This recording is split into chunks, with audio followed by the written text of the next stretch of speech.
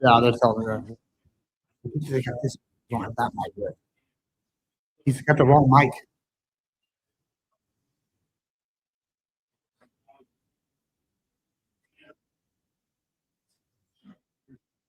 Yeah, you got the wrong mic. We're getting Grid's audio on that yours. Gibbs audio is what we're getting. Sorry, chat. Bear with us one moment, chat. We are having a tech issue. We've had a few of them, but we're going to knock it out right now. That's. They're seeing you, but they're not hearing We're going to redo that first intro, guys. I apologize, chat. Comedy errors. The first debate's always got a little problem. Don't worry. Papa Gibbs will take care of you in a brief moment. I can sing y'all in the intro if you want. I'm just kidding. I'm not going to do that. You have to pay for that. Or come out and drink with me. That's the secret.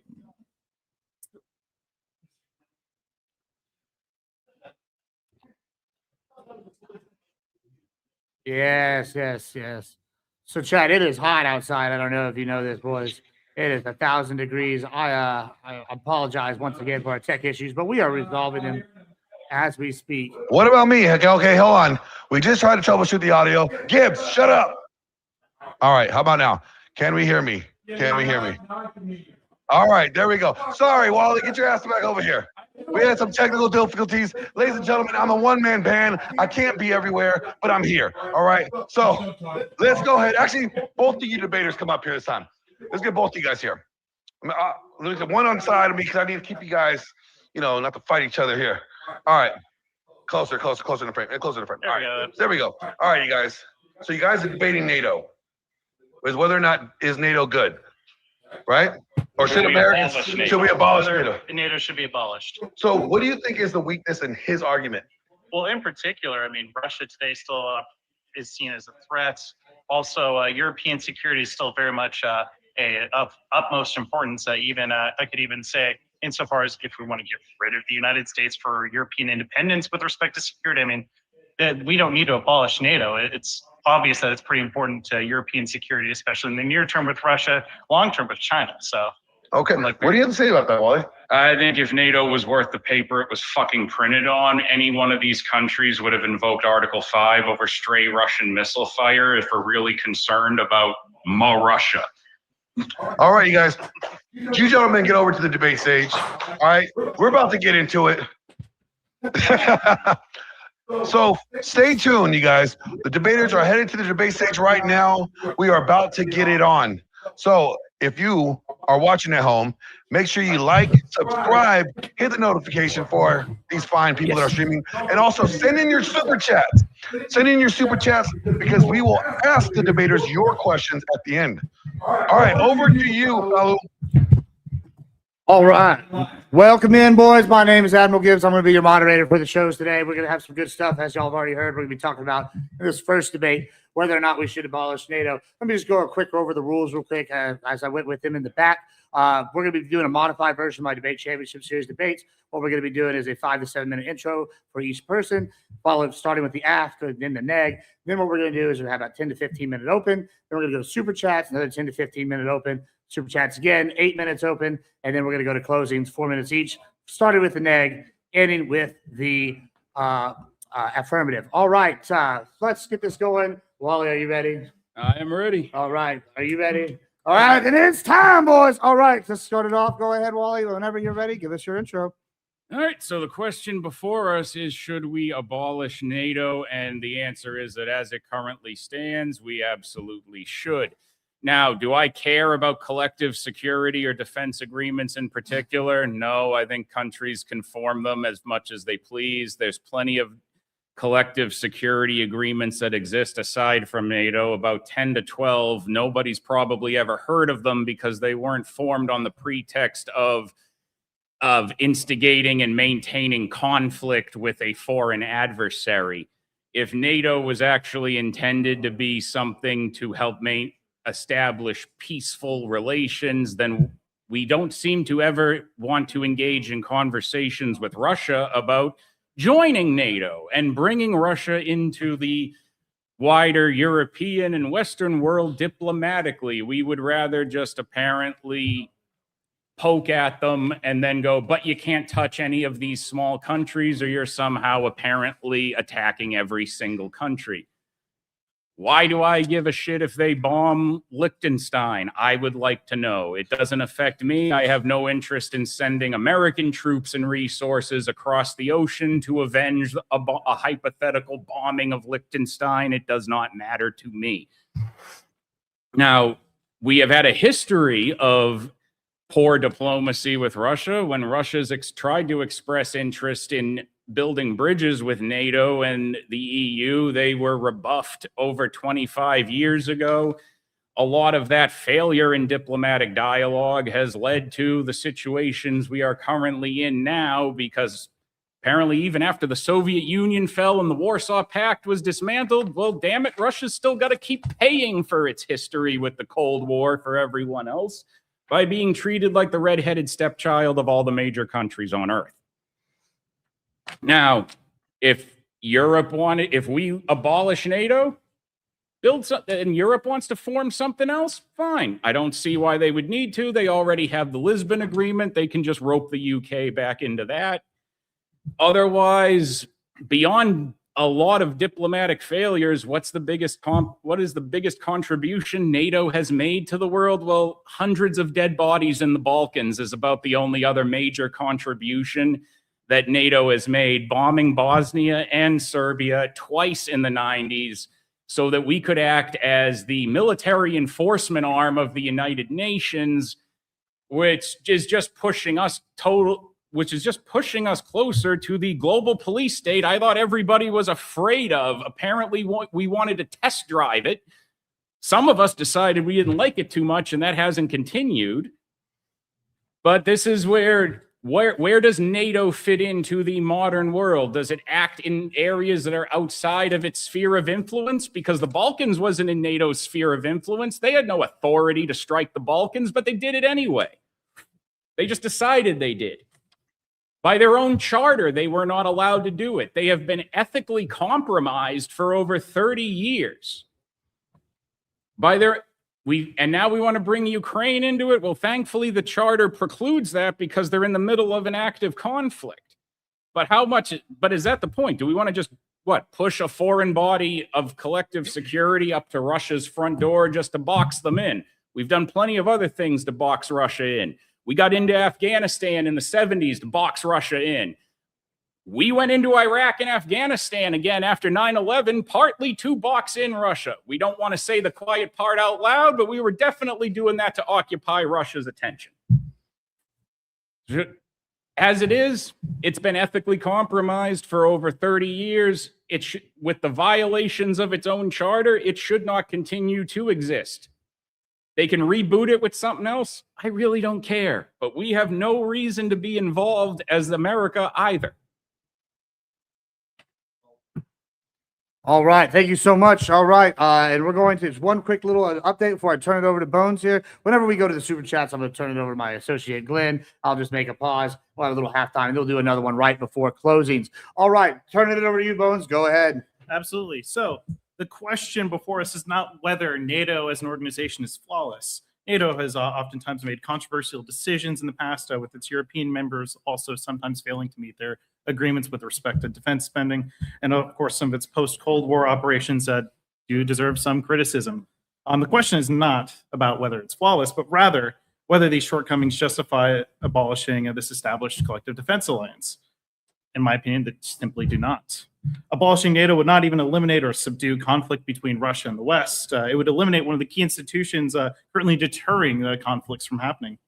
The argument for abolition usually begins by insisting that NATO is a Cold War relic that has served the function of countering the USSR and the Warsaw Pact, and that it should be eliminated today since the USSR and Warsaw Pact no longer exist.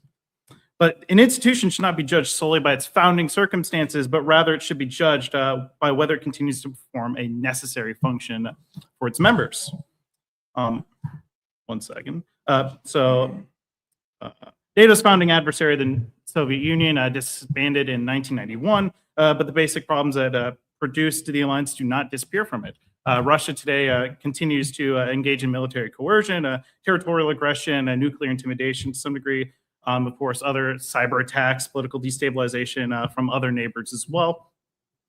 And then the record since the end of the Cold War makes this pretty clear. Russia has intervened militarily in countries like Moldova, Georgia, and now more recently Ukraine.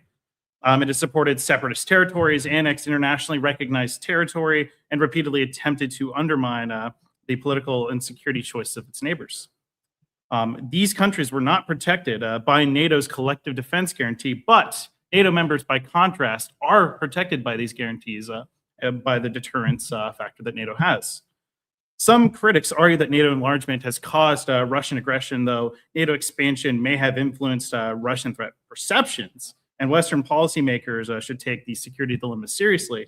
But that explanation is just incomplete. Poland, Estonia, Latvia, Lithuania, and other Eastern European nations were not passive pieces moved across the geopolitical chessboard, but rather they actively sought NATO membership because of their historical experiences with Russia and Soviet Union aggression. To say that these countries have remained outside NATO to accommodate Russia's sphere of influence is to argue that powerful states should have greater authority over European security than the smaller states whose independence is at risk by Russia. This is not a stable or just a situation to be in for these countries. Another argument is that Europe is wealthy enough to defend itself. And while I may agree economically, European countries possess the resources to contribute much more to their defense than they have previously. But this is an argument for greater burden shifting to said European nations, not an abolition of NATO. Military power is not created simply by just adding national defense budgets together, but it also includes specifically the political intertwinement, the logistics, interoperable equipment, shared intelligence, logistical networks, and integrated command structures that NATO has spent decades to prepare for these countries. That way, when the time comes, they can all collectively defend themselves against threat actors like Russia. NATO also provides economic benefits that are often ignored.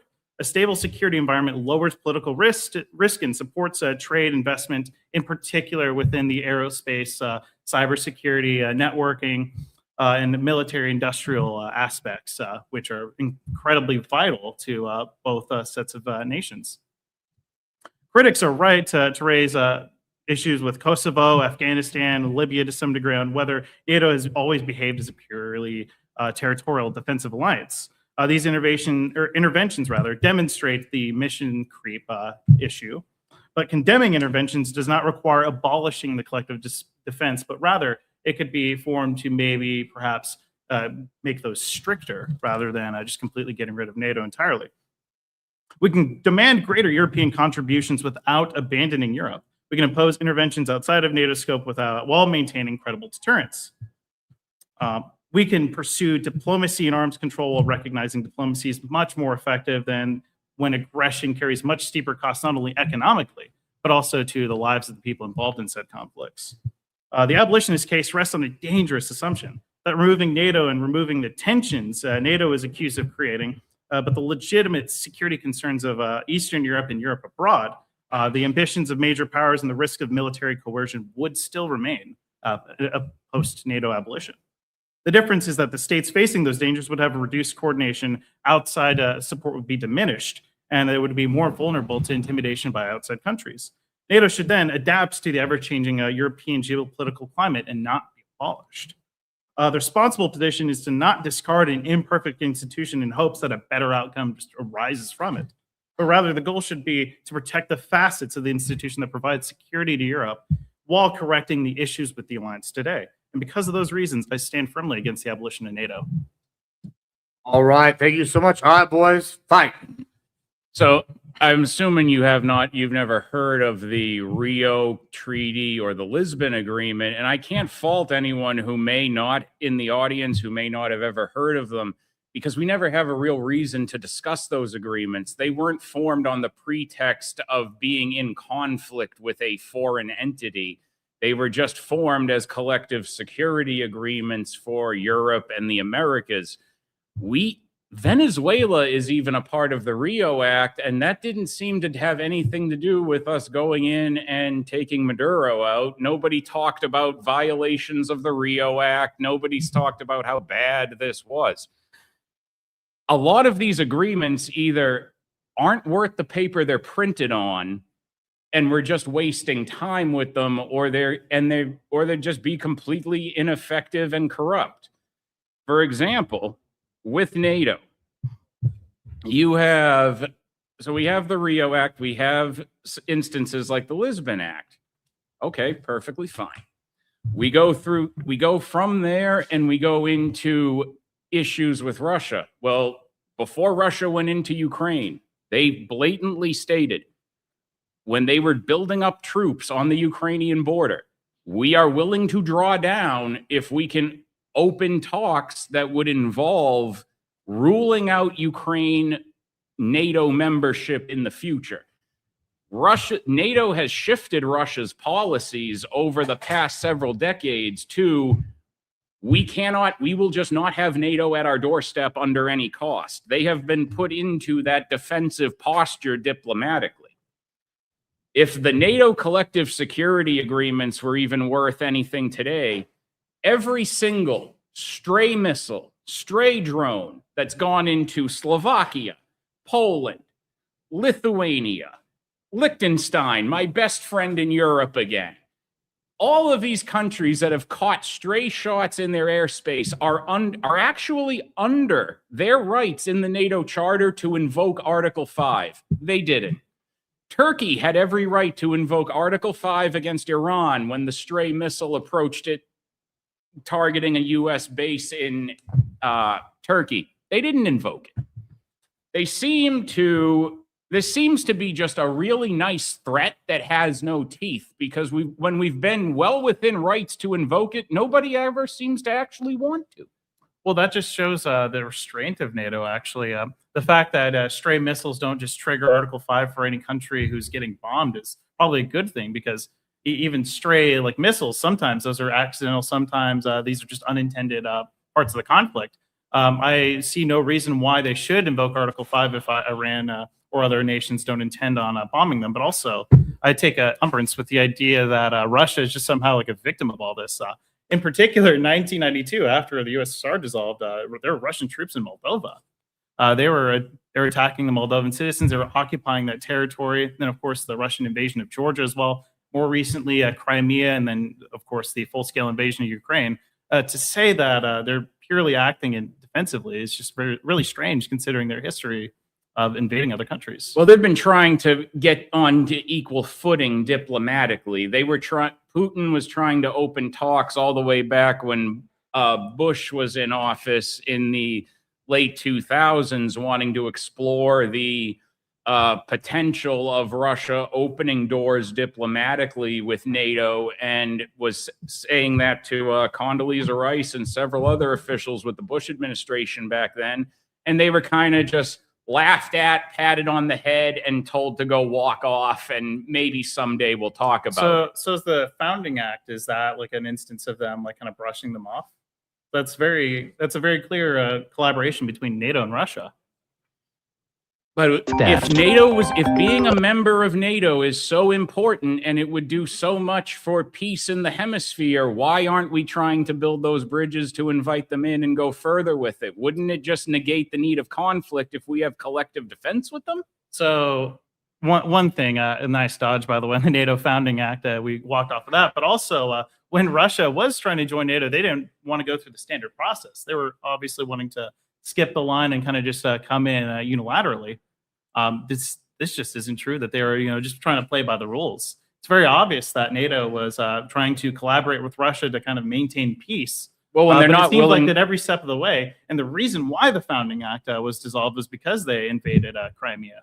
So I don't see any reason to believe why Russia is just some sort of like kid playing on the playground with his little sandbox with the pail and the scoop, saying, "Oh yeah, I'm just playing on my own." And then United States and NATO are just fucking kicking over the sandcastle here. It's very obvious that Russia is an aggressor in this, and you seem to be wary of acknowledging that.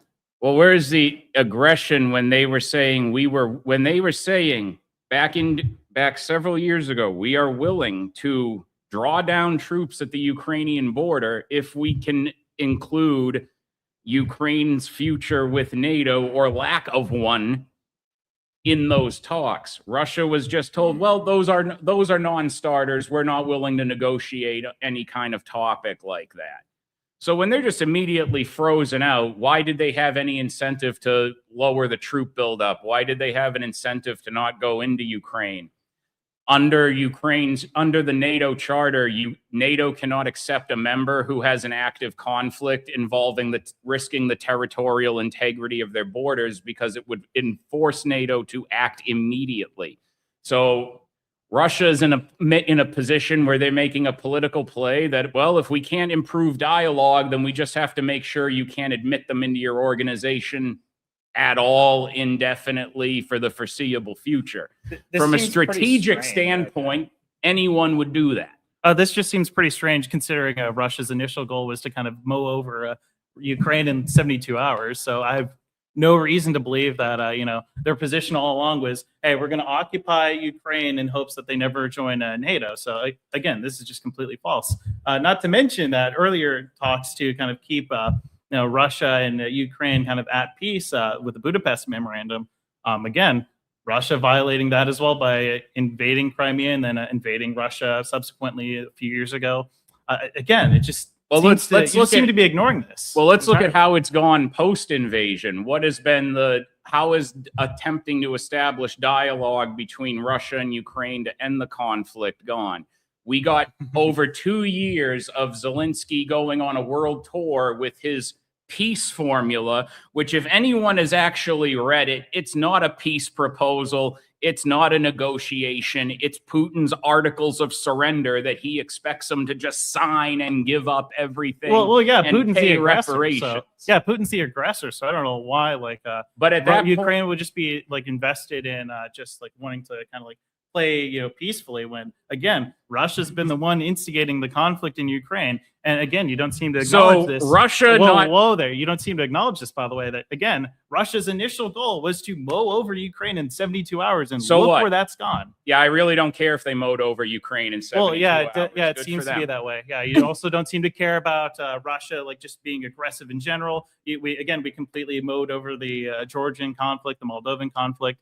You still don't seem to acknowledge. If I felt like I was trying to be used as a whipping boy by the rest of the international community, I'd lash out and show some force too. So I can't really fault them for that. Well, considering that you're kind of taking the whipping like a good little boy, you're doing a real good job at that. So going off of this, again, since you don't seem to be interested in talking about the times where Russia has aggressed on other neighboring countries, you seem to continue on this narrative that Russia is, being whipped around, like you say. Again, Well, because there's it's just- it's not international true. diplomacy layers to that. It's not just boots on the ground. You have a lot. There are a It's lot Russia's boots on the ground. To make it clear, Okay. That they're means they're what? they're the aggressors. Was That's it the, Russia's- That's the whole point. Was it Russia's boots on the ground when we bombed the Balkans, or was that people who were probably trained by the CIA in Afghanistan? You mean the ethnic cleansing of the Bosnians? That one?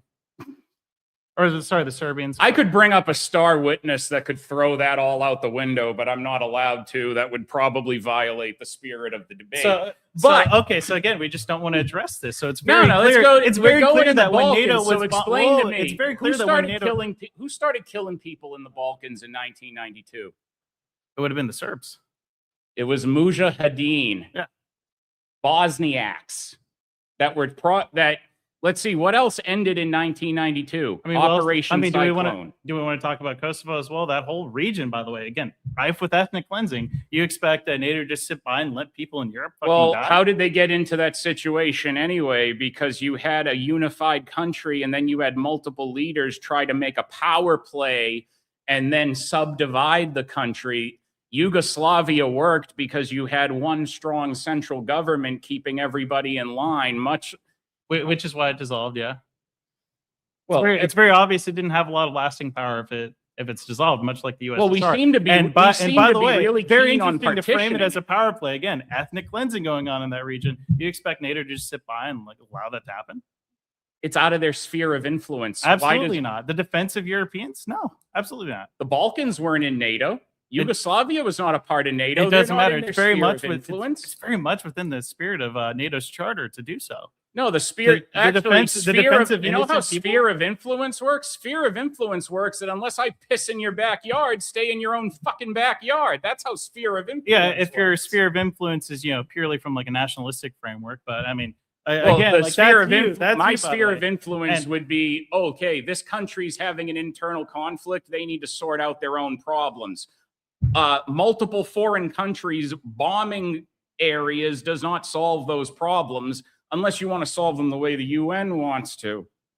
I mean, this is crazy. Again, like you. But would that you not expect, by the way, to just let the people of Kosovo, the people of Bosnia, just get fucking bombed to shit, level that whole thing without anybody, saying, "Hey, We were the ones maybe making it this ethnic worse. maybe this absolutely not. The ethnic cleansing ended. I don't know why we think that it didn't end this way. But again, I also want to take issue with a statement that you made earlier about us in Afghanistan.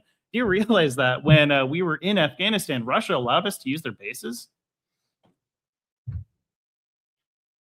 Russia had their own conflict with Afghanistan in the 70s. We were training them and arming them. That was Project Cyclone, which ended in 1992.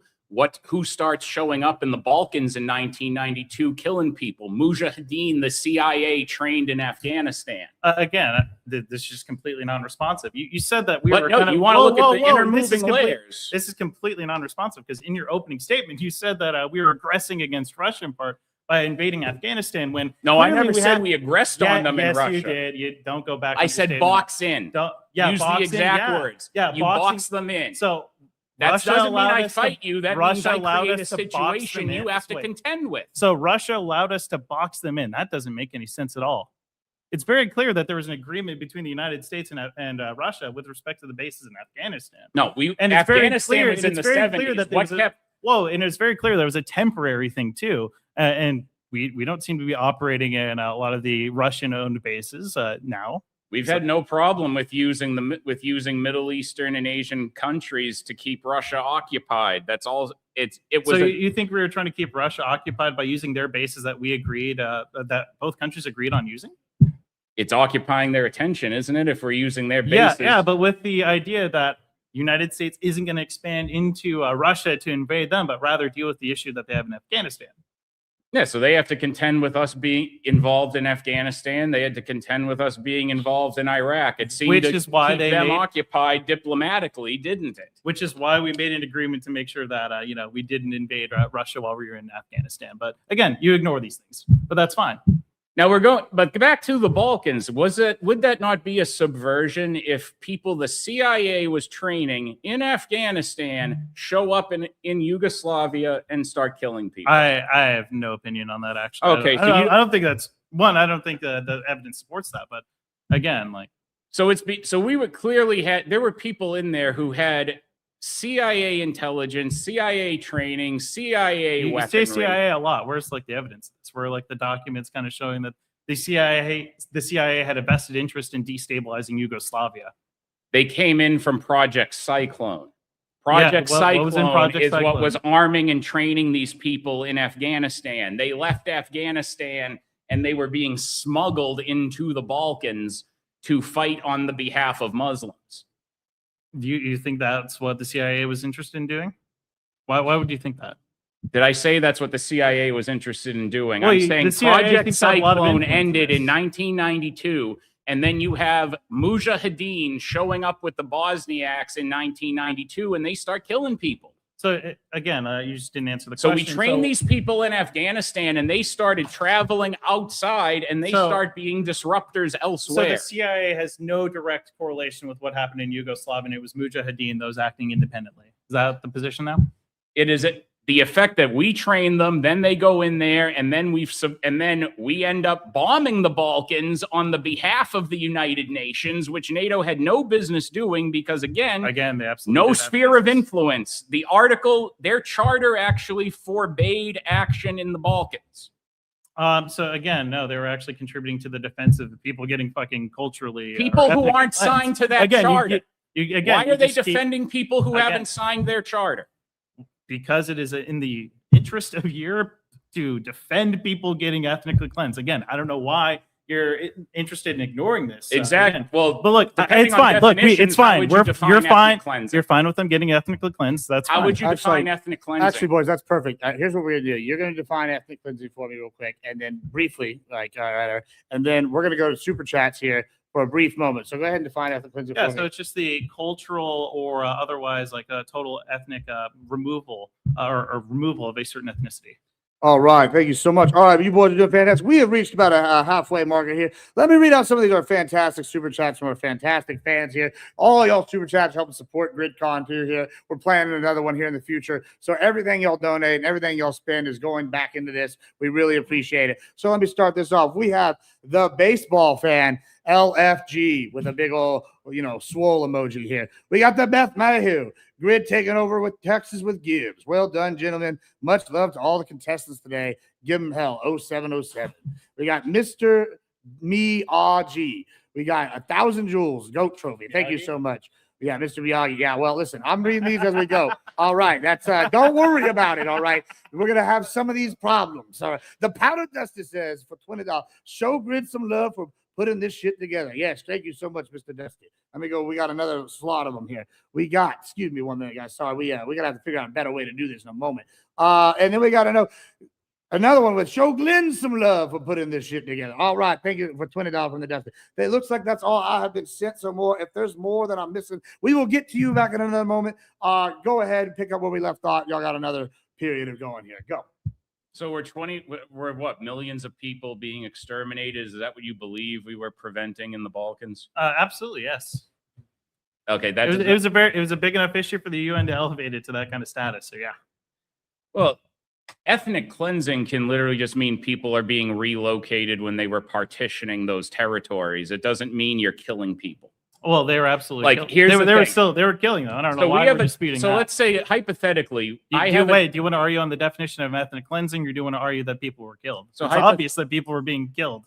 Well, I mean, they don't even want to dispute the true numbers of how many people NATO may have killed. They've tried to undershoot that for years, saying, maybe no. They try to brush up, being like, no more than maybe 400, 500. Who's they in this case? Who's they in this case? Oh, that would be the UN number and NATO numbers claiming they only killed about 400 to 500. And who's espousing the true numbers? Who is espousing the true numbers? Yeah, what are the true numbers then? Numbers that would have been being reported by those governments were totaling around maybe closer to about 2,000 people. But if you want to split hairs on that because you think the Western world is perfectly innocent and Europe was being righteous and good, fine. I mean, no one's arguing that. Again, in my opening, I said that there are Well, obviously apparently we some were criticisms of we were NATO. nobly preventing ethnic cleansing. But do Yes. you always Yes, need, in that instance, do you always absolutely. need military intervention for an ethnic cleansing? Like if it's like hypothetically, if there are 2 rooms and there are 7 people all in one room, let's say it's you and me and 5 Asian people, and all the Asians move into the other room. Have we ethnically cleansed the room you and I are in? No, the ethnic cleansing part would just be the forcible removal in this case. Okay, so we push them all into the other room. Have we ethnically cleansed the room we're in? It's more so referring to governments. Again, I don't know why you want to dispute on the definition of ethnic Because cleansing you when want people these two- to assume that ethnic cleansing means genocide and extermination. Ethnic you cleansing dishonest is a little fuck stain. So ethnic cleansing is a form of genocide, you fucking retard. So I don't know why. Oh, I'm a I fucking don't know why retard. You thought clearly that don't was know good what a point. genocide is, you fucking retard. Yeah, which is why you wanted to dispute on what ethnic Yeah, why cleansing don't you was. just go have NATO drop some more bombs on people to solve your problems? Yes, that is absolutely a potentially viable solution, which is why the ethnic cleansing stopped. Just to be clear, you're disputing that there was ethnic cleansing, or what? I'm disputing it. If he's trying to equate ethnic cleansing with genocide, I dispute Ethnic that. cleansing is a form of genocide. Okay, It's then just show me all the definitionally true. bodies. Show me all the Serbians. Show me all the Bosnians. Again, this would show me all be the really good if you Albanians. actually knew about the war, but that's Show fine. me all the numbers. This would be really fine if you You knew want about the war. numbers? Show me numbers. You want to Again, claim this there is- was a genocide? Show me a genocide. Yeah, yes, oh the wait, people- there was a yes. genocide in the Balkans, and you can't find millions of dead bodies? What the fuck? No one needs to say millions here. I don't know why we're. Yeah, actually, that's Again, a you're good just- question. Let me ask this real quick, just for the sake of argument, since you're saying ethnic cleansing is a form of genocide. Like, would you, if you don't mind, would you give a quick definition of genocide? I don't need you to give like numbers. Just what would, how So would a you define it? genocide would just be like the forcible removal or relocation or otherwise of certain people from a specific area. In this case, it would just be like the ethnic cleansing part would just be within Bosnia. Okay, and you're disputing that. You're saying a genocide is going to need to be requiring some sort of Genocide mass is murder. every time we are talking about genocide outside, apparently, of the Balkans, we're talking about piling up dead bodies. Not just piling up dead bodies. There's also no-fly zone. There's of course air operations, Operation Deliberate Force, and of course the eventually negotiated. Payton Yeah, it Peace must be Agreement. nice when an alliance of foreign countries steps onto your territory and suddenly tells you have a Don't no-fly genocide zone, and people. we're Yeah. telling you what to do. Yeah, don't ethnically cleanse people, and maybe people won't.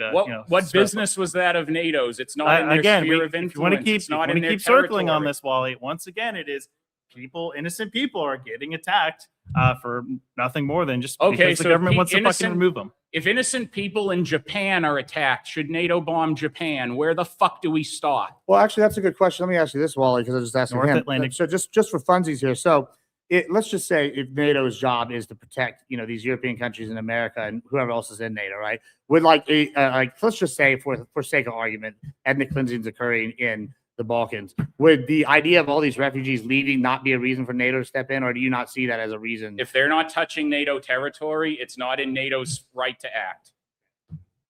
So if that's really the case, then yeah, they just have like an incredibly limited perspective. Just let them fucking genocide people. That's fine. Yes, because God forbid collective defense agreements be practiced Yeah, as they collective should and not defense of be used as to the call collective in defense of Superman. Europeans. Yeah, absolutely, the collective defense of Europeans. Collective defense of signatures to Which the is why- agreement, not collective defense of is anyone why- we fucking feel like. which is why countries like Finland, Poland, not Serbia, Serbia actually, but which is why all those countries, by the way, were wanting to join NATO, have gained access to NATO because Russia. Serbia's not in NATO. Serbia.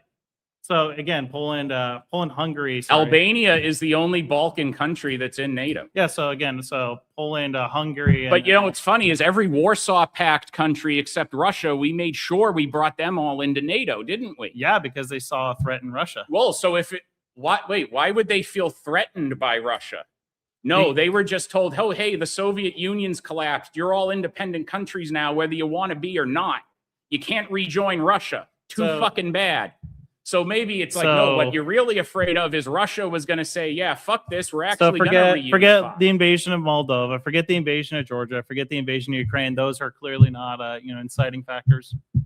Again, you're ignoring this. You're saying once again, we're Look back at the invasion. You're Look, guys, presupposing. Russia's just playing in the sandbox. Sure, they invaded a few of their neighboring countries along the way, but they're just trying to play in their own little sandbox, guys. Well, Why you're are we insisting. bothering Russia. So you're insisting it can only be broken down from one view. We can only consider from this perspective if someone's That would be your actions are position. evil or good geopolitically. We That cannot seems to be your consider position. the other Yes, side at all. That is yours. That seems to be your position. You keep again earlier. You claimed No, that I'm Russia, well aware I'm of the so Western sorry. You already position. claimed that Russia was just like they were acting on their own interests. They're just trying to defend themselves. They're not defending themselves when they occupy Moldova, when they have their forces there. You don't. They're not defending themselves when they're going up against Georgia, which, by the way, if we're talking about military campaigns, it's fucking embarrassing in Georgia and in Ukraine, by the way, as well, how terrible they're doing. But Yeah, why all don't we these, by the why way, are didn't NATO offensive intervene strategies. in Georgia? Why didn't NATO intervene in any of those cases? Be- Where was because NATO they- when Chechen rebels were gassing people? Because they didn't see that it would. Oh, that wasn't the a threat defense. to Europe, but Russia's in Europe, Chechnya is in Europe, Georgia's in Europe. We don't need. Again- we don't again, unleash the carpet bomb. You're again. They don't have to intervene in every single situation. No, it's Only- just you are okay with bombing people that were not our business to get involved in if you liked it. Again, there's a criteria for it. In this case, the immediate ethnic cleansing of the people in Bosnia. People weren't being ethnically cleansed in any of the other areas. So I don't know why we're talking about that. Because, well, first of all, if you're conflating with ethnic cleansing because you want NATO to sound heroic, like we were preventing a mass extermination event, and that's not the case. It was never the case. Maybe you should talk to a lot of people who lived in the Balkans who would say they wish NATO never got the fuck involved in the first place. Yes. Let's just appeal to like some of the individuals. Yeah, you know what? I think NATO I would. shouldn't have intervened. Yeah, it's very Since very they got obvious in the scattered international across the community. world- since That's they very got obvious in the scattered- international community. The Since they experts got on this. scattered across the world and lost their homes because of NATO and not Russia, I think I will just fucking because- listen to just their because of opinion of NATO. I don't know where Russia was brought into the Yugoslavian conflict, but again, this wasn't just like NATO, engaging on their own whims. There's very clearly an issue going on there that needed some. NATO should not have control. acted at the behest of the UN either. We're not there to be their military wing. That's it not is what within- NATO was established. It is to within be. Europe. Yeah, absolutely. Yes, we're defending again the people getting from getting ethnically cleansed. I don't know why. Again, Well, that's actually a good question. I think, Bones. Do you think that, like, since NATO is mainly a European and American protection organization, do you think they should be acting as basically the military for the UN, or you think that's something the UN should step up? Personally, long term, I would actually rather have like a much more powerful UN Security Council, kind of composed of all the nations of the world, and that way they could ideally deal with those conflicts in a more neutral manner. But with respect to Europe, NATO definitely acts as a pretty, neutral per se. What is arbiter. Europe by your definition? Define Europe.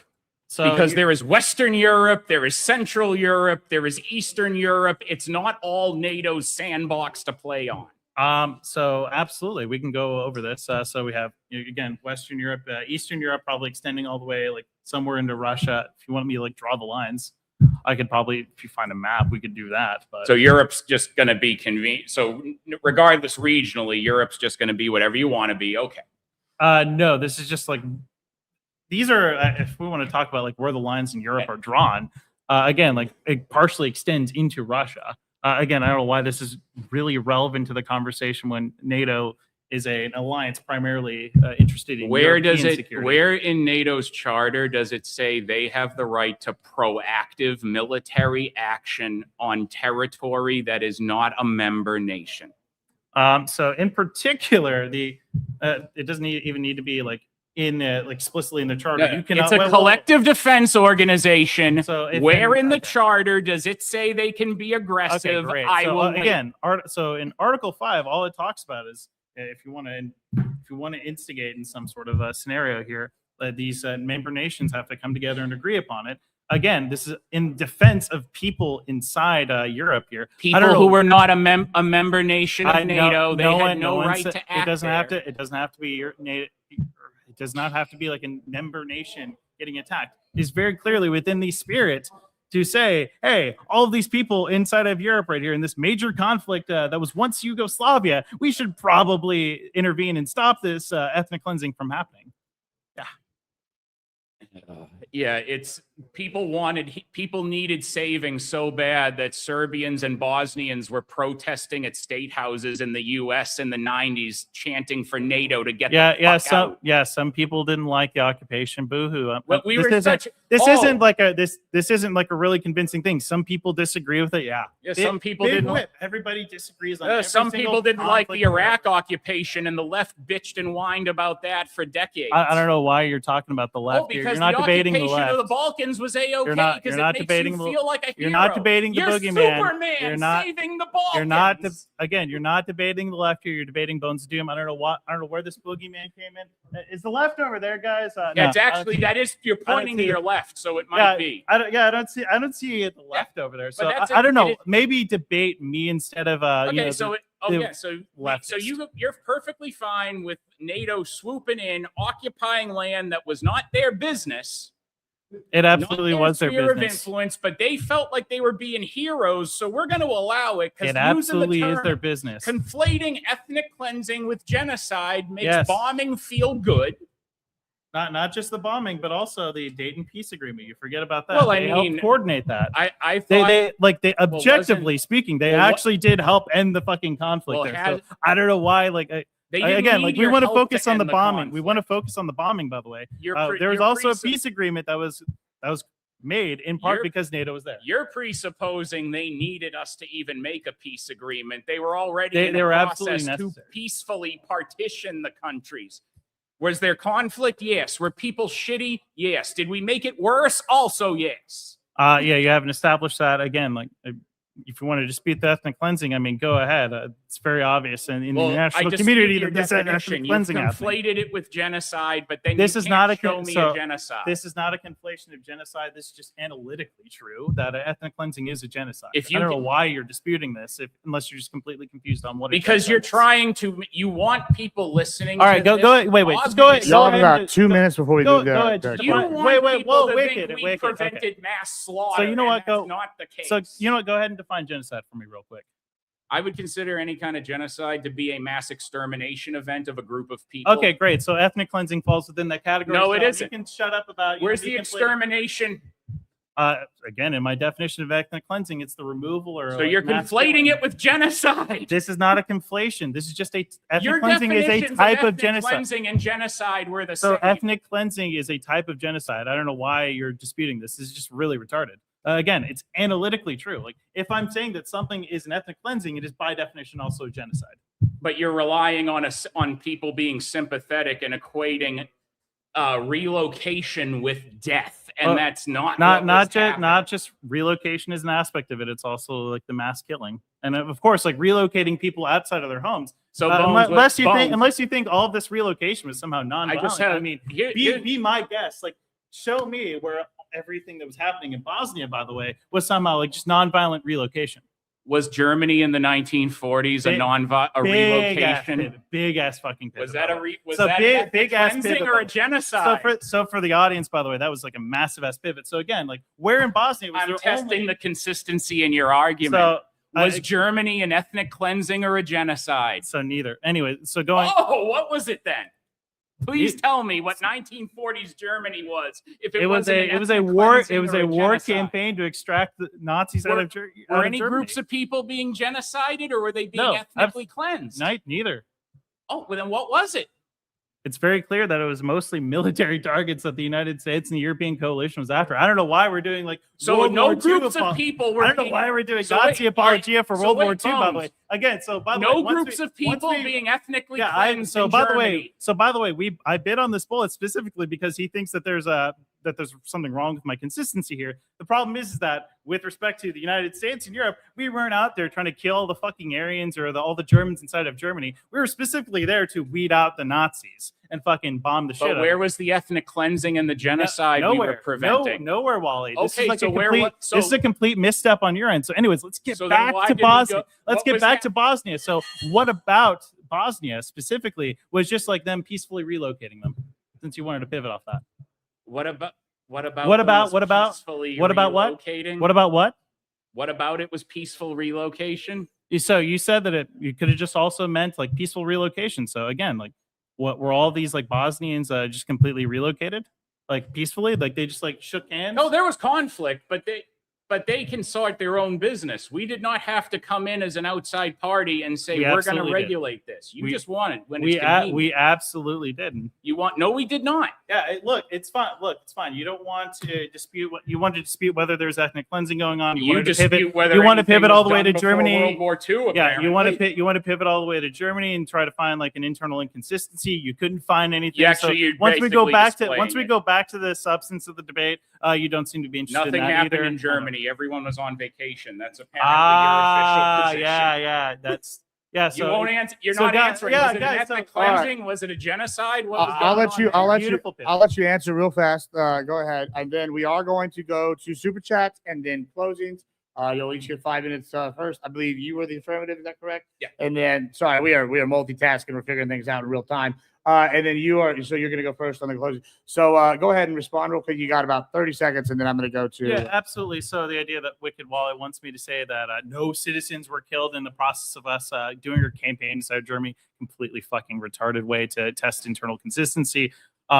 It's very obvious that there's a big difference between us doing a military campaign within Germany versus the ethnic cleansing of people in Bosnia. So yeah, that's it. And chat, before anybody says, oh, Papa Gibbs is always asking him to finish, it's because Wally just keeps asking questions right before I'm about to stop things. It's total coincidence, I promise. We're not rigging anything. All right, boys. So let me just, this isn't the WWE yet. No, I'm just kidding. All right, so we're going to start off. We got $20 from ex-Lady Wicked. As someone from the area, every side of that were aggressing each other. Bosnia has three main ethnicities. They each slaughter each other as one aggressor because it fits narrative better against the country that supports Russia. And then we have another one from ex-Lady Wicked for $10. I came from a town that was split in two. Each side went into villages and slaughtered people. Yeah, it sounds like real tough times out there, real sad times. I'm sorry that happened. Thank you, but random chatter. For that. yeah, so now on that note, what we're going to do now is we are going to go to closings. Give me a brief moment. All right. Whenever you're ready, Bones, you got 5 minutes to close, and then we're going to turn it over to and also at the end, please shout out your channel, who you are, where to find you, and all that good jazz. Go ahead whenever you're ready. Yeah, so throughout the debate, it seems that Wally was incredibly confused on certain topics. He claimed that us being in Afghanistan and occupying bases that Russia once had was somehow an aggressive action against Russia, that we were boxing them in. He seems to be really confused as to whether Russia itself is just like a kid playing in the sandbox, acting like all innocent. It's very obvious he was not interested in wanting to argue about whether Russia was committing any atrocities or whether Russia was trying to be an aggressive act. But instead, he wants to pivot to, sometimes like NATO does things that I feel isn't within the scope of NATO's mission, in which case he wanted to just deny the ethnic cleansing of the Bosnians inside of Bosnia at the time. He also wants to dispute other things. He also wanted to try and test by internal consistency by alluding to the idea that the campaign in Germany during World War II was somehow us ethnically cleansing them, just by giving no similar characteristics to it, despite it very obviously being a military campaign to root out the Nazis. But again, I would too be a little bit frazzled if I came here and got blown the fuck out. So I'm Bones of Doom. I'm a liberal debater. I debate politics, religion, getting amped up on philosophy. So maybe I'll do an abortion debate or two somewhere in there. And my channel is Bones of Doom on Twitch, Bones of Doom 9464 on YouTube. And then my Twitter X handle is Bones of Doom TV. All right. Thank you so much. I don't know who's modding in Grid's chat right now, but whoever's modding, please give him a shout out. And my chat, whoever my mod is right now, if you don't mind, please shout them out as well. We're going to turn it over to Wally. Go ahead, give us your closing. Tell us who you are, where to find all that good jazz. First off, Gibbs, thank you for moderating. Bones, thank you for debating. It's been a pleasure. We were able to, I had a feeling if we were able to get along well in messages setting up the debate, we could get shouty and it was going to be okay. So you're a wonderful sport. Absolutely. And I take nothing fucking personal. Absolutely. Before we move on from there. So yeah, question was ultimately going back to, should we abolish NATO? And I came in open to hearing any argument from my opponent, but it does not change my position that I believe as an organization, it is ethically compromised and should be abolished. If they want to rebuild a new one under a different framework, fine. But I'm not going to delude myself with superhero fantasies that NATO prevented evil when in fact all it did was add several hundred bodies to the pile at the absolute minimum and several thousand at the absolute worst. It's become a convenient tool of intervention when we like it, and it does not need to exist any longer. All right. Thank you so much. We appreciate it. Let's get a round of applause for our first round debaters here. Yeah. Woo! Thank you so much. You're outstanding. Guys, like I said, anybody, if you super chat on YouTube, we will get those read. Twitch, if you're watching on Twitch, I am able to read the Twitch chat intermittently. I will be able to get y'all's responses as well. However, I would prefer, guys, if you go to one of our Grid One Motorsports, Unreasonable Man on YouTube, and spend the money there, because he did fund the majority of this event.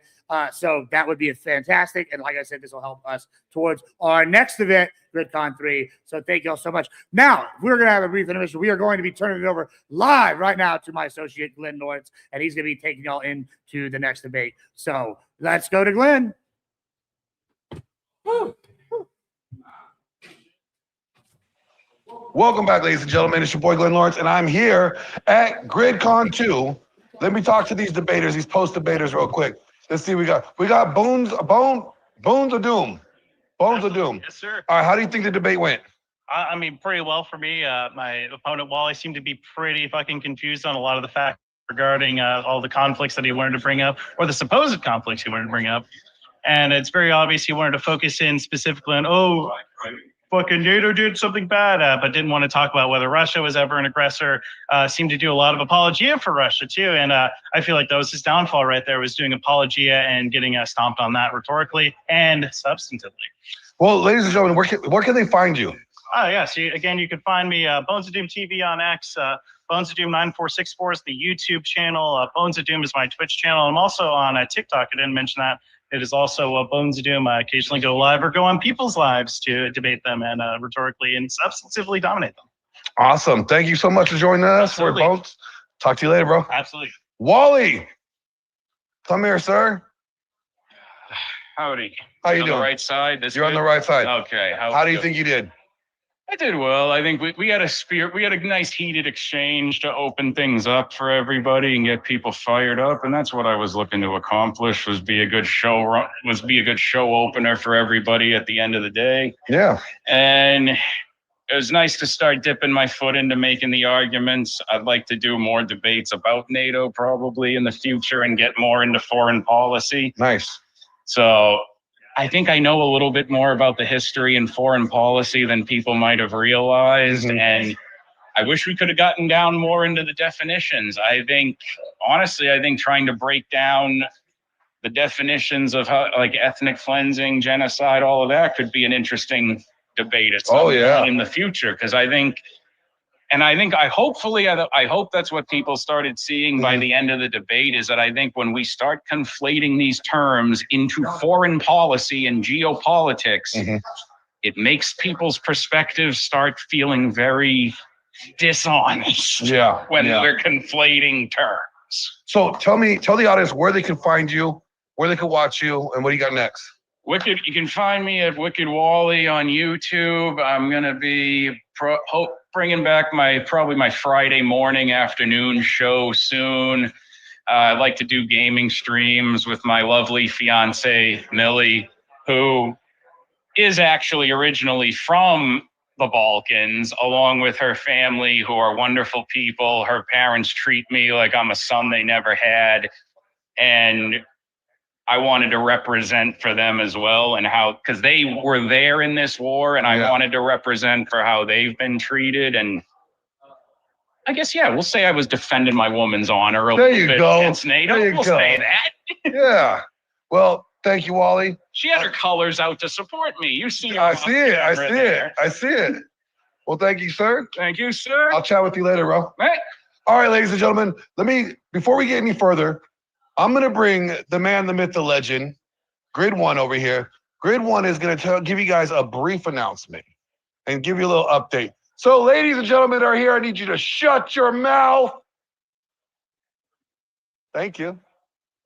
Get over here, Grid. Everybody, welcome to my event. Not just the people here, but the people watching. I feel like I need to take a moment to kind of explain. We ran a little bit late because of technology.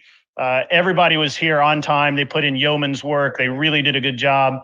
Everyone that's associated with this is to be congratulated for doing an amazing, amazing job today.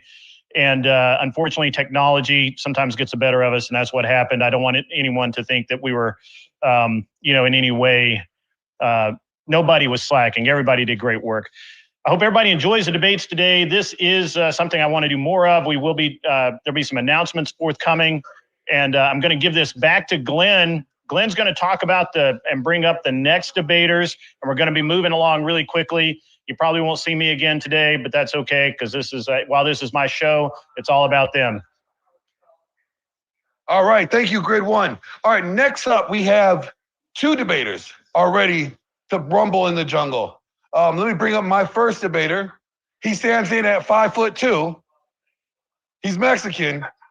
He stinks. No, I'm kidding. Get over here, Jake Varr from VOP Podcast. How you doing, man? Way to fucking hype up that You like fucking that? shit. You like dude. that? I hated it, bro. I fucking hated it. But whatever. It's all How good. you doing, bro? I'm doing fine, man. All right, so Good. tell me, what is your debate? So the debate topic of the day is going to be, is MAGA bad for America? Which, of course, my debate opponent is going to say Trump bad. It's basically a Trump bad debate. Trump bad. Been in these many, many times. Now, Now, I need to get your best Trump impression. I've gotten a lot of criticism over here from many of these lefties, all right? They don't like me very much. We need Mr. Jake Varr to come and defend me. That's what I'm going to do. But we'll see how my debate opponent works out. All right, if you go ahead and head over to the stage, and he is debating LSP. How are you doing, sir? I'm doing well. How you doing? I'm all right. So what's up? Tell me, so you're debating Trump bad, basically. That's what Jake says. Yeah, I think that's a simplified way to put Closer? it. I think the technical question we're going to be asking is MAGA good for America or is MAGA bad for America? So MAGA as in the movement, but not necessarily Trump as a president. I would say Trump is just the ringleader of the movement. But yes, I would say the movement itself. Yes. So not his policies, you're talking about the people that support him. No, I think his policies are part and parcel of the movement. I think the policies are how that movement manifests. So yeah, we're going to be talking about that. So you're going to be talking about his presidency and like there's policies they put in. So you're saying that's bad. Correct. And then also you're arguing the movement that's gone in around Trump also bad. Also correct. Yeah. Okay. So what do you think is going to be your opponent's weakness? His arrogance. You think his arrogance? I must have watched, I don't want to say like 10 plus hours of his content in preparation for this. He's cookie cutter. I mean, he runs the same kind of channel that every other person does. He gets divorced dad energy where he talks about women, talks about gay people, talks about Muslims, kind of preaches the same song every other MAGA type preaches, but never actually offers anything of substance. So I think that's what I'm going to deal with, is mostly that substance-free talking points that I'm going to have to dismantle line by line. All right. Well, we're looking forward to it. Sir. Head over to the stage. Hey. All right, ladies and gentlemen that are here in studio with us. Ladies and gentlemen that are here in studio with us, I need you to keep your volume down. Thank you. Thank you. Thank you. Now, for those that are watching, we are debaters are at the stage, getting ready for their opening statements, sending it back over to Gibbs. All right. Thank you so much. We're back. My name once again is Admiral Gibbs. I am your moderator today. We have, as we previously noticed, we have this man right here and this man right here. And we're going to be getting into the Trump is the Trump most corrupt president since Reagan? Is I believe that question? Or was that, no, is MAGA good for America? Is MAGA good for what? Is MAGA bad for America? MAGA bad for America. I'm so sorry. Host doesn't even know the I don't debate even topic. know. Listen, I am all over the place, boys. I apologize. You would have dabbed before this. They call me the fireman because I'm putting out old flames. Right now, so yeah, we're doing MAGA. Who is the affirmative? Well, I guess the question is MAGA bad for America? I'm the affirmative, then MAGA is bad. Okay, so you're the affirmative. All right, cool. So you're the affirmative. Like I said, we're going to go over the rules one more time, guys, just for the chat. You have 5-minute openings each. Affirmative goes first. We're going to do 15, 20-minute openings. Then we're going to go to super chats. Then we're going to do another 15, 20-minute open period, super chats, and then closings. All right, whenever you are ready, let me just pull my thing. Go ahead and start.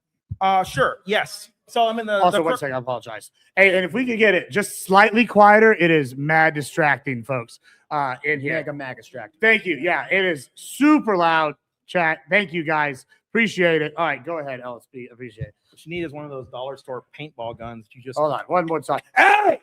that works. Silence! Thank you. Go ahead. Okay. I guess the prompt is MAGA bad for America?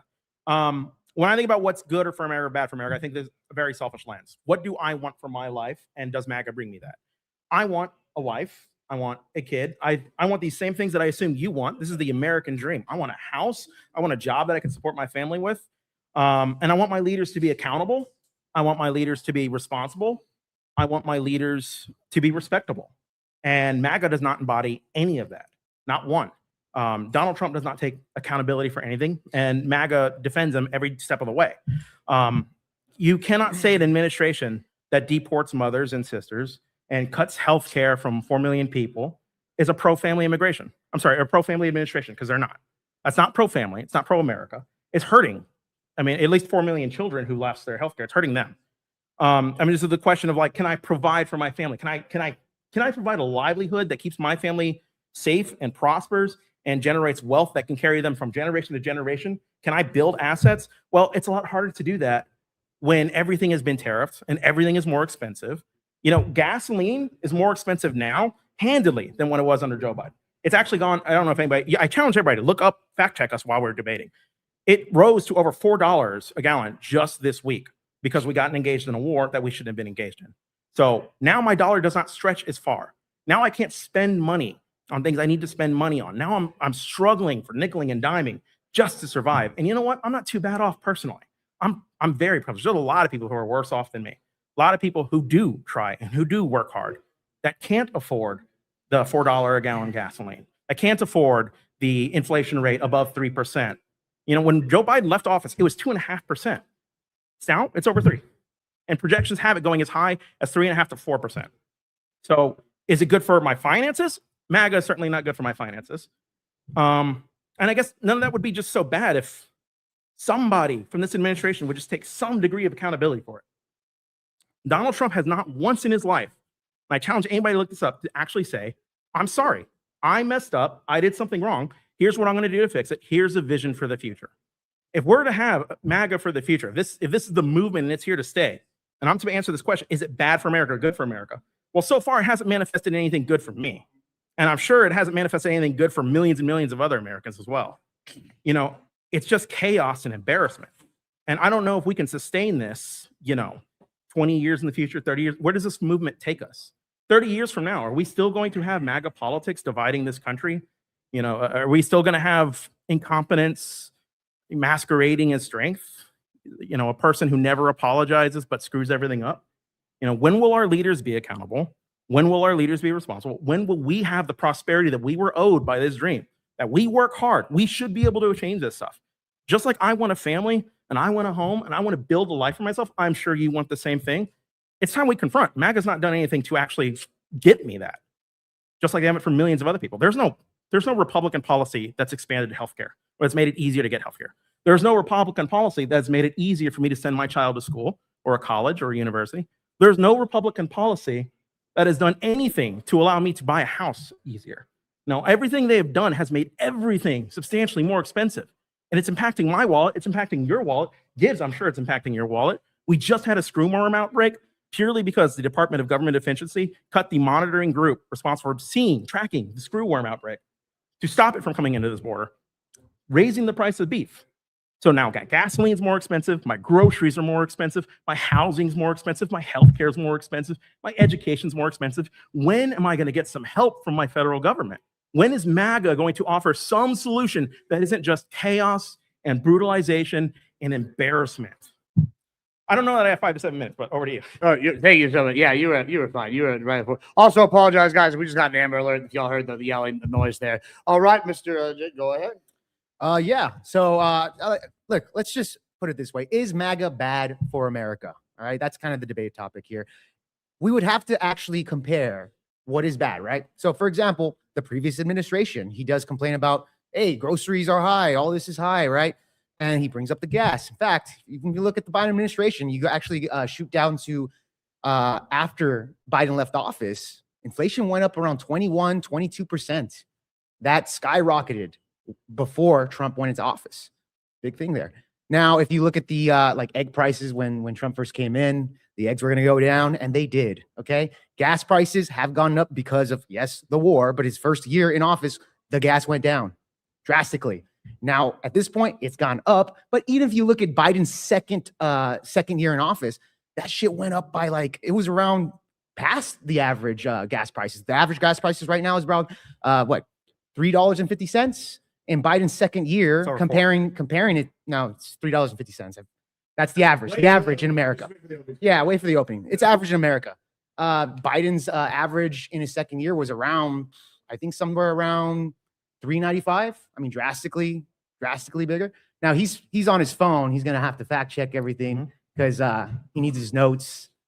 That's kind of funny to me, but whatever. Anyways, so like I was going before, is yeah, we have to look at comparing by comparing, right? Now, I would even bring up, is MAGA bad for America? Well, was Biden better than MAGA? Like I said, when it comes to the left, and what is MAGA? MAGA is also the people that support Donald Trump. So the anti-Trumpers, if we look when, how they act, etc., we do see a lot of left-wing violence, especially rising up for the past 10 years. Okay? Is that good for America in comparison to MAGA? I mean, that's one thing that I want to kind of dive into, because when the left seems to not get their way, they seem to have a big hissy fit, burning down buildings, the BLM riots, Tesla burnings, the LA riots, what do you call it? The Chaz takeover of Seattle. I mean, all these crazy things, and they use violence to get that power. So I think, hey, if you want to shoot it out to the Democrats, they do nothing about it. I would say that's actually worse for America. And I'm not even arguing that Trump is good on everything, but I will say that when it comes to the Biden administration before, easily it's not even comparable that MAGA is essentially better than the Biden administration. It's not even close. Even if you look at from a cultural point of view, Biden had what? Guess what? LGBTQ picnics on the lawn. You know, from a cultural point of view, the propaganda that's being pushed, the Gender Affirmative Care Act, which was pretty bad there, chopping off genitals of the little children. Pretty bad, especially if you want to have families. We need to reproduce ourselves.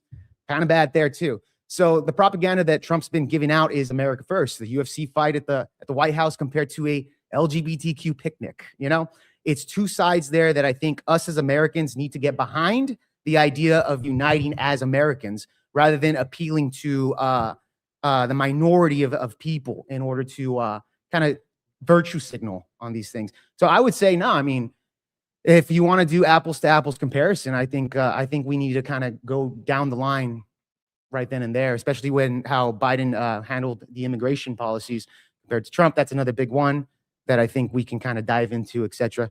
But with that being said, I think I'm good, Grid. All right. Thank you so much. All right. We're going to get in the open now. Go ahead. Fight. Okay, I just want to point out something I think is always interesting. Whenever you bring up something that MAGA does or fails at, they don't provide for our housing, they don't provide for our education, they don't provide for our healthcare. They brutalize the country. There's riots everywhere. How are they brutalizing? Well, there's at least 2 Americans who got shot in the face as an example of brutalizing. But let me finish my point before you respond, please. Whenever you point this out, the default response is deflect, deny, divide. Deflect any of the criticism, deny it's anything to blame with MAGA, and divide the country by pointing out, well, there's gay people on the White House lawn. You know what's better than that? Having a wrestling match there. Well, don't you think that having propaganda for people to like actually have families, you want a family, right, one day, etc. A lot of these things, we're under reproductive rates here in the United States. We can't even reproduce ourselves.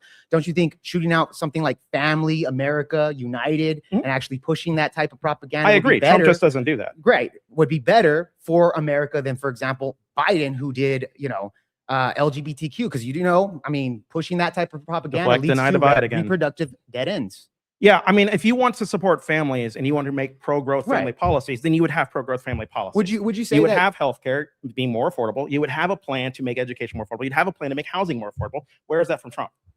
Yeah, well, when it comes down to Trump, again, this is not a Trump thing, dude. Okay, as far as housing, the housing market's been going up drastically. One way to lower that down is actually to seal the borders. Right? Another way to lower it down is to stop reproducing, right?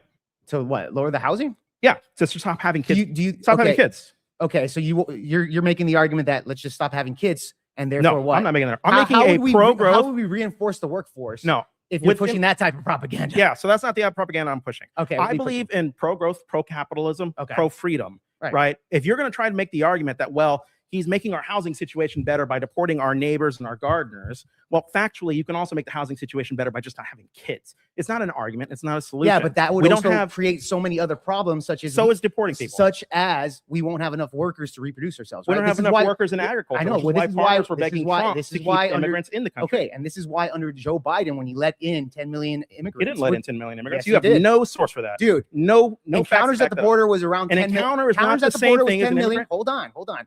But the immigrants that stayed within the interior of the United States was around 5 million to 6 million. It's not. Some of these numbers go up as high as past that 10 million mark. Yeah, Trump Okay? says So- 25 million, but yes or no? Yeah, An well, encounter I'm not does even not denying mean the somebody, 25. yes or no? I'm An just- encounter does not mean somebody was let in the country. I agree with that. That's why I said, Okay, then why encounter would at you the use border, that figure? because I used it in a sense to where when it comes to the interior of the United States, we have numbers on that 10 million mark. We have it here at No. the bottom of You of use even that 5 figure to million. make people think that 10 million people illegally immigrated in the No, United States, and dude, that I'm factually is not using true. it as a high because you know how they do stats is at the highest and the lowest. An encounter So is we'll just the border leave- patrol I know encountering what an somebody at the encounter is, border, bro. and it could be That's not what turning I'm them away disputing. and not letting them in the country. That's not what I'm You are disputing. using this to make people think there's an illegal immigrant invasion in the country, but the actual number of immigrants who came in under Joe Biden was 1.5 million illegal immigrants and about 3 million legal immigrants. That's not an invasion. No, those numbers are completely wrong, bro. Based on So what? that- Tell me your so source. that's what I'm saying. I'll tell you my source, and you tell me your source. So when Donald Trump first came into office, You're not going to tell me a source? yeah, the immigration website, whatever The it's called. immigration Yeah. website. Okay. Yes. So, anyways, really quick, everybody knows that border and customs. Okay. So, anyways, so yeah, when Trump first came into office, we saw that the encounters at the border drastically shot down. LSP. And this was cleared up within a couple of months through executive order. Let me just ask a question though. What about though with under Abbott under Biden? They shut it down. Would you not argue that that's it's not just Trump? It's more of like a Republican side thing. So it's not necessarily even MAGA, or is it? It's got to be Trump stopping the border. What is your kind of argument here? Trump. Well, yeah, I would attribute that to Republicans in general. Sure, I think Well, LSP here's a would question. agree with that. If especially with we're Abbott. gonna attribute this to MAGA, attribute this to Republican, what is a bill MAGA or Republicans have proposed that's actually fixed our problems with the border? Because these are systemic. Yeah, a lot of these were done through executive order. So why not? But pass a Biden bill? didn't do a bill neither. Right, but Biden Yeah. attempted to do a And bill Biden through didn't Senator even do an James. executive Wait, order, yes which or is no? why we had so many encounters at the border. Yes or no? You just realized you stumbled into something. What did I Yes or stumble no? into? Joe Biden tried to do a bill. It was the Langford immigration bill, and Donald Trump Here killed we it by go calling again. country. You mean Biden tried to Here we push go it again. at It's the last, factually true. at the last year of his Biden his tried to services hire hundreds of after- immigration judges, after thousands 10 of million support encounters staff, at the border, 10,000 Customs and 5 Border million stayed Patrol within the agents, interior, and bro. limit the amount of people who can come to this Yeah. country to 5,000 in a week. That was a immigration reform bill sponsored by a Republican. Where's the MAGA bill? Where's the MAGA bill? Can you give me details on that bill exactly? Yeah, How would it stop? It Go would ahead have and tell me. hired hundreds of immigration judges to backlog our Okay, so we're going back to 3.6 the judges million. stuff. So in other words, they're not I thought actually you doing wanted me anything to at the explain the border. bill. Okay, all right, go ahead, finish. Okay, it would have hired hundreds of immigration judges to handle the 3.6 million immigrant backlog, which, by the way, is now worse because Donald Trump's fired several immigration judges.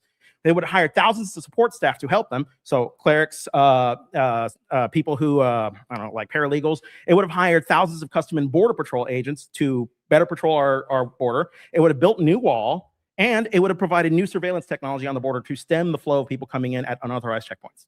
Why did we kill that bill? So again, Joe Biden pushed that at the end of his administration. We And can it all would agree have with that. passed. I would even agree that Trump probably wanted to kill that bill, which, by the way, Trump said didn't he do did. it. He said he wanted to. Fine, fair enough. But even with all that, with the bills thing, with the asylum seekers, etc., dude, it wouldn't have pushed through because they did sneak in a lot of stuff from the Ukraine. That's why they wanted to kill the bill. No. Because they wanted to do, yes, they were sneaking in a lot of other policies within that bill. So this is why they wanted to push more money into the Ukraine, and Republicans didn't want that. I understand At the MAGA has a time, problem so they with. killed it, right? They Okay. killed the bill. Fine, fair enough. Trump did run on immigration. Guess what? He did win it. Okay. So Joe Biden, was horrible at the border. This is why they voted in Donald Trump did.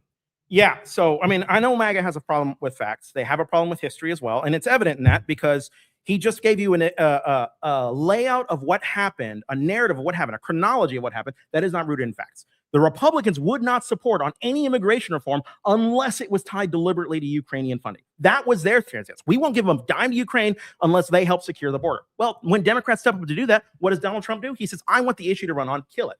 Every time, and by the way, The issue I'm gonna come point on out what? once Wait, again, come on what? you did What?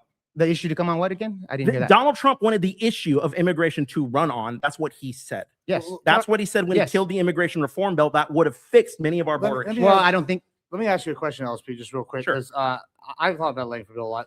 Trump initially was on board with a lot of that, except then he went against it because the Texan Republicans really went against the DACA thing. Is Trump, as like a populist, right, supposed to listen to his base in that situation, or is it something where he should have gone against them and gone down the board anyway? Now, I don't reject the. I mean, I reject the populist label as a politically Sure, that's useful why I'm just here. asking. What Trump should do is be a leader and talk to Democrats and talk to Republicans in Congress and try to get them to negotiate a deal that actually does secure our border, that actually does handle the 13.5 million illegal immigrants in this country, provides them a pathway. I mean, if your issue is undocumented immigrants, the answer to that is get them documented, right? Where's Trump on any of this? So your issue with Donald Trump, you're saying, okay, how about we document every single Yes. illegal immigrant? Yes. That's straightforward? Yes. Okay. All right. So does that include even the illegals? Yeah. The 13 You and a half would want- million. you What do wanna you mean? give If amnesty they're to illegal, they're not all the documented. illegals Yes. in the That's country. tautological. And then but yes. you did a low ball number, 13 million? You think 13.5 million, 13.5 million in this country right now. Yes, according to A Pew lot- Research. Yeah, a lot of the research actually shoots up to around 25 million, even Name one. beyond. Name one. Yeah, I mean, there's something like, I think it was Pew Research as well. Pew Research does not say that the number of illegal immigrants is 25 million. No, No, they do Okay. not say that. I don't have the Absolutely do not sources say that. off the top of my head, but those numbers do Well, come. why didn't you prepare? Why didn't I you don't look ha- this up I don't knowing you were have going the to numbers talk on top about of my this? head, but I am saying that no, a lot of these numbers come as high as 25 million. Well, let me ask you, where do Well, you get your news let's just do from, 13. then? Let's just do 13. So you would want to give amnesty to 13 million illegal immigrants. Except the violent, felonious ones, yeah.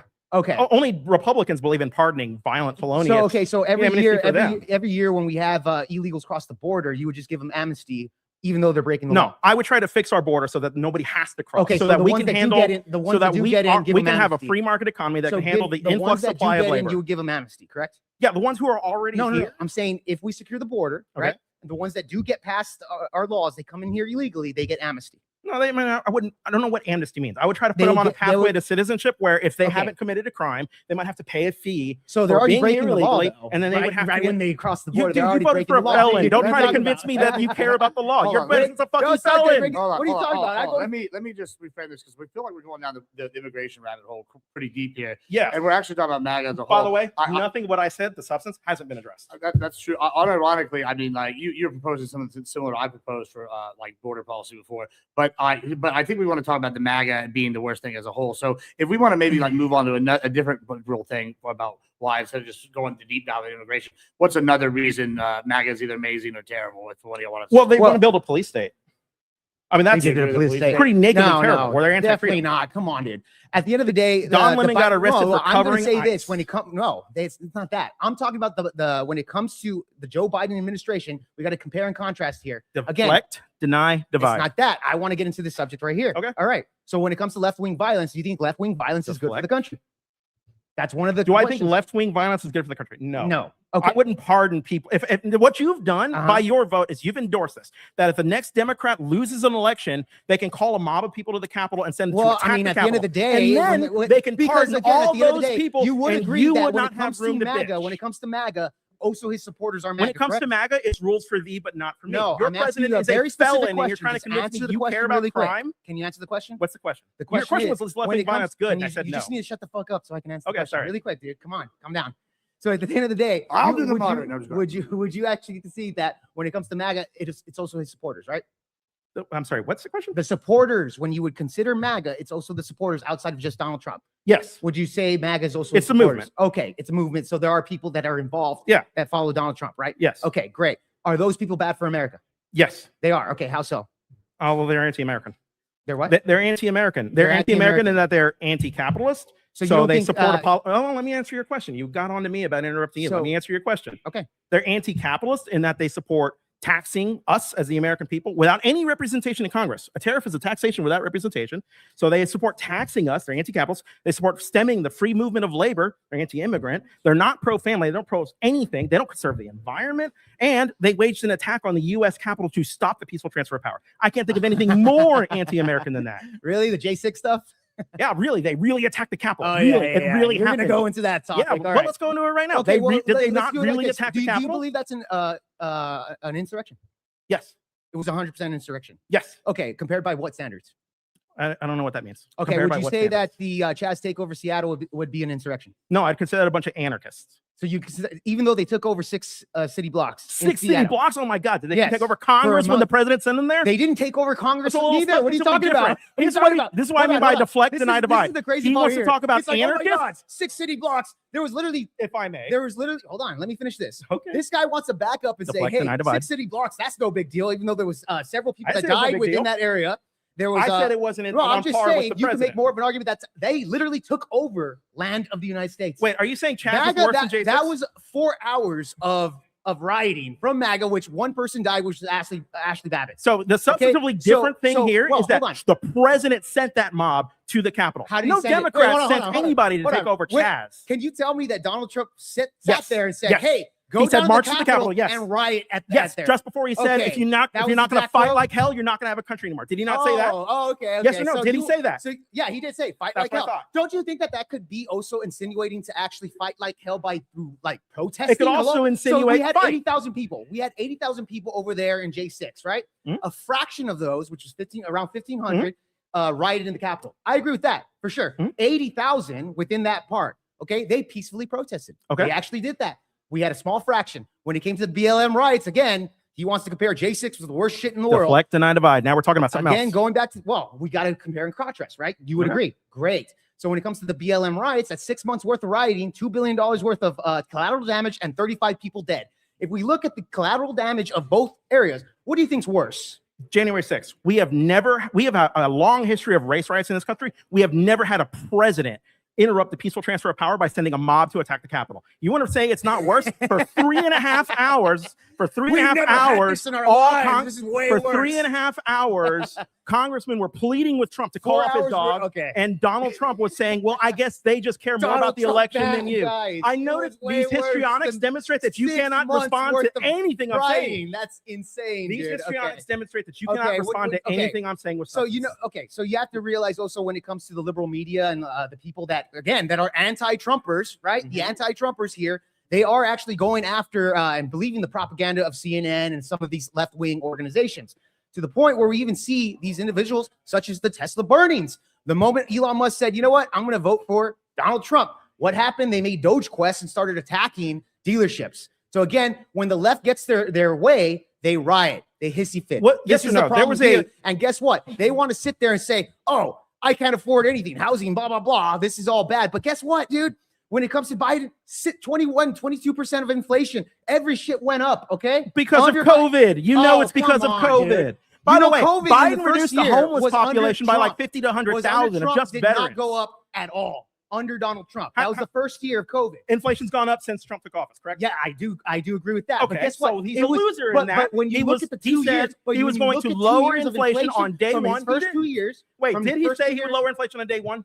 No, he didn't say that. Yes, he did. He said he would lower the cost of living on day one, and he didn't. He said he would end the war in Ukraine on day one. Quiet piggy, quiet piggy. Fucking moron. Quiet Especially piggy. you liberals will take me literal, and that's why I will laugh at them. This Yes. is what they do And every this is time me you right point out now that Donald laughing Trump at is a this fucking retard. liar. He told me day one, and he's a liar now. Joe Biden said, "Hey, you know what? I'm going to take out all of the student debt."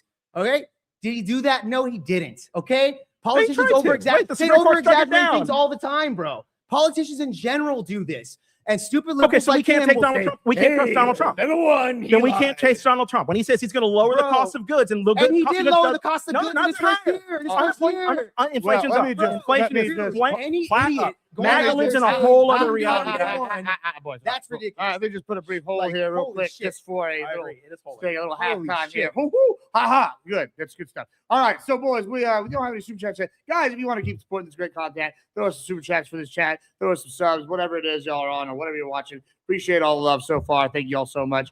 These boys are getting fired up. I also want to point out, just since Republicans get bashed for DEI, this is a all Hispanic, all South Texas debate that's happening right now. Yeah, man, all three of so I just want to throw that out. Everybody here down here, remember the Alamo in South Texas. So I thought that was an interesting tidbit. So we're really embracing our inclusivity quotas today. But I since think we he's have fact-checking himself. Yeah, The DEI debate. He's like, let me Well, take wait, my phone. wait, If you would fact check, Well, they hold would on. have Let me just finish. All How about you just debate me, right, bro? well, hold on, Just relax. debate Calm down, me. calm down, boys, calm down. All right, yeah. So, boy, real quick, like I said,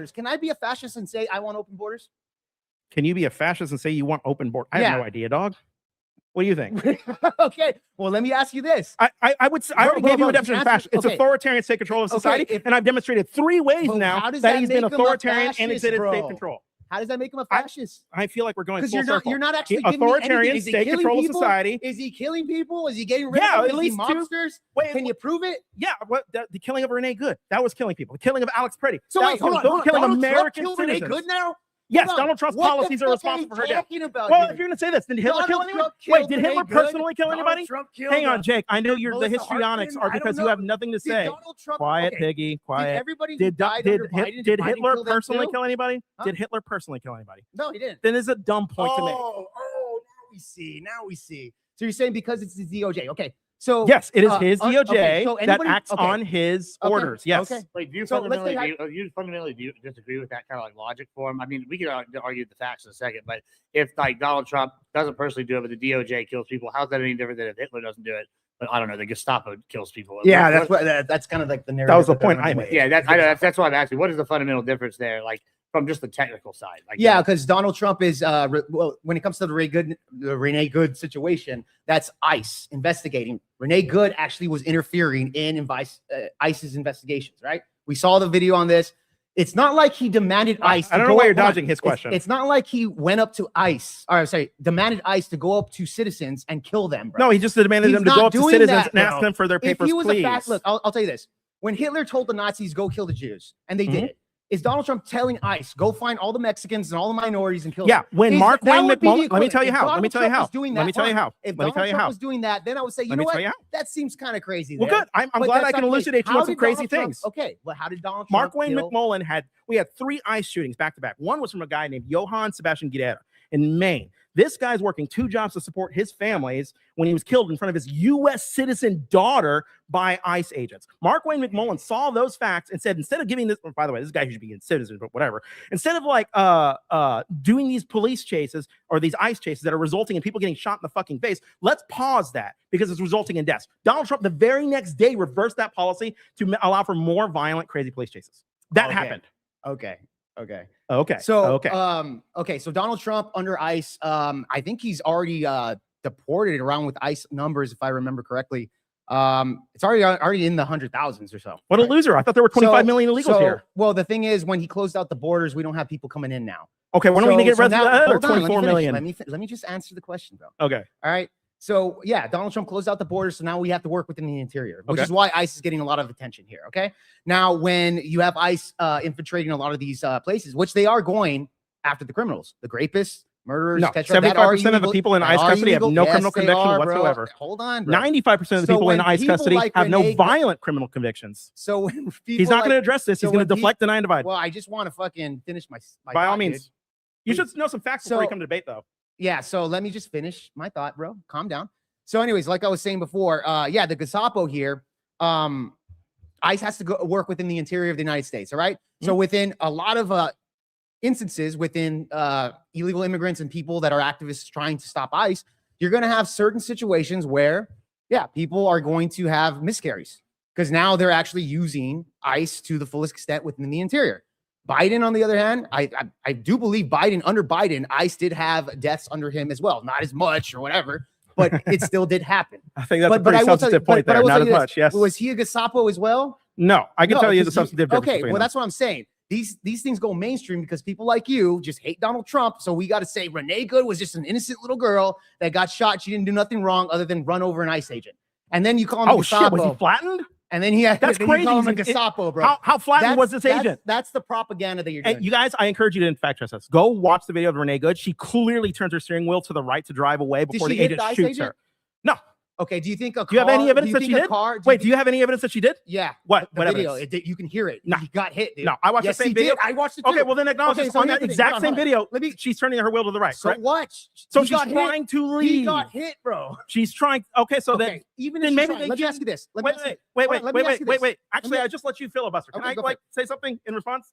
Jesus, you can. I encourage everybody to fact check this because he didn't come with any facts. Yes, it is clear on video as day that Renee Good is turning her steering wheel to the right. That doesn't matter. I She thought still you hit said. him. What? Where did he walk? What do you mean? Where did he walk? He got hit. How did he get hit? Hold She's on, right hit on. him, bro. Hold on, let him How- respond. where was he? Let him respond. Where did he Let walk? else respond Okay, real go quick. Yeah, he's not gonna. Give him like Again, 1 it's minute. just gonna be Go deflect and I divide. Jonathan Ross factually walked in front of Renee Good's car. Renee Good factually was turning her wheel to the right to drive away. Just like Alex Preddy was factually on his back when ICE agents shot him. Are you done now? I'm done. By all Okay, means, thank you can go ahead and Thank you, bro. All right, so going back this, you can look at the video. It was clear that yes, Renee Good did hit an ICE officer. She was warned and she disobeyed ICE officers. She hit him and she got shot. Unfortunately, that is a bad thing. Why is the Wish- administration I hiding wish- this hold officer on, bro. from investigators? Hold on, bro. No, come on now. I do wish things turned out differently, but that did happen. All right. I can tell you're torn up about it. And look, and going back to your point here, dude, when you wanted to describe Donald Trump that he's sending his ICE agents, He did. and killing these people just randomly, He is. like Hitler did. I didn't say Yeah. randomly. Yeah, Hitler well, wasn't random Compare either. and contrast here, bro. Hitler told his Nazis to kill the Jews. They did it. Now Trump is telling his ICE agents to kill, activists. Yeah, and, no, and I think I've minorities. demonstrated this point This, plenty. this is the ridiculous part that you're trying to bring up because you're calling him a fascist. He has nothing in common with any of the Arrested fascists. somebody that for you wanna bring posting up, dude. pictures of Just help. seashells.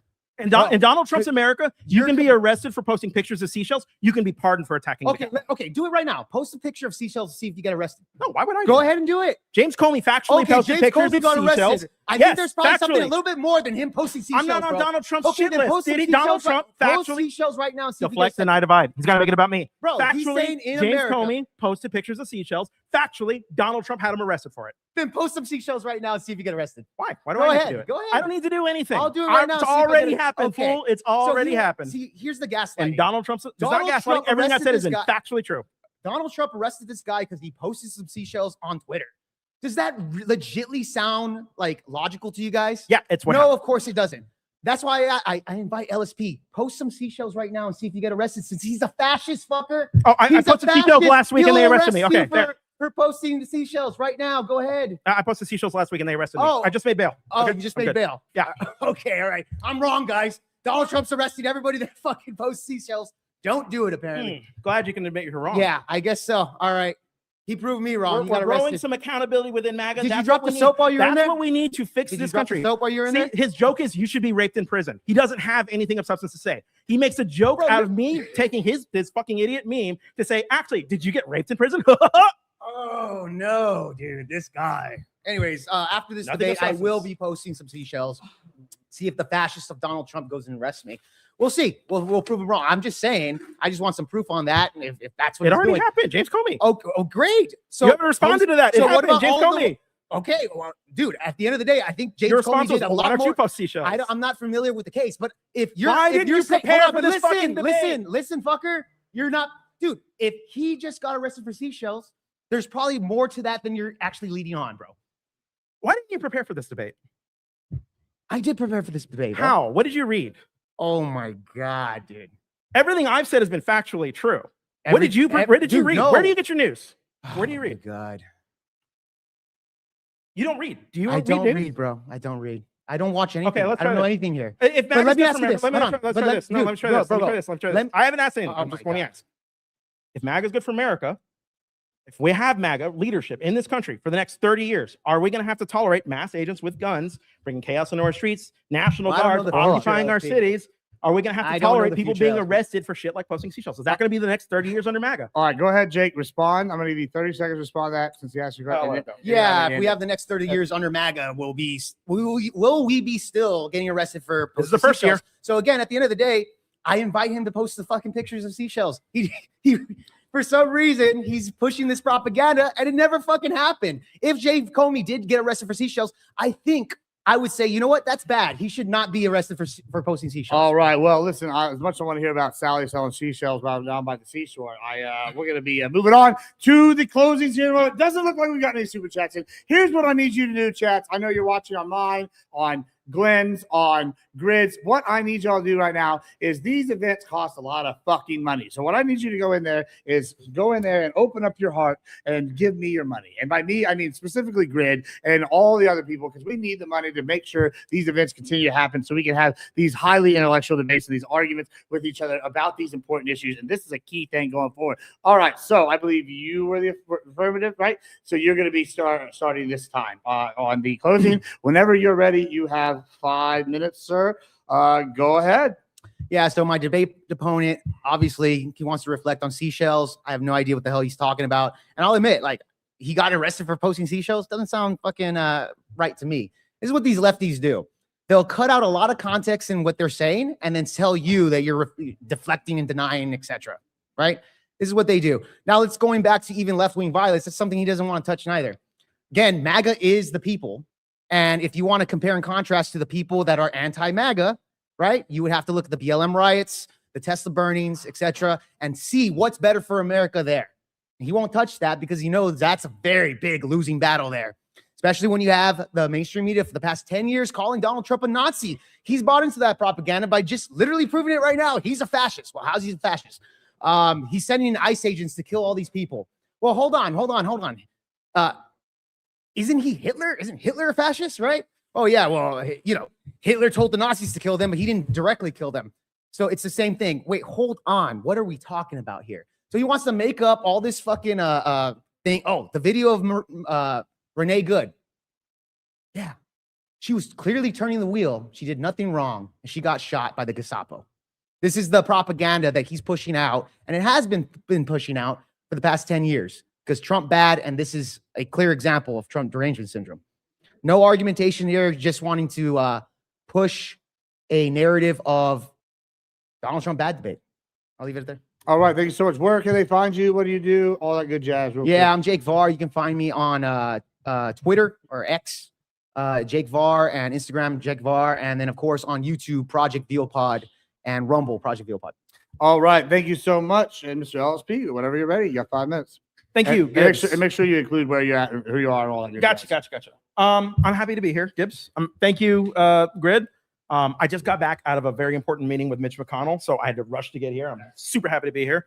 I encourage everybody who's watching this at home, fact check everything that's said. I would like you to fact check everything that's said. The question of the prompt was, is MAGA good for America? Bad. Donald Trump ran, good, bad. Donald Trump ran on ending wars and prosecuting pedophiles. We're starting wars and protecting pedophiles.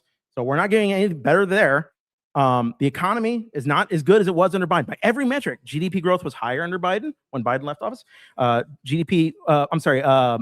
Inflation was lower when Biden left office. The cost of gasoline was lower when Biden left office. Donald Trump has promised to make America more affordable. He promised to make America healthier, make America a better place.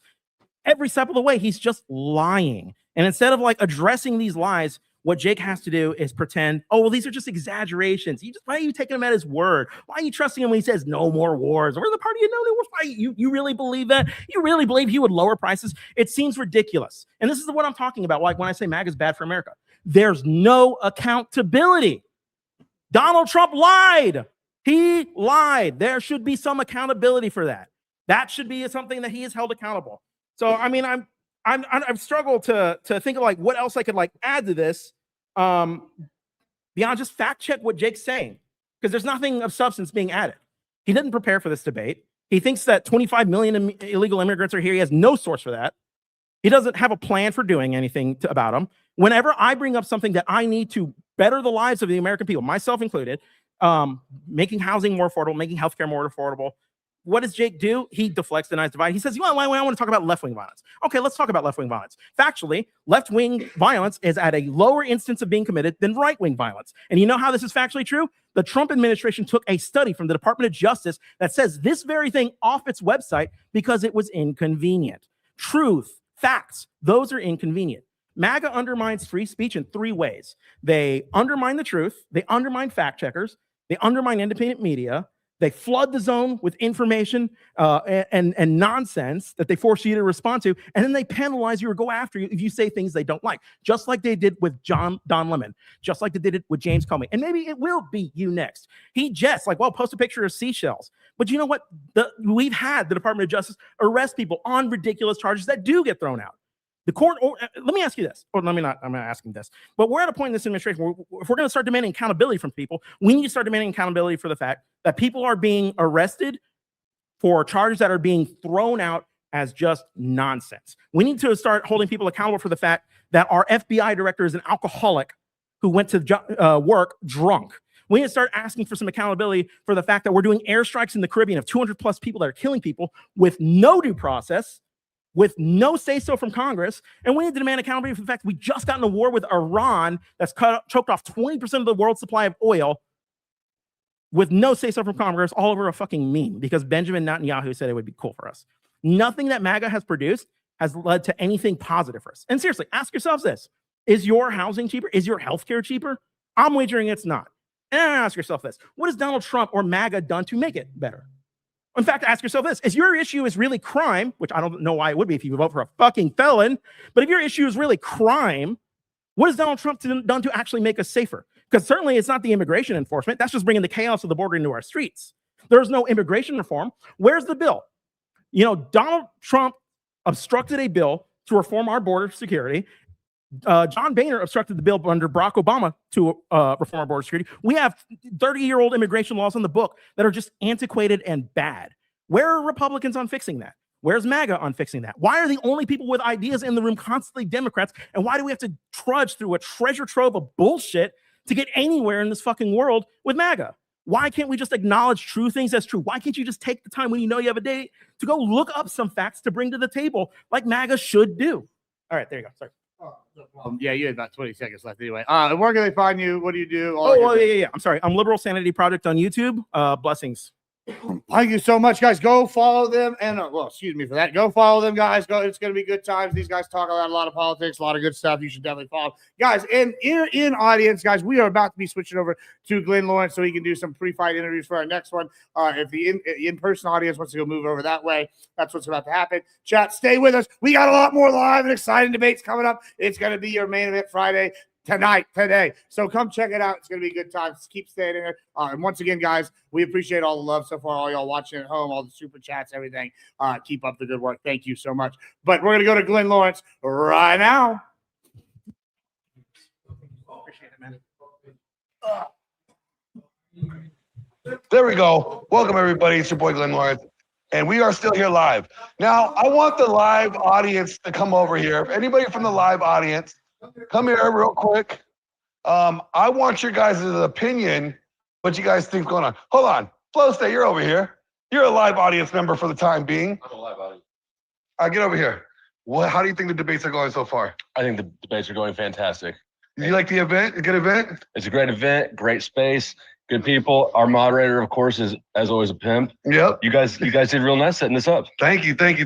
You're going on in a little bit. You have two debates. Correct. You're going to be debating Jake Varr, then you're going to be debating Father Joseph. Correct. Are you ready? I think so. All right. We'll see you soon. All right. Anybody else in the live audience want to come over here and tell the audience that's watching online how you guys are enjoying the debate? You want to come over here, sir? Come on over here. How you doing? What's your name? Vince. Vince. Yes, sir. You are debating as well, right? Yes, sir. All right. How do you think the debates have been going so far? It's been going pretty good. A little spicy. Spicy? It's a little early for it to be a little bit spicy, to be honest with you. You know, it's Texas. I think doesn't everything get spicy? Everything bigger in Texas? It's a little bit bigger. The personalities are a little bigger. You know, people coming from all across. You know, Yep. I didn't expect Texas to kind of. It might be the heat. It is hot outside. It is extremely hot outside, and I'm sweating. I can't believe it. You're wearing a blazer. I was like, Hey, you know man. what? I'm gonna dress like I'm in Florida. Okay. Okay. Get ready for the beach. A few mimosas, man. You know. Hey, I had a few mimosas on my flight here yesterday. If you're from Texas, you'll know he should visit Galveston Beach. It's a Oh, very beautiful beach, wonderful sunsets, a little bit murky. Don't be dissuaded by it. It's wonderful. All right. Thank you for coming. Thank you, man. Thank you. All right, get over here. No, you. Get over here. Yeah. Come on. For those on X, you guys don't know this man, but you know him. Look at this guy. How do you think the debate's going so far? Great. It's very nice. What was your favorite debate so far? The one that just happened. The one that you tweeted about? Yeah, the one. What'd you tweet? I'm not gonna tweet. No. Say. What'd you tweet? Don't make me read it. Don't make me read it. I said I feel like a liberal cunt because Bag is getting fucked right now. So you thought LSD did a better debate? Okay. Yeah, he stayed factual. He stayed to the prompt, which was MAGA is actually bad for America or wasn't good for America. But he said the other guy just kept deflecting and kept saying, well, what about what the liberals did? What about so. It's like what about the women though? The what? What about the women though? No, what about the liberal? Yeah, but it's kind of like that. What about the women though argument? Like, what about women? What? Never mind. Okay. Went over his head. Yeah. Well, it's good seeing you, my friend. Good seeing you. All right, talk to you soon. All right, get over here, Tyler. All right, let's go. Welcome. You are our favorite Jew supporter. Yeah. Israel's in the house. Let's go. So how do you think the debate's been going so far? Oh, pretty good. You know, it could be better. I could be up there, but otherwise it's pretty good. You know, you just can't hold everyone to the same standard I hold myself to. They're never going to live up to it. What are you looking forward to, like, coming up debates? What debates are you looking forward to? You got a debate tonight. Yeah, I'm looking forward to me. Okay, just you. Yeah. You know, also, yeah, my wife's really interested to hear the father talk as well. So she's a big Christian. So I'm gonna stick around for that one as well. Otherwise, you know, just enjoying the show. I know a lot of these people online. We've been debating for years, so it's good to, you know, meet everyone in person, hang out. We're like politicians. As soon as the camera's going off, we're having fun in the background, guys. Tell everybody that's at home how, like, the debate's being ran, how you guys liking it here. You know, is the venue good? You know, production good?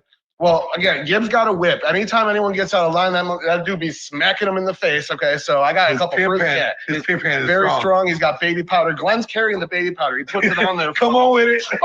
So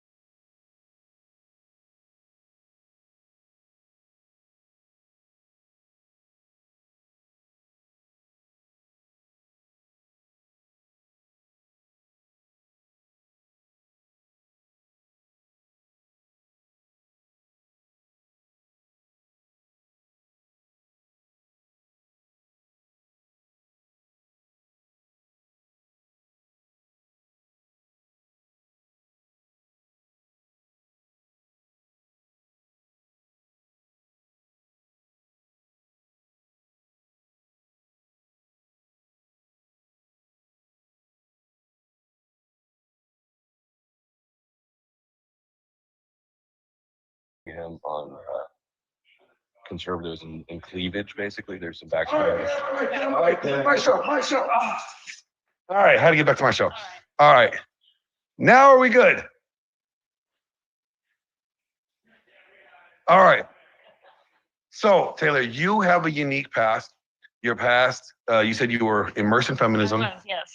And you see the light. I saw the light, saw the truth. And then, do you think feminism is leading women to believe that they do not have a duty they owe society. Yes, women have zero duty under feminism. That's a And big do you problem. think that's probably like what's causing the divide that we see within relationships between men and women? Sure, yeah. I mean, I think in general, a society where one sex is completely excused from duty is a bad society. Do you think women are more oppressed under feminism than they were in quote unquote what they perceived to be in patriarchy? 100%. They're much safer. I would say much more free. Children are safer under patriarchy. Yes. I would love to hear that debate. I love to hear your argument. All right, let me go ahead and bring your opponent. Let me go ahead and send you over to the stage. All right, debating, Taylor. We have the one and only, very well known. You guys know who she is, Miss Stardust. And she's coming. So I'm sure, Miss Stardust, you actually heard a lot what your debate opponent said. You know, I actually, I was looking at my notes, so I didn't hear too much of what she said, but I'm sure it's going to be an interesting debate. I know that she has a unique history with this. She herself was a feminist, though I think she was probably a different strain of feminist than I was, so, or I am. So yeah, it'll be interesting to kind of explore that and see where we meet and where we don't meet. What is going to be your main approach? Like, is your approach like all feminism is good, or are you saying like there's sects of feminism that is probably not as good for society as some others? So feminism as a whole is a very diverse ideology, right? And not every, in fact, feminists often disagree with each other, but the main arguments, the main goals of feminism are the equality of opportunity, right, for women, right? Not necessarily that for them to shirk responsibility or anything like that, just that when needed and when wanted, they have the ability to go out and do what they need to, right? What would you say to somebody that says, okay, I agree with you, but women should have the shared equal opportunity for consequence? Absolutely. I would agree with that. Yeah, absolutely. Like when it comes to women falsely accusing men, right? There's no, legally we have no statute on the law that says that you can actually serve time for certain things like that. Yeah, sure. The issue with that is that it does create a chilling effect. And we do see that people will weaponize like court systems to silence people who haven't even brought like charges necessarily, right? Yeah. So in some cases, like I agree there should be some consequences for things like that. But I think those consequences are going to be much more on a social sense, and they're going to come from like a much larger. So you don't think there should be like a legal consequence? I think it makes a precedent. It's like if any guy, let's say a guy accuses another guy of assaulting him, right, or physically hitting him. But we have it one way right now, like where a guy can be accused, right, of doing something. But then, so I'm trying to give you an example, right? A man, let's say, can accuse another man of hitting him or beating him up, right? Yeah. And if that doesn't fully come through, the man accusing him, I don't think he really gets charged, right? Like, but socially though, that's not going to be damaging. As in, a man who's falsely accused, if the rumor gets out of the crime, right? Sure. And then his job is destroyed. He could, it could destroy publicly. him. Yeah, absolutely. So I think that there should be huge social consequences from that for women who do those kinds of things. And I think that the social consequences themselves will lead on to if we're effective enough with it. One other question when it comes to the quality though, the quality of the consequence, and this is like a big thing that my argument would always be, is like, okay, we see teachers, female teachers who have done stuff with male students, and they're getting like house arrest or even be able to collect child support from getting. And I don't think that's right. Like, where do you think feminism is tipping the scale on that? Feminists in general are not the ones who are saying these women shouldn't be receiving the same like harsh punishments as men who do the same thing. Feminists in general are very harsh on women who do those things. If anything, if you look at the comment sections on Twitter for women who do these things, it's overwhelmingly men who are saying, "Oh, I wish I had a teacher like that," and men who are minimizing it. Right? If anything, feminists have historically brought more seriousness, more gravity to men who have been abused physically and sexually. Well, I can't wait for this debate because this is one of the debates I've been wanting to look out for this whole day. So thank you for joining us. Go ahead and go over to the debate stage and we could get ready going. So for those that are watching, if you guys are ready for this is like the Rumble in the Jungle, okay? This is not your regular cat fight, so it's going to be a good one. So is feminism bad for women and children? Get ready. If you guys are watching live, make sure you show your support. This is not easy. This does not come cheap. This does not come free. This has come at a cost. So we need your help. If you go to my channel, send your super chats there. Go to Grid's channel, send your super chats there. If you're watching on Twitch, send your super chats to Gibbs. All right? Back to Gibbs for the opening debate. All right. Thank you so much. We're back over here. As I said before, I'm Admiral Gibbs. Thank you, Glenn, for getting us in there. Get us all your super chats in. We have Taylor Fogarty versus Stardust here. It's going to be exciting. I'm excited. So, guys, make sure you go follow them. Go follow all of our debaters today. It's going to be real good. We have more debate. Now we're getting into our more main card debates now. So we're just going to extend the time slightly on this one. So, yeah, I'm excited. We're going to be debating, is feminism bad for America? I believe you're the affirmative, and Stardust is going to be the negative. Sorry, I'm blanking on words today. That's okay. That's bad, but we're gonna be fine. So that's what we're gonna do. So we're gonna explain the rules. The rules are the same as we've been doing. 5-minute openings, 2-minute grace period. We're gonna be doing about 20-minute periods now instead of the 15s that we were running. And then we're gonna do at the end of the first 20-minute period, super chats. 20-minute period. Then we're gonna do another super chat round, and then closing. So whenever you're ready, Ms. Fogarty, go ahead.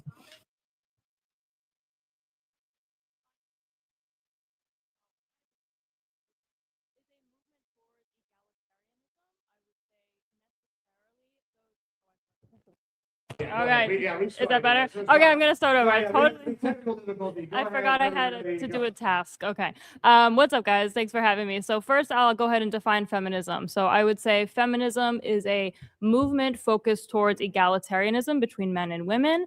Necessarily, feminism requires an oppressor-oppressed dynamic. So that oppressor being the patriarchy. So feminism is a naturally ordered movement that is moving towards the destruction of the patriarchy. I would say that this is an impossible task since patriarchy is just a reality. It's something we observe.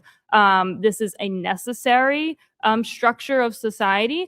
It is also incoherent to have egalitarianism when the oppressor class has to appeal, or sorry, the oppressed class has to appeal to the oppressor class for their rights. So if women wanted a matriarchy, if they thought they were truly equal, they would just make it happen. They would just enact their own rights. The outcomes of feminism are tragic. Feminism replaces duty for women with privilege. They have a lot more privilege, which is actually what they want over some sort of equality. And I'll prove that tonight by showing you the disparities in many groups and jobs that are functionally all men. Men remain having duties in a patriarchal society. Women seemingly have no duties in a feminist society. I would say they have been excused from the duty of having children, and they are not having children. Societies that embrace feminism have bad birth rates. They have highly medicated women, and they have miserable women. And most importantly, I would say they have less safe children and women. So I'll have statistics to show you that children are far less safe in a feminist society. But overall, I would say patriarchy is good. We should embrace it. Having duties for women is good. And a society that protects their women and children is the best society to strive for, and that is patriarchy. So we should reject feminism and embrace patriarchy. And I will leave that as my opening. Well, thank you so much. Ms. Stardust, you're up. Oh, so yeah, push the button. Did you Is check, Yeah, check, you're check. good. Okay. All right, good. Go ahead. Is there a way to bring Oh, this yeah, up? absolutely. You just Sorry, I'm a little bit challenged, so. Yeah, we got maybe I'm also. Is that good? You got it. All right. Oh, that's better. Okay. thank Yeah. you. Yeah. Okay. Sorry. Hi, I'm Stardust. Thank you for agreeing to this debate. I look forward to it. I think you have a really unique perspective. So for today's debate, my position is that no, feminism is not bad for women and children. In fact, it's the contrary. There's a lot of misconceptions about feminism. There are a lot of different flavors of feminism, but at its core, it's basically about how history and the human experience have been viewed through the perspective of men, and women have been secondary to that. And it's about the belief that we want to ensure women's freedom and equality of opportunity, not necessarily equality in its sense, like in equality of outcome, but equality of opportunity, right? Because men and women are different, and that's totally fine. I think we're going to see that. In fact, in more, equality of opportunity societies, we do see women and men drift even further apart in the careers that they choose, and that's completely fine. But I do think that we want to ensure that there's equality of opportunity. We want to ensure that women have the right to own a bank account, have a job, have the freedom of movement in society, because these are things that protect women, right? The vast majority of violence that women in general receive is within their own homes, if you look statistically, right? Secondly, I would say, I imagine people think that feminism has betrayed women and children because of the high frequency that women go out and decide to work and provide for themselves. I imagine that some people think that women are betraying their biological needs and wants to create a family and care for their offspring. But I would push back on that. Women have not just recently started working. Women have been working globally and historically. They've always worked. In fact, the idea that women didn't work outside the home is quite the myth. It was only true for a select group of women who were wealthy enough within a specific era. In fact, in a lot of traditional society, it wasn't just women that worked, it was children that worked too. There was rampant child labor. The idea that feminism was anti-family was started back in the 70s when conservatives systematically accused feminists in the women's movement of betraying the family or not caring about the family.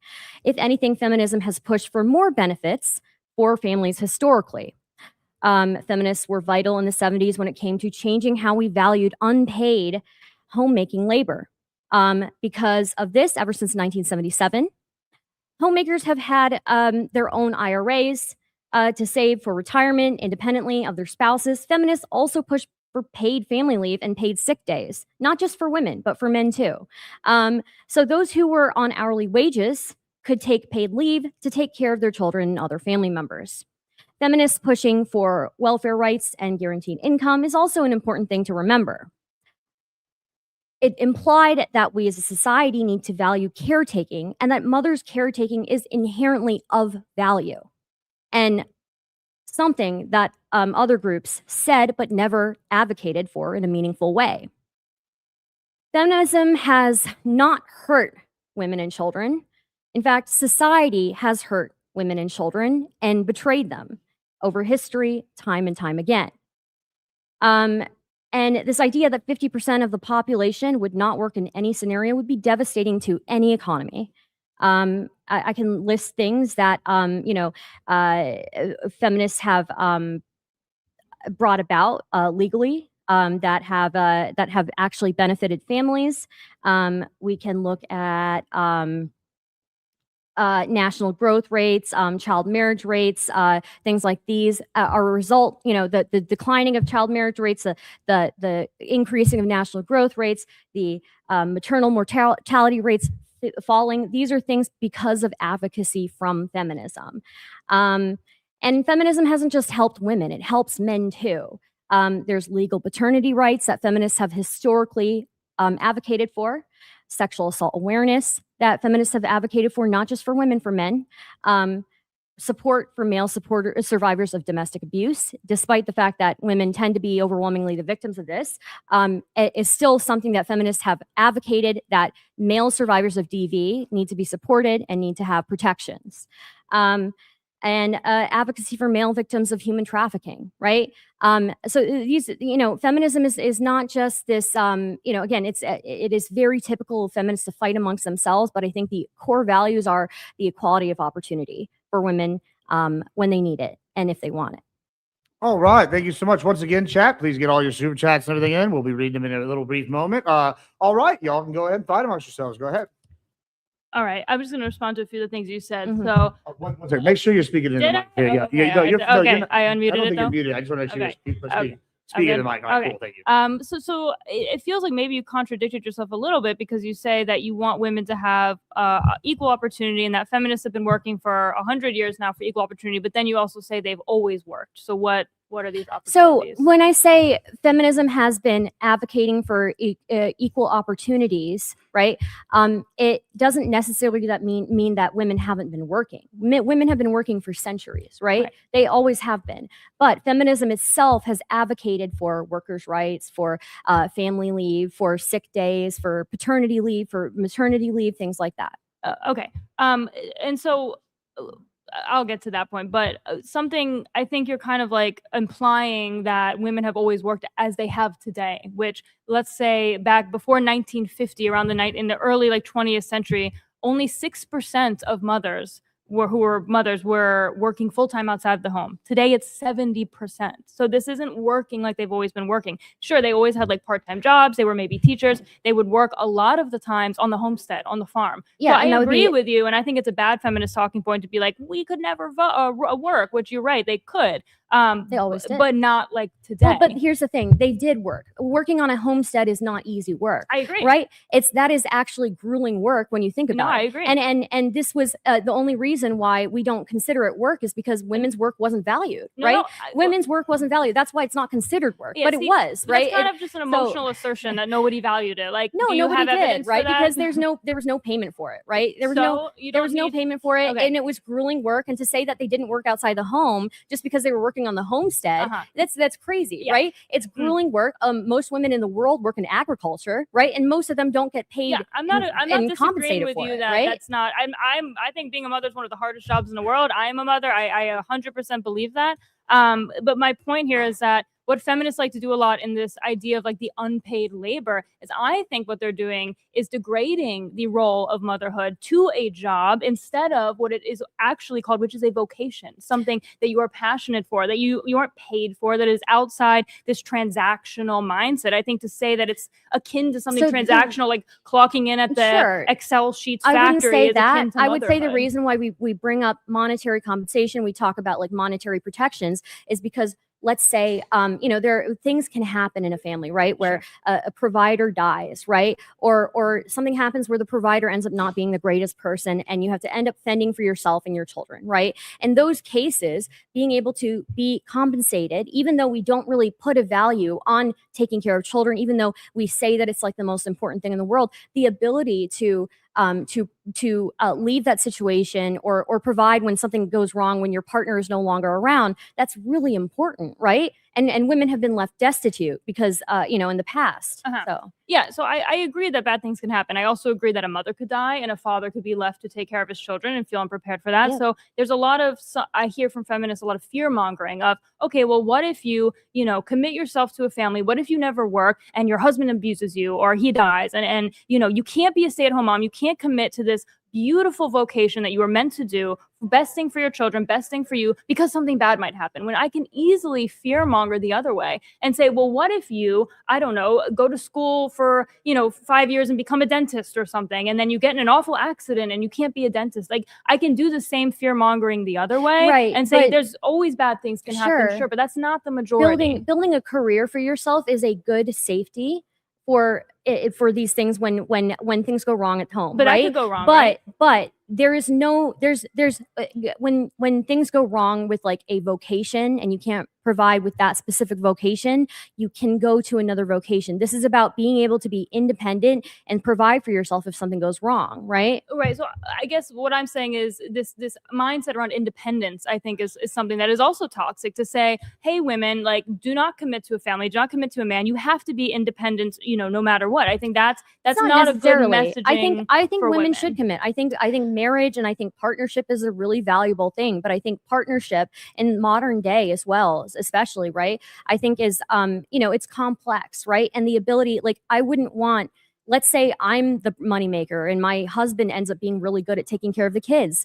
I wouldn't want him to if something happened to me, to not be able to take care of our Yeah, children, but we have safety right? nets in place for that, life insurance, things like that. Not everybody does, We sure. you know? I mean, that's a pretty common safety structure, but in general, like, that's not the majority of what's Especially, like, happening. We don't working class fearmonger people. for these other things. It's not even so- fear mongering though. It's making a calculated investment in your future to make sure, in case, you should always have a fallback, right? Well, I would say back in the day when you're talking about women not being able to have bank accounts, these things like that, this was was because women couldn't accrue debt, right? Like the men were the ones that were socially and legally, financially responsible for the women. So I would say back then that was a better structure to say, hey, women, you're taking the risk to stay home and not going, you're not going to work, you're staying home with the kids. So your husband is legally, he can quite literally go to jail, were still and left, he's taking on the debt. Women were still left destitute in that Yes, situation, this right? is not the majority. I can point to 100 sob when- stories about women who, end up with their 50 cats at home and they're lonely. We're not advocating based on like what the majority is. We're advocating on what the worst case scenario could be, and we're trying to tell women what's best for them based on an exception. The rules, the laws are based off of exceptions. Yeah, absolutely. We go for the fringe cases when we look at laws, right? Because we want to cover as many people as possible. That's an interesting claim. So when we're looking at this, when we're advocating for things for women, right? We want to look at you want to be able to have a safety net, right? It's not about fear mongering. It's just a safe, what's safer strategic than a marriage structure? What's safer than that? Because well, you given that most women receive, most women experience domestic violence the first time that they're pregnant, given that most violence against women happens in the home, right? In the home, you're right. Yeah. But it's not from their husbands. I'm not saying it's from their husbands. I'm saying it's still in the home though, It's right? in the home because of this degrading of the marriage structure. Not many women are getting married. Women are 60% more times more likely to get domestic violence experiences with a live-in boyfriend than their married and partner. I'm not denying Safest in that I'm not structure. denying that, but again, 1 in 3 domestic violence survivors experience it for the first time when they're pregnant, right? That's terrifying. I'm not sure that specific stat, but I would bet a lot of money to say that that's not their husband. So that's a live-in boyfriend situation. Either way, right? This is a person, you are at the most vulnerable point of your life. I agree. That's awful, right, but and when that's you why take the virtue, and that's why women should have a fallback, a safety, right, in case things happen, right? So what does this say? That they can get divorced now? Like they can They can get divorced. They can have a career, right? Having a career, something to fall back onto, is important, right? Having a career that allows you to take time off for your pregnancy. I think we can see time and time again that women are the safest and their children are the safest in a nuclear family structure with their biological fathers, the children. That is the best thing for women and children. I Just would every agree. stat shows So that. here's the thing. I would agree with you that I think the nuclear family, having 2 parents in the home, is the best environment for a child, right? 2 good parents at home.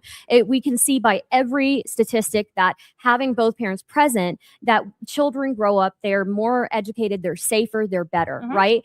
But that is only the case when these marriages aren't working out, right? And we want people to plan and have safety nets. Do you think divorce is good for children? Do you think that shows good outcomes? I mean, I think overwhelmingly, it really depends, right? In most cases, a single family households, they don't do as well as So two on the families, majority, right? do you think that divorce is good? On the majority, I don't. It depends case by case, You can right? look at the statistics of children for divorce. And Yeah. we can see that actually divorce tends to be more traumatic than a parent dying for Yeah, children. sure. Right? So But- who is initiating 70% But of that doesn't mean that men aren't pulling their weight, right? If women are the ones who are doing the planning around the household, they're doing grocery shopping, right?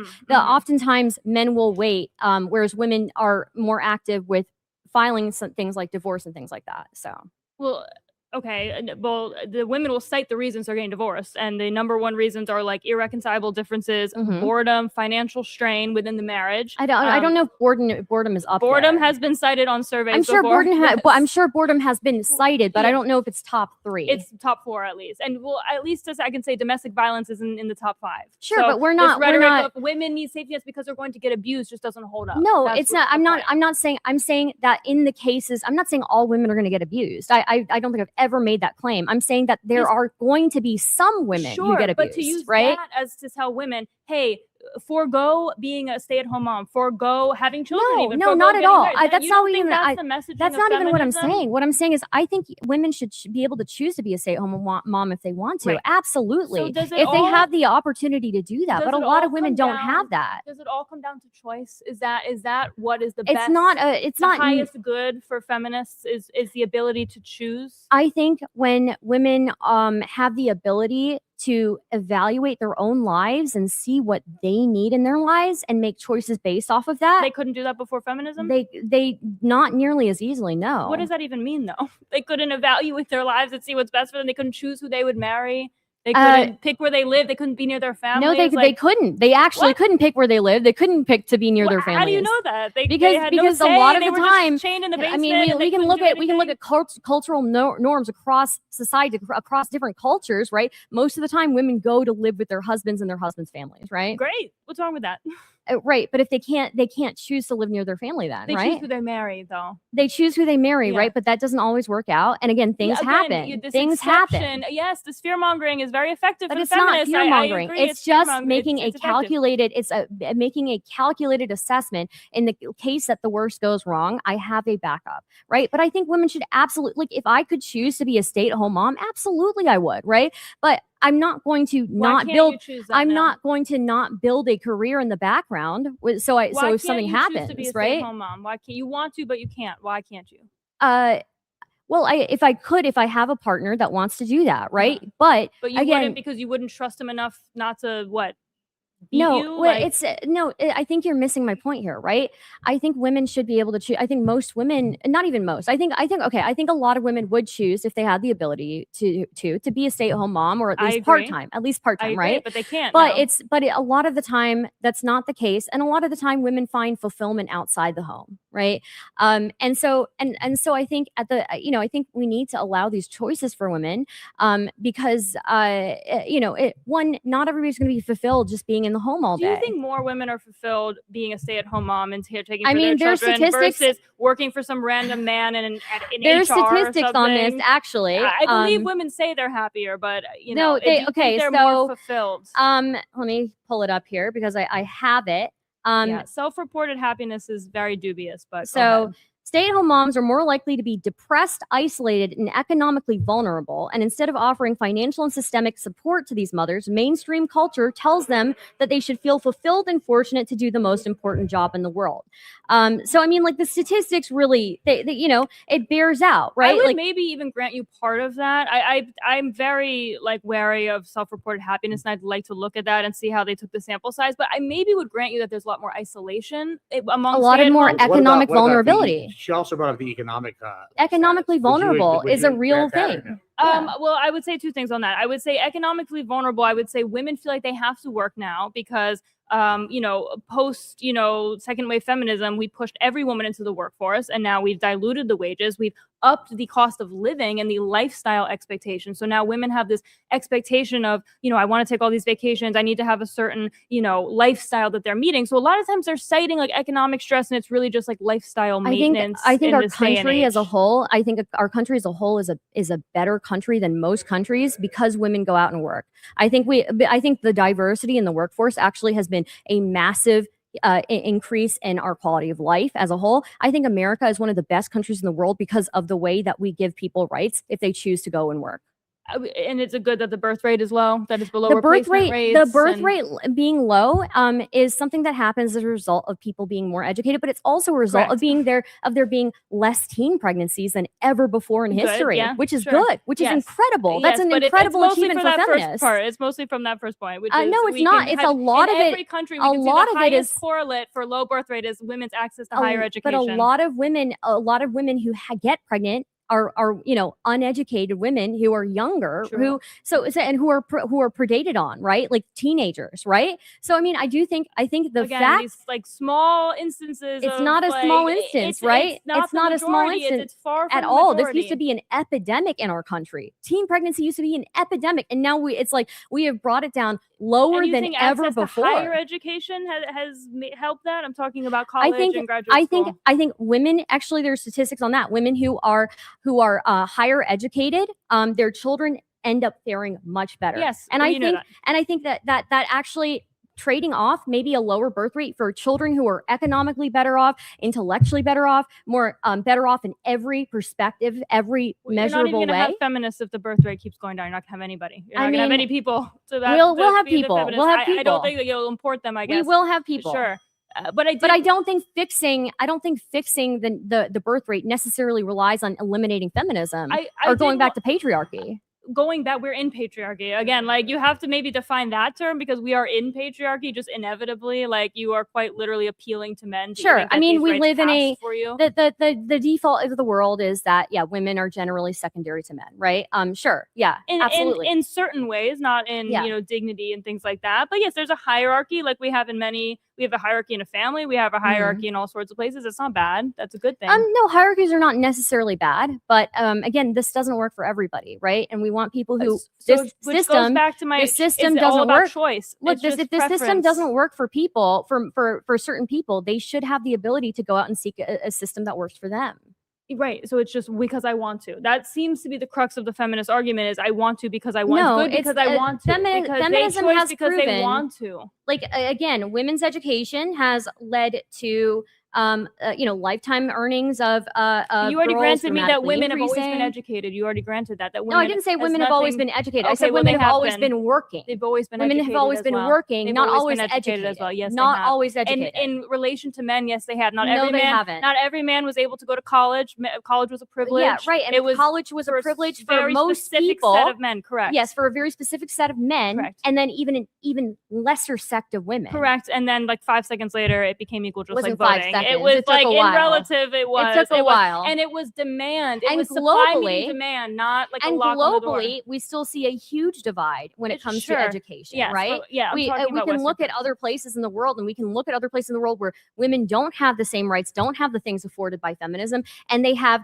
worse maternal mortality rates. They have worse quality of life for their children. They have their Sure, lives that's are worse many in factors every and has measurable very way. little And to do so with for their children, right? feminism. That has very little to do with feminism. I did want to grant you something though about women feeling lonelier, like a stay-at-home mom feeling lonelier and more economically vulnerable. Well, yes, we addressed that, but I agree with you. But I think part of that is because we've told women, hey, go get a job, go move to a big city, go be independent, go be by yourself. So then we've necessarily isolated them from their fathers, from their brothers, from When the a people woman that has to protect them. go- They don't have the community because no one's having children. You can't just go to your neighbor down the street who also has a kid. You are very lonely. I agree with you that. when but you go it's to also feminism's fault. when you have a culture that encourages women to go live with their husbands' families, right? And Well, I'm not even leave talking their about families. that. That's very leave their specific. I didn't families. mention Well, that. wait a minute. Let me finish my point here, right? You have a culture that encourages women to go where their husbands are and be economically reliant on their husbands, right?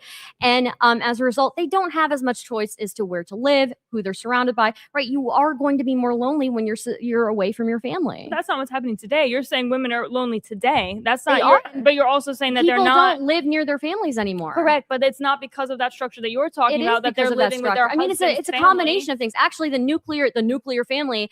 Before we did that, we had like intergenerational families, and that was Yes. even better for children, right? I Because agree. you had grandparents Sure, living, 100%. and the intergenerational families, these really worked for families. But the nuclear family itself is also a modern invention, right? You mean without the intergenerational, like the Mhm. grandparents? Yeah. I agree that the more family, the better. I'm all for like a communal, like aunts and uncles and cousins, like that. That is good. But I again, think. if you live, but if But you are feminism in a doesn't solve culture that. where women are kind of expected to go where their husbands are and be economically reliant on them, But right? where are they going? Like, what do you mean they're going where their husbands? They They're go where meeting their their- husbands and then they're settling down. Like, what is this they like go phenomenon where their you're husbands speaking go, of? right? Like, If you're completely reliant on your husband and his career, right, and you guys don't have equal footing in this, you're going to go where he goes, right? You're not going to Sure, be able in to be some around your cases. family, your parents, your sisters, your I brothers, kind of right? just reject that concept. I think that it's very possible to stay within your family. Maybe not in this day and age with this economy that unfortunately because of feminists, like the women have to go work and everyone has to work. So I agree we're in like a different Women are era. We fulfilled can't by ever work, go though. by. They're much more fulfilled by having children. Women and can be fulfilled much by more both, fulfilled. right? And if it were true that they're just as fulfilled by having children and not having a job, then we wouldn't see the statistics where that women are more unhappy and that they're more lonely No. and that they're more economically Where are you seeing vulnerable. they're less happy? The happiest women, time and time again, are married women with children. Married women with children who Correct. work.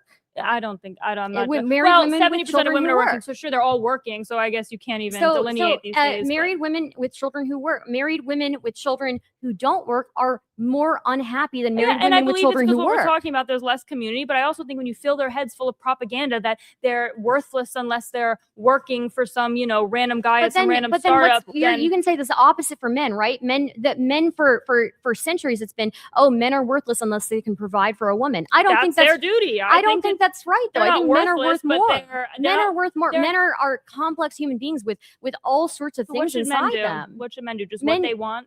And I women mean, should just do what they want? men already, you know, men and women should, both do what they want. Not, and men what don't fits do them. it. Men don't get to do it like They women do, it. actually. They absolutely do. They Men do. When have- what is the percentage of men who just completely abandon their children during a divorce? Sure. There's really bad. A lot of there's men really just bad men and completely there's walk away from their really families. bad Who are women the ones who too. are overwhelmingly walking out on their families and not coming back? There's really It's bad men. women too. Do you know that when There's you really bad women too, but when we look at statistics, right, men are the ones who are overwhelmingly walking away from their families and being absentee fathers. and children are more likely to be abused in a single mother household than a Sure, single but that's father because household. that's because the With men who stepfathers, stick around, the men who stick around are exceptional, right? They're great people. The men who stick around are exceptional. But, but we can say the the same women, for women. when men walk away, and you've got the average man and the average But I can woman, just say the same of for course you're women. going to have more people who are being abused in these households. I can just say the same for women that we've you know, like what you're saying, we have the women who stayed because women women don't have the same choice to just walk away from their families as men do. Otherwise, we'd see it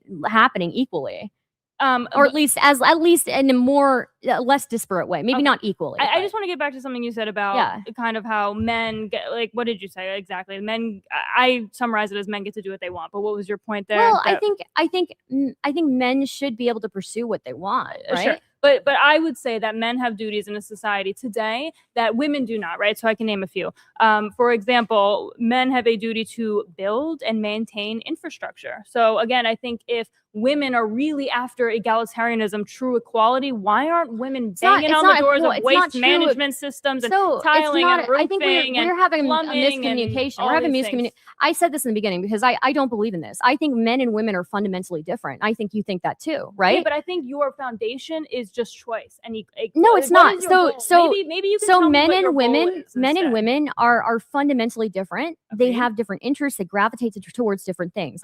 I have never advocated for equality by itself. I think equality of opportunity, right? Women and men, You've women already and granted men. they had the whole time. No, they didn't have all the entire time. What were they Well, left out of? you are misconstruing my thing. What I said they had the entire time is that most women worked. Correct. That doesn't mean that they were well compensated for their work. That doesn't mean that they had the same equality as men. That doesn't mean they had the same equality to go into the fields that they wanted to, right? And so when we look at when I'm talking about equality of opportunity, when you look at societies that have the most equality of opportunity, you see women and men diverge even further in the careers that they choose. And that's great. That's perfect. That's wonderful. There's nothing wrong with that. Yeah, okay, two things for that though. When you say compensated, I think you're still talking about this idea of like unpaid labor, Or Is just that really not domestic valued, not labor? valued, Okay, right? But I can show you many examples where men have these kind of at-home jobs that they're not compensated for. You know, Sure. security, killer Sure, of but bugs. these things are not you know, 24/7 like caring for children, right? Well, one of them has a weight that the others don't, which is someone breaks in the house, one of them's gonna go and fight to the death, and the other one's not. Right? In all reality, like disparity there. in all reality, right? Like again, when somebody breaks into the house, like most women experience violence in their own homes. Their biggest threat is No from relation within their to own what I homes, said. right? No relation to what I said. Yes, but But not their married homes again. so like when you're looking for a partner, I'm not necessarily looking for a guy who's going to. I mean, it would be nice if he can defend me if somebody breaks in, but my number one criteria is like, is he going to be safe for me to be at home with? Sure, that should be Yeah. the baseline. So then we move on from that because that's a very small percentage of women that's experiencing that. And then we move on from that and we say, okay, you are a woman with I a don't know if it's husband small and percentage, but- children. It's not the majority. So we can't, use the exception as the rule. So you have I think it's more frequent than most people give it credit for, right? Yes, but men also experience this too. Absolutely, right. People can be Absolutely right. violent. But we agree also that men and women are different, and that when a man is domestically I abusing a agree, woman, they're she can die I agree. much easier, I right? agree, but men actually experience when we look at non-reciprocal violence, right?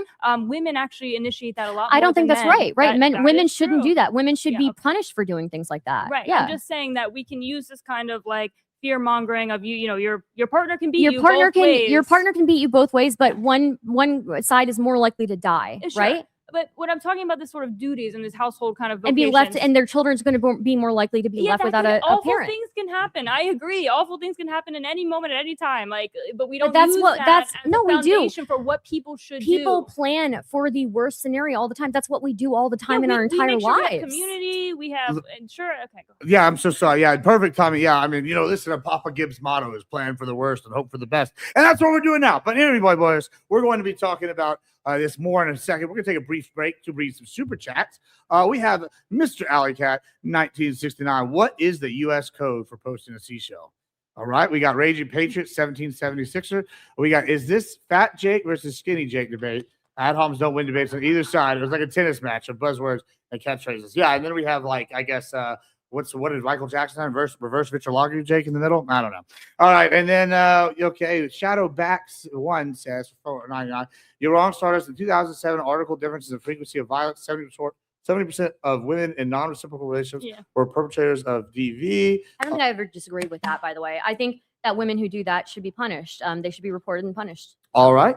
And then we have Vestro 233 for $20. You can get a $1 million lifetime insurance policy for like $30 a month. You shouldn't advocate for a lifestyle based on worst case scenario, which it is easily insured against. And then we have Vestro 233 for another $5. Compare the number of men that walk out to the number of women who just get an abortion. As always, guys, listen, if you have not already granted monies to us, give it to Grid, give it to Glenn, give it to me. If you post on here, we will get your super chats read and we will get them in here and questions going. But like I said, these events do cost quite a bit of money. We are trying to expand, so make sure that you get them in, especially to Grid here. And once again, we want to thank Grid for helping put it all together for this today. And thanks to all our wonderful competitors here. So go follow them. All right, and ladies, back to it. I do want to ask, though, just to moderate, because we've talked about a lot of the modern version of feminism. There's a couple of points in history where I think feminism has come up. Abolitionists were mostly feminist and they freed slaves. That hurt us economically, but I think no slavery is probably good, right? And then we have argument the feminism during World War II when they went there, Rosie the Riveter. And then, however, the argument would be, yeah, they came and did it, and then it flips back to back to traditional values in the 50s. What are our thoughts about this? Is this a differentiation in feminism from the past, or are we still talking a continuation, or are you talking about feminism in general? What are your thoughts? My opinion is that sure, yeah, women went back to doing their roles once the men came back from war, right? But I would say today we have the strongest, most effective, most lethal, the most awesome military industrial complex than we've ever had. And that is because of the diversity that we have in our military. And it's because we have also women who are doing, maybe they're not doing combat roles, but they are doing supportive roles. And anybody who works in the military would say that that is incredibly important, right? So having more people and having more perspectives makes us a much stronger country, makes us a better country. And I think this is truly why America is like the greatest country in the world. I'll let you go ahead. I'll let you go ahead and respond to that as well, and then I'll let y'all go again. Well, I think a lot of times, and I didn't get to speak about this, but this kind of false framing of history that feminists like to do. So the abolitionists, that was mainly Christians, right? So it's not the feminist movement. Like anytime a woman is involved in something, or a group of women, nuns, like groups of Christians, it doesn't mean it's feminism, right? Women were pushed to work around World War II. It had nothing to do with them like advocating for that. And like we just said, they just fell right back into their roles after. So again, there's a lot of like,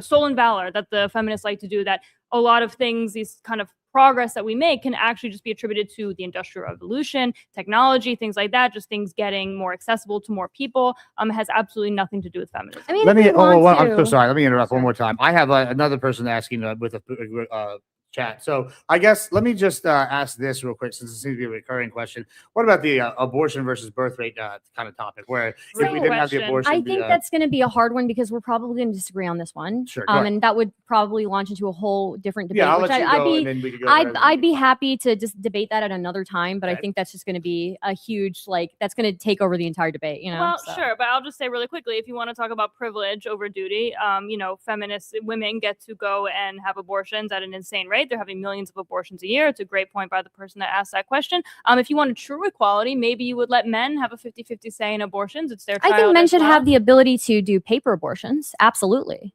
Okay. So What is that? they can Just, just So pretend it's I'm like an idiot. so like They can men abandon. can decide to sign away any So in parental rights, feminism, right?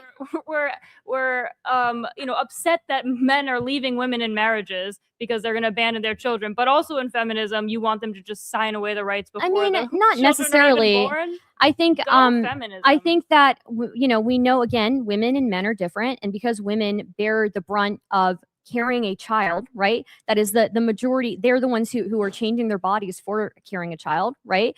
That yeah, of course, women do have a little bit more say in what they do with that body, But right? because women get pregnant, they can kill their children, and men. I mean, again, we're going to disagree fundamentally on this, Sure. right? So if we wanted to an abortion debate, we can do that at Would a love later to time. Yeah, sometime, yeah, we can do that at a later time. Okay. Were there any more? Okay.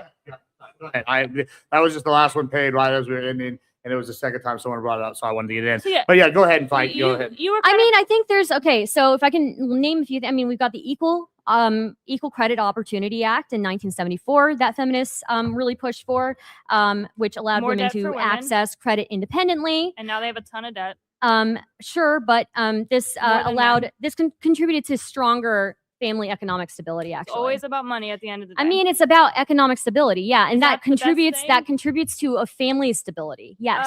So economic material. That's again, like I said at the very beginning, it always comes down to transaction. Always comes to materialism. Do you it think comes to that- money or because I want to. I'm so sorry, but the world runs on brute force and money. I agree and with that you. and we have and when we're And that's talking why about feminism is and stupid when we're and I not mean gonna no, work but you're because of that just first you're point, the appealing brute to force. you're appealing to only the brute force part and not to the part that money also runs the world. I'm sorry, And we live need in women- reality. We live in reality, and we need to accommodate and make sure that families can be stable. And We you were can't. A doing family just can't be fine. stable. We were doing A just family fine. can't be The stable if economy they're was doing economically just fine unstable. before women entered the workforce. You're I acting mean, like I'm sorry, it it would be a wasn't. Women were tragedy. always in the workforce. We know this. But They you were just always then, in but the then you're complaining they're not getting paid, so they're I actually mean, not they in the were workforce. no, they were in the workforce. They worked in most women who were not rich worked in other industries. They worked maybe as cobblers, or they worked as housemaids or things like Not that, most, right? not most, most no way. women in poverty worked either in agriculture has been a huge industry that women have been employed in, right? So I mean, already proved you to you can women claim but this is just ahistorical through centuries, through I all agree. of human history. Women have worked. They not just like they are today. They're not. Yes, it's not they have. I 70% mean, of maybe they did. mothers working Maybe they full-time didn't have the versus same 6. choices. Maybe they didn't have the same career They trajectory. didn't want to. But women do want to. Otherwise, they didn't wouldn't have advocated until for it. You guys told them they want to. No, women are fulfilled going outside the home. The very fact that working mothers with children are more fulfilled and more happy in their lives than non-working So women are with children. stay-at-home moms not fulfilled? Are women that choose to stay home and raise their children The and be teachers and a statistics- nurse at home the and work statistics- for their family The versus some statistics random bear guy? out. The statistics bear out that yes, women at home who are stay-at-home mothers who don't have other jobs are more economically vulnerable, lonely, depressed, and more likely to be on Well, we've drugs. explained Actually, the loneliness thing, and I agree that maybe a lot of women that feel like they have to work, that causes depression. I know a lot of women that wish they could stay home and they can't because of this economy that the feminists have created by pushing every single woman into the workforce. I don't think it's the economy that women have always worked. They've just never been compensated, right? A lot of women Right, worked but in agriculture. You just said that they were. You just said that they were helping the economy because they were getting paid. I and mean, they were getting paid, but we not can't live without their compensated money. fairly, right? So, I mean, that you can look at, like, for example, and I'm sure that you can see this in other parts of the world too. But like in India, for the longest time, women worked and they did agriculture work. They worked on the farm with their husbands, not but denying everything that they women did. did, I'm not all of the denying that. work that they did was attributed to their husband, not to them, right? Well, it was the household because this was something that was valuable. Was working for the family, was being a part of a Right, structure. but do you It think wasn't that a just woman working on the independence, me, farm, me? a woman working in agriculture on the farm has the ability to stay home with her children? Obviously not. A woman that works On the wait, say it again. farm, like in agriculture, Well, like on their a farm. Farm is at their home typically. No, was it's how it not. did. That Most was how it people working on was. farms are not working at their homes. What That are you was, talking about? That was a big structure in early 20th century. Yes, was maybe the homestead. maybe in America, Pre-industrial. maybe yes, in that's America, what I'm talking about.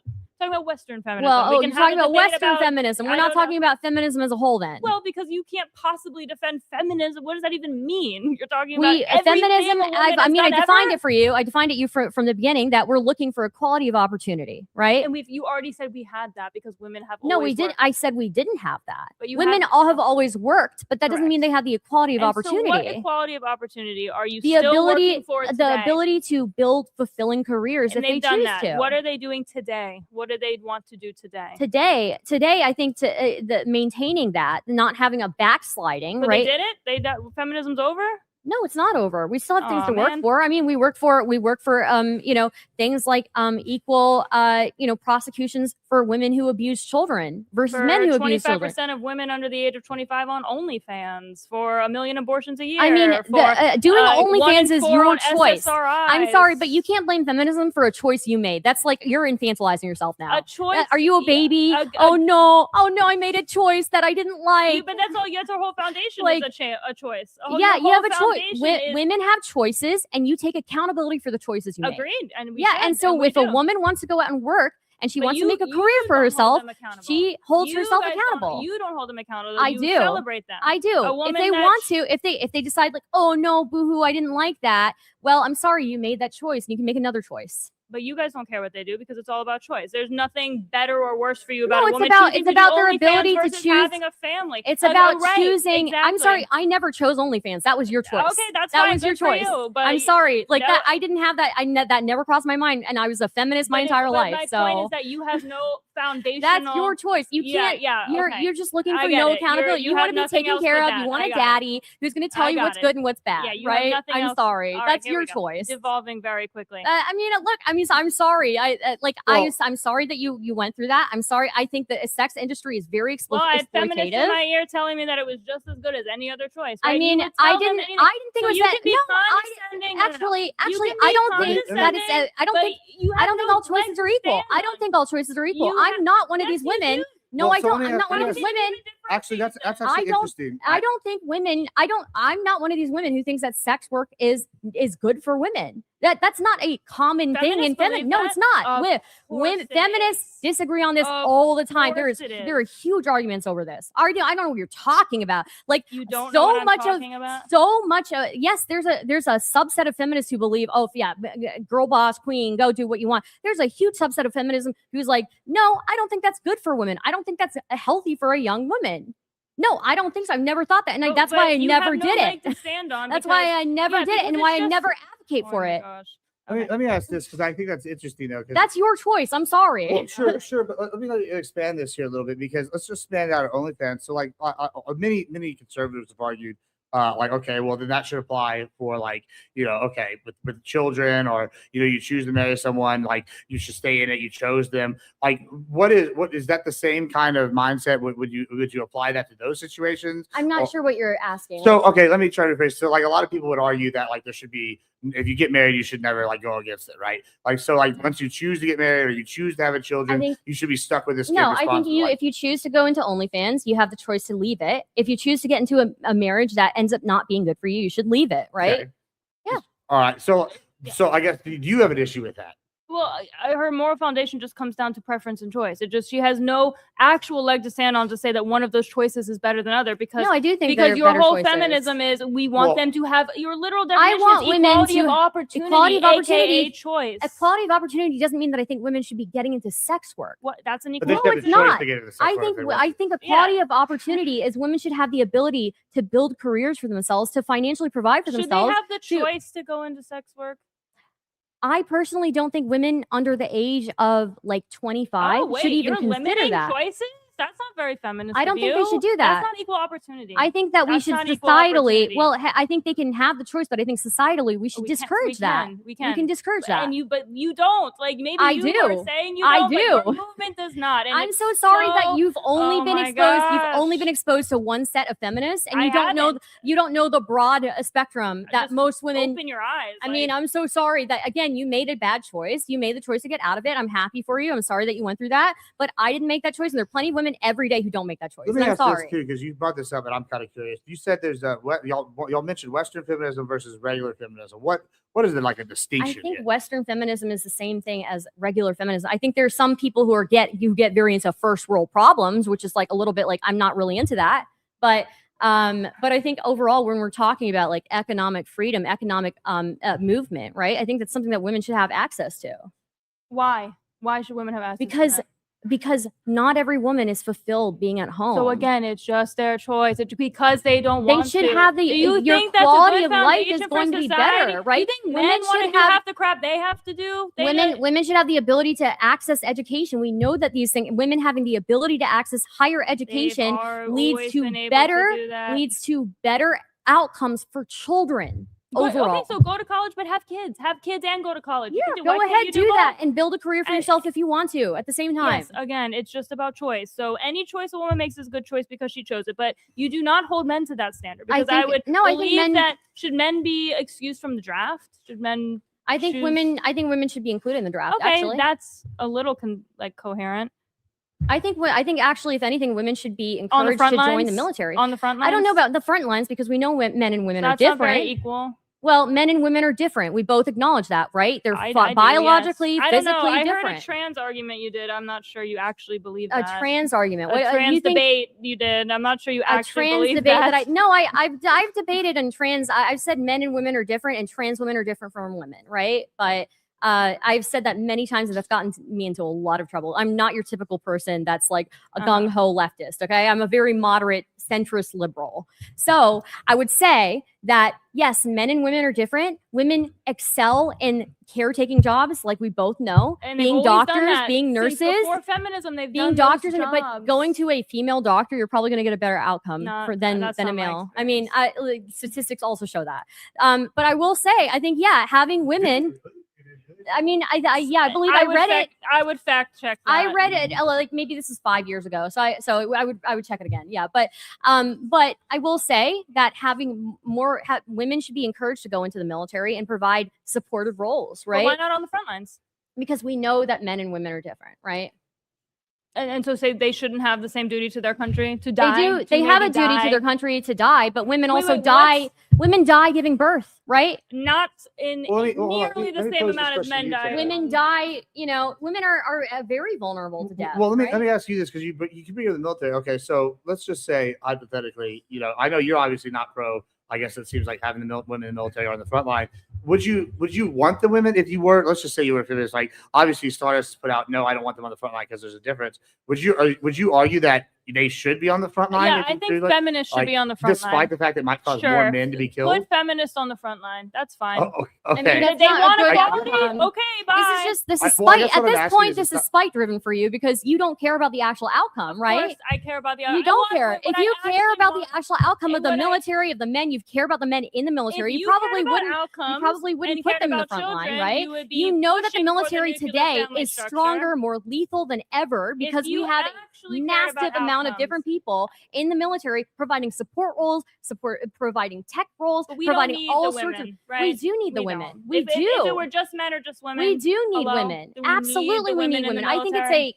it's horrible that we saw recently Hegseth didn't promote two women who were like who were pushed by the Navy. The Navy themselves wanted these women to get promotions, and he decided not to. I think women Sure. and men Fine. want to be part But of a you want military. Men equality want to where be you part of want a it. military that is based on merit, and if they see their female colleagues who they think are deserving Merit. of a promotion not getting that, a lot of men are going to be like, hey, I don't know if I want to be part of this. And same thing to women who could be great assets to the military. You care about merit, but white women are the biggest. Let me pause you, ladies, 1 second. Hey, it's getting real loud from the peanut gallery again, boys. It's getting real distracting. Sorry, go ahead. White women were the biggest. They got the most benefits out of DEI policies. So I'm not sure you guys and actually then care that's about why we merit. reform these things. That's why we reform them. These things. Hey, I'm Asian and I'm Indian, so I got the least benefits when it My- came to college applications. My only okay, point so. about the front lines is that if you guys, it seems to me that feminists only want equality where they want it. They want equality in the cushy jobs, in the office jobs, in the HR jobs. They No, don't but want we know equality that men in and women are construction different. jobs and sewage waste. Do you removal. want? Do you think here's men the want to thing. do those jobs? Well, here's the thing. Men and women are different, right? Yeah, And you keep- we know that's that not men and an women. argument. We know that men and women are not capable of the same jobs. I agree. And that's why That's why men tend to overwhelmingly take those jobs. But if a woman is capable of doing that job and wants to do that job, sure, why not? They're not really. But if There they're is not one job capable, that the women are specifically really capable at that they're not doing, having children, right? And okay. raising their children. So I mean, men are capable of raising children too, right? Yeah, fine. And they don't are really they do that having either. the children? Are they having them?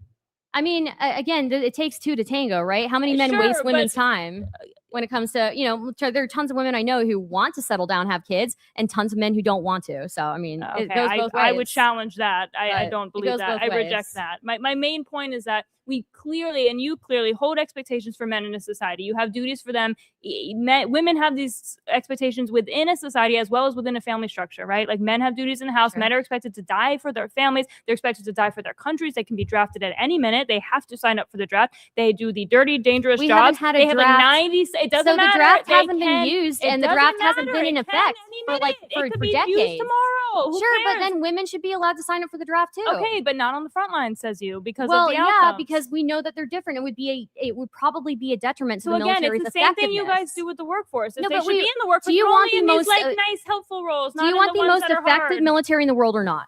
I want if feminists want equality, I want them to be consistent. So yes, This is if about you what want, I want, this is no, about no, what no, you we want. can have Well, equality actually, that's a and good still question she's acknowledge the asking. differences between men and women. I feel like you're being very anti women. Women being different than men. I would think that somebody who's into traditional stuff like the patriarchy would acknowledge that women and women are different. I'm challenging your worldview. Well, I'm But talking my about being- worldview is not just ask that. this real quick, You're 'cause- ascribing a worldview that I don't have. Because you're saying this about the thing, and I think that maybe I'm missing something here. So like, I understand your argument, or it's the least effective, right? Would you disagree with the idea that like it's not necessarily equality if like we put the women in there and then it causes more men to die because they're not qualified for this role? Would you argue that that is No, equality? I'm just saying that women need to understand what they want. If they want Okay. equality in the workforce, they want equality in the workforce only in the easy jobs. If they want equality in the military, they want it in the easy jobs, that they can and the ones that do. aren't dangerous. And then you're asking The jobs that and they by can do, nature though. of that, though, by nature of taking the jobs that you don't want to do or that they can do, It's not fine, that about they can want, do, it's about what they who has can to do. the other jobs, then? Right, but again, By men and duty. women Who has gravitate to to do the different other things. jobs? Men and women gravitate to different things. It's not about right? gravitate. You already just told me it's about ability. It's not about gravitating. It's, It's about what they can do It's by about nature. they gravitate, and also by nature they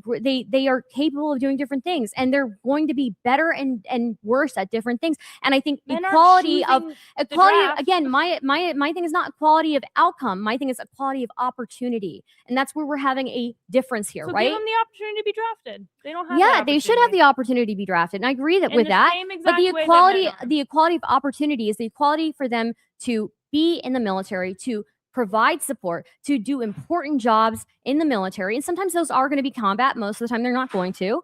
But the fact is that if we want like this equality of opportunity, we know that men and women are not equal. We don't want to create Right, you said it. You Well, got yeah, it. where they're not equal in every way, and Right. we want them to be able to benefit society in the best way possible to their own what is the strengths. what is a better way that women can benefit society than to have children and raise them? They can have children and raise them and still have fulfilling But careers. they are not doing that. Yeah, but that is something that can be improved by How? not eliminating feminism. Okay, how? So how are you going to have? Encouraging women to have more children. How You know? you're going to keep telling them their husbands are going to beat them and they have to get jobs? I or didn't else say they're that. gonna be I asked- said we plan for the worst and hope for the best, right? Okay, that's not an answer to how you're going to. How are I you mean- going to make women want to have children? Women can have children while still having careers. I and agree, I think, but they're not. but they're we not. need to stop making this thing where it's either or. You don't have to make an either or. Okay, but that's you can that's have a great both. assertion. I Can you mean, prove it? I think your side is actually one of these people, one of these groups that's pushing the either or. I'm not. No, I've It's not. already It's not either or. granted- You can be both. Okay, you're Women not can be engaging. women can be both. Again, you've already granted to me that women have always worked. I've always said that. Okay, we've already said that women can work and have children. Sure, they just didn't work in the capacity that they do today. I You mean, they say, didn't get well, they can have compensated. They full-time didn't careers, work in the they same can- ways. Yeah, sure, like, and also children worked back in the day too. Child labor, was cool. rampant. So Okay, anyway, so the point is should that we bring child labor back? No. So the point is that you're saying women can have full-time careers and have children. My point is that they are having full-time careers and they're not having children. And then you But say, so well, are we men. can make them have children. So are men. Okay, This is not a how? one. This is it takes two to tango. Well, if men are women part of didn't the abort problem. 1.6 million babies a year. Yeah, men did their men part, are and men then are women part of the kill problem. them. Men don't want those children either. what? What do you? How do you even? They proving don't. that? They don't. They wouldn't walk away disproportionately if they wanted those kids. Okay, well, I would, if we compared the number of abortions to men walking away, I think women would win that one pretty easily. I think if men could get abortions, they would have way okay, more. cool. Like, I guess maybe, but that has no relevance to what we're talking about. You're I telling mean, me I that think it's relevant. So no, you have no solutions for actually improving the birth rate. what is your solution to improving the birth rate? To reverse the years of propaganda you guys have ensued on women by having our own propaganda campaign. Stop telling women that their husbands are going to beat them. Stop telling them that motherhood is some sort of trap and that they have to have some sort of backup plan. I don't think I've ever create a more said those virtuous things. society, push Christianity back into society. I don't think I've ever said anything that I'm talking about contradicts my these. idea. So I'm not talking about what you're talking about. I'm talking Yeah. about what I'm talking about. yeah, but yeah, Yeah. again, like these are things you're But making. You're making aligning like with these. yourself a feminist movement, and then you're picking the parts of feminism that you like and saying, "Oh well, Most, you know, I'm not that feminist." Hey, most feminists align with me. Most feminists are moderates. No, absolutely not. If you're only I wouldn't talking to call you like a Gen moderate. Zers, yeah, of course you're gonna get like crazy radicals, you know, because every kid is a radical. No. But once you It's not just about the people now; it's about the founders. Look at the The waves of feminists. Look at their quotes. Simone de Beauvoir has a quote about dismantling the nuclear family. How women will never be truly free unless we do not give them the option to have children. Unless should have the because they will option- pick that. That's what she claims. They should have the option to choose when they want to have kids. And they've had always had that option. Who's not making really, them have not kids? really. Let me jump in here, ladies, because we're getting close on time. So let me just read these super chats, and then we will go into closings. This has been a very really exciting and debate, and I was looking forward to it. And y'all did not disappoint so far. Let me just go ahead and read these. All right, we got. Let's see the last one. Okay, Echo 5 Sierra 1775. If men and women are different, how can they be equal? I'll go ahead and let you get a quick one on that. Again, equality of opportunity. And I think a woman not being as strong as a man doesn't mean that she's not deserving of equality and like dignity and choice and her place in society. All right, thank you so much. And then we have Shadowback 1 for 299. Daddy chill. What the hell is even that? All right, What did that's they huh? What did they say? Daddy chill. You know, like from that meme. I don't think I know it. Oh, yeah. it's a funny meme. Sorry. I don't know. I don't know how to explain it other than that. My favorite meme right now is John Pork is calling. You know John Pork? Oh yeah. Oh, God, those are so funny. They put him in there. I love the one where it's like John Pork's at the old grandma's house. Yeah, and they keep showing John Yeah, Pork is calling. those He's are- like, who those the are hell good. is this? Like, yeah. But all right, let's go. So you were the affirmative to start? Yes. All right. So you're going to be starting us off with your closing. I believe that is all the super chats. I'll give you. Is that all the super chats? All right, it is. So we're going to go to closings. You have 5 minutes. The quick little tidbit. Once we're done with your closing, go ahead and tell us who you are, where to find you. Both of y'all do that. And then we're going to have lunch. And it looks like we're going to be taking a quick break for lunch. I think we'll be back for the main card here at 5:15-ish or so. We're going to be having a secondary commentary team going as well. So exciting things to come. Stick around. Go ahead, Ms. Stardust. Hit us off with your closing. Okay, so yeah, I think I just want to end on, again, this for me is about equality of opportunity, not equality of outcome. Because equality of outcome, it's just not something that I'm aiming for. It's not something that's realistic, right? We know that men and women are different, and that's totally fine, and it's beautiful. And men and women should be able to pursue their desires, their passions, and make a family together. But again, this whole birth rate issue is it takes two. It takes two. We cannot blame it all on one side, right? And I will say again, I think feminism has not just benefited women, it's helped men. We've got legal paternity rights. Feminist efforts introduce legal changes recognizing protection for paternity rights. There was sexual assault awareness. Feminist movements have raised awareness about sexual assault against men, challenging stereotypes, et cetera, et cetera. Support for male survivors of domestic violence has been something that the feminist movement has been heavily contributing to and raising awareness about. And we've got advocacy for male victims of human trafficking. So feminists have also been advocating and making efforts addressing gender-based violence. And have also included advocacy for male victims of human trafficking. I mean, and human trafficking itself is a global problem where so many of the victims are even underage children, right? And I think that is a huge thing that, advocating against that, bringing awareness to that is a huge thing, right? And I do think, again, women's education, when we invest in girls' secondary education.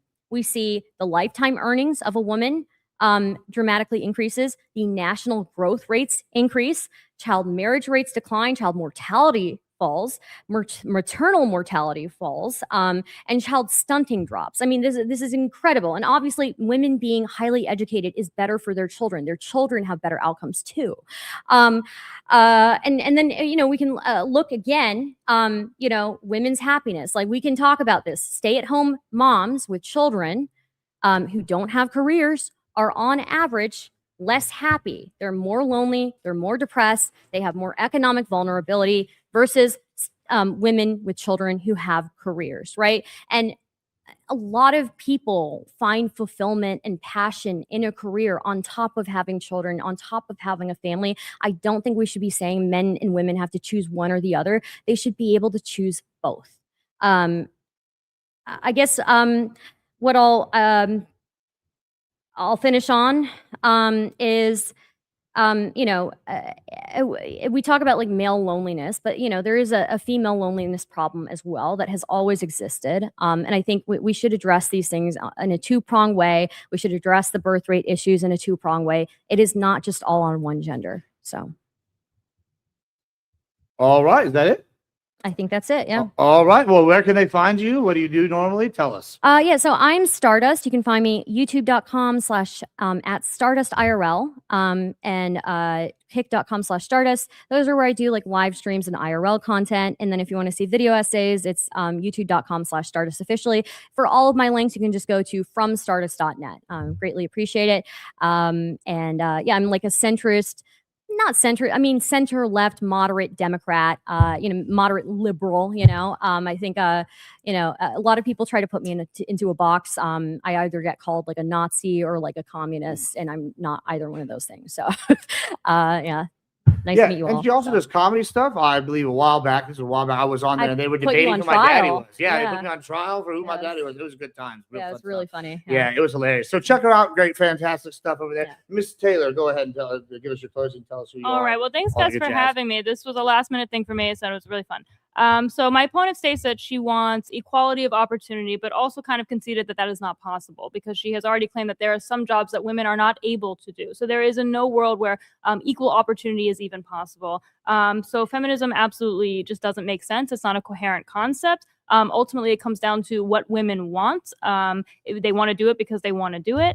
It comes down to materialism, about making money, about gathering things, and ultimately devoids them of duty. It degrades their highest purpose, which is motherhood, down to some sort of job to which they are owed money for. Again, it's all transactional. And ultimately, women just aren't happy. She keeps kind of saying that like women are happy now, and they're actually not. You know, we have statistics that show that women are on more medication than ever. They're reporting less happiness over the last 50 years relative to men and to themselves. So if feminism was supposed to make women happy and safer, it is failing. Women are less safe than ever. They're more likely to be abused when they're not in a marriage, nuclear family structure. And most importantly, children are less safe. They are more likely to be abused in a single mother household or a single other household than in a marriage structure. So ultimately, feminism is not good for women and children. It makes them less safe, less happy, and just, you know, makes for an incoherent ideology. So I will close with that. And thank you guys. And where do they find you? Oh, yes. So I really just do TikTok and Instagram. I have some debate videos under Taylor Fogarty. You can find them wherever, but all my ats are Taylor is online 0. So find me there. All right. All right. Thank you so much. These ladies actually went way out of their way here to be our main event of our undercard. They both are coming in from other stuff, and they got other stuff going on. They flew in. They're literally here for this debate, and then they're about to fly out. So we greatly appreciate them. Let me get a round of applause for these ladies here. Thank y'all so much. Y'all are outstanding. Really enjoyed that. Thank you, guys.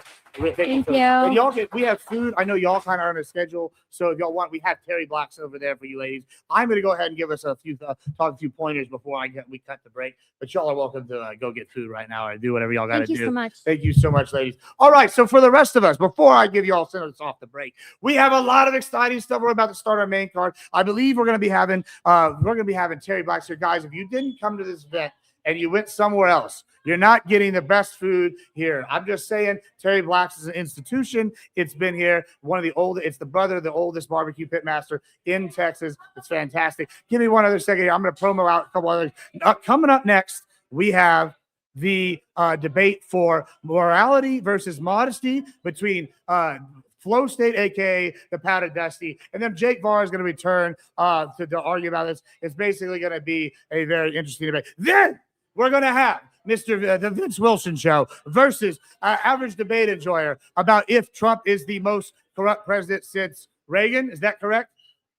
Reagan, right? I was going to say Nixon, but I'm wrong. So it's Reagan. So it's going to be hot and spicy, boys. I can't wait. That's going to be our exciting political headliner for the night. Then at the end here, we're going to have Father Joseph versus the Powder Dusty on whether if there is or not a God. And I tell you what, brothers, it's going to be exciting times. I can't wait to hear it. It's going to be fun stuff to end on. We're going to be really getting going here after that. So we're going to put us on pause. Stay tuned in here. Leave us alert if you want. We're going to be going live probably about 5:15 after we eat. So stay tuned. Don't dip out. Is there anything else I need to go before we cut? All right, we're going to go to break. Enjoy the pause screen, the music, and we'll be back in about 30, 45 minutes. Thank you. Step into the light now. We might have outros. Give me one baby, guys. No place to hide now. Truth in the chamber, arguments loaded. This is the battle zone. We enter the battle zone where the weak don't last too long. Ain't no crown for emotion. Only facts hold strong. Better bring your best tonight. Better sharpen up your mind. Cause the one with the better argument is the one who survives. This is the battle zone. This is the battle zone.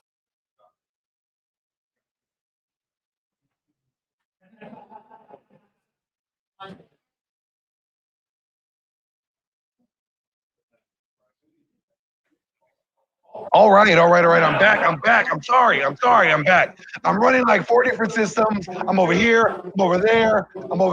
I'm in your mom's underwear. I'm everywhere. Okay. But let me go and get the ladies here. Ladies. Hey. Ladies. You guys can be BFFs later. I need you to come over here and talk to me about the debate. All right. So this was a good debate. Where do you think like her strongest argument was? I think let me think about that one. I think probably the one of the harder things to kind of argue against and you kind of have to really formulate it well is this idea that that feminism is only purely about choice, right? And I think a lot of things in society are purely out of choice, right? But feminism itself is not necessarily about choice. It's about like yes, history and overall like everything's been viewed through this lens from more of like a male lens, right? And giving equality of opportunity. Also, we had a disconnect, right? And even at the end, we still had this disconnect where equality of opportunity does not mean equality of outcome, right? I'm not, and it's never going to be that way, right? But equality of, this is a disconnect, right? So I think probably the choice thing, right, is one of the ones where it's like you kind of have to kind of really more explain why it's not just about choice, it's about outcome, and the outcomes of having a more gender equal society, or at least the opportunity for equality, tends to bear out better results economically and in general for people. So yeah. And what about you? What do you think was her strongest argument? Yeah, I mean, I think on the face of it, it can be kind of an emotionally compelling argument to say, well, we want to keep women safe. We want, women have been oppressed. And when you frame it that way, sure, it can be kind of hard to argue against, to say, well, of course, we don't want women to be like this oppressed, class of people. On the face of it, we want people to have choice. But when you dig deeper, we can kind of what she said, that it's hard to defend. Do you think there's anything you guys agreed upon? Like, you guys find any okay, we could agree on this principle here? We agree on probably on what we should societally encourage women to do, right? Sure, I think she's probably not she's maybe not the most radical feminist I've met, so I'm sure there's something there. Were you more radical than she was when you were a feminist? Probably. I think I'm radical, but I think it doesn't show, right? In quite the same way. I'm radical in a different way than probably the radical feminists that you interact with, right? I think I'm very radical, but I don't know. Are you two ladies hungry? Because we got food. Yes. A little bit. I'm excited. Okay. All right, so we were going to take a break. I'm going to run over there, push the next button because nobody else can push the buttons but me. So, ladies, thank you. We're going to be on a break. Stay tuned. We'll be right back after we have a lunch. All right, I got to run. You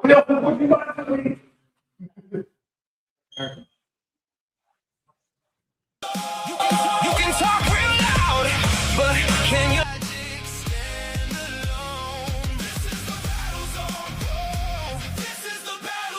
When the smoke clears out, only truth takes the throne. I walk in calm, but the pressure rise. Steel in my chest, got fire in my eyes. You can bring your crowd, you can bring your lies, but you better bring proof when it's time to fight. This ain't feelings, this ain't fame, this ain't clout, this ain't a game. This is war with the words we claim. One bad point and you lose your name. I don't need a yell, I don't need a fold. I just let the argument take control. Line by line, I expose the hole, then I watch that whole foundation go. You said a lot, but you prove none. Big talk phase when the truth comes. You throw shots, but they don't touch. I counter back, and the crowd wakes up. No fear, no running, no hiding from the smoke. When the facts start coming, everybody gets exposed. No crown for the loudest, no win for the proudest. When the logic hits the table, only one man standing. We enter the battle zone, where the weak don't last too long. Ain't no crown for emotion, only facts hold strong. Better bring your best tonight, better sharpen up your mind, cause the one with the better argument is the one who survives. This is the battle zone, this is the battle zone. You can talk real loud, but can your logic stand alone? This is the battle zone, this is the battle zone. When the smoke clears out, only truth takes the throne. Yeah, they stepping bold to the questions land. Then the whole room sees they don't understand. You can't build truth on shift the sand, and you can't win war with an empty hand. I need reasons, I need claims, I need proof that can take the flame. I need structure, I need aim, I need more than a pretty phrase. You got passion, I got precision. You got feelings, I got decisions. You got slogans, I got conviction. You got noise, I got ammunition. Every sentence like a right hook, every question got your mind shook. I don't argue just to look good, I debate like a man should. Stand on truth, face the test, bring your best, nothing less. No excuses, no retreat. When we meet, speak complete. In the battle zone, there's no saving face, no hiding behind a crowd, no running from the case. In the battle zone, you either rise or break, you either prove your point or get buried by the weight. Iron sharpens iron, fire touch the blade. Men, I made impression, truth is never afraid. I was built for the pressure, built for the storm, built for the room where the lions are born, built for the moment, built for the stage, built with a mind that can cut through the rage. You can come with the heat, you can come with the smoke, but if your point don't stand, then your whole case broke. I don't swing for the crowd, I don't beg for applause. I break down the claim, then expose every flaw. This is chess, not checkers. This is war, not play. This is mind over noise. This is truth on display. We enter the battle zone, where the weak don't last too long. Ain't no crown for emotion, only facts hold strong. Better bring your best tonight, better sharpen up your mind, cause the one with the better argument is the one who survives. This is the battle zone, this is the battle zone. You can talk real loud, but can your logic stand alone? This is the battle zone, this is the battle zone. When the smoke clears out, only truth takes the throne. Stepping with pride, lead with respect. One with the truth, all loose to the test. No mercy for weak claims, no crown for control. Only the better argument walks out of the battle zone.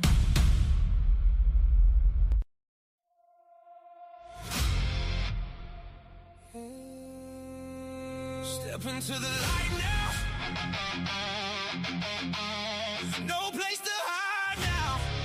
Truth in the chamber, arguments loaded. This is the battle zone. We enter the battle zone, where the weak don't last too long. Ain't no crown for emotion, only facts.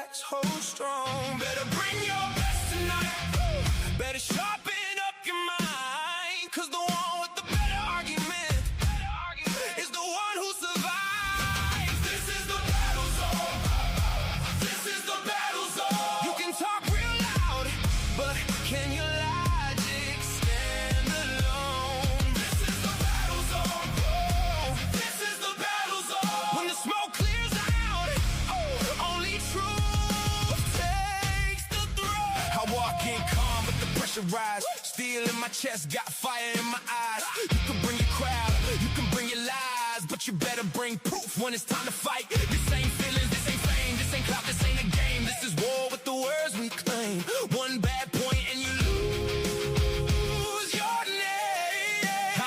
I don't need a yell, I don't need a fold. I just let the argument take control. Line by line, I expose the hole, then I watch that whole foundation go. You said a lot, but you prove none. Big talk phase when the truth comes. You throw shots, but they don't touch. I counter back, and the crowd wakes up. No fear, no running, no hiding from the smoke. When the facts start coming, everybody gets exposed. No crown for the loudest, no win for the proudest. When the logic hits the table, only one man standing. We enter the battle zone, where the weak don't last too long. Ain't no crown for emotion, only facts hold strong. Better bring your best tonight, better sharpen up your mind, 'cause the one with the better argument is the one who survives. This is the battle zone. This is the battle zone. You can talk real loud, but can your logic stand alone? This is the battle zone. This is the battle zone. When the smoke clears out, only truth takes the throne. Yeah, they stepping bold to the questions land. Then the whole room sees they don't understand. You can't build truth on shift the sand, and you can't win war with an empty hand. I need reasons, I need claims, I need proof that can take the flame. I need structure, I need aim, I need more than a pretty phrase. You got passion, I got precision. You got feelings, I got decisions. You got slogans, I got conviction. You got noise, I got ammunition. Every sentence like a right hook, every question got your mind shook. I don't argue just to look good, I debate like a man should. Stand on truth, face the test, bring your best, nothing less. No excuses, no retreat. When we meet, speak complete. In the battle zone, there's no saving face, no hiding behind a crowd, no running from the case. In the battle zone, you either rise or break, you either prove your point or get buried by the weight. Iron sharpens iron, fire test the blade. Men are made impression, truth is never afraid. I was built for the pressure, built for the storm, built for the room where the lions are born, built for the moment, built for the stage, built with a mind that can cut through the rage. You can come with the heat, you can come with the smoke, but if your point don't stand, then your whole case broke. I don't swing for the crowd, I don't bend for applause. I break down the claim, then expose every flaw. This is chess, not checkers. This is war, not play. This is mind over noise. This is truth on display. We enter the battle zone, where the weak don't last too long. Ain't no crown for emotion, only facts hold strong. Better bring your best tonight, better sharpen up your mind, 'cause the one with the better argument is the one who survives. This is the battle zone. This is the battle zone. You can talk real loud, but can your logic stand alone? This is the battle zone. This is the battle zone. When the smoke clears out, only truth takes the throne. Stepping with pride, live with respect. One with the truth, all loose to the test. No mercy for weak claims, no crown for control. Only the better argument walks out of the battle zone.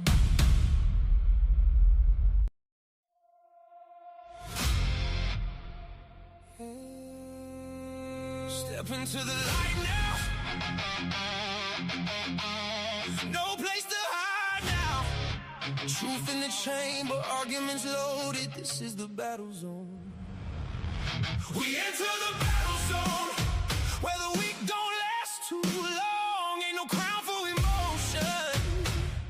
Only facts hold strong. Better bring your best tonight.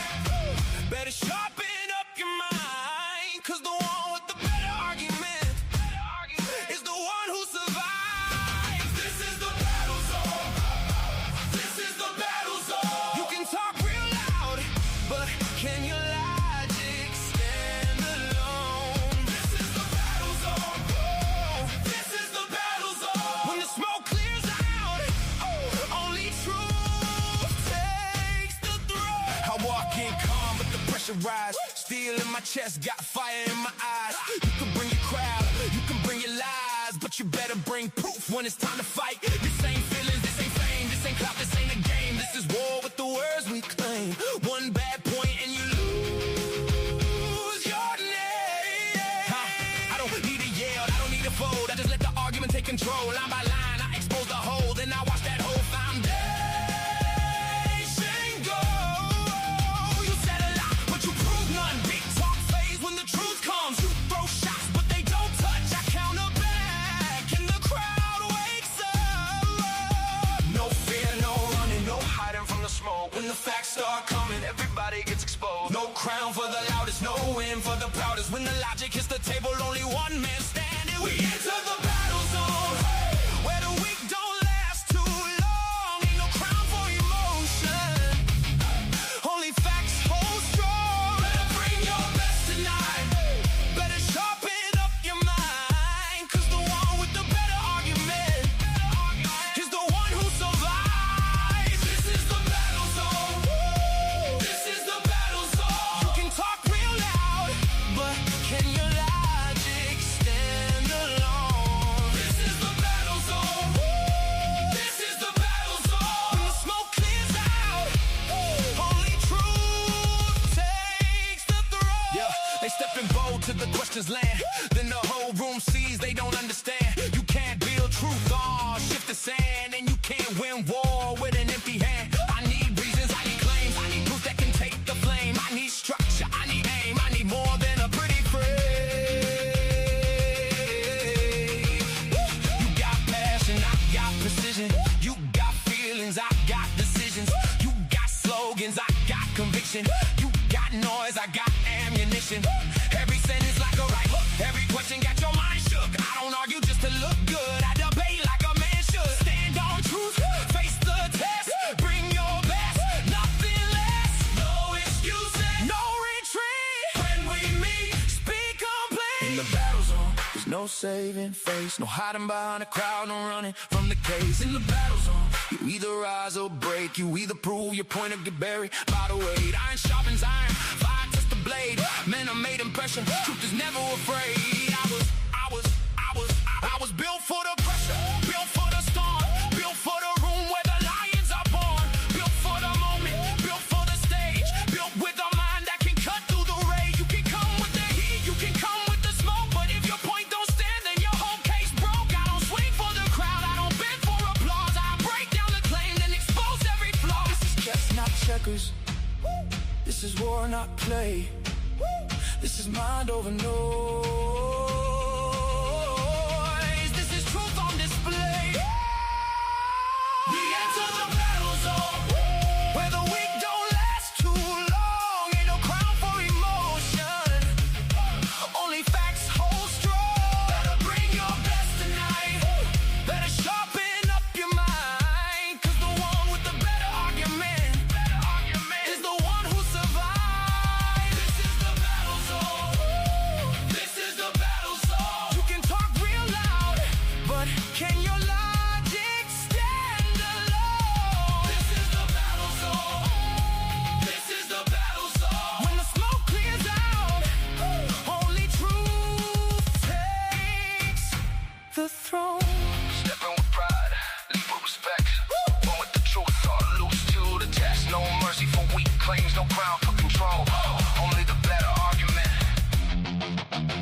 walks out of the battle zone.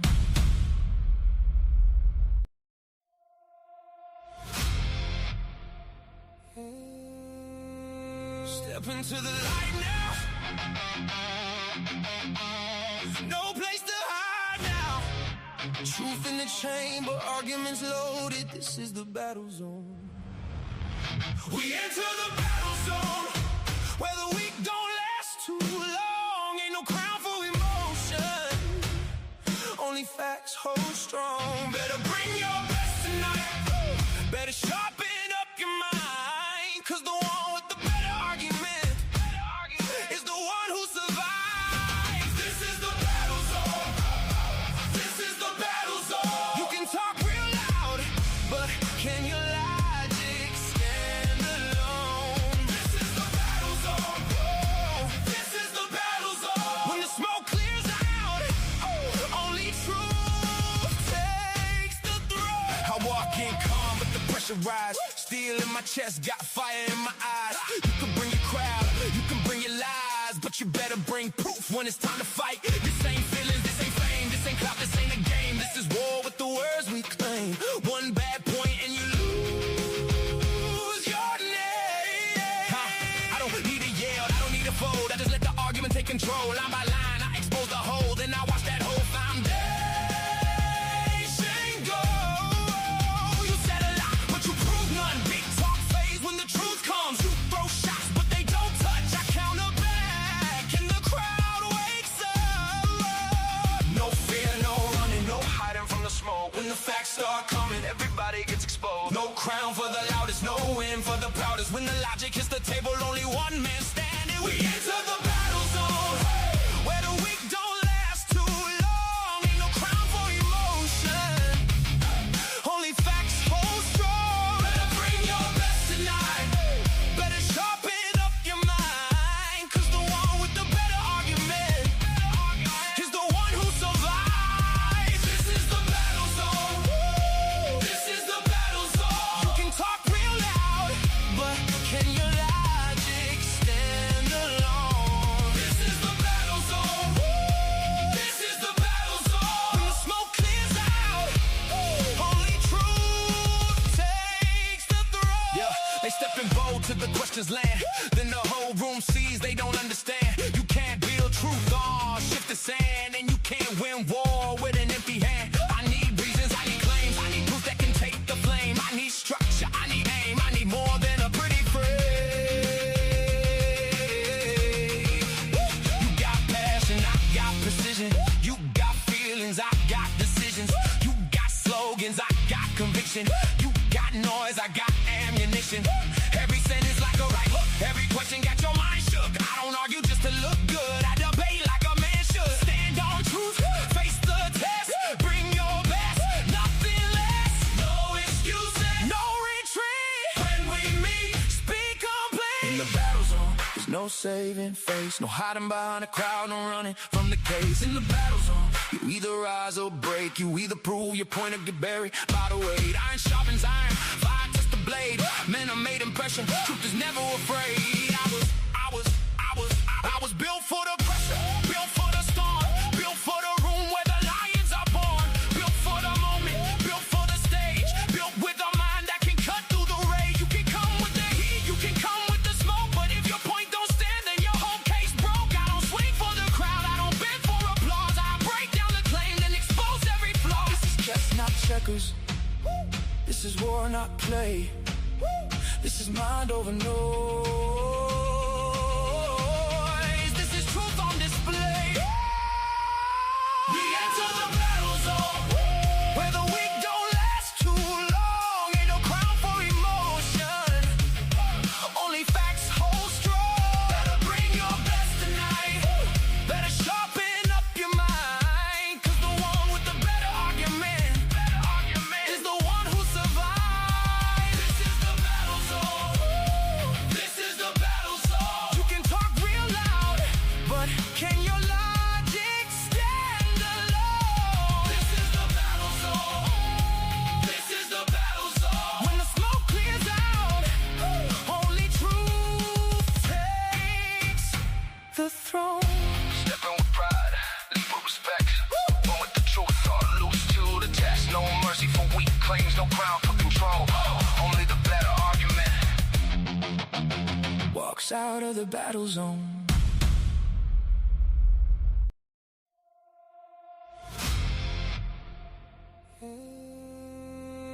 Step into the light now. No place to hide now. Truth in the chamber, arguments loaded. This is the battle zone. We enter the battle zone, where the weak don't last too long. Ain't no crown for emotion, only facts hold strong. Better bring your best tonight. Better sharpen up your mind, cause the one with the better argument is the one who survives. This is the battle zone. This is the battle zone. You can talk real loud, but can you lie?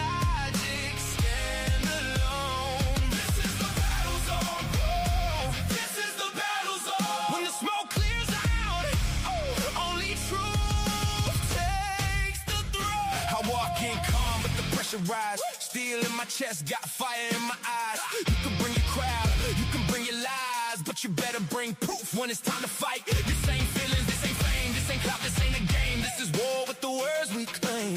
One bad point and you lose your name. I don't need a yell, I don't need a fold. I just let the argument take control. Line by line, I expose the hole, then I watch that whole foundation go.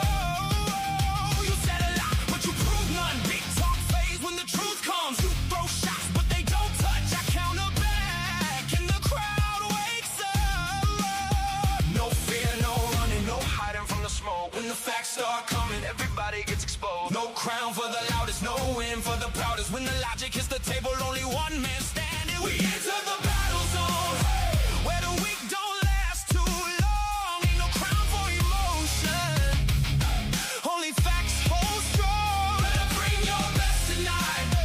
Better sharpen up your mind, cause the one with the better argument is the one who survives. This is the battle zone.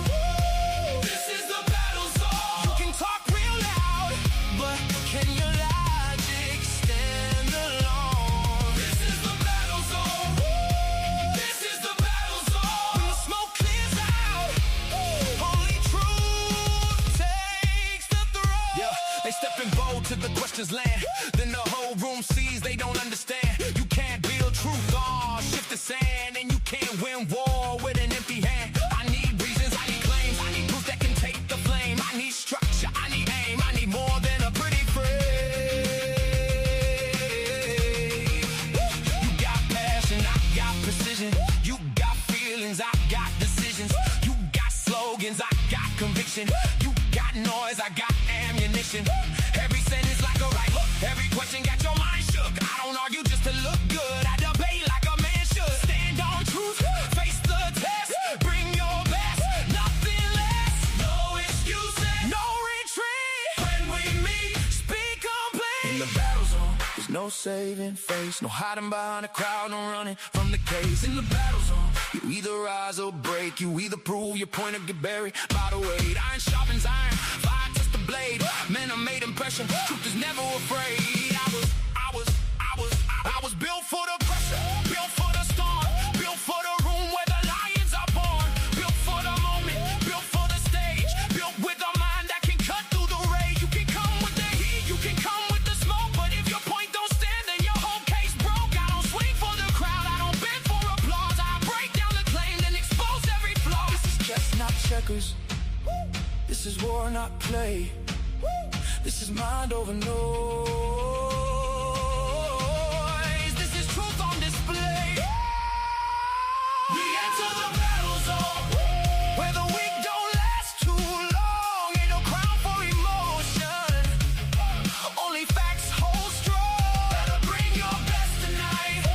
Better sharpen up your mind, cause the one with the better argument is the one who survives. This is the battle zone. This is the battle zone. You can talk real loud, but can your logic stand alone? This is the battle zone. This is the battle zone. When the smoke clears out, only truth takes the throne. Stepping with pride, lead with respect. Born with the truth, or loose to the test. No mercy for weak claims, no crown for control. Only the better argument.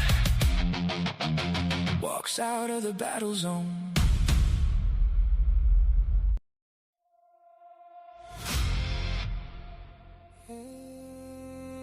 Step into the light now. No place to hide now. Truth in the chamber, arguments loaded. This is the battle zone. We enter the battle zone, where the weak don't last too long. Ain't no crown for emotion, only facts hold strong. Better bring your best tonight. Better sharpen up your mind, 'cause the one with the better argument is the one who survives. This is the battle zone. This is the battle zone. You can talk real loud, but can your logic stand alone? This is the battle zone.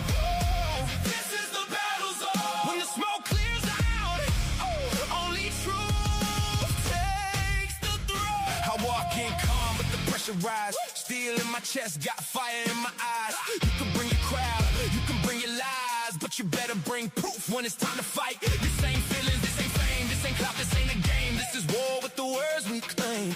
One bad point and you lose your name. I don't need a yell, I don't need a fold. I just let the argument take control. Line by line, I expose the hole, then I watch that whole foundation go. You said a lot, but you prove none. Big talk phase when the truth comes. You throw shots, but they don't touch. I counter back, and the crowd wakes up.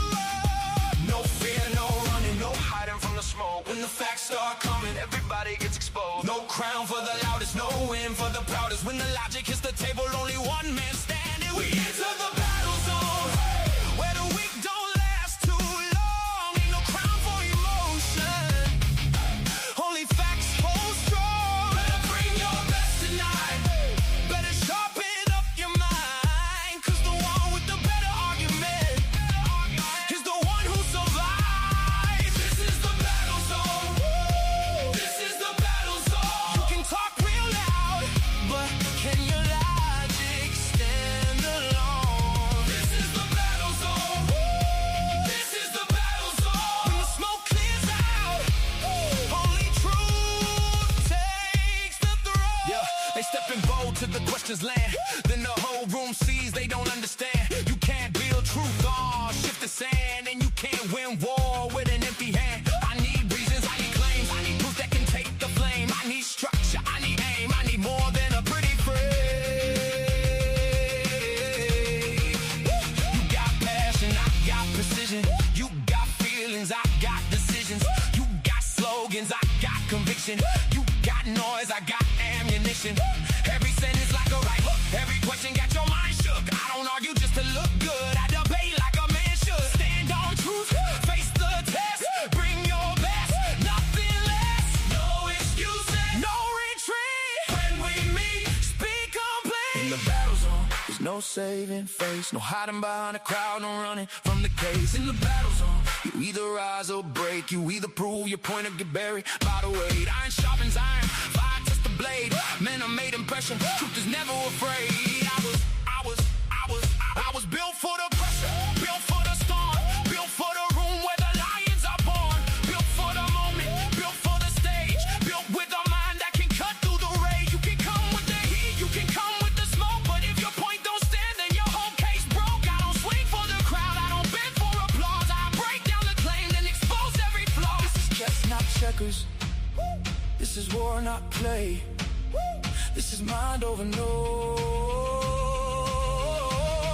This is truth on display. We enter the battle zone, where the weak don't last too long. Ain't no crown for emotion, only facts hold strong. Better bring your best tonight. Better sharpen up your mind, 'cause the one with the better argument is the one who survives. This is the battle zone. This is the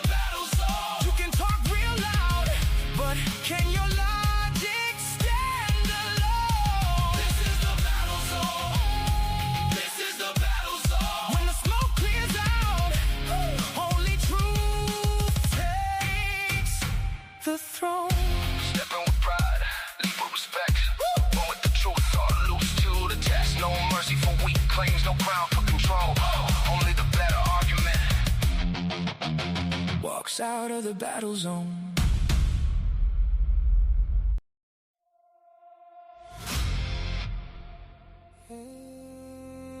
Step into the light now. No place to hide now. Truth in the chamber, arguments loaded. This is the battle zone.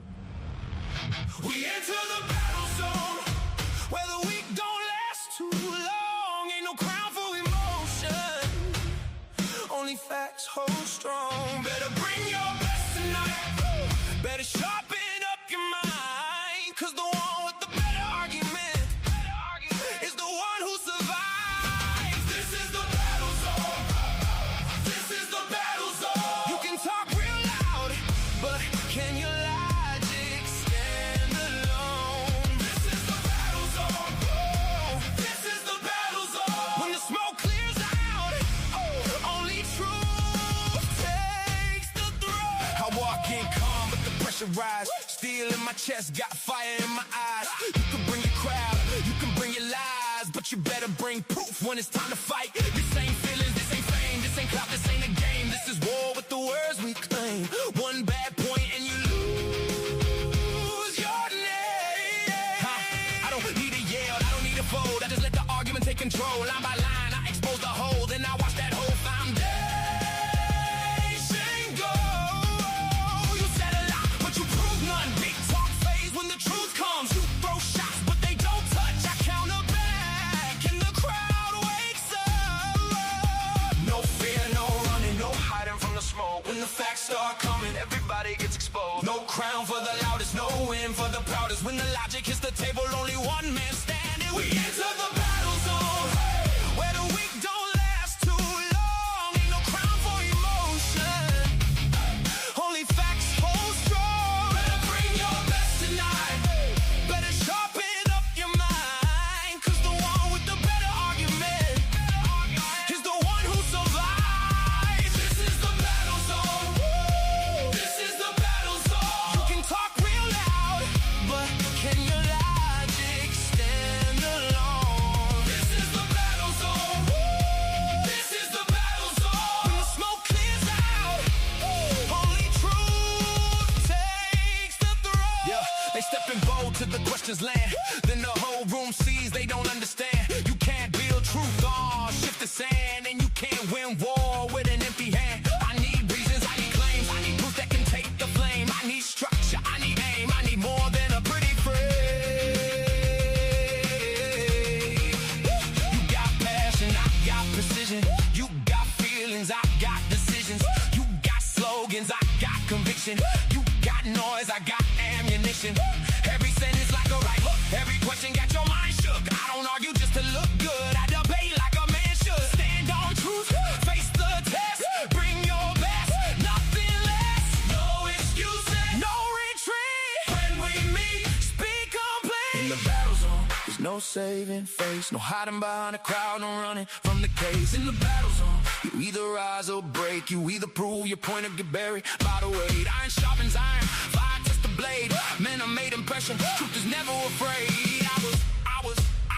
I was built for the pressure, built for the storm, built for the room where the lions are born, built for the moment, built for the stage, built with a mind that can cut through the rage. You can come with the heat, you can come with the smoke, but if your point don't stand, then your whole case broke. I don't swing for the crowd, I don't beg for applause. I break down the claim, then expose every flaw. This is chess, not checkers.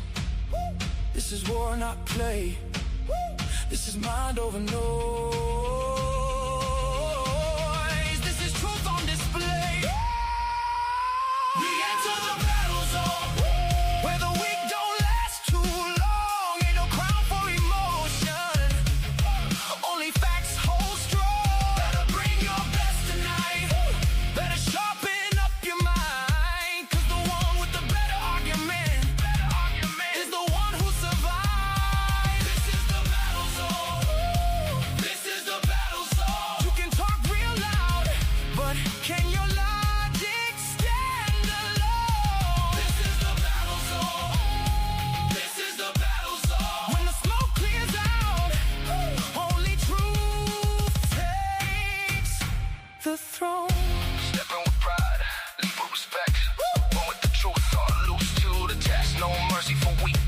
crown for control, only the better argument walks out of the battle zone.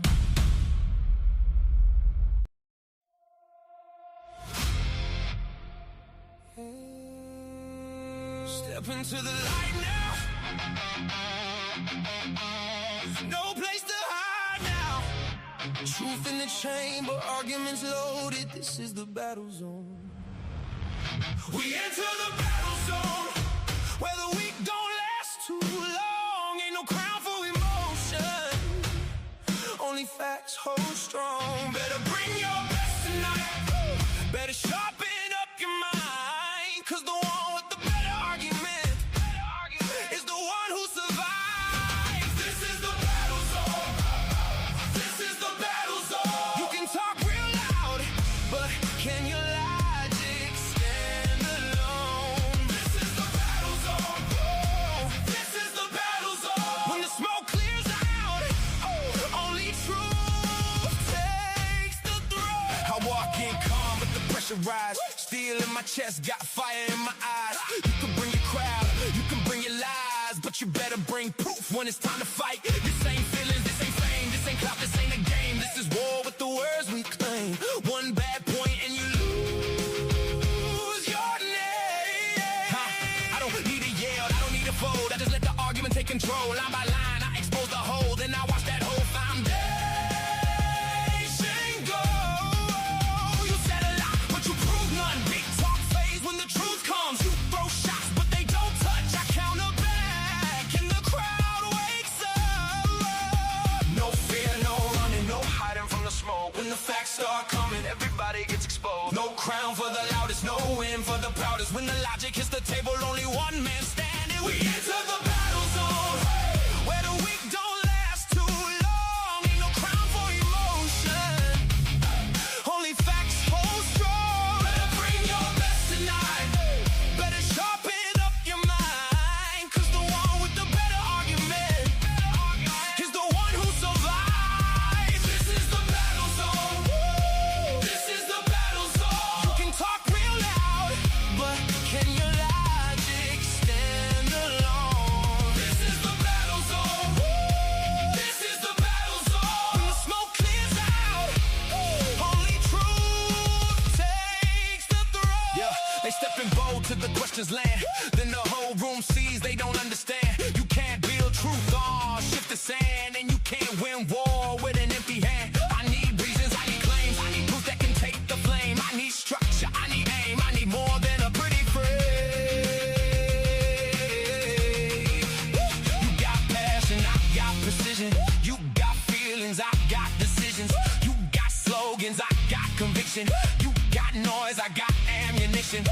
Every sentence like a right hook, every question got your mind shook. I don't argue just to look good, I debate like a man should. Stand on truth, face the test, bring your best, nothing less. No excuses, no retreat. When we meet, speak complete. In the battle zone, there's no saving face, no hiding behind a crowd, no running from the case. In the battle zone, you either rise or break, you either prove your point or get buried by the weight. Iron sharpens iron, fire test the blade. Men are made impression, truth is never afraid.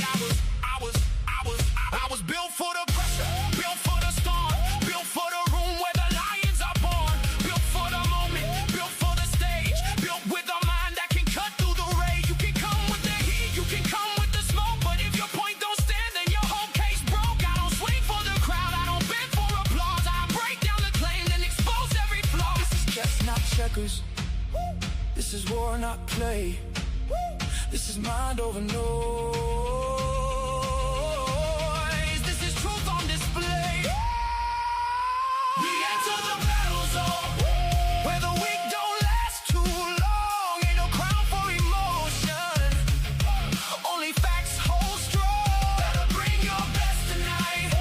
Better sharpen up your mind, 'cause the one with the better argument is the one who survives. This is the battle zone. This is the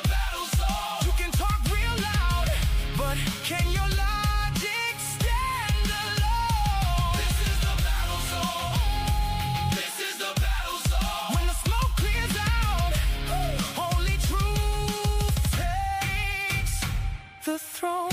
Stepping with pride, lead with respect. One with the truth, all loose to the test. No mercy for weak claims, no crown for control. Only the better argument. Walks out of the battle zone.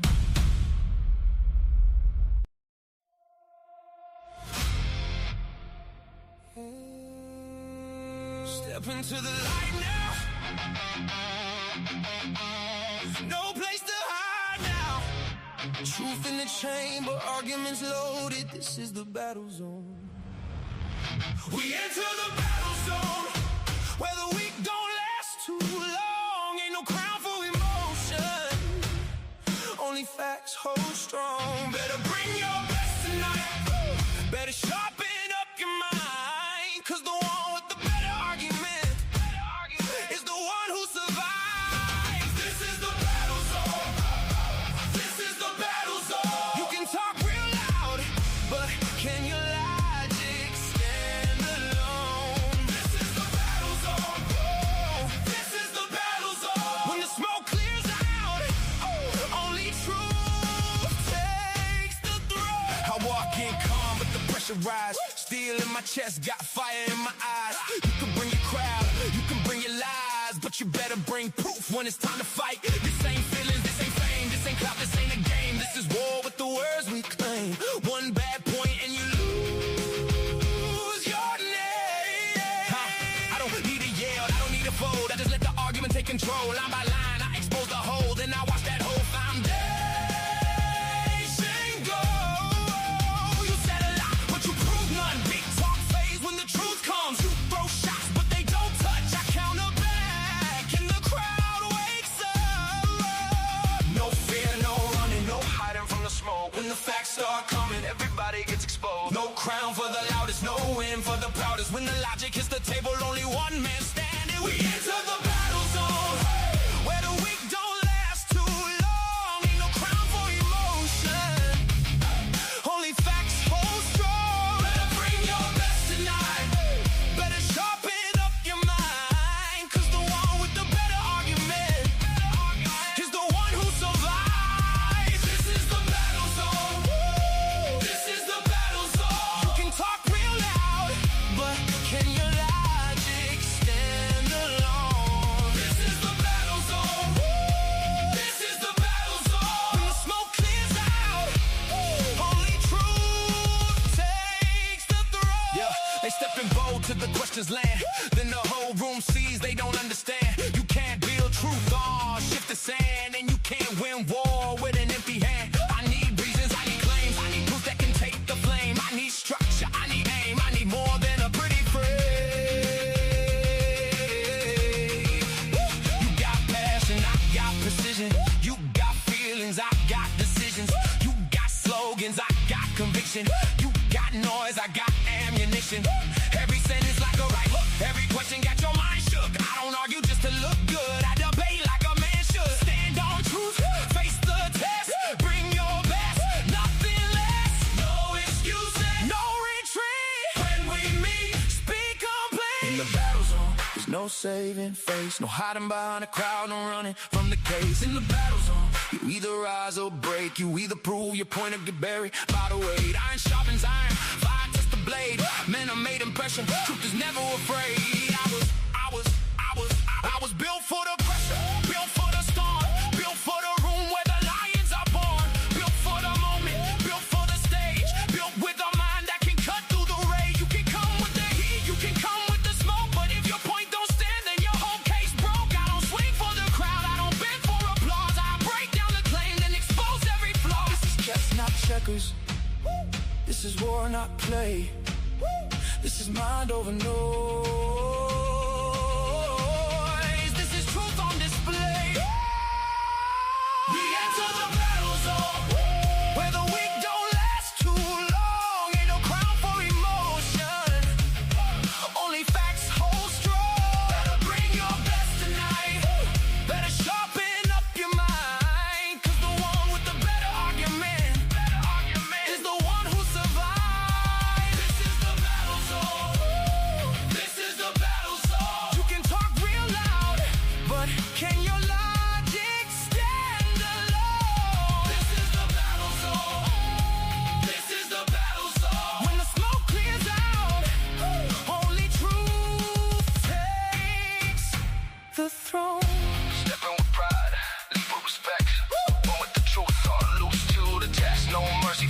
claims, no crown for control. Only the better argument walks out of the battle zone.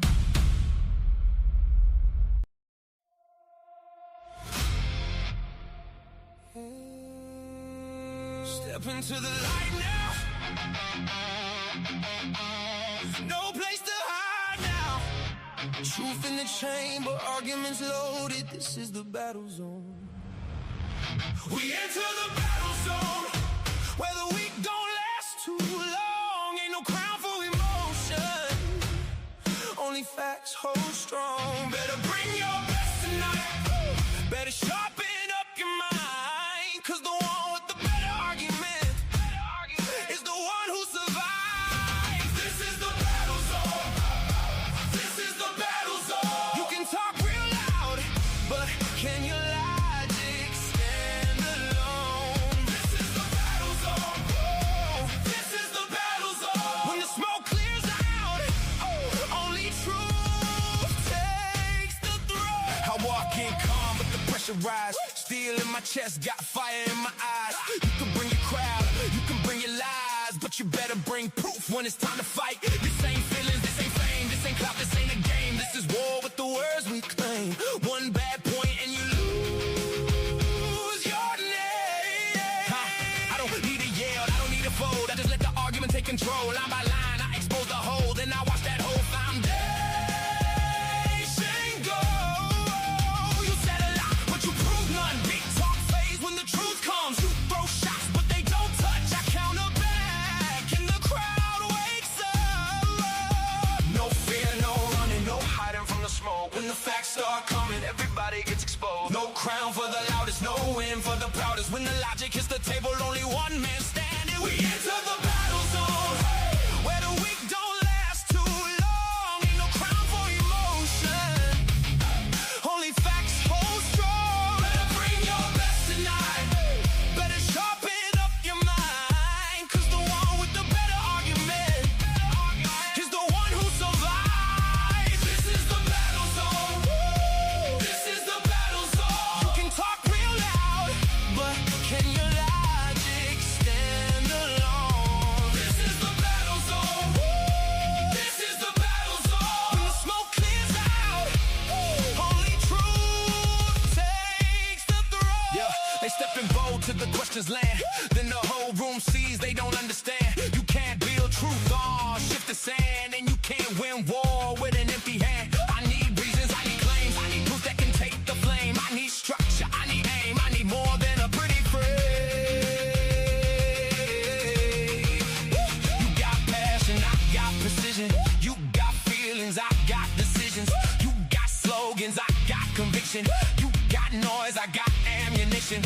Every sentence like a right hook, every question got your mind shook. I don't argue just to look good, I debate like a man should. Stand on truth, face the test, bring your best, nothing less. No excuses, no retreat. When we meet, speak complete. In the battle zone, there's no saving face, no hiding behind a crowd, no running from the case. In the battle zone, you either rise or break, you either prove your point or get buried by the weight. Iron sharpens iron, fire test the blade. Men are made impression, truth is never afraid. I was built for the pressure, built for the storm, built for the room where the lions are born, built for the moment, built for the stage, built with a mind that can cut through the rage. You can come with the heat, you can come with the smoke, but if your point don't stand, then your whole case broke. I don't swing for the crowd, I don't bend for applause. I break down the claim, then expose every flaw. This is chess, not checkers. This is war, not play. This is mind over noise. This is truth on display.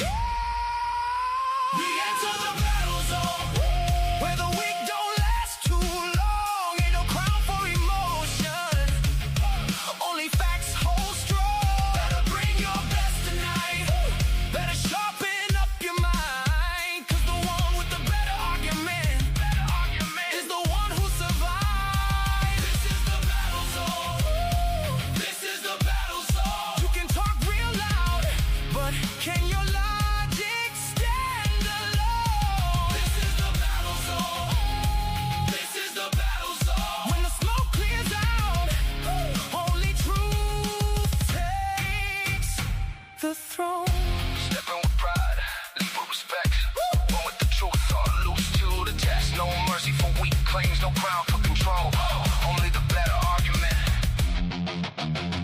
walks out of the battle zone.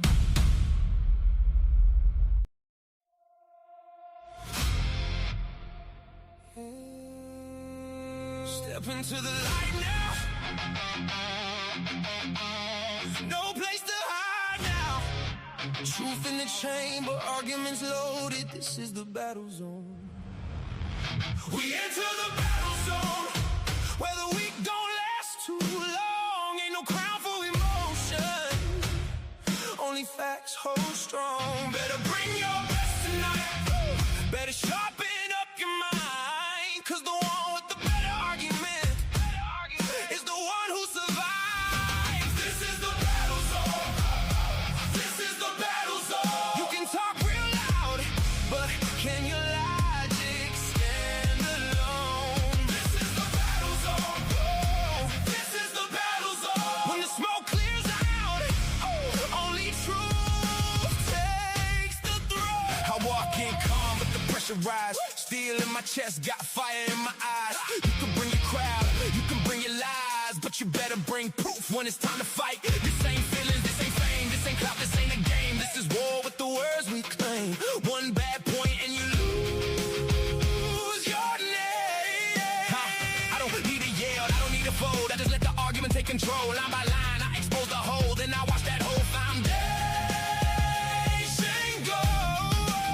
You said a lot, but you prove none. Big talk phase when the truth comes. You throw shots, but they don't touch. I counter back, and the crowd wakes up. No fear, no running, no hiding from the smoke. When the facts start coming, everybody gets exposed. No crown for the loudest, no win for the proudest. When the logic hits the table, only one man standing. We enter the battle zone, where the weak don't last too long. Ain't no crown for emotion, only facts hold strong. Better bring your best tonight. Better sharpen up your mind, 'cause the one with the better argument is the one who survives. This is the battle zone. This is the battle zone. You can talk real loud, but can your logic stand alone? This is the battle zone. This is the battle zone. When the smoke clears out, only truth takes the throne. Yeah, they stepping bold to the questions land. Then the whole room sees they don't understand. You can't build truth on shift the sand, and you can't win war with an empty hand. I need reasons, I need claims, I need proof that can take the flame. I need structure, I need aim, I need more than a pretty phrase. You got passion, I got precision. You got feelings, I got decisions. You got slogans, I got conviction. You got noise, I got ammunition. Every sentence like a right hook, every question got your mind shook. I don't argue just to look good, I debate like a man should. Stand on truth, face the test, bring your best, nothing less. No excuses, no retreat. When we meet, speak complete. In the battle zone, there's no saving face, no hiding behind a crowd, no running from the case. In the battle zone, you either rise or break, you either prove your point or get buried by the weight. Iron sharpens iron, fire touch the blade. Man, I made impression, truth is never afraid. I was built for the pressure, built for the storm, built for the room where the lions are born, built for the moment, built for the stage, built with a mind that can cut through the rage. You can come with the heat, you can come with the smoke, but if your point don't stand, then your whole case broke. I don't swing for the crowd, I don't beg for applause. I break down the claim, then expose every flaw. This is chess, not checkers. This is war, not play. This is mind over noise. This is truth on display. We enter the battle zone, where the weak don't last too long. Ain't no crown for emotion, only facts hold strong. Better bring your best tonight. Better sharpen up your mind, 'cause the one with the better argument is the one who survives. This is the battle zone. This is the battle zone. You can talk real loud, but can your logic stand alone? This is the battle zone. This is the battle zone. When the smoke clears out, only truth takes the throne. Stepping with pride, lead with respect. One with the truth, all loose to the test. No mercy for weak claims, no ground for control. Only the better argument walks out of the battle zone.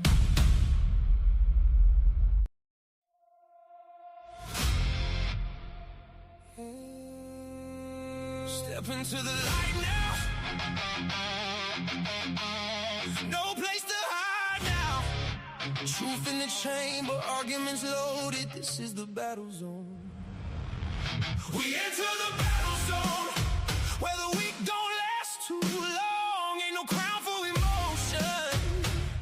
Only facts hold strong. Better bring your best tonight. Better sharpen up your mind. Cause the one with the better argument is the one who survives. This is the battle zone. This is the battle zone. You can talk real loud, but can your logic stand alone? This is the battle zone. Oh, this is the battle zone. When the smoke clears out, only truth takes the throne. I walk in calm, but the pressure rise. Steel in my chest, got fire in my eyes. You can bring your crowd, you can bring your lies, but you better bring proof when it's time to fight. This ain't feelings, this ain't fame, this ain't clout, this ain't a game. This is war with the words we claim. One bad point and you lose your name. I don't need a yell, I don't need a fold. I just let the argument take control. Line by line, I expose the hole, then I watch that whole foundation go. You said a lot, but you prove none. Big talk phase when the truth comes. You throw shots, but they don't touch. I counter back, and the crowd wakes up. No fear, no running, no hiding from the smoke. When the facts start coming, everybody gets exposed. No crown for the loudest, no win for the proudest. When the logic hits the table, only one man standing. We enter the battle zone. Where the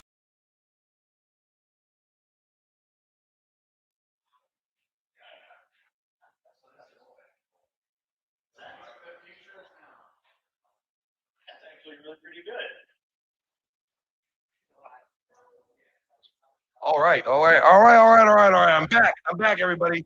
Everybody's been fed. There's no food labor laws. We gave everybody a lunch now. So we didn't break any union rules whatsoever. But let me show you guys something. For those that are not here in attendance with us, what you guys are missing out on. Miss Flow states, look at this. Advertising GRIDCON 2 t-shirts. Look at that. We get them here, $20. $20, make them holler. There you go. So our next debate, ladies and gentlemen, our next debate is coming up. All right. We got Jake Varr versus your man. Actually, let me ask you here. Come here and ask you a question. Yes. This debate is about modesty. Who do you think is going to come out with a stronger argument? Or Dusty? Are you just saying that because that's your man? No. Okay. So you're not being biased? I don't believe you. I don't believe you. I would say I would stand by my answer too if I was you. As you fix your shirt. Fix it. It was like this. Yeah, there you fixed it. Yeah, that's fixed. Fixed. Okay, got it. All right, so ladies and gentlemen, we're gonna be twisting it over to Flo versus Jake Varr. Ready? Let's go. Run, Glenn, run. There you go. All right, boys. We are, looks like, believe we're live. Yes? All right. We are live. We're back from our break. Terry Black was amazing. Let me tell you, brother. Looks like we're now going to have the modesty debate with Jake in the red corner and Dusty in the blue corner. So let's get this going. I don't know why I picked those corners or what, but that's just how it's going to be today. So go ahead, Jake. You look like you're taking the affirmative on this. You know the format already. For those of you at home, we're doing 5 minutes opening, 2-minute grace period, 15 minutes opens with a super chat period in between, and then a super chat period at the end, and then we're doing 5-minute closings again. Go ahead and start us off, brother. Yeah, so as you guys may know, the way Boobgate happened was because of my criticism of an individual on Grid One's stream, which a lot of people kind of got this very misconception with it. Is I was asked, Jake, should we police female modesty, right? I said, well, here's the thing. What does policing mean, right? What I did was just exercise my First Amendment right. That's all I did here. And I said, hey, I think women should cover up a little bit more than they are, you know, especially if they're showing their tits all the way out, right? Especially if there's children out in the open. So I'm not doing this by force. I don't think men should police it by force or through harassment, the way many of these criticisms were coming my way. Never even made a claim on that. I would say, hey, is it in a man's right to police some type of female modesty? I think it's okay. I think it's perfectly fine. I think Flow State should give me somewhat of an argument of why this would be bad on an individual level, or maybe even from a societal level, of what would be the actual harm factor of stating an opinion, exercising your right to say, hey, I think, lady, you should put your boobs away. Or, hey, I don't think you should have your boobs out around my kid, or any type of factoring of this. And I'll leave it at that right there. All right. Pretty quick. All right. Thank you so much. Go ahead. Whenever you're ready, Dustin, tell us who you are, since this is your first time up, and where to find you and all that good jazz. And then go ahead and do an opening. Is my mic muted? No. It looks like you're good. Is he good? Am I good? Very good. All right. Go ahead, brother. My name is Taylor. My channel is The Powder Dusty on YouTube. I'm also on Rumble, X, Kick. So my position on this and men policing women is that what is the point of trying to police cleavage, right? What are you trying to accomplish with that? What is the problem it's creating? And then how is your behavior helping achieve that objective instead of achieving a bad one?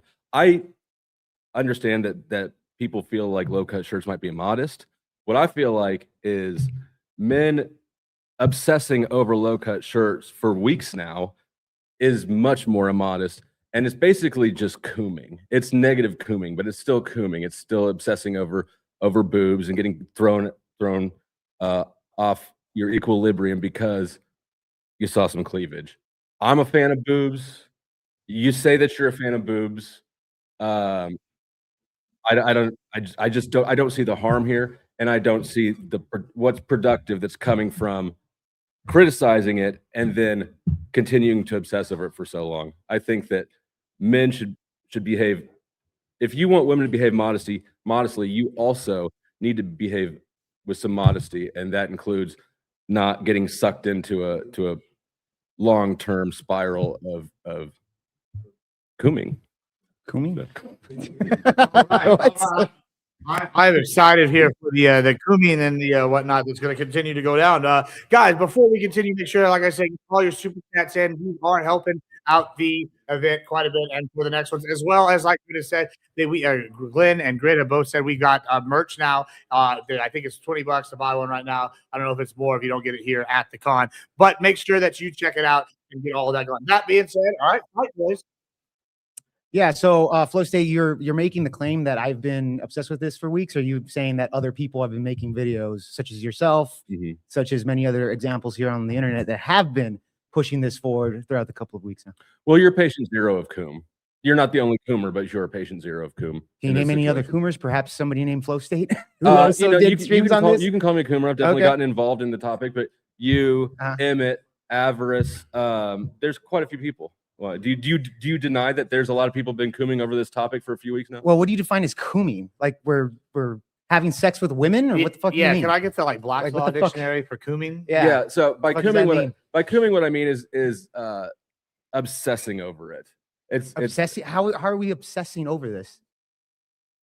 I would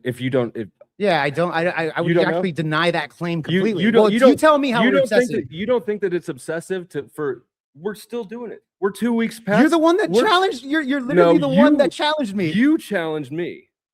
No, I didn't. You went on your stream and said, "Grid, I will take this debate over the cooming." Yeah. I said. You initiated the debate. No, I said I will take it because. No, you initiated it, bro, on your stream. Listen, I'm gonna be honest. I don't think anybody gives a shit about who initiated it. Well, I gotta see, because he's trying to frame it in a way where. I'm trying to obsess over boobs. This whole idea of obsessing over boobs, if there's anybody obsessing and prolonging this, it's Flow State challenging me to this debate. I am a fan of boobs. Okay, so you're the obsessor. So correct? what was your purpose? So you're the obsessor. What correct? was your purpose? Flow State, you're the obsessor. What correct? are you trying? Are you gonna answer my question?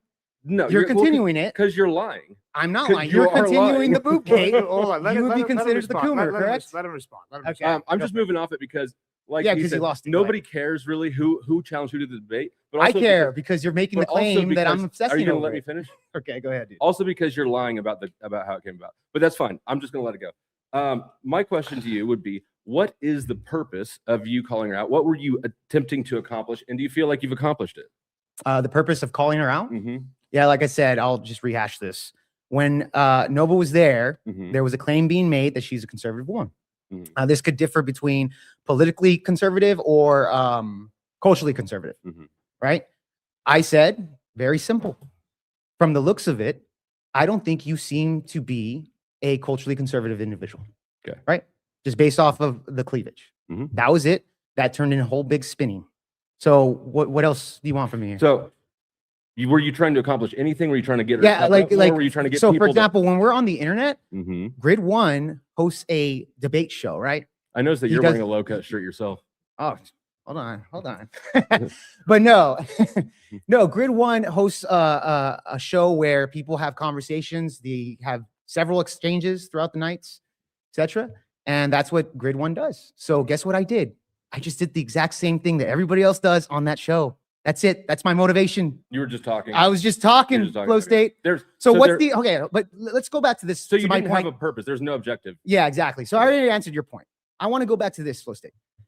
So from my definition, because I would agree that if I think you made one of your points, or not here in this one, but maybe you agree with this, that men shouldn't be, I guess, harassing or forcing women to this Correct. degree, right? You Correct. can agree, and I can agree with that too, Right. right?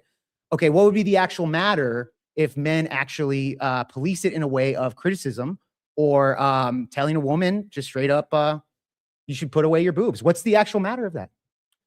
The issue is that the men doing this Mhm. don't actually have any authority over Okay. what the woman does. Okay.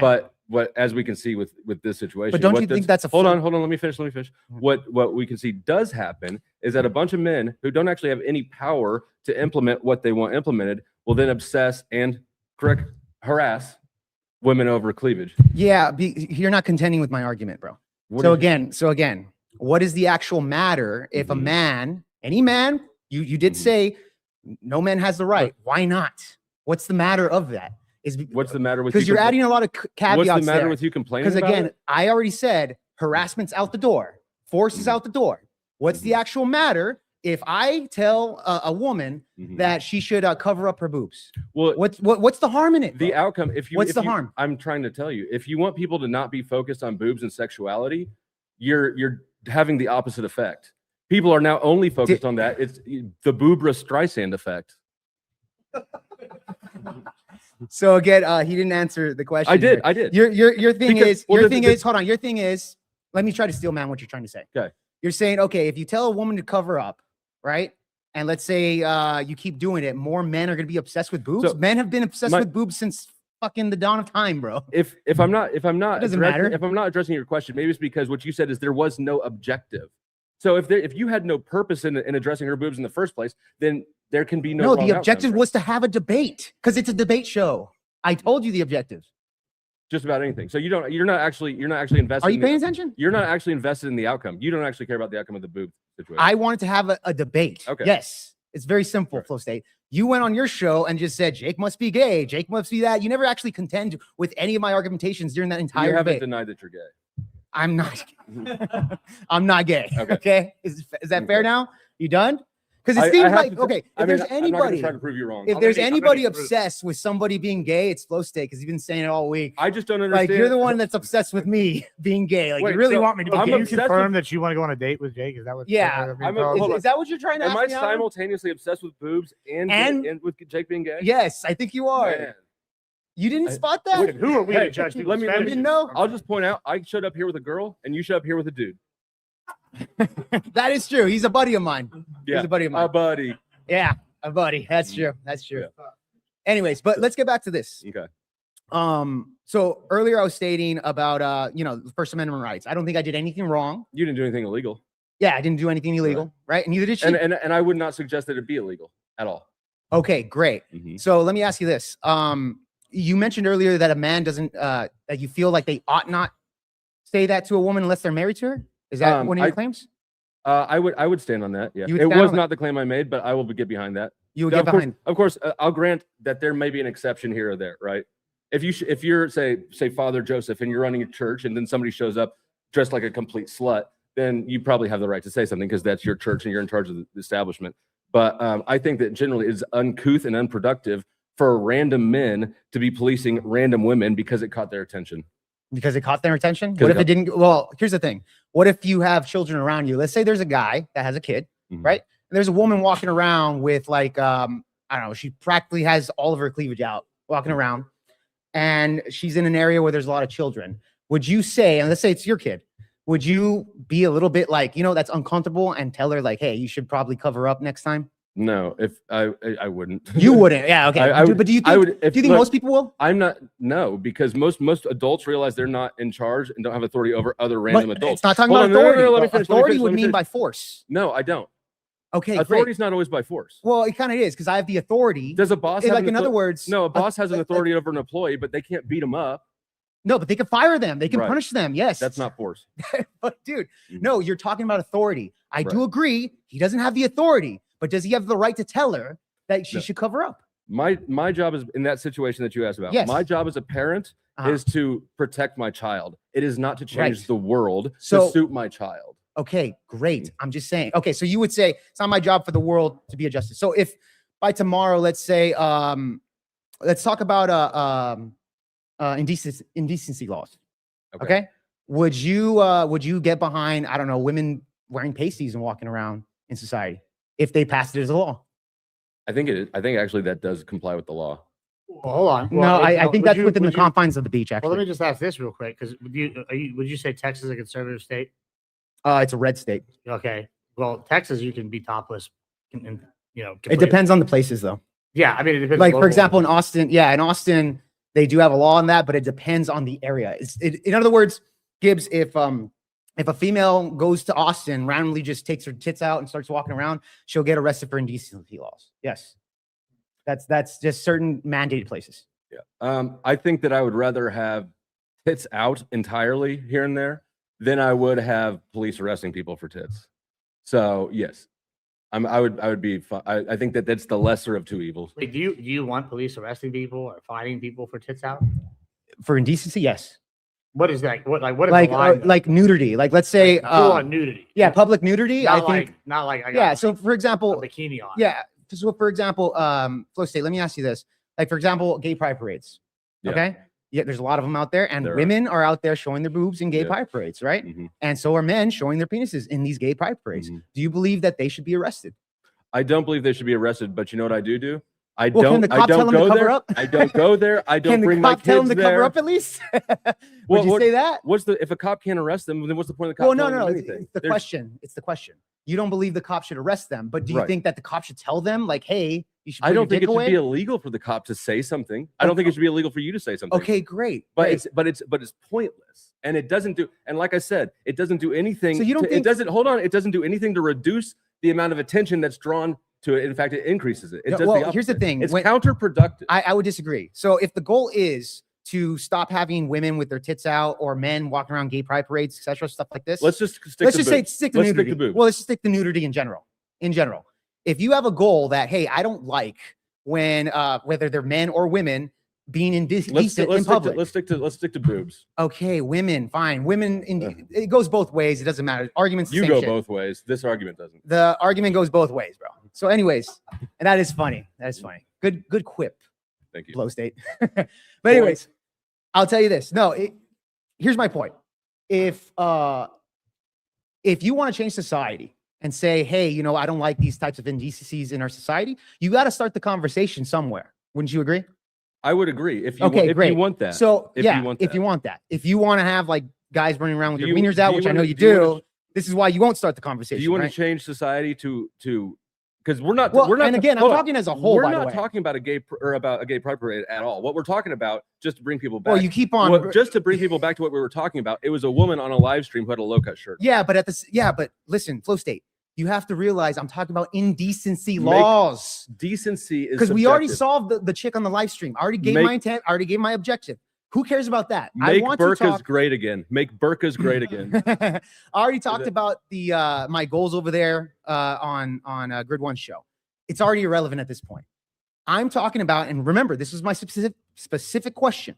All right, is about indecency laws. If women decide to go out topless, etc., especially if there's around kids, okay, I think that would be a logical thing that most people that are sane, especially if you have kids, wouldn't want that to be around. Why would we stop today's there? society. Why would we stop there? Why not make wrists indecent? Cover your Because wrists. it's not a sexual. Cover your slutty it's not wrist. sexual. Not sexual. Are boobs how are boobs sexual? And Because men like them. They literally titty Yeah, fuck them and shit. men like That's it- men sexual, like bro. everything. What are you talking about? How are they sexual? Oh my Because god. it's Bro, it's okay. cultural. How's What the I'm here- hold vagina on. sexual, Jake? Because it's part of actual reproductive Well, sex. hold on, hold Boobs on. Or not. No, boobs literally give nutrients to the baby after reproduction Correct. happens. After- yes, after. that's still a sexual organ, dude. Well, hold on. Doja Cat talks about how much she likes big noses. Is big a nose is sexual? Is that a wait? Who? Doja Cat? You don't know Doja There's- Cat? No, I don't. All right, she's a But famous singer. You She, probably okay, she should- likes Jews. I get it. There's- She's I guess, I attracted don't to know. Jews. There's a lot But of dudes I who don't are think into she does. feet. That's Should not a feet reputation. are feet immodest? That's a fetish. No. It's a So fetish. okay, so how are you deciding what body part is and is not? Okay, so again, Yeah, I guess that's this my is- question because, like, if people are like, some people like feet, so we like anybody. some that wears people like sandals. armpits, etc. But you're Yeah. talking about the minute, okay? As far as majority goes, like every guy loves boobs, right? Close state, you're a guy, you love do. boobs. I can't speak for every guy. I'm Great. sure that some Okay. don't. Well, you would agree that it's the vast majority of Yeah, men. actually, I'm actually surprised. Outside of gay I think- men- I think one thing I've learned is that there's a lot of dudes who don't like boobs. Gay men. Like Yeah, gay men.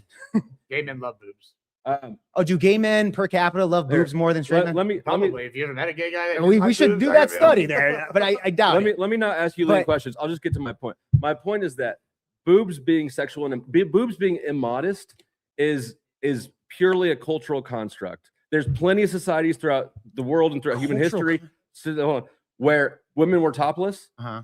and nothing bad happened there, right? Oh, you mean like Africa?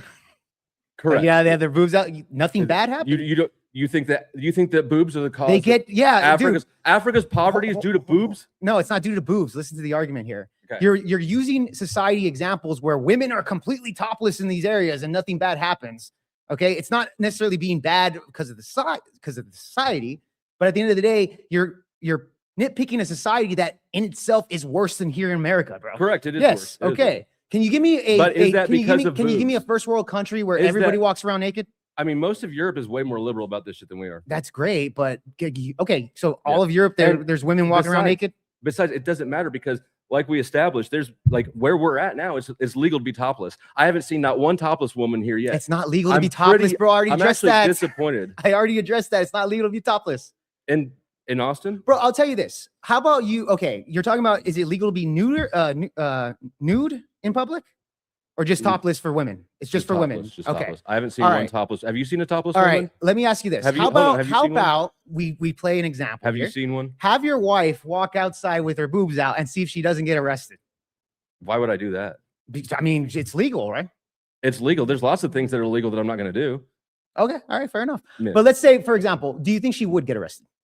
No, You don't think so? no. Okay. So I already explained it earlier. When it comes to Texas, there's particular places where that's allowed, but it's not Texas as a whole flow state. You will So get you think- arrested. Okay. So the will law, get arrested. The reason that we're not seeing tits everywhere is because it's illegal. Yes.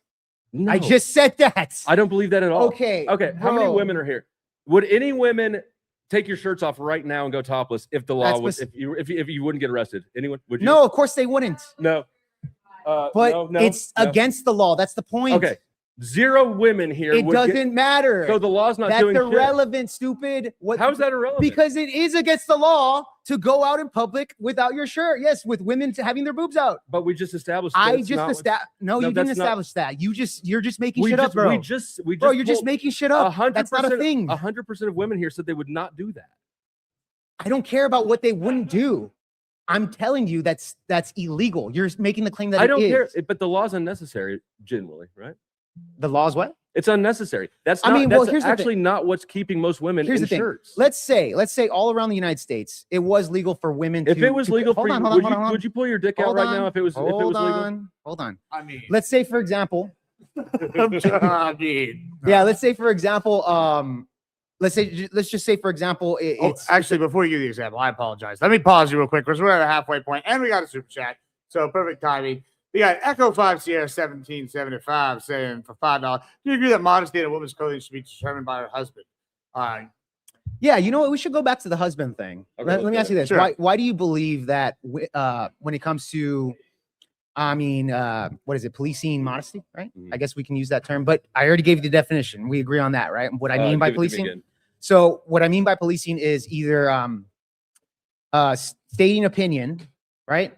Stating not claims, or I'll even add in shaming. Anything within the as long as you're not harassing or forcing somebody. So my issue. Why with- why would you say that it's only the husband's job strictly and not anybody else? So my issue with using the word policing is that policing implies a level of authority Yeah. that's not present in this situation. I would prefer to call it bitching because that's really more accurate to what it is. It's just bitching. Why would the husband have the right to do that? Because they're a couple, right? What she does reflects on him and vice versa. So he has a personal interest in that, whereas you don't have, and I don't have an interest in any random woman's boobs and just out in the world.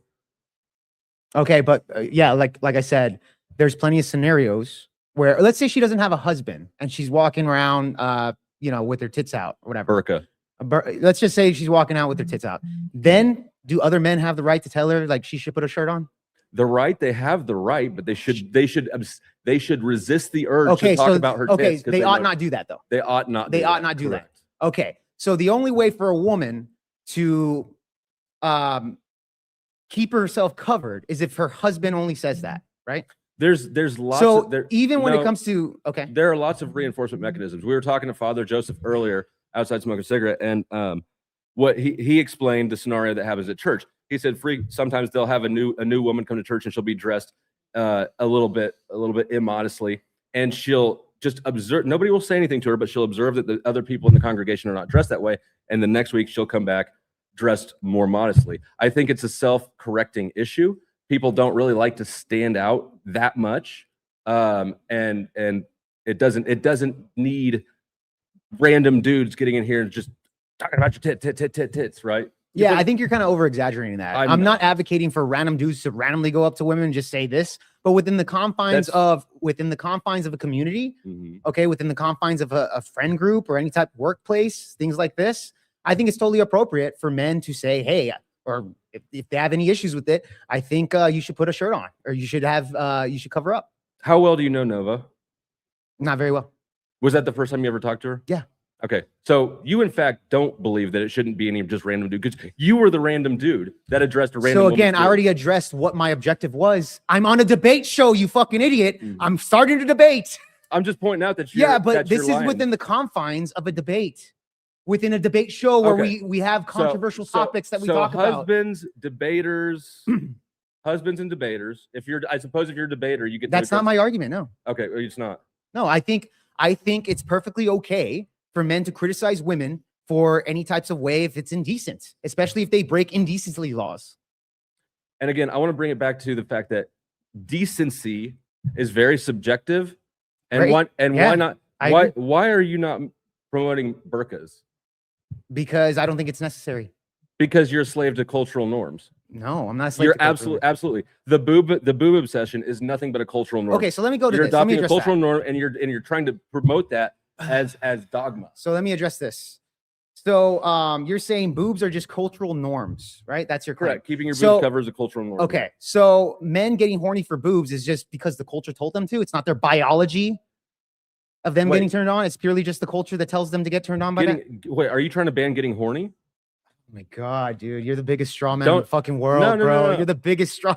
So again, answer my question. You strictly believe that it's a cultural aspect, right?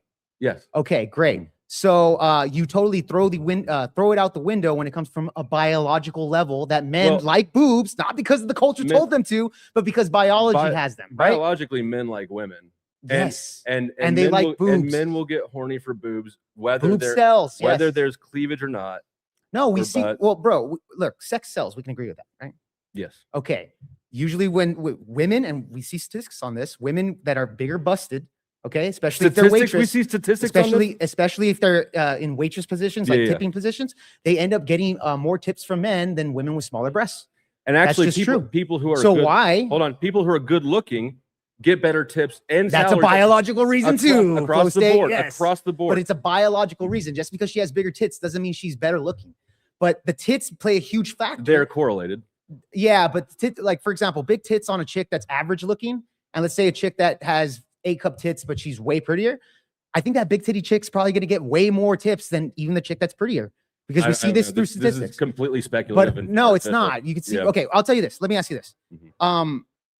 Wouldn't you agree that men like bigger breasted girls than smaller? breasted? I for sure. For the sake of Yeah, it, yeah, yeah. go ahead, where you're Okay. going. Okay, great. So that's what I'm saying. Like, when it comes from a biological level, this is not a cultural thing. This is thing Right. that men Men are do attracted. like women. That is true. That's biological. Yes, I and know I that. don't, and I don't see any virtue or Yeah, but then benefit. why are you I saying see it's a no virtue cultural or thing about hold boobs on. then? I see no virtue or benefit in restricting that and making sure that men don't see things they I, like. yeah, again, I didn't say anything about restricting. That's another straw man. I'm not advocating to change the laws. You want Post-date. to see What less I- of them. You want to use social pressure to see less boobs. I am making the argument that when it comes to women's indecency, especially if they're around like children, I would say, yeah, I think women should put their boobs away. We're talking about cleavage here again. We're just talking about cleavage. Even if it's So- too much, yeah, Yeah. a certain amount You of cleavage think- is the limit. you thi- Yeah. And you think that shirt, that low cut shirt, is inappropriate to be around kids? I think when it comes to women showing their breast off that's low cut and they're around children is a bit inappropriate. Sure. What's the problem with that? The problem with that is that it's absurd. How? Because why not burqas? Why not? Burqas is Why not. not? It, Yeah, it it is. has nothing to do with what it. specifically makes it bad around like children? Like, wouldn't children be the perfect ones for it to be around because they don't know anything about sex?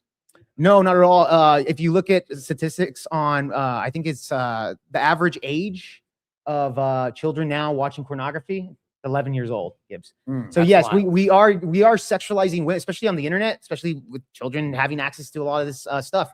There's a lot of bad parents out there that will be like, hey, my kid can watch big boobs, whatever. He's on Instagram looking at all the big boobs that are still covered up. And this creates like the boob obsession that you're talking about. What do you think is a worse example for a child to see? A woman in a low cut shirt in public, or a man harassing her for wearing a low cut shirt in public?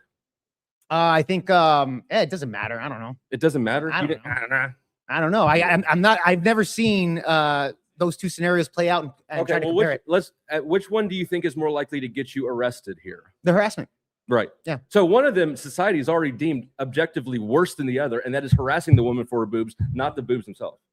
Yeah, no, I get you there. Okay. But how would that play to where I mean, I get your point. You're saying, well, because it breaks the law, therefore it's worse for the kids to see. I'm just using the law as a Well, is that your argument though? Because it breaks the law. That's not the entire argument, but I do think that demonstrates something, that society has already deemed one of these activities Yeah. worse than the other.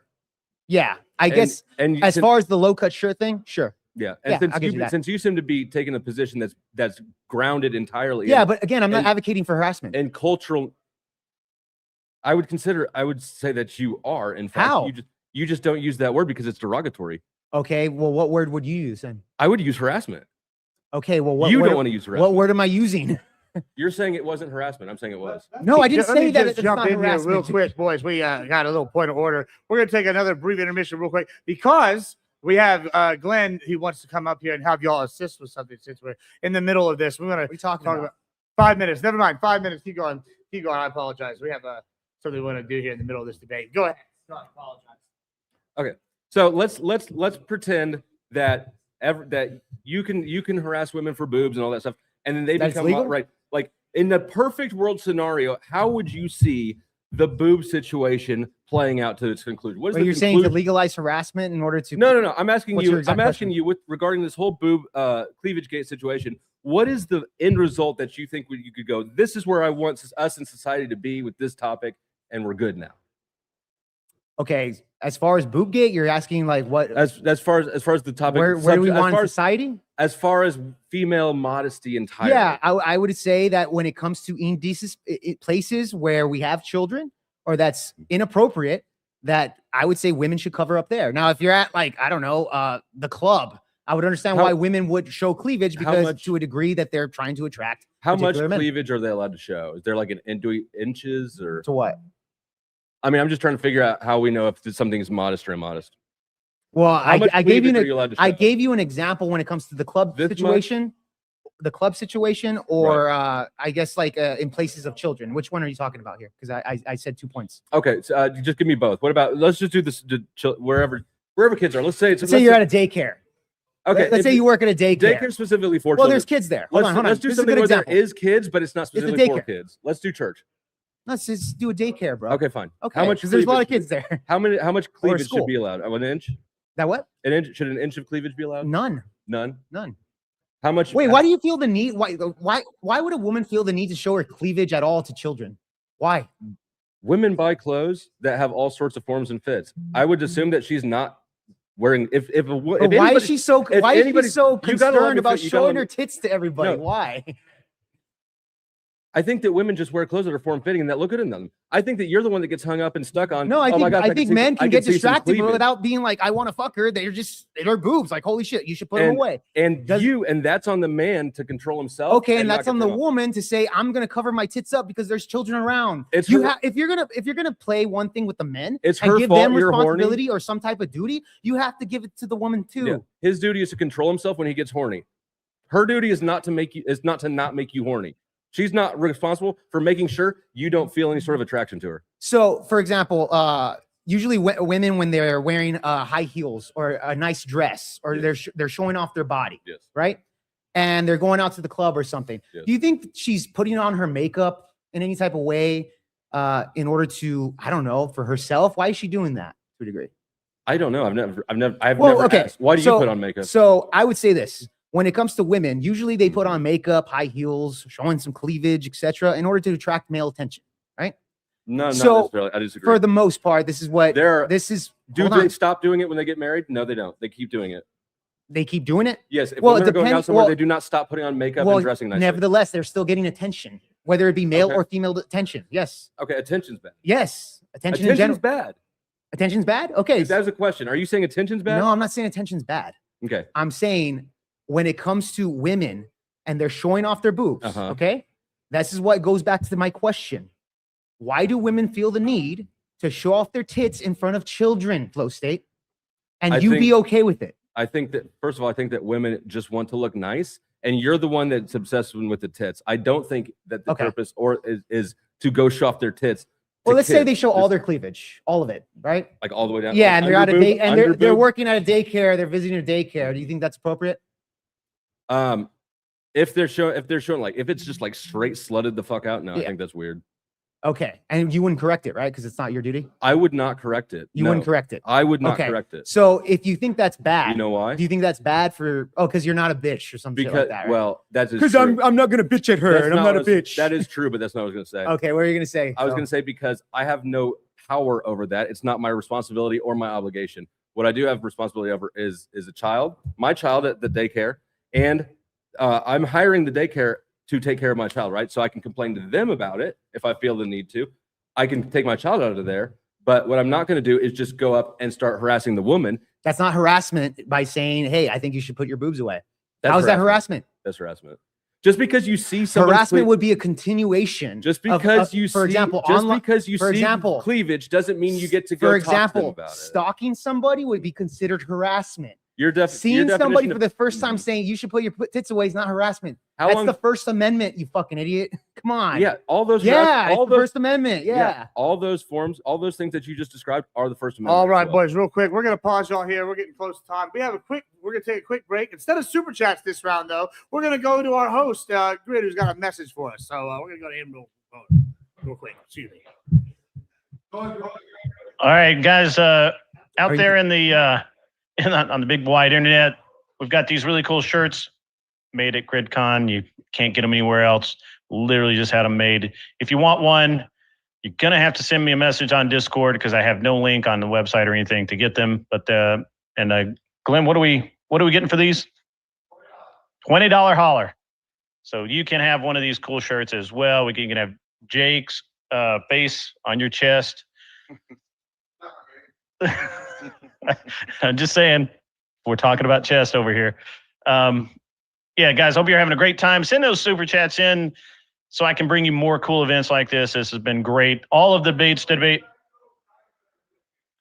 All of these guys here, by the way, I was getting that, Glenn. I'll come back to my other point, but all these guys standing with me today have been amazing help. I just met a couple of these guys yesterday, or actually, I think all of you have met yesterday, and they have just volunteered so much, helped out above and beyond. Can't say enough good things about them. This is how our events roll. You guys need to come out, support the events when we have them, and so we can keep making really good content like this. I want to thank all the debaters today. We've got more coming up. We're getting into the really good stuff now. The early stuff was fun too. It was great. It was wonderful. And you cannot thank these debaters enough because, you know, some of these guys, they have unpopular opinions, and it takes some guts to step up and sit across from somebody that you know disagrees with you and go toe-to-toe with them. Not for everybody. You should all admire and respect every single person that came on the stage, whether you agree with their opinions or not. Ladies and gentlemen, I'm going to hand you back to Admiral Gibbs. We're going to get back into this debate, which is supposed to be a modesty and not a boob debate. I don't know how it got to be a boob debate, but we're back on boobs. Let's talk about modesty and whether being immodest makes you a conservative or not. I think that was the original topic, but we're back on boobs. Not that boobs are a bad thing. I love boobs, but let's have an argument. Let's have a great fight. Gibbs, back to you, buddy. Thank you so much. We are here. We are live again. We're about. Let me read one more super chat. It looks like they don't have anything said, but Lauren B 6837. Thank you so much for the super chat, guys. Like I said, he said, please get those super chats in. They help us out. Yeah, I read that earlier. Yeah, yes, sir. We are caught up on the super chats. Papa Gibbs is good on that. So yeah, we are going to continue here. We got about another. We'll just go ahead and go into closings here because it's about that time. I started, so you're going to go ahead and hit us with that closing here, por favor. You got 5 minutes to take over everything, and then tell us where you're at, where you're from, and all that good jazz as well. All right, this debate went faster than I was expecting it to, so I had some things that we didn't get to. But I'm going to cram them into the closing. The 10 conservative principles by Russell Kirk. Conservatism, of course, it's not a religion. There's no holy book. There's not formal dogma.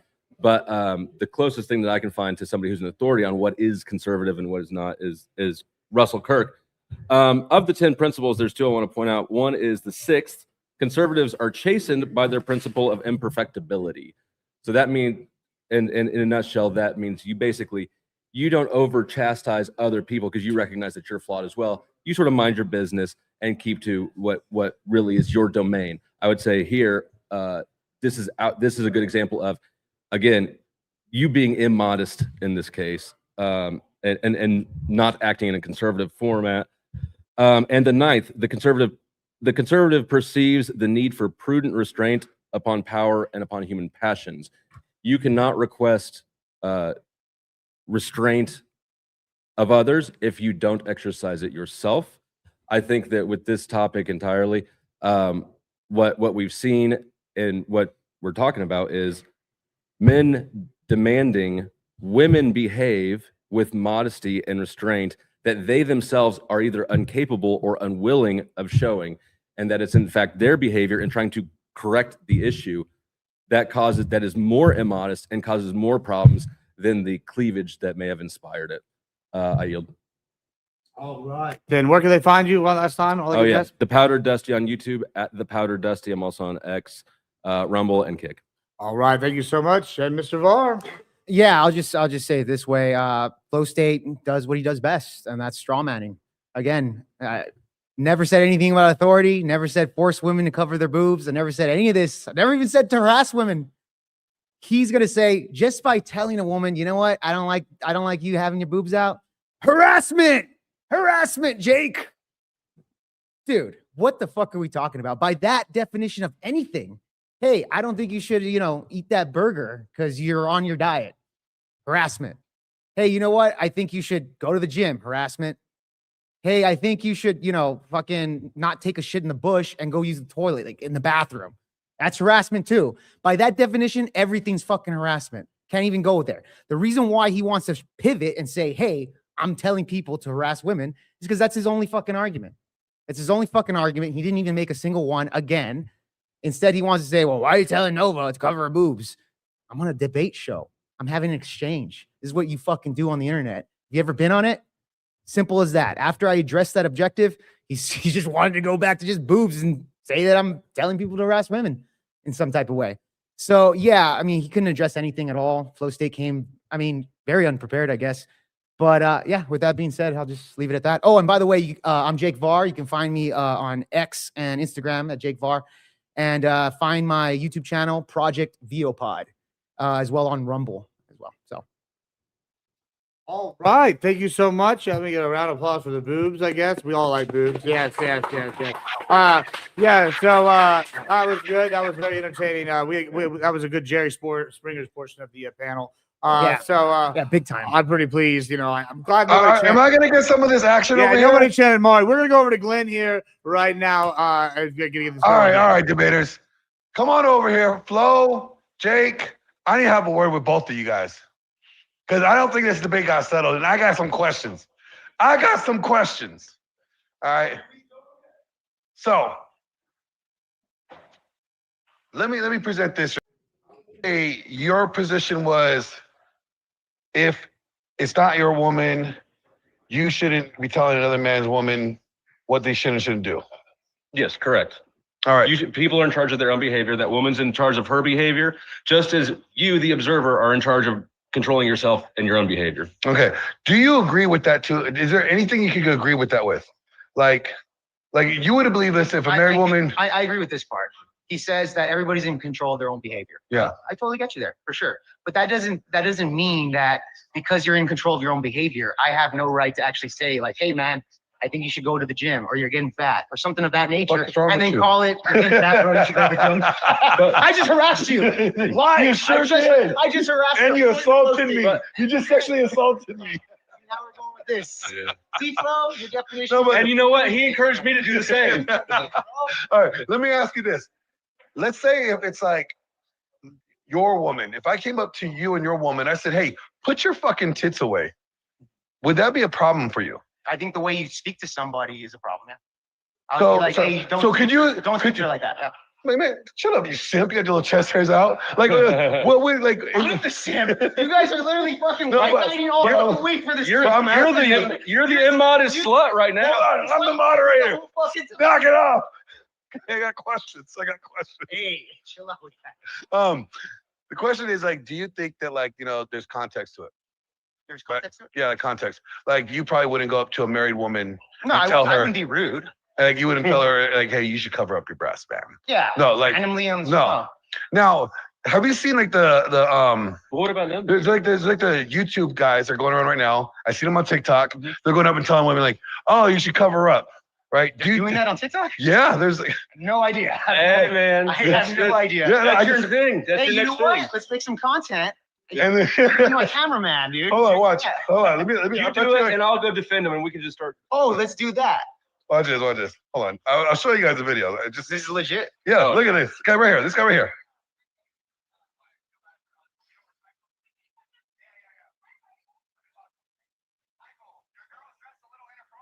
Do you think this is appropriate? Come on, dude. That's funny. No, I'm asking you. No. Hilarious. But do you think this is appropriate? No, of course not. That's what makes it good content. So it's inappropriate. Them. So it's inappropriate for them to do it. So like, but he's taking your argument to the extreme, right? No, not necessarily, because I don't think the woman would actually give him the phone to talk to. She called her husband. She's like, you want to tell my husband about that? She did that. She literally did that. Okay. So, but what I'm saying, that's like, content, bro. but I'm asking you. It's inappropriate if that was real and guys are doing that. That is real. That's This for is content, though. yeah, bro. but It's does it internet. matter? So the layman that's just watching this is going to start doing it. Do you think that could be problematic? No, I don't think a few TikTok talkers doing some prank like that. Don't you think people like imitate what they watch?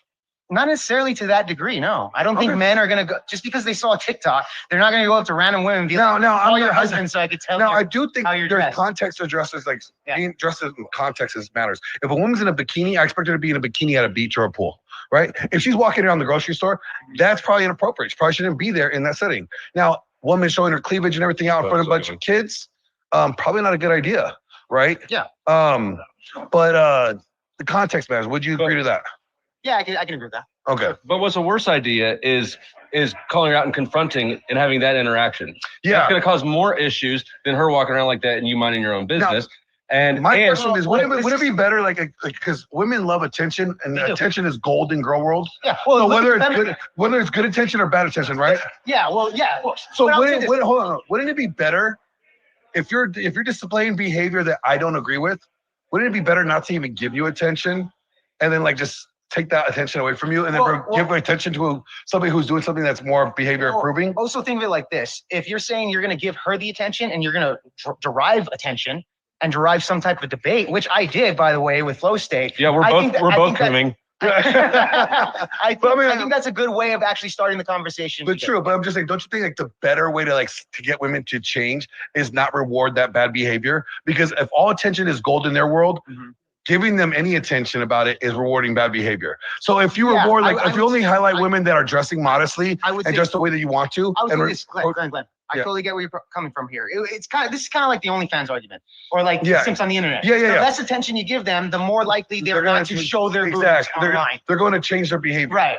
So wouldn't you think that's probably the better way for culture for men if they really want to change women's behavior? I think as an overall aspect of that, if you were to tell me, you know what?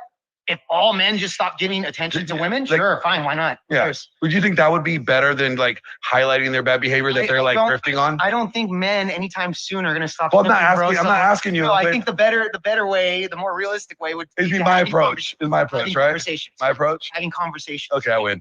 I won this debate. I win this debate. Unrealistic, that's for sure. And I just want to say, my channel is a sanctuary city for boobs, cleavage, all that shit. His is not. Now remember, this guy sanctuary city.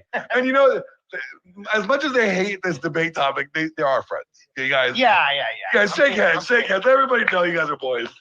All right. Back to hold on. Back to reality. All right, we're going to send it back over to Gibbs. All right, boys and girls. Thank you. Welcome back to Papa Gibbs over here. Hey, so we got some exciting things coming up here in a minute. We're about to be doing the Vince Wilson show versus average debate enjoyer over is Trump the most corrupt president since Reagan. Well, what's also going to happen in the main event, we're also going to have a specialty thing here after that debate. We're going to be debuting a commentary team, and they're going to be reviewing the debate and then hyping up the next one. It's going to be very exciting. We're trying new things here on the Grid One Motorsports GridCon 2 extravaganza. So I am excited. I can't wait for it. Also, guys, once again, make sure you're getting your super chats in. Make sure you're in here supporting. We are doing a lot of stuff. Buy a GridCon shirt. I don't know if someone throw me a GridCon shirt. It'll be good times. It'll be great. I'm excited. I can't wait. The debates have been fantastic so far, I have to say. Yeah, what? I'm getting yelled at. Oh, he can let me know. Great. Oh, we're getting running over here. He's running. What do we got here? They've been fantastic so far. I gotta say, yeah, it might be muted. We're good. Okay. Yeah, there you go. All right, cool. Yeah. So, how do you think it's been going so far? I've been very pleased. It's been a very good show so far. We've had a little bit of everything. We had some culture. We've had some, politics. We've had, a little bit of morality. Yeah.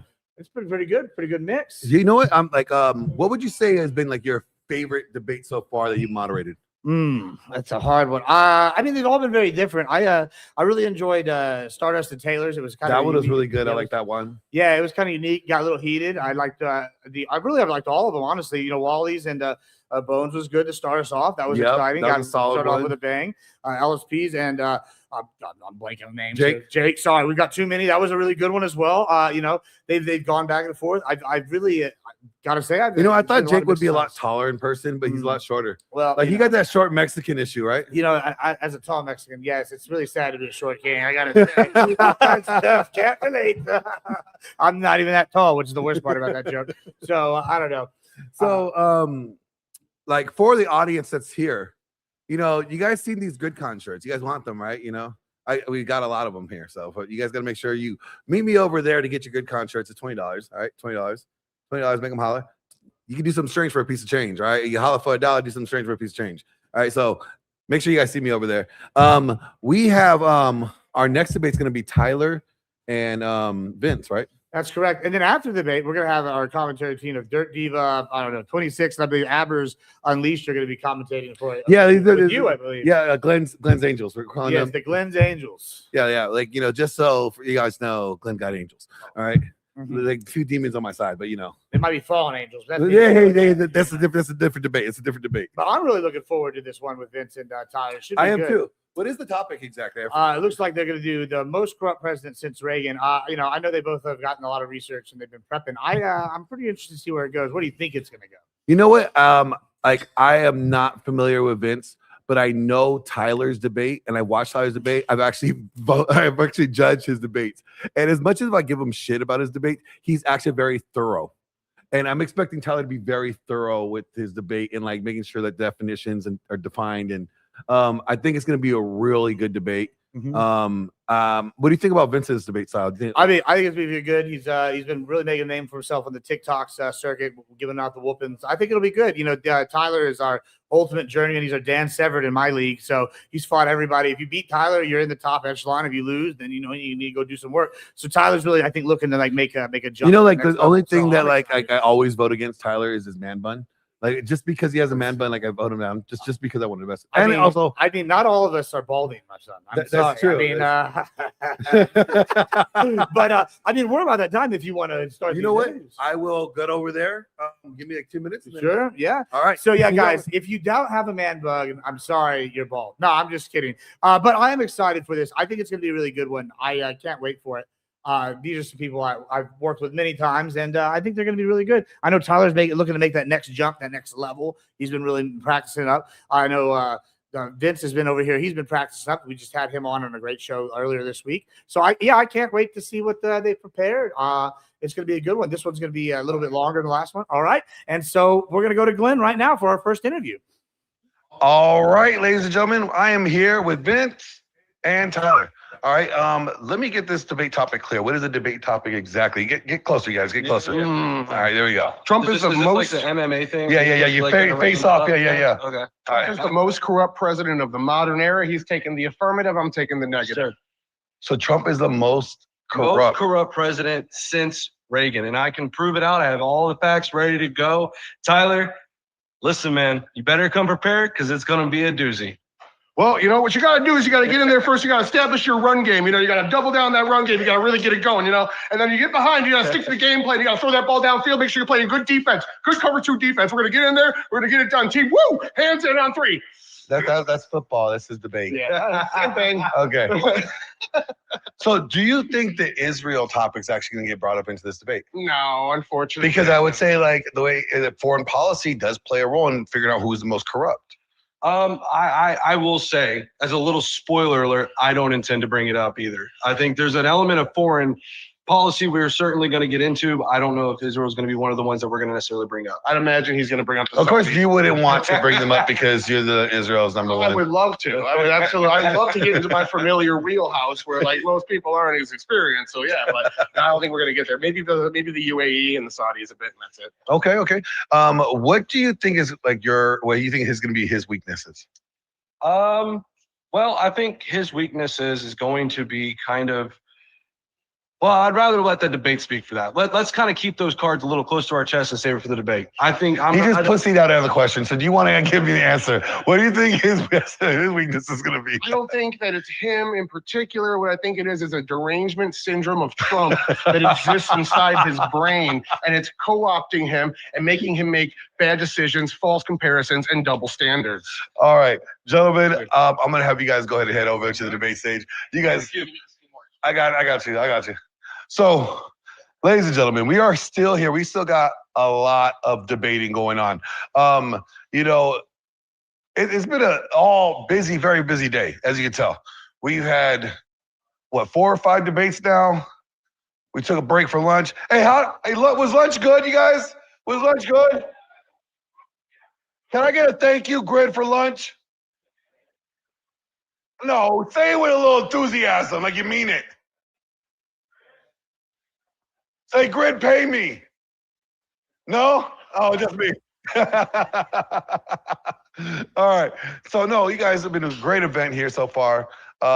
We have a lot of people from different parts of the country that flew in here just for this day to get to know each other, hang out, debate, have honest, good conversation, and hash out some differences. And I think that everybody's been enjoying themselves. Everybody's having a grand time. We have a bunch of different things that we're going to be doing this evening. So please stay tuned. Stay tuned. We are going to go right back just a moment, back over to Gibbs. But you guys that are watching, I really need you to either watch the stream, send support, either on Grid's channel, my channel, or if you're watching on TikTok or Twitch, make sure you are hitting up Gibbs' channel. Send those donations. These events are costly, all right? There's a lot of money that goes involved here. I can't even tell you the price tag, but I'm just telling you what, a lot of money has gone into this. And if you like this content, if this content is enjoyable for you, then please send your support to one of those 3 channels. So without further ado, On or off? Gibbs, are you ready? I'm ready. Yep, I'm on. All right, back to Gibbs. Hey, welcome back over here to the debate stage. We're going to be getting going here. Which one of y'all's taking the affirmative? All right, we're going to go over the rules real quick, just so everybody knows. As always, this is going to be our first one of our co-main events right here. So we have basically, we're going to start off 5-minute openers. You have 2-minute grace periods. We're doing a modified version of the GCS, so we're going to be doing 25 minutes or so, 20 minutes, 25 minutes for the open debate period. Then we're going to go to super chats. We're going to go do another 20, 25 minutes for the, for another open period. Super chats again. Then we're going to go to closings. Any questions? Negative. Push it. Tell you, you want the bigger thing out. You want an Audi, not an innie. There you go. So you want that up? Yes. Okay. All right. Cool. All right. So it looks like you're starting us off. So you got 5 minutes whenever you're ready, and also tell us where you're from, who you are, and what all that good jazz is. Sounds good. I am the Vince Wilson Show. I stream on YouTube Wednesday, Thursdays, and Fridays. I also sit there and do a little bit of ticky-tacky and doing debates on TikTok. Yes, it is painful. Let me go ahead and just open by saying, is Donald Trump the most corrupt president since Ronald Reagan? Unequivocally, yes. This debate is not about whether corruption has existed under both parties. It has, nor is it a referendum on Democrats or Republicans as a whole. The question is whether Donald Trump, compared with every other president since Reagan, represents the most extensive pattern of presidential corruption. I intend to show a consistent pattern in which money, loyalty, and access produce the extraordinary benefits from the January 6th fund to the Qatari jet to donors receiving favorable treatment after financially supporting Trump and his interests. Corruption is not limited to criminal bribery or fraud. It is broadly defined as the abuse of entrusted power for private gain. My opponent will likely bring up Hunter Biden.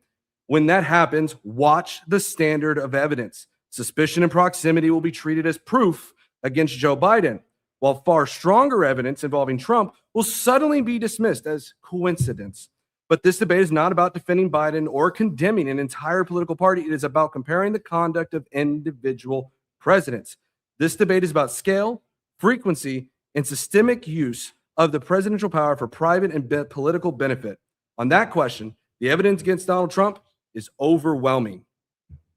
All right. Thank you so much. Where are you from? Oh, you already told us that. Go ahead. Yes, sir. All right. Microphone's working. Average Debate Enjoyer. You can find me at Average Debate Enjoyer on YouTube and Average Debate Enjoyer on X, because that's where I am. Go check it out. Or don't. I don't give a shit. I don't need you. That being said, is this the most corrupt president in the modern era? I think we agreed upon Reagan, the modern era generally. So what we're going to have to do here is actually define corruption. You heard him say how I'm going to define it, proximity. I'm not. I'm going to use the actual standard we use in the United States and always have, and that's a criminal quid pro quo. There's none here. There's not even been investigations into Trump into the things he's doing in office right now. This is purely speculation based off his income going up. When his income goes down, does Trump become less corrupt? No, that's not how it works. When his income goes down, he's still corrupt, because everything Trump does is corrupt at the end of the day. No proof needed, no due process needed, no quid pro quo needed. Trump bad. Orange man bad. So I feel like this is going to be reading tea leaves a lot, and we're going to delve deep into speculation because there are no credible allegations against Trump corruption right now. No charges, no investigations, none of that. It's all going to be, this is what I think's going on. This is what you think's going on. My speculation has more merit than your speculation. I'm not going to play that game. I'm going to go back to something that we know actually happened. That's been proven, that there's been admitted wrongdoing. People have been fired. Others went to jail. So first, we're probably going to hear about Trump's crypto. Pump and dump it's called. Doesn't fit that criteria. No proof of presidential corruption. No allegations. No investigations. No criminal charges. Trump's businesses made while he's in office.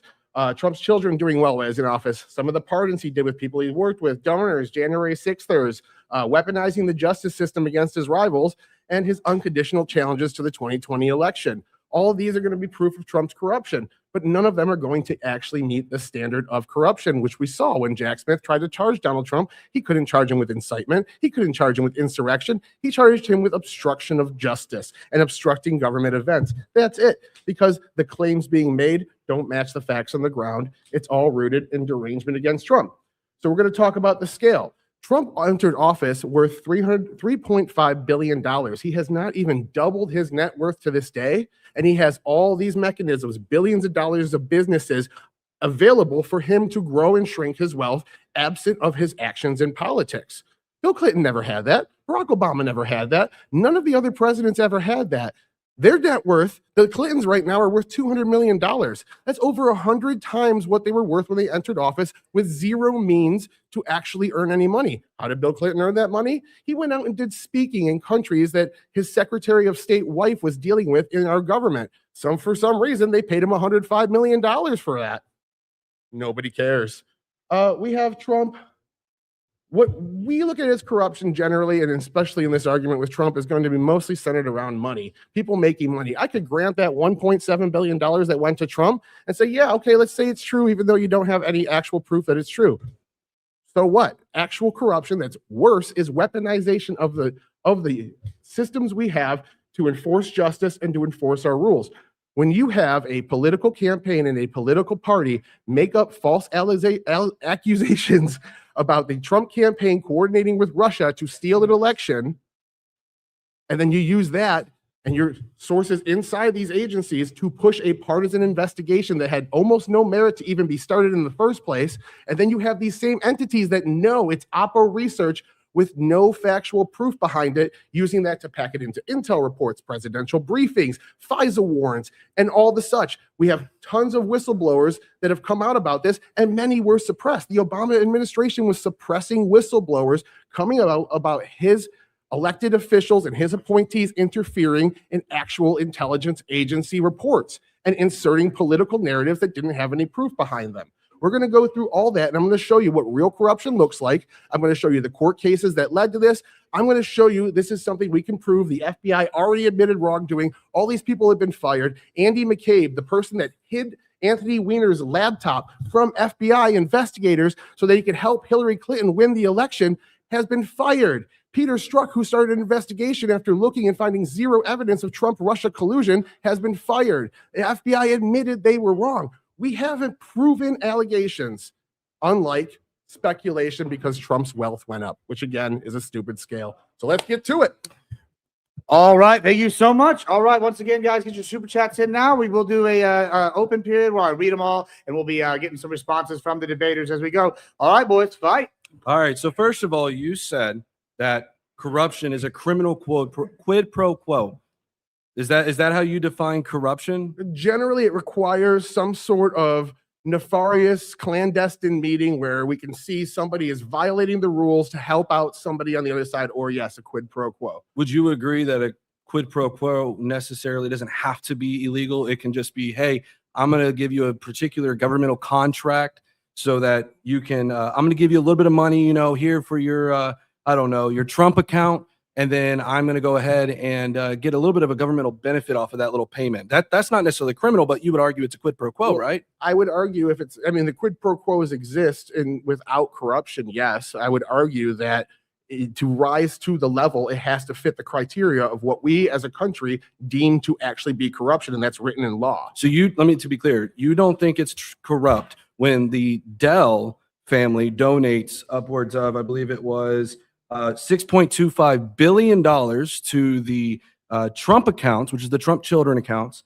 and then Donald Trump forgot to mention too, where Donald Trump purchased $1 million to $5 million in Dell shares shortly thereafter that announcement, and then after that, five times on a public stage explicitly said, "Go out and buy a Dell computer." You don't think that that is corruption? I think that you need more proof to prove it. I think you have a little bit of smoke there, but until we get investigations, allegations from a political or from a policing entity, and an actual investigation into it, charges, and a conviction, it doesn't fit the standard of the corruption that I'm bringing to the table, and that has already gone through the court system, already gone through the political system, already gone through scrutiny in the House and the Senate, and we know it happened.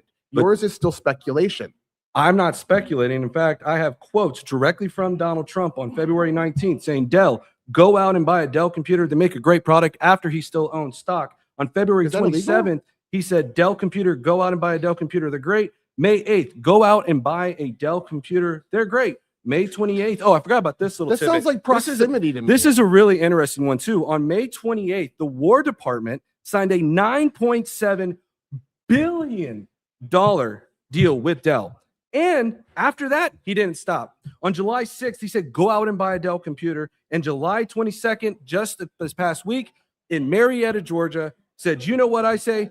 Go out and buy a Dell computer." You see nothing wrong with that. I see that as proximity. As you accuse me of in your introduction, you're now saying that proximity exists. So if Democrats go out and say, "Hey, everyone, go buy solar," and then invest $500 million into Solyndra, is that corruption? I would doesn't fit say- the criteria. I would say no. You would say no, but because it's a Democrat, you would say no. I'd say no because of principle. There's a one key piece you're missing. Donald Trump in his financial disclosures showed that he had between, what was it now at this point? $1 million to $5 million in shares in Dell. So to be very clear, to lay this out in layman's terms, you have a president who received money from a Dell family for $6 billion, then bought into shares at that. So he has a literal invested interest, and then promotes that invested interest on the world stage. And you don't think that that is corruption? No, I don't think inherently that's corruption. That's proximity. That's what you accused me of. The fact that they're near each other and doing trades. If Trump knows his government contract is going through, and the person that runs the blind trust that's in charge of buying and selling stocks for him knows this is happening because it's public knowledge, of course, any smart investor that pays attention is going to say we need to invest in Dell because governments give out free money. So, you know, there's need to another show way me that he can there's do corruption He can just there. not invest in it. All right, fine. We don't want to talk about Dell. Let's talk about FIFA. Now, this is something that people don't talk quite a bit about. Gianni Infantino awarded Trump the Peace Prize. He then, Folarin Balogun, I can't say his name, forgive me, guys, was suspended over a red card during the USA men's soccer team. There was initially questions about who really called FIFA to overturn this red card. Well, Trump admitted actually out loud to calling Gianni Infantino. And it was just reported this past week that Donald Trump is set to nominate Gianni Infantino to the UN Secretary General. We have where Donald Trump himself said he called Gianni Infantino to overturn. Now, criminal, sure, probably not. Corrupt, I would say so. It doesn't have to be criminal if you have a president who's garnering favors to try to benefit the USA men's soccer team. And remember, my definition is that somebody is entrusted with their power and abusing that entrusted power. You have Donald Trump, who has the incentive, his entrusted powers, he's a president. He's then asking for a particular favor from Gianni Infantino.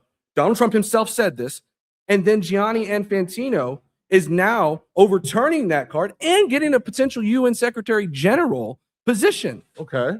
Even if I grant all that, I'm talking about the weaponization of the FBI and intel agencies to subvert an election and put a political candidate under surveillance and then into prison. And you're saying, well, Trump asked FIFA to do something that I don't like.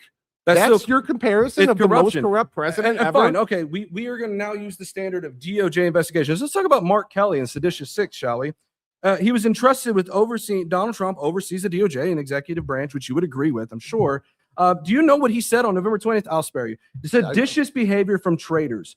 Trump went on, lock them up. Then, on February 10th, they then pursued charges for Mark Kelly and several others. The political gain is quite obvious. Mark Kelly put out a video, if y'all are unaware, where with several senators saying, hey, listen, just obey, you don't have to obey an unlawful order. And Donald Trump himself, again, Donald Trump, third time now that I presented where Donald Trump himself instructed his DOJ to go and lock someone up, and they then went forward with those charges. Is that corruption? Inherently, no. The DOJ works for the president. Their powers spawn from the power of the presidency. If you appoint somebody like Merrick Garland, whose intention is to go after Trump and put charges against him, charges that were, again, either fell off or just were flat out never went anywhere, then you could argue that's corruption in the same way, but all you're arguing is proximity still. There's no actual corruption. You're just saying, this thing happened. It's rather vague. We don't know the details. Is that corruption? If not, nah. But I'm telling you, we have actual proven corruption where members of the DNC use their Democrat-funded money to invent a lie that Trump was coordinating with Russia. They forced it into FISA warrants. They forced it into intel reports. They forced it into presidential briefings. It ended up on the news. It ended up in debates. It ended up in campaign rallies. They invented a lie, pushed it into government to give it legitimacy, and use it to try to subvert the election. Nothing you've named, even if I granted these, which I don't, but even if I granted these, what you've named pales into comparison with what I'm giving you. So again, if your argument is that it has to be a criminal quid pro quo, which I think is a really absurd statement to make to begin with, because those are two like oxymorons. You can't, quid pro quos don't necessarily have to be criminal. I've already laid out where we would agree that would you agree that insider trading by Nancy Pelosi would be corrupt if she knew certain information that she had and then traded upon that information to do so? Would that be corrupt, or would you, what would you think that is? That's not inherently corrupt. That's silly to me. They're just telling me you don't know the details of how this works. When we have a politician that goes into office, they sign their assets over to a blind trust that they're not allowed to have communication with. This happened with Laura, the woman that was appointed for Senate in Georgia after somebody had stepped down. She went up against Ossoff. What's her name? Bobert? Yeah, no, it wasn't Bobart. No. It was before her. She was appointed and she ran against Ossoff in 2020. She had an investigation because she had been coordinating and talking to the blind trust that manages her stocks. You just want to take away their opportunity to earn money, but they signed this over to a third party that does all their stock trading for them. And unless you can prove that they were coordinating with that third party, it's perfectly legal and it's perfectly above board and not corruption. It sounds to me like you're just saying this person made money or they were in the proximity of somebody that gave them money, thus corruption, no proof needed, no quid pro quo needed, no due process needed. So here's the thing. We can look at J6 slush fund because I know you want to get into this. Trump sued his own IRS, and you don't think that the plaintiff being the defendant at the same time is not an innate, at the very least, conflict of interest? I do. I think that was untoward, and I think that the court stepping in to freeze it was good. That doesn't necessarily mean corruption. That means the president can use his Article 2 powers to interpret laws and actions how he sees fit, and the courts are there to make sure that he doesn't go overboard, just like Biden did dozens of times when he was trying to forgive student loans. Trump thought he could do this. He tried to do it. The court said no, and that was the end of it. Well, no, it's actually not the end of it because we've had Todd Blanche refusing at numerous hearings to say that he's going to not continue to pursue this J6 slush fund. And in fact, we had over 35 bipartisan judges that asked to reopen the case due to the corrupt nature. So again, it's not closed, to be very clear. This may still go forward in a different manner. And Congress has been trying relentlessly to get Todd Blanche to say on record, you are not going to pursue this, and he has refused to do so. There's all sorts of instances I could find where Trump goes to try to do powers that he doesn't actually have and gets rejected by the courts that I would say, yeah, I probably agree with you. Abrego Garcia is probably something I agree with you on. Just because Trump does bad thing or tries to overstate his power does not equal corruption. Corruption is a specific charge. Who is benefiting besides Trump trying to expand what he thinks are his own powers of the presidency? He thinks he has these powers. He thinks he won 2020. So if he acts in a way according to what he thinks, it's not corruption. He's just stupid. So you're telling me then that a president cannot be corrupt if they sit there and seek personal gain from, and even if we were to take Dell out of this, to be completely clear, we could take Dell, the Dell family, completely out of this. We can just look at the simple fact that Donald Trump had shares in Dell and then put out there publicly to buy Dell stocks or buy Dell computers, which inevitably would help the performance for them to go up. I don't understand how you don't see that that's corruption. And again, you're saying that it's going to be criminal. Then if this is not corruption of all the things I've laid out with the J6 slush fund, The fact that he's gone after his political opponents like Mark Kelly, Letitia James, Lisa Cook, James Comey, we can go down the list. Then what is corruption? Give me an example of what is actual corruption, because you're saying it's got to lead to somehow criminal charges. I just fail to agree with that particular sentiment. Corruption doesn't have to be I would criminal. love to give you examples. So Trump's charges, you're saying he is corrupt because he's telling his staff, the people he put in office, these are the people that I want you to go after. You're saying that alone is corruption.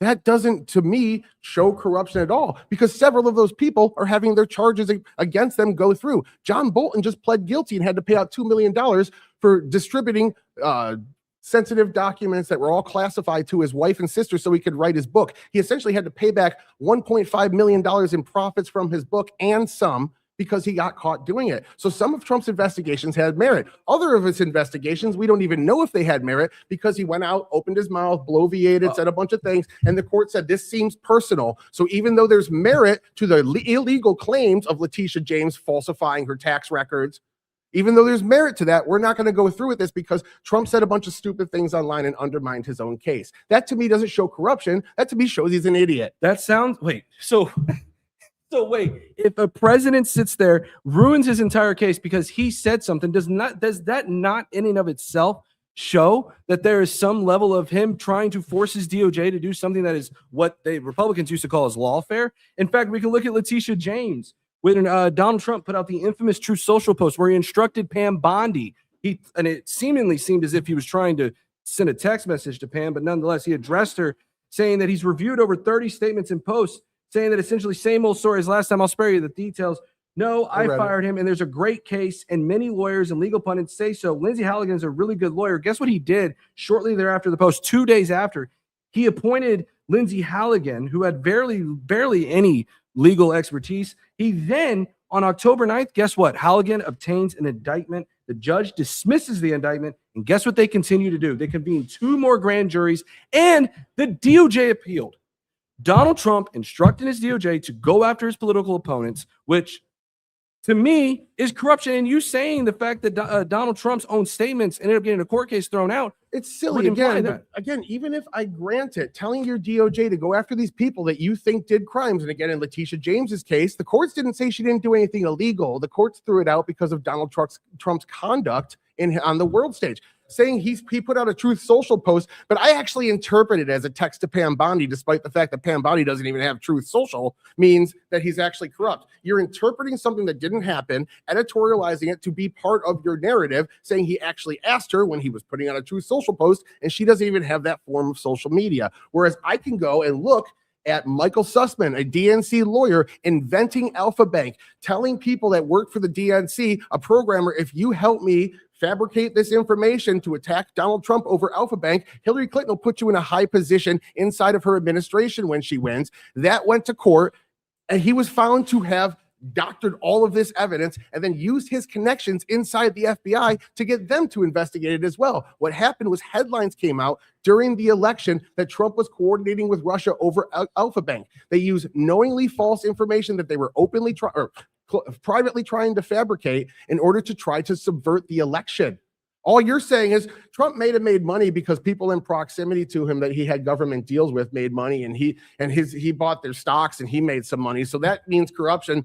Ignore the fact that we don't actually have any meeting of the minds, a legal term, to show that they were doing some clandestine exchange, that this is anything more than just market transactions and common sense.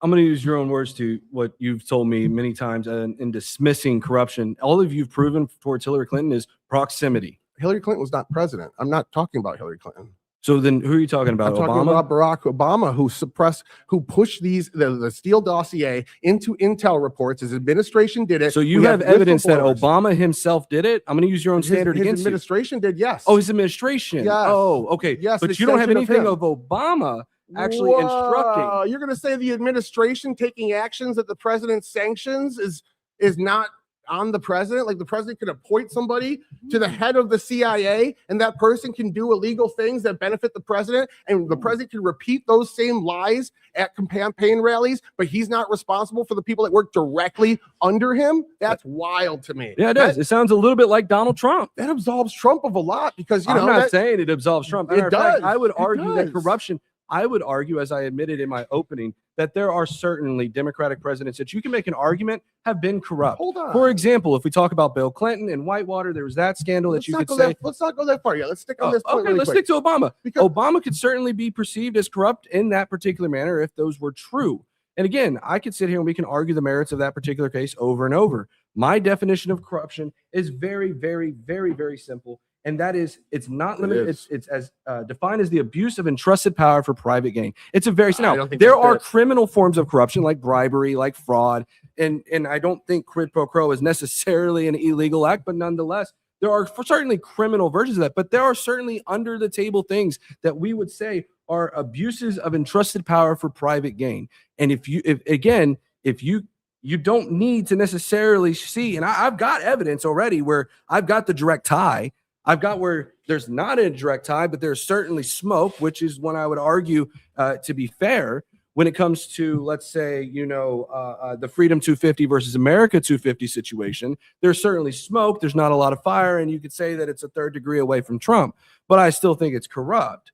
So, okay, so Trump's DA doing things is proof of Trump's corruption, but Obama's most trusted and closest staffers doing things is proof that Obama wasn't involved. Is your standard? I didn't say that. You No. did. You said No. Obama's administration did I was things using that he was your own briefed standard. on, that he was using repeating. your own standard. I That's have not no my problem standard. saying that you can make the argument We that have- was corrupt. We have evidence and a whistleblower That- on the record. I'm under willing to oath sit here and say testifying that you to could this. argue that's corrupt. However, you are not using your own same standard. I'm saying that it could be corrupt because, again, my definition is simply put that the definition of corruption is the abuse of entrusted power for private gain. Michael If that were Sussman true, was investigated. Michael Sussman had charges against him. Michael Sussman went to court. The reason why he did not lose is because they lacked evidence, but they did prove in those court proceedings that he was trying to manufacture something against Trump. He just didn't do anything illegal in that because the evidence that he was trying to use, though it was wrong, though it was incorrectly perceived, was not invented by him. Thus, he didn't break the crime that they charged him for. But all the rest of what I'm saying was proven in the courts, was accepted by his own legal team in the courts. Well, So I'm let using the me legal let me standard. jump in here real quick, just for the super chats. We're about halfway through here. Let me go in here. We got Chi-Town Deke with a geez, dude, really? Question mark. Tangential thumbs on a scale isn't corruption. I guess you see a road, a GOP around every tree too. Do you see a road GOP guy behind every tree? I try to kind of go around the trees a little bit and kind of Yeah. worry. I kind of like that meme with the guy with the yellow jacket peeking out, I'm with you, especially when you're driving. You got to keep between navigational beacons. Key. We got Alicia Chancellor 9648. If I butcher your names, I apologize. For $20, have fun, guys. Shadowback 1 with 10 jewels, a thumbs up. We got Shadowback 1 again with 30 jewels, clutch. LSP 8647. Donald Trump. Hey, he was here earlier. Shout out to LSP. Go follow him. All right, Donald Trump took pawns for money, lifted Vietnam sanctions in exchange for Trump properties, quashed bribery investigation into Tom Homan, profited over $1 billion from his coin. Name one example from Democrats equal to that. That's the What was the examples again? Lifted. Okay, took pardons for money. Vietnam lifted Vietnam sanctions, exchange for Trump properties, quashed bribery investigation into Tom Homan, profited over $1 billion off his coin. Name one example from Democrats equal to that. I don't think any of those are examples of corruption. Okay. Like the Vietnam deal, what the main deal there was accepting of the baseline tariff and getting them to decouple their manufacturing. To say that he pressured them into building a golf course just sounds to me like somebody editorializing what happened. That's not part of the deal. That's nowhere written in the trade deal. Gibbs, People may I- giving Trump gifts to butter him up does not equal corruption. Getting a Qatari plane does not equal corruption. Getting $1 billion from something that was started before you were in office, one of your multi-billion-dollar industries, and you're a multi-billionaire, just because you're making money does not equal corruption. And again, as I said, when Trump loses money, the very same people that have the Trump derangement also call every single thing he does corrupt. Saying Trump's businesses make money, thus corruption exists, is just TDS. I'm gonna let him respond, and then I'll make before it you quick. go, before you go again, I do have another super chat. So go ahead and I'll respond. make it very Yeah, quick. you're good. No rush. So let me just lay this out because I'm glad that LSP provided the Vietnam example because I actually had that prepared. I'm going to give a timeline. I'll let you, the audience, determine this at this point. Vietnam in April of 2025, Trump threatened a 46% tariff on Vietnam. In May 16th, April, May, less than a month. Anyways, Vietnam's government suddenly approves a $1.5 billion Trump golf course near Hanoi. Oh, but wait, there's more. May 21st, Eric Trump attends the groundbreaking with who? None other than the prime minister, who would have facilitated the tariff. And surprisingly, guys, after May 21st, let's just do some basic math. May 21st to July 2nd, Trump announced a trade arrangement lowering tariffs. Now, to your point earlier where you said about proximity and the convenience of these, sure. But boy, does that look like convenient timing. All of a sudden, Trump breaks ground on his new properties, and all of a sudden the trade tariffs get lowered. That's for you to decide on whether or not you think that's I know you enough want to respond. evidence. Before you respond, let me just read this last one. We got Insane Wheels for $10. Here's a few bucks. Wish I could have been there. This has been a great watch. We thank you so much. And once again, guys, make sure you get all your super chats in. All this is going to be going to help support GRIDCON 3 in the future, I believe. We're also going to be having we got the shirts out here. Check out, they're awesome. $20, make you holla. It's gonna be a good time. You'll get a shirt. Message Grid about that. We're gonna continue now for our second half. Go ahead. So I love that I'm now being attributed to the proximity argument, because that started out as the accusation as to what I was going to do, and turns out to be the only thing my opposition has here. A tower was built, even though it has nothing to do with the deal. All the investing in it was above board. There's no clandestine meeting. There's no proof that anything untoward happened. There's just a building being built there. The rest of it is speculation. We're filling in the blanks. No investigation, no criminal charges, not even a whiff of corruption is being alleged right now, but it's granted as a truth because it needs to be in order to continue the narrative of orange mad bad.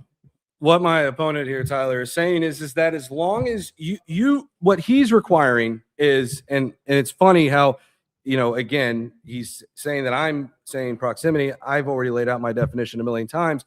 What he's saying here is that unless somebody is explicitly, actually, no, you're not even saying that. I don't even know what you're saying, because even if you were to go on, I've already presented where Donald Trump himself, we have Donald Trump himself, where he literally sat there and said, he's got his financial disclosure in writing right there. So I was going to say, unless Donald Trump says it in writing, but this kind of reminds me of the Fifth Avenue argument of Donald Trump can do no wrong. Because unless your argument seems to point to, unless we have something where Dell is in the room with the recording saying, yes, here's my money, okay, and Donald Trump says, yes, I will then promote you. That is your standard by which you would accept corruption. We call that proof. Yes, unless you have proof. Your evidence of proof is preposterous. No, my evidence of proof is, you just admitted. Because by that own standard, we don't even have that with Obama. We do. We have proof. Where do we have the proof of Obama coordinating with him? I was trying to give you that. You won't give me. Let me give you examples out. So why don't you give us the example? I'll just give you an example of what I view as corruption. It's not just that, like somebody is investing hundreds of millions of dollars from their state into GMOs or NGOs in their state. It's those NGOs corruptly working with that state's administration, like what's going on right now with Gavin Newsom in California, where him and his wife are under federal investigation for hundreds of millions of dollars worth of corruption. For some reason, we're able to spot corruption there. You cannot say for some reason, because you're for some. No, hold on. No, listen to me say. Hold on. No. Let me explain why you can't say for some reason, because your own standard won't allow it. Your own standard that you just told me is that I need to have on recording Donald Trump saying, hey, here is my money. Now I want this in return. That's your standard, not mine. So if you want to say this argument of saying, well, I've got some kind of implication for Gavin, this is exactly what I laid out in my opening. There's always, and this is expanded well beyond this debate. This goes for just in general, in the general zeitgeist of the conversation. There is always a double standard when it comes to Donald Trump versus what others are allowed to have. You agree? I agree too. This is a massive double standard. We know that under the Obama administration, the Vice President Joe Biden called the CIA and said, that information you have of Ukrainian officials talking about my son's corrupt ties in Ukraine, squash that. And we had to wait 9 years for Kash Patel to release that because it was hidden away in CIA intel. We know that exists. We have that factually proven. That's the standard of corruption I'm asking you to achieve. And I have plenty of examples of it under the Obama administration. I have whistleblowers coming out with documents showing I wrote the 2016 Intel report. I was the one that discovered Russia interference in our elections,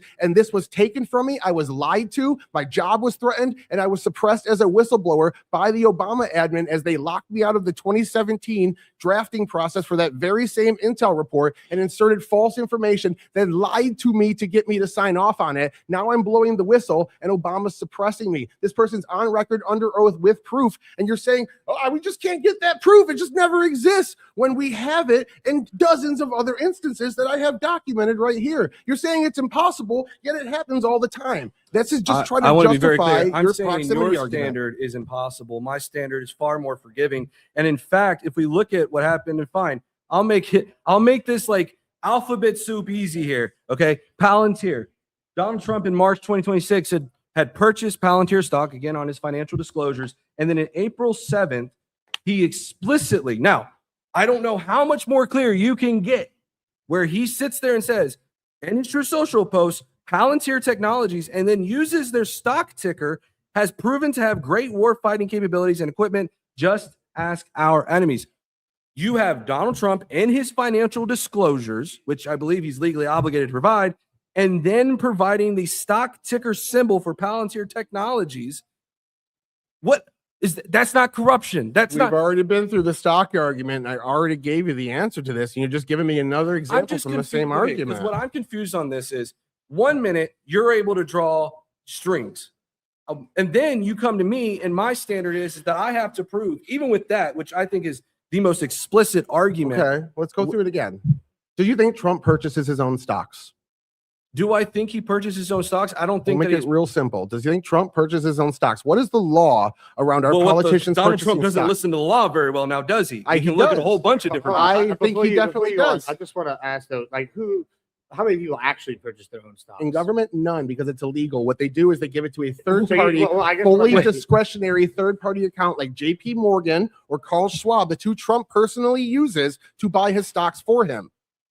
So Trump buying stocks means he has a third party that's not at all communicating with him. But you don't buying know that stocks though, based right? on- Yes, we don't know that. We just have it proven in the law, and there's no investigation Wait, so saying Donald Trump is a otherwise. saint Yes. and always listens to the law? Yes, Donald Trump is listening. What? Donald Trump listens to the courts. Yes, there's not a single instance besides the sale of TikTok where Donald Trump did not obey the highest court in the land. When courts that didn't have authority over him gave him orders, he ignored those. But that was courts that did not have authority or jurisdiction to tell the president how to do things, and most of those got overturned on appeal. Like Judge Boasberg, who got 2 writ of mandamuses for issuing illegal rulings against Trump. You know what ruling Trump didn't listen to? Abreu Garcia. But I just, it's baffling to me that you would say Trump is this saint who always abides by He the didn't law, say even that. though well, for example, we can look at Lisa Cook, where the Supreme Court said that he cannot fire Lisa Cook. And guess what? She still has her job. She There got you her have job it. back. I mean, I don't know how else to sit here when I have to play by a completely different set of standards than you give to Trump. Yeah, And we it can feels prove like this. this throughout this entire argument. And again, I've gone back to, I've laid out example after example after Was example. it criminal after when example. Joe Biden tried 9 different times to forgive student loans by reading laws in a way that they weren't interpreted and got 9 slapped different down? times. 9 different times he tried to overturn and or pay off student loans. Was that criminal? I don't No, know it if was wasn't. criminal. Was it criminal when any president has ever tried to interpret any law in any way that wasn't the conventional method? It's not. It's a novel legal theory, and the courts decide whether or not that's above board or not. And the president has agreed every single time, even if he doesn't like the ruling, even if he attacks the justices after, he still does what they say. You can steal a candy bar and bring it back, and you'll be fine then. And actually, that's not legal advice. Please don't do that. Just wanted to say that. I'm not an attorney. But no, I think, again, it's just this forgiving standard that then it's okay when we like point out 15 different factoids when it comes to Obama administration from a whistleblower, which, by the way, I looked into the whole Hunter Biden thing and found it intriguing that we saw one of the whistleblowers end up apparently getting a job under Secretary Bessent, as well as releasing a book. This was, I believe his name was Gary Shapley. He was an IRS whistleblower. And also that he claimed Davis Weiss dropped the charges seemingly in favor of Biden. But again, it's just baffling how you can use this standard and say that it's not corruption. And What standard am I using? I just again? hope Because that this every standard is every time you brought up an allegation, I brought up Obama. When you brought up Trump, I brought up like Trump saying, "Hey, buy Dell computers." I brought up Obama and Solyndra and said that's not illegal either. I view these as the exact same thing, and I view both of them as above board. When you brought up something else, I used Hunter or Joe Biden. Hunter Biden is my example, and I said that's above board also. So you don't wait. So for Hunter Biden, you don't think Hunter Biden was corrupt? I think Hunter Biden was doing money laundering, but the best we got out of it evidence-wise was he was doing the illusion of pay for play. He was committing fraud on the world stage, and we would have known more, but his father pardoned him. But we can't use that because you don't have the recording I'm not of using Joe that. Biden. I'm but using you just Russiagate. did. But No, I was answering your question. You asked me a question and then act like I'm using it as my argument. That's just kind of dishonest, isn't it? No. Well, what did you? My argument is Russiagate. My argument is the weaponization of the FBI and the intel agencies based off of knowingly false information that the Democratic Party, the Obama administration, and the Hillary Clinton campaign worked together to coordinate and inseminate into government to weaponize the government against Trump. So let me ask this to both y'all then. So obviously you're arguing Trump is the most corrupt president since Reagan. Who would you argue is the most corrupt? Are you saying Biden's the most corrupt? I'd say under the Obama administration, we saw. I won't say Obama in particular. Under the Obama administration, this is the most corrupt thing I have ever seen in my life in government. Was the Russiagate investigation? Thus, the most corrupt thing happening makes him the most corrupt president. And you don't think that Donald Trump getting a Qatari jet, sitting there and pardoning all the J6ers and then trying to create a J6 slush fund, him being a plaintiff and a defendant in his own case, which is odd. No. Him putting out numerous times, I believe you did this with NVIDIA with They the could be. stock ticker. They Again, could be, but you don't have to proof. me, and if your egregiousness is the fact that the DOJ was weaponized, then we don't want to talk about Donald Trump because I can promise you there is a host of issues that we can find when it comes to Donald Trump and the DOJ. I think again, I've already laid out James Comey, Lisa Cook, when we talk about Letitia James, when we talk about the seditious six. And then, in fact, you could probably even argue the reflecting pool Olympian who ended up putting his hands in there, and Janine Pirro said he used both hands and ripped it up. It's wild that you bring up some of these people because Letitia James flat out ran on going after Trump. That was her campaign platform, is I'm the right person to put Trump away. Trump goes after her for something that when you look at the evidence, you can clearly see she signed off on her own documents that she was lying about. You can clearly see she did something illegal and there was merit to investigate her. You don't care about that. You're just saying because Trump wanted this person investigated, that is corruption, regardless of whether or not she broke the law, which it's pretty clear that she did. It's pretty clear that Bolton did because Bolton pled guilty and other cases are still ongoing. You seem to lack the evidence to anything. A lot of it is speculation and proximity. You're looking at Trump's money going up and saying because his money is going up, thus corruption must be happening. There's no other way to explain this. Ignore the fact that he's a billionaire with multiple billion-dollar industries that can make him that money legitimate. Ignore the fact that his net worth hasn't even doubled in the 10 years that he's been in office. He hasn't even doubled his net worth, whereas Bill Clinton's net worth is over 100 times higher than it was when he took office, while he was doing things that appear corrupt. While Obama, under his administration, we see the clear weaponization of the Justice Department and the intel agencies. The FBI admitted it. The intel agencies admitted it. They are saying this happened. They promised to reform. They all said it happened under oath in Congress when Trump wasn't even the president anymore. And here's my thing that I find funny. This is that, again, this is how we kind of play with percentages. Is he's saying that Trump hasn't doubled his net worth. Let's be very clear. Donald Trump's net worth, I believe, is in the tune of to at least a couple billion to 6.7. $6.7 billion. But we're going to complain about Joe Biden's measly $3 million. I mean, this is what is baffling to me is that we've seen. And by the way, a little fun fact on where Donald Trump has made his money. He partnered and licensed a book called the Trump Bible. He's also made money off of that, which, by the way, he has presented and been shown to hold it's a Lee Greenwood Bible, but it's been colloquially named the Trump Bible. He received royalties on that to the tune of a couple $100,000. But again, we're going to be, I just thought it was funny, Mr. Trump, the Christian man, now selling Bibles and getting kickbacks from it instead of reinvesting it back into the church. Or we could talk about the Trump Rolex, in which he advertised the Trump Rolex and it's just absurd to me the number of times. And I really hope that when we get to, the next Democratic president, that the same standard holds, because I know that it won't. I know that we're just going to be back here again to debate this whole entire thing, where a standard is going to be held to one but not the other. And everything you've mentioned with Obama, or and fun fact, Letitia James actually had her charges dropped, and the DOJ continued to go. Why would they continue to go after her twice, by the way? And they're still pursuing it and trying to appeal it because she did something illegal. That's why. So everything that so are you? I want to be very. I want to be very clear. You don't think that? Let me ask you this. Actually, this is better. You said this earlier, right? That the DOJ works at the behest of the executive branch, correct? Yeah. Okay. So when Trump sits there and tells Pam Bondi, "Hey, I need you to investigate," I think it was Lisa Cook or Letitia James, whatever it was.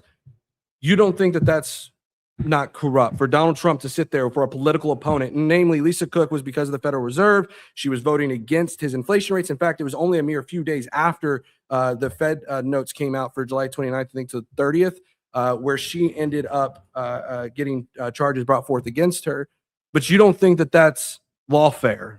Trump going against his political opponents? No, I don't see anywhere where he actually said anything to Pam Bondi. You're looking at a true social post, and then what you said is, that kind of seems like a text message. I think he was trying to text it to her. That's you taking something and editorializing it to make it into evidence that it's not. What we do have is Trump openly saying, this woman clearly committed a crime, and we clearly want to go after her for it. He sees the government that was weaponized against him. Keep in mind, the first time a president has ever had his home raided or charges against him was when the previous administration did it to him. They weaponized government against him. Now, whether that's corruption or not, I'm not here to argue that. I'm just saying, well, that no, we're here happened to under argue Trump. corruption. I mean, I'm that's not what going we're to here make to that argue. argument, because that's just a proximity argument, and you're the one arguing the lack of standard of proximity. I'm saying they You tried to made weaponize proximity against arguments him, for Obama and all everybody of those else. charges were dropped. All of those charges did not go through. Everything the Biden administration charged against Trump ended up being dropped. A lot of it was because they illegally appointed Jack Smith. That was the Florida case that got thrown out. The other one, they had to go back and rewrite the charges because the charges were illegal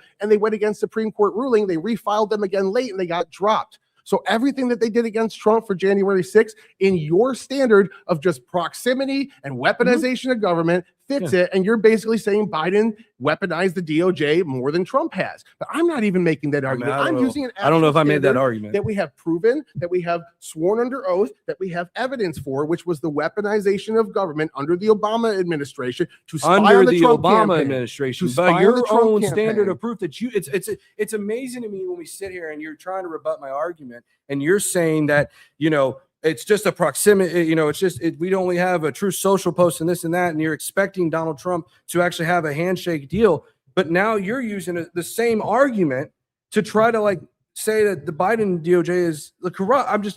That's what makes me so baffled by this is that I'm fine sitting here saying, look, if you think that corruption can take place under the Biden administration. Fun fact, I didn't vote for Biden, by the way.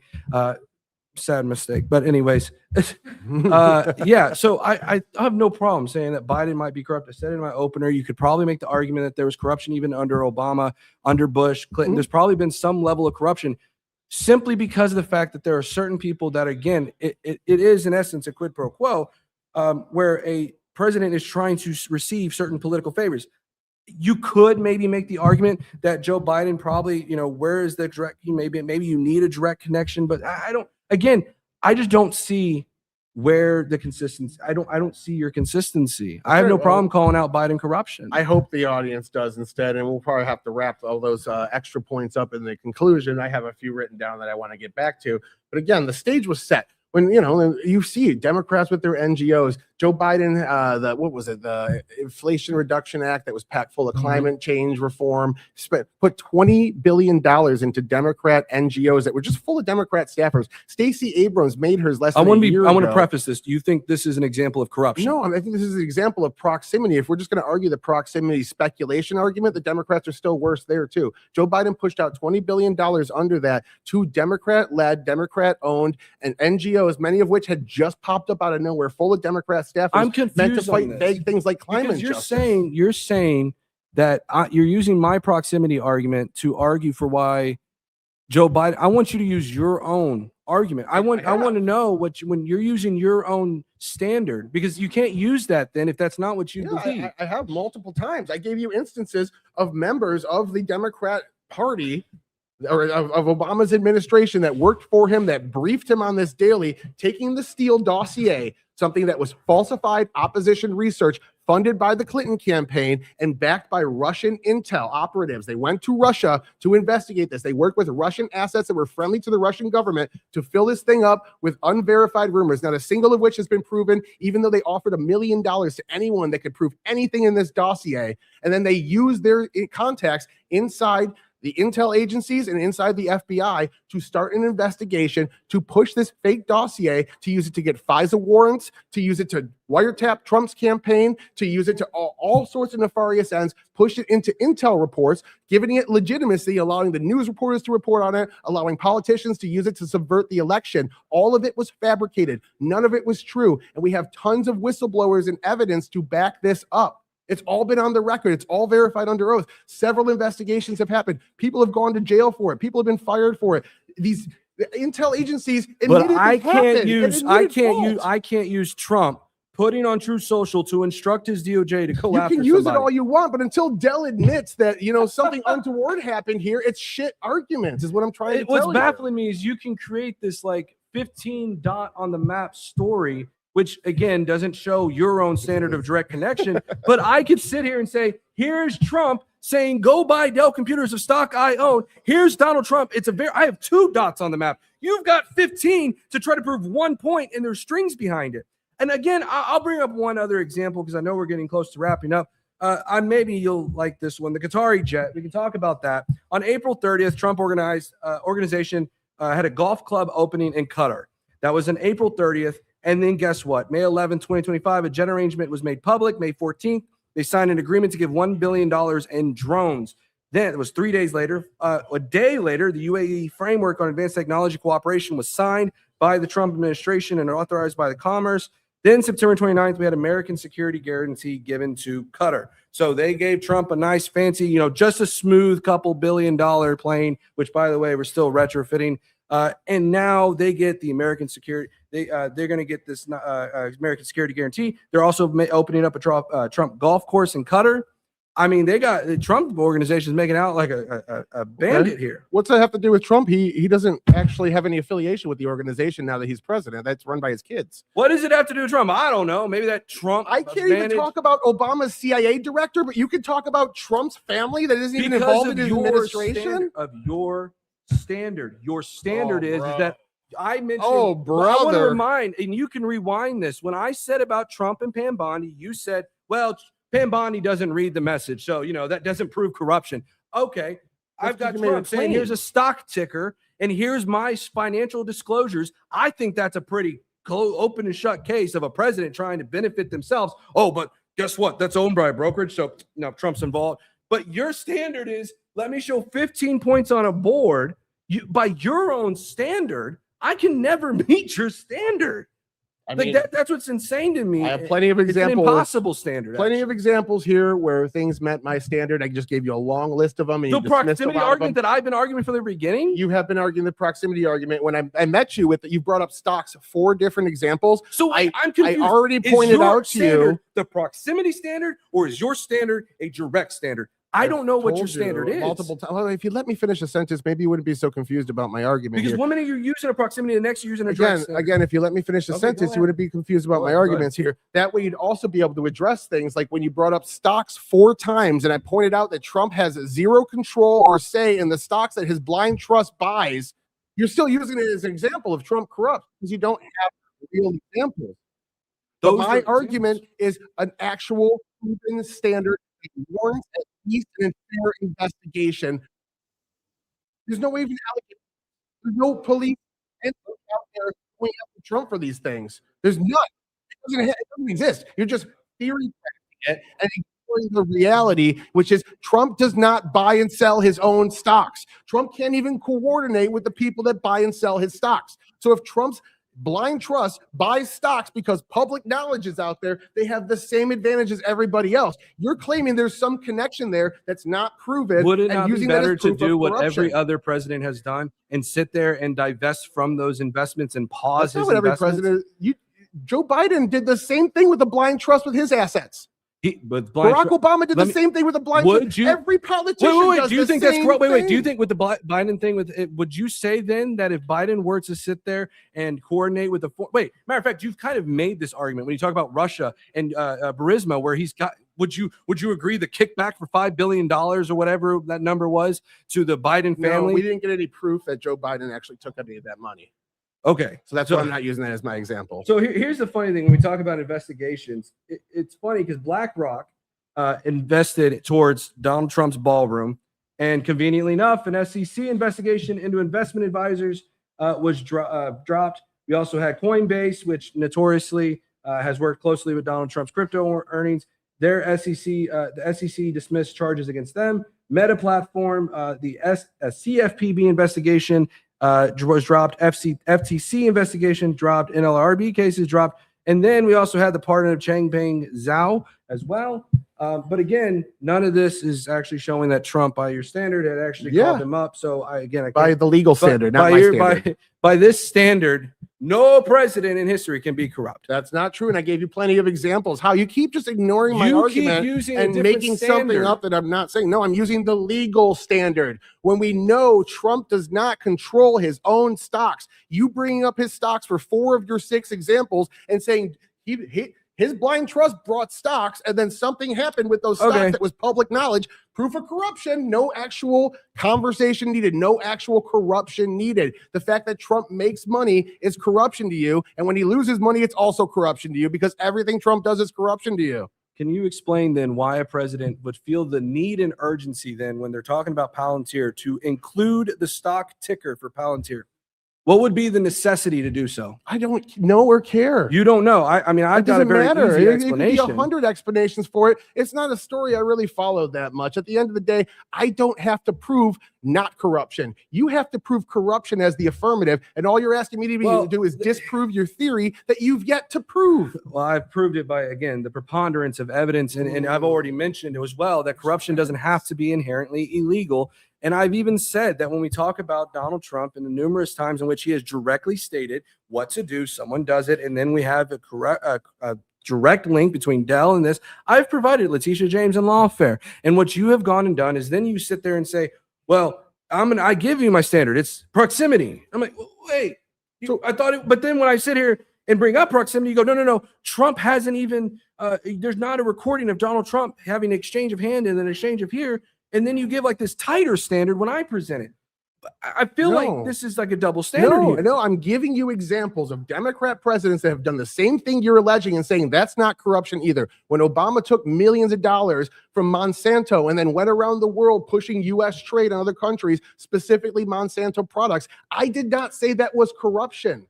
I said, okay, that's politics as usual. That's why they donated to him. He said he was going to expand U.S. trade in particular sectors. They're one of the biggest firms in those sectors. Why are we bringing this up if you don't believe that this is an example of corruption? Because I'm showing you, you keep accusing me of a double standard. That's why, because you're smearing me instead of addressing my argument, because the argument you have is shit, and you feel like character attacks are the only route you have left. Again, exposing a double standard is not necessarily a character attack, but I digress. I mean, again, when we talk about this, when you talk about Obama and the Wait a minute. It's not necessarily a character attack. Wasn't there? I'm just going. So I couldn't. You're good. No, I mean, look. At the end of the day, I came up, and I didn't even get into Freedom 250 versus America 250 and that whole debacle there. Which again, I would encourage anybody to go look at it. Is quite intriguing what's going on there. Freedom 250 versus America 250, essentially a nonprofit, which I know we love to talk about NGOs from the right. A nonprofit that was a Trump ally essentially opened up a nonprofit called Trump 250. This was a Democrat. There was a Democratic committee, I think an Interior Department or something like that, that released a report that showed, in essence, there was committee members being moved around to more pro-Trump favors. We saw this initially when we saw some of the artists wanting to get out of the July 4th celebration, and they were felt misled. There's even allegations in this report, and again, there's strictly allegations made in the report by the Democrats that there was potential wire fraud committed within that. And also, I encourage you to go look. If you look at the new IRS cards, by the way, that Donald Trump has been trying to put out by via Secretary Bessent, there's a little thing called Freedom 250 on that little Social Security card. That is Donald Trump, or rather a Trump-aligned nonprofit that's their verbiage. You also, the little banners that you've seen on the different governmental buildings on the, I think it was the State Department, you could see a little circular logo at the bottom. There was also allegations in there that they coerced certain park officials to wear a Freedom 250 pin versus America 250. And it's important to say this last bit. America 250 was congressionally approved funds back in 2016. Freedom 250 was opened last year. And there was allegations that they are funneling money from America 250 to Freedom 250, and that some Trump-aligned sponsors are wiring money through Trump 250 to essentially benefit Trump. I'm going to give you 30 seconds to a minute to respond, and then we're gonna go to super chats and then closings. So go ahead and respond. You have about 30 seconds to one. Okay, so if you go through the list of all the allegations that he made, even if we grant all of them, which I'd say most of them are stupid, ignore how actual stock trading works when you're in office. Even if we grant all these pale into comparison as to what I'm defining the Obama administration did. Obama was briefed on it. He was privy to it. His top officials were doing it. That gets dismissed as, oh, it's a proximity argument. Doesn't actually dispute any of the points. I brought up several. Well, actually, I'll get the rest of my closer. Oh, okay. All right. Well, in that case, boys, we got a couple super chats here before we go to closings. At Horse God says for $2 is Hunter Biden profiting for Burisma corruption. We talked about that in depth. I don't know if we need to go back over that again. Is Echo 5 Sierra 1775 for $5 says, does being a political opponent of Donald Trump make you immune from criminal prosecution? Thoughts? Well, say that again. Does being a political opponent of Donald Trump make you immune from criminal prosecution? No, oh, so this probably addresses me. No, I mean, I wouldn't sit there and necessarily say that in and of itself makes you immune from prosecution. And to be clear, what I have laid out in corruption is again, and part of my definition is that you have to be in some kind of a situation of authority, right? And so Donald Trump going in, instructing his DOJ to go after his political opponents because they didn't issue a rate hike, or well, rather it's with Letitia James. And again, Letitia James prosecuted Donald Trump. Again, that connection is what makes it corrupt. If the DOJ was not instructed by Donald Trump, you wouldn't have the corruption there because you would just have a DOJ that's necessarily investigating. Now, you could have corruption in the DOJ if one of the DOJ officials maybe had some kind of a political motive for personal gain. You could probably have some of that, but generally it relies upon Donald Trump and with the actual push of the investigation. That was a lot. I'll give you 30 seconds to respond. I missed all. I was all right. Fair enough. Then that's easy. Then no time for you to respond. All right, boys. So we're gonna go to closings. Then we all both have 5 minutes. Who was first? Was it? You opened first. You opened first. So that looks like you're opening the closings first. You got 5. Whenever you're ready, go. Okie dokie. So Vince said that I have two standards here, but again, for every single example he asked me about, I either dismissed it as silliness or gave him an equivalent of Democrats doing the same things. He kept bringing up Trump pushing Dell. I brought up Solyndra, how Obama was out there pushing solar, investing hundreds of $millions into Solyndra that was donating back to his campaign, tens of thousands of dollars. I didn't view it as corruption then. I don't view it as corruption now. I went to Biden, student loan forgiveness. We were talking about Trump interpreting laws a certain way, getting it wrong, going to the courts and getting slapped down. He said that is inherently corruption. I brought up instances of Biden doing it over and over and over again. He didn't even know how many there were. When I did bring it up, he said, no, that's not corruption. I'm giving you examples of Democrats doing very similar things in the same line of precedent as Trump and saying, I didn't view it as corruption then. I don't view it as corruption now. I purposely left Hunter Biden out of my argument because we did not have the proof that that money made its way all the way up to Joe Biden. I left it out because it's not a good argument because I'm arguing a factual standard. Now let's go into the FBI investigation that I kept getting interrupted on. We know Peter Strzok did not have any intelligence when he opened the investigation Crossfire Hurricane. We know that he was a Democrat operative that was communicating with the DNC, took their false report and forced it into FISA warrants by lying to the FISA courts about the validity of it. We know that they took a CIA email saying Carter Page was an intelligence asset. They falsified it. Somebody went to jail over that and used that to get FISA warrants against Carter Page. So they took lied to the FISA court and used that to get a wiretap into the Trump campaign when they were running for president. They also took these these false reports and worked them into the presidential briefing. James Comey did that, and James Clapper worked it into an intelligence briefing to give it legitimacy so that it could be reported by the news as something that was happening. Then the entire Democratic Party, as well as the Obama administration, repeated these lies, got on board. For 4 straight years, we saw the Democratic Party in a YouGov poll say that the majority of Democrats said that Russia hacked our voting machines to insert millions of illegal votes to give a false election. Democrats dog whistled that talking point for years. Russia hacked our election. Russia hacked our election. That's why a majority of Democrats believe that Russia hacked voting booths for 4 years straight.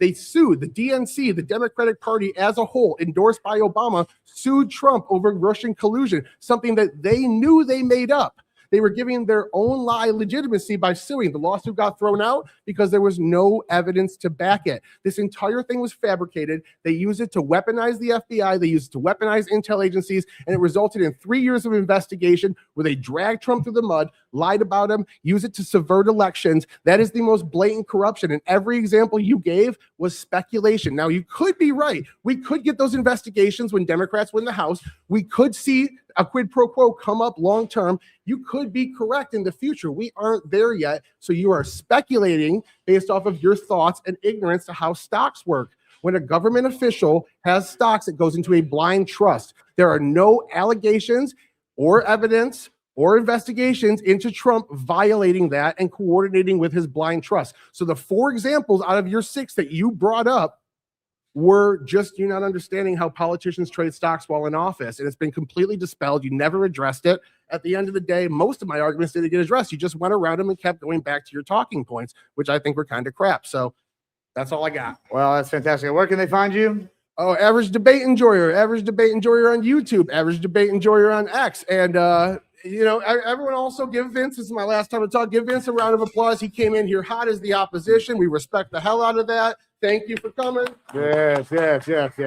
We'll get plenty of applause in a second. Thank you so much. All right, let's go to you, Vince. You're closing. You got 5 minutes and go. So here's the funny thing about this is that, it's funny because I vaguely remember Donald Trump using an untraditional kind of blind trust in which his children manage that blind trust. And I think it's incredibly interesting how we've got direct evidence. You have to take 15 steps. I can sit here and say, hey, here's Donald Trump buying or his brokerage, because I forgot we have to play by a different standard, or his brokerage getting certain stocks. And by the way, there's individual purchases as well. Nonetheless, it had stock purchases and then has all of a sudden says Palantir, great company, and then uses their stock ticker. Why else would he use a stock ticker if you weren't interested in trying to boost their stocks? I don't know how much more corrupt it can get. I just know that when we have a Democratic president, this standard is going to shift. It shifts every time.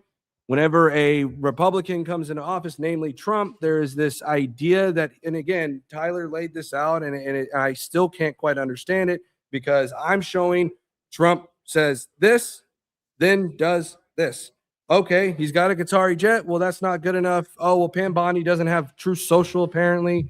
And it's just wild that I have to kind of find a video evidence, and then he's able to draw 15 dots on a map about Ukraine and Burisma and this and that. And by the way, that 15 points is in a way driven to try to exacerbate a one topic issue. I want to be very clear. That's one topic. There's 15 points to that one topic. I have provided a host of different topics, from the Qatari jet to Dell to Palantir to the pardons to the the reflecting pool to all of his political prosecutions, every single one of them. And again, I have no problem. I never said that Obama wasn't corrupt. Rewind the tape. I think Obama could be corrupt. I actually have conceded this numerous times. Obama could be corrupt. Biden could be corrupt. Bush can be corrupt. The argument here isn't whether or not these presidents are corrupt. That's not the debate. The debate is whether or not Trump is the most corrupt. And one example of some kind of Russiagate or some kind of Burisma scandal, that's 2 points. I've got about 15 in right here alone. But again, that's where I'll land. It's been a great pleasure debating you. I'm The Vince Wilson Show. You can find me at The Vince Wilson Show on X. You can find me on YouTube, Twitch, and even TikTok is where I am usually.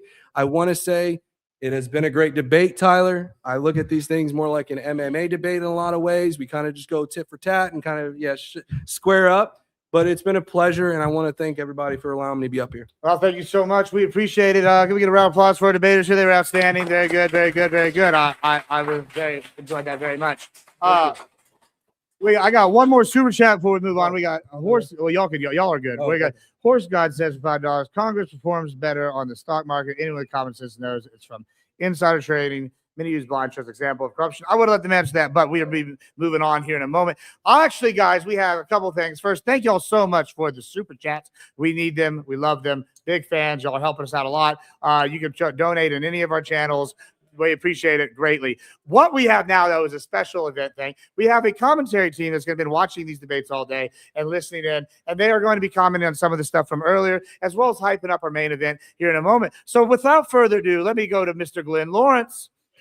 Yo, welcome everybody. It's your boy Glenn Lawrence, and I'm with Glenn's Angels, right? You heard of Charlie's Angels, but my Angels are better, all right? So, ladies, tell me, what have you guys thought about the debates thus far? Oh, they've been really good. They've been amazing. I really enjoyed the debate around modesty. And I also really enjoyed the debate with Taylor. Yeah, It was so good. It was so good. The last one was amazing. that one was really good. What about you? Passion. Oh, I love the passion, and like it got really heated a couple of times, but everybody was able to kind of remain respectful. So I'm new to all of this, but I was able to still keep up with all of this. So passion really brought me in. Maybe want to dig in deeper to all the discussion. So I'll definitely be back. So let's interview our most recent two debaters. We got Vince. We got Vince coming over here. We got Vince coming over here right now for his post-debate briefing. So, Vince, tell us what. Hold on, let's get you in here. Oh, like this, and get you over here. Over here. We gotta get all right here. There we go. There we go. So, Vince, tell us what do you think about the debate? Where do you think his strengths were? And where did you feel that he probably maybe had a little bit more on you? Yeah, no, I think that it went really well. I think that Tyler really or Average Debate Jordan did a really good job at trying to really present these arguments. I could tell he was definitely well researched in those areas, and I admire that. I think when you get into a debate, it's important to come with research. It'd be nice. I like to face opponents that don't do their research because it makes it a little bit easier. But I will say I think Tyler did his research quite well. What would you say an area that you would want to improve in on your argument?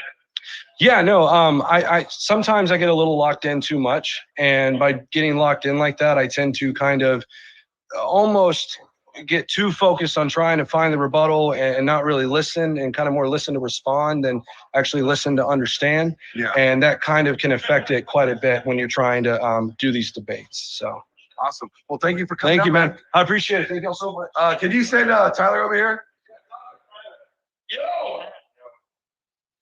All right, my Israeli. All right, so ladies, what did you think about Tyler's argument?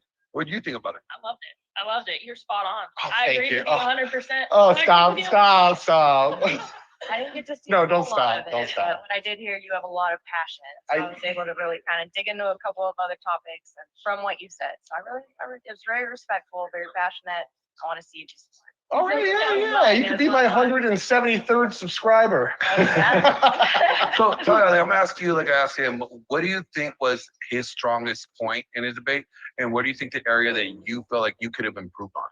Oh, well, a lot of the foreign overseas stuff he was bringing up was good. I thought the Trump trading argument, I countered very well with how the laws and structure actually works around that. But he hit me with a couple really good arguments of overseas. And as soon as I heard those, I'm like, damn, I don't have a good response to those. So my plan there was to obfuscate, kind of throw up a smoke screen and give different examples, not address them so much because they were good. Trump isn't my favorite person in the world. So sometimes being honest and defending him, don't go, mix like oil and water. Awesome. Well, thank you for coming, my friend. You did such a good job. All right. I voted for you this time. Oh, stop it, you guys. Stop. Is that? That's it. Okay. So, ladies, you guys are watching all the debates. You said the modesty one was your favorite one. Why was that one your favorite one so far?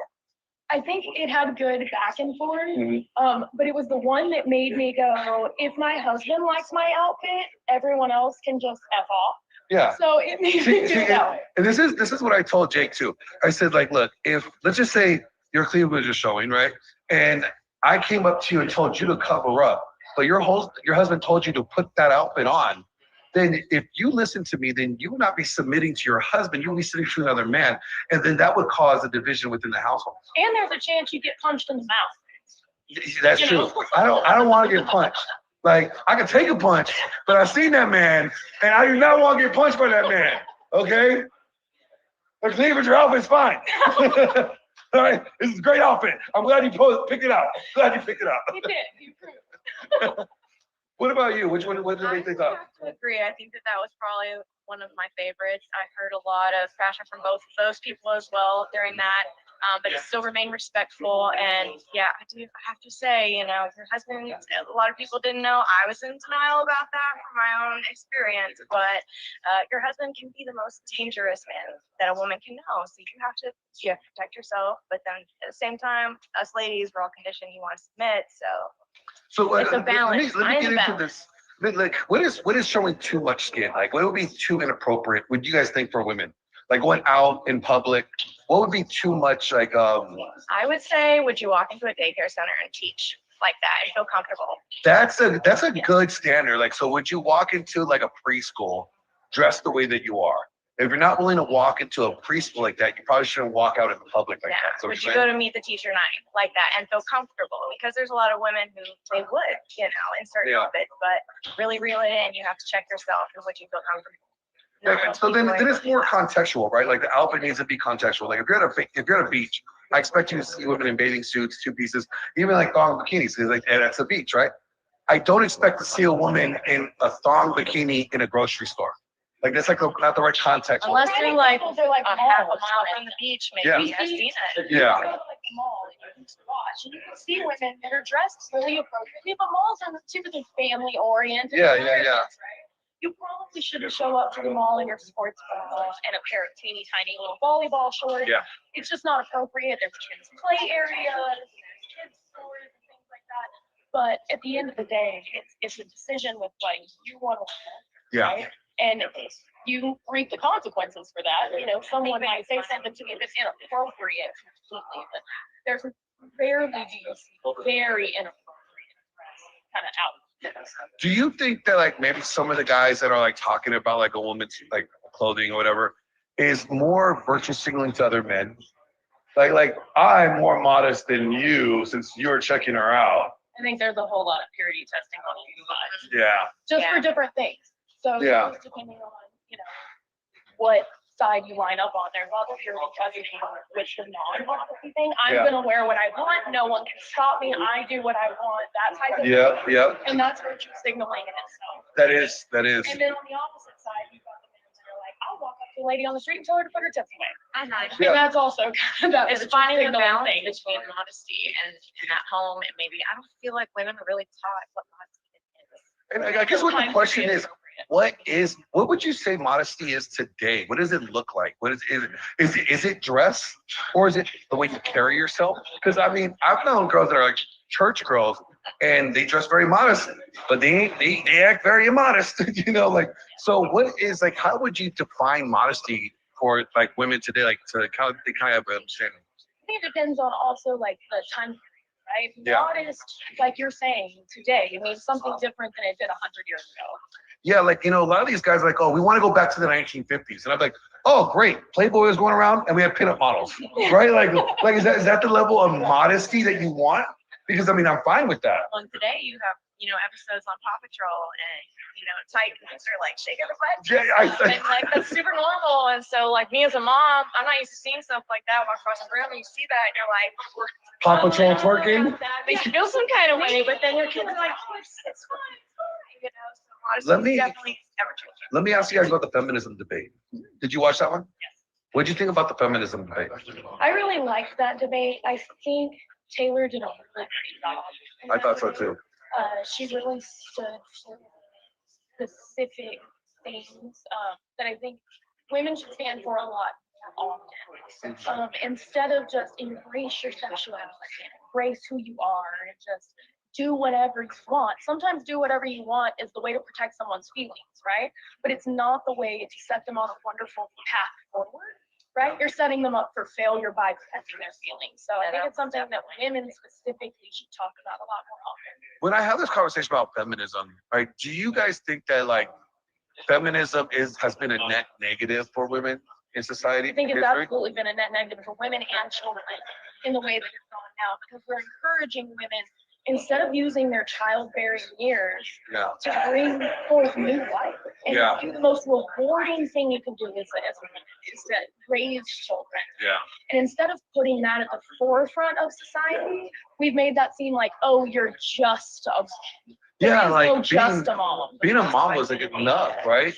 So, what would you say like has been like the worst part about feminism today, or just like society? Honest, feminism and as a topic of discussion for me at my house is very new. I don't really understand it. I'm new to all of it and really what it's supposed to mean as a mom and in society. So for me, feminism is like you are a woman and you have roles, but you're still supposed to like feed the inner child.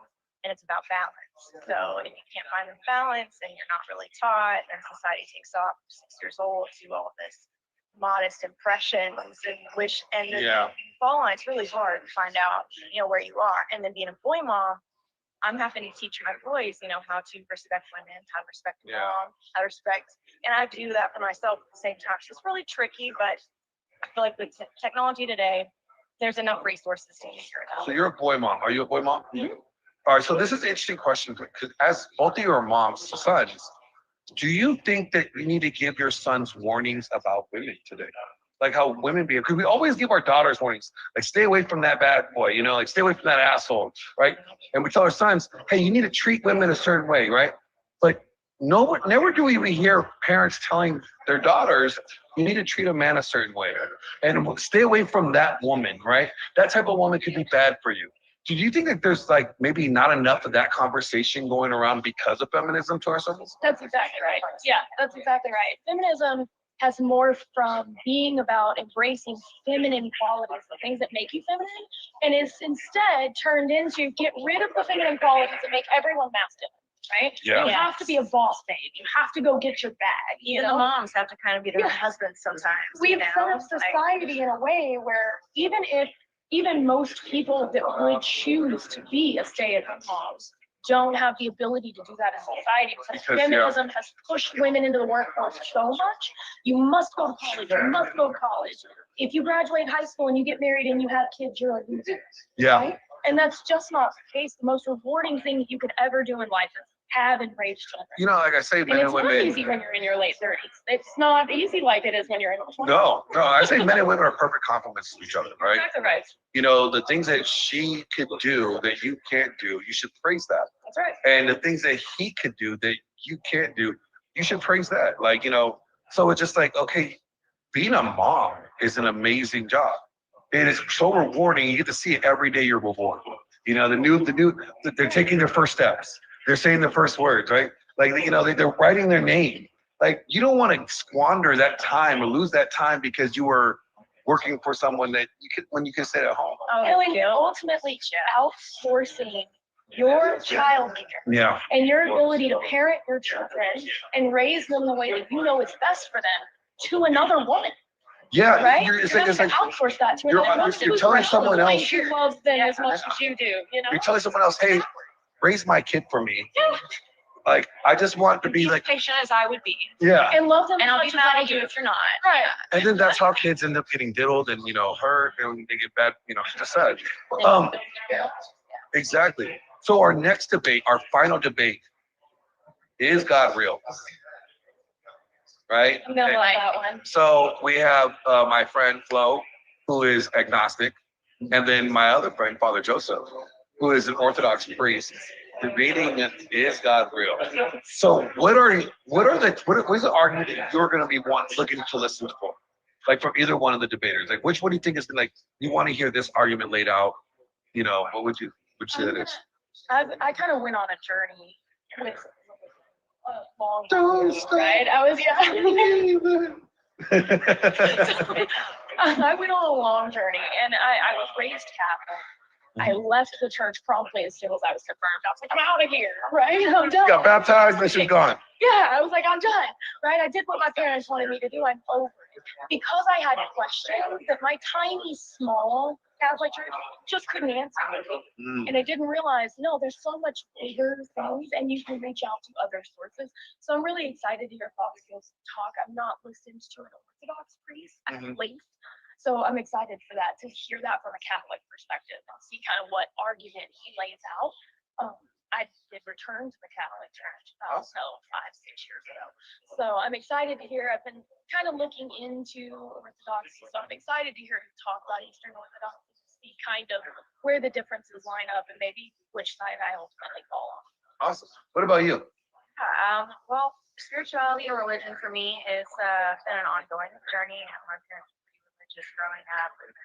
They didn't make it like a strict situation. So I personally kind of started my journey again a month ago consistently. So I'm curious to, I didn't know about it till just now. So the questions I'm thinking of, like, I don't know why, but for me, I need like facts, like timelines, find things to kind of, to resonate. So I'd be curious just to see what the topic is for that day that he seems like speaking on. And just kind of learning more about him and his history. So Yeah, like I've had interviews with Father Joseph. Actually, I asked him 50 like embarrassing questions. So like I asked him, I was like, hey, is like, let's say you're having sex and you slipped into her ass, is that a sin? Is that he was like, it's never an accident, Glenn. I was like, yeah, man. I'm like, hey, I'm just wondering. I'm just asking for a friend here. I'm not saying I did anything, And then I was like, so polygyny, how many guys, like, how many wives? Like, he's like, I'm like, nowhere in the Bible does it say it's a sin. He goes, let's just not get into this. But like, Father, So back to Mopsy. yeah, he's one of like the most down to earth, priests. I think it's going to be a great conversation. I think Flo is going to challenge him to like, I need proof that God exists, that God is real. Like, how can you prove to me that God is real? Like, that's what everybody's looking for. I'd be excited to hear archaeological Yeah. arguments. I'd be excited to hear fine-tuning arguments. Yeah. I always enjoy those arguments. I ended up coming back around to the Catholic Church through history and archaeology. I'm a lover of history. I'm a lover of archaeology. So we're tying in history and the early church fathers and apostolic succession is going to be a wonderful thing to be able to listen to from an expert, someone who's dedicated their life to Christ. Exactly. So, you guys, stay tuned because after the debate, we will actually be interviewing with Father Joseph and Flo State to actually talk about the debate topic, all right? So, ladies, thank you. Please go ahead and grab your seats. I'll be with you there shortly. Thank you so much. Ladies and gentlemen, we are about ready for our main event. Our main event is now. We are waiting for the debaters to come on over here. Are they on a smoke break? How are they on a smoke break when I'm not on a smoke break? Why does everybody get breaks but me? Listen here. I don't want to hear about not getting breaks, mother. If anybody gonna bitch about that, it's gonna be me. The hardest working man have been me and Gibbs. All right. So I'm gonna go over to Gibbs. Gibbs, hold on. I'm coming over to you.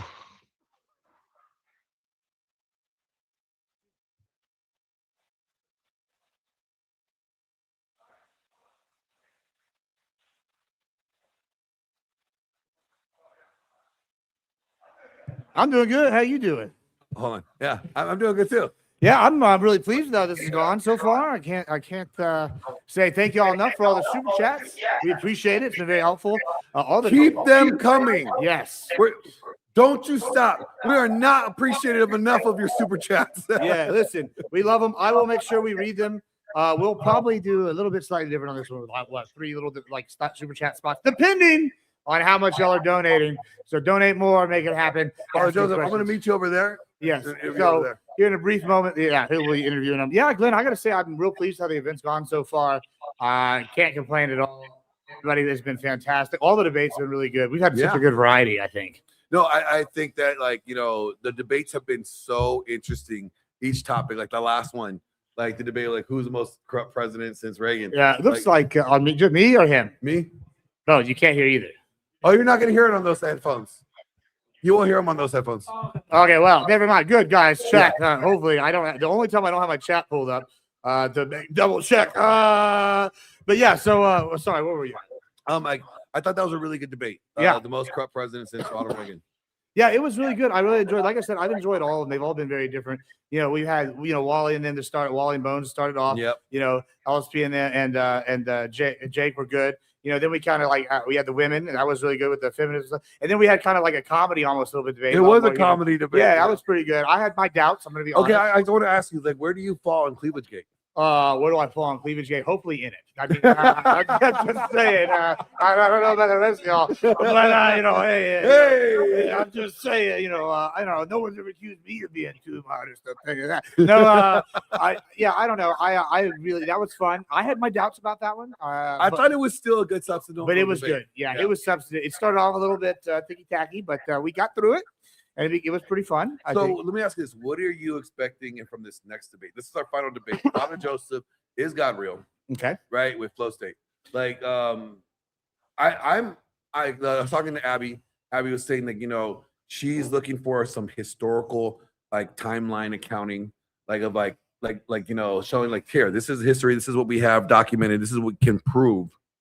What do you think you're looking for in this debate? Well, I tell you what, I mean, I've only briefly spoken to Father Joseph. We had a kind of a preview of Dusty earlier, Flow State. Yep. And then right after we just saw Vince and Tyler. And I think this is gonna be kind of similar to Vince and Tyler in one way. It's like styles make matchups. Vince is very got the rhetoric down, et cetera, et cetera.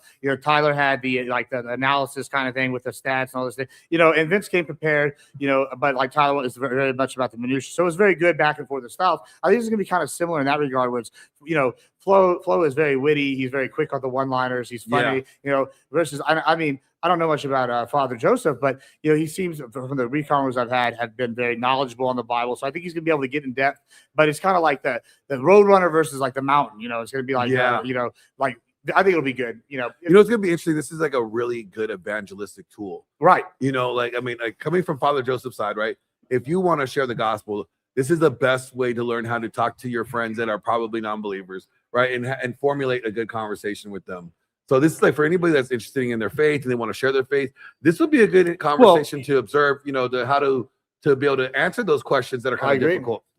I mean, and also in addition to that, you and I were both talking how we might be the most degenerate ones here, and I think we're both the only ones with the religious degree, maybe at the whole thing this weekend, right? And so besides Father Joseph, maybe Father Joseph, obviously, but it's kind of how crazy it is. You and I are the second and third runner up of the theology. Yeah, I'm saying, and it's funny because we're sitting here talking about it, and it's when I look at this, I'm going, okay, how is this going to break down? I agree with everything you just said. I think that part of the thing with Christianity that a lot of people make the mistake of is you get more flies with honey than you do with vinegar, right? And so if you're going out there and damn, you go to hell, you're going to go to hell, this is bad. Maybe some people react better to the fear message, but I've witnessed many times that these people witness, and I'll even say sometimes the people that are the harshest witnesses against people for Christianity are maybe themselves actually not saved and they're rejecting it in some way.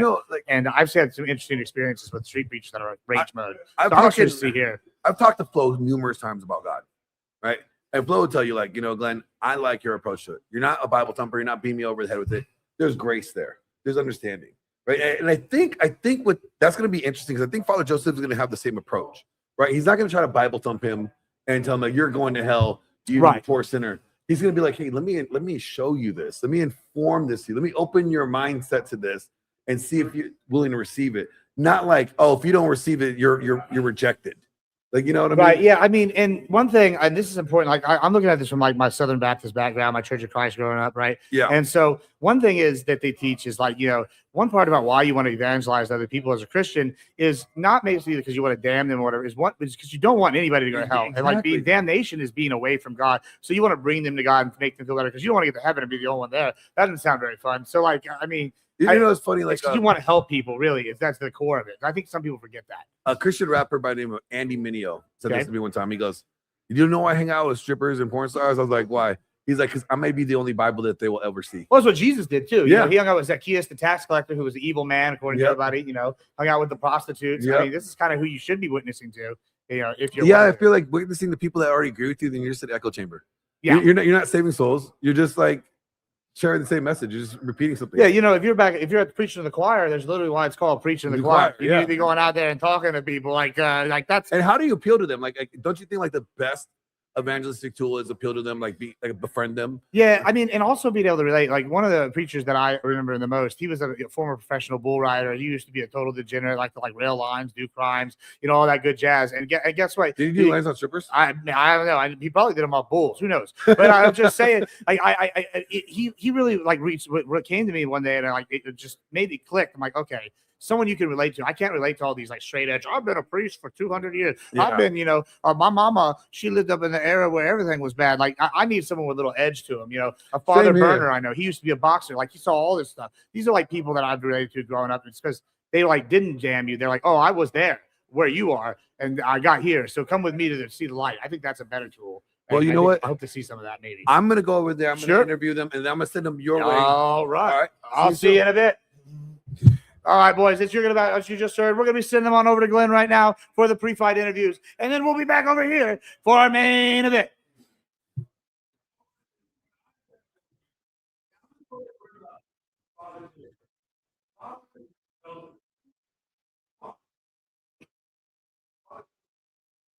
Orthodox priest. Yep.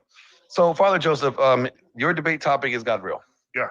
Now, this is a topic that we've seen movies made after. Yeah. Like God's not dead, right? How important do you think this debate is? Not just for Flo and you having this conversation, but for the audience. What is the message you're trying to get out to the audience with this? That Yeah, Father good Joseph will question probably that bring you're up some of the asking, history of I God. hope it shows in my opening statement. Basically, it's not about just answering a person as to whether God is real. I believe that it's been a fundamental underpinning, especially of the 20th century, that even though we have seen so many amazing things scientifically, etc., that what's also come with it is propaganda. And so effectively, while there's been a lot of amazing things that we've learned about the universe and about our world, it's also been put with the side of nihilism.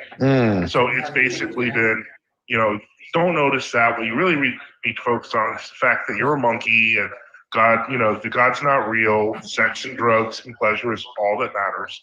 And so that's, I think, the underpinning mentality in the 20th century. We're seeing that change now in the 21st. And so I think it may be ambitious on my part, but I want to punch the whole mentality. What do you think is the biggest problem right now with like any type of Christian evangelist or apologist? Because I see a lot of bashing of I get destroying somebody's worldview, but I see it approach is almost they're bashing them. Yeah. Right. And it's just how is that showing God's grace?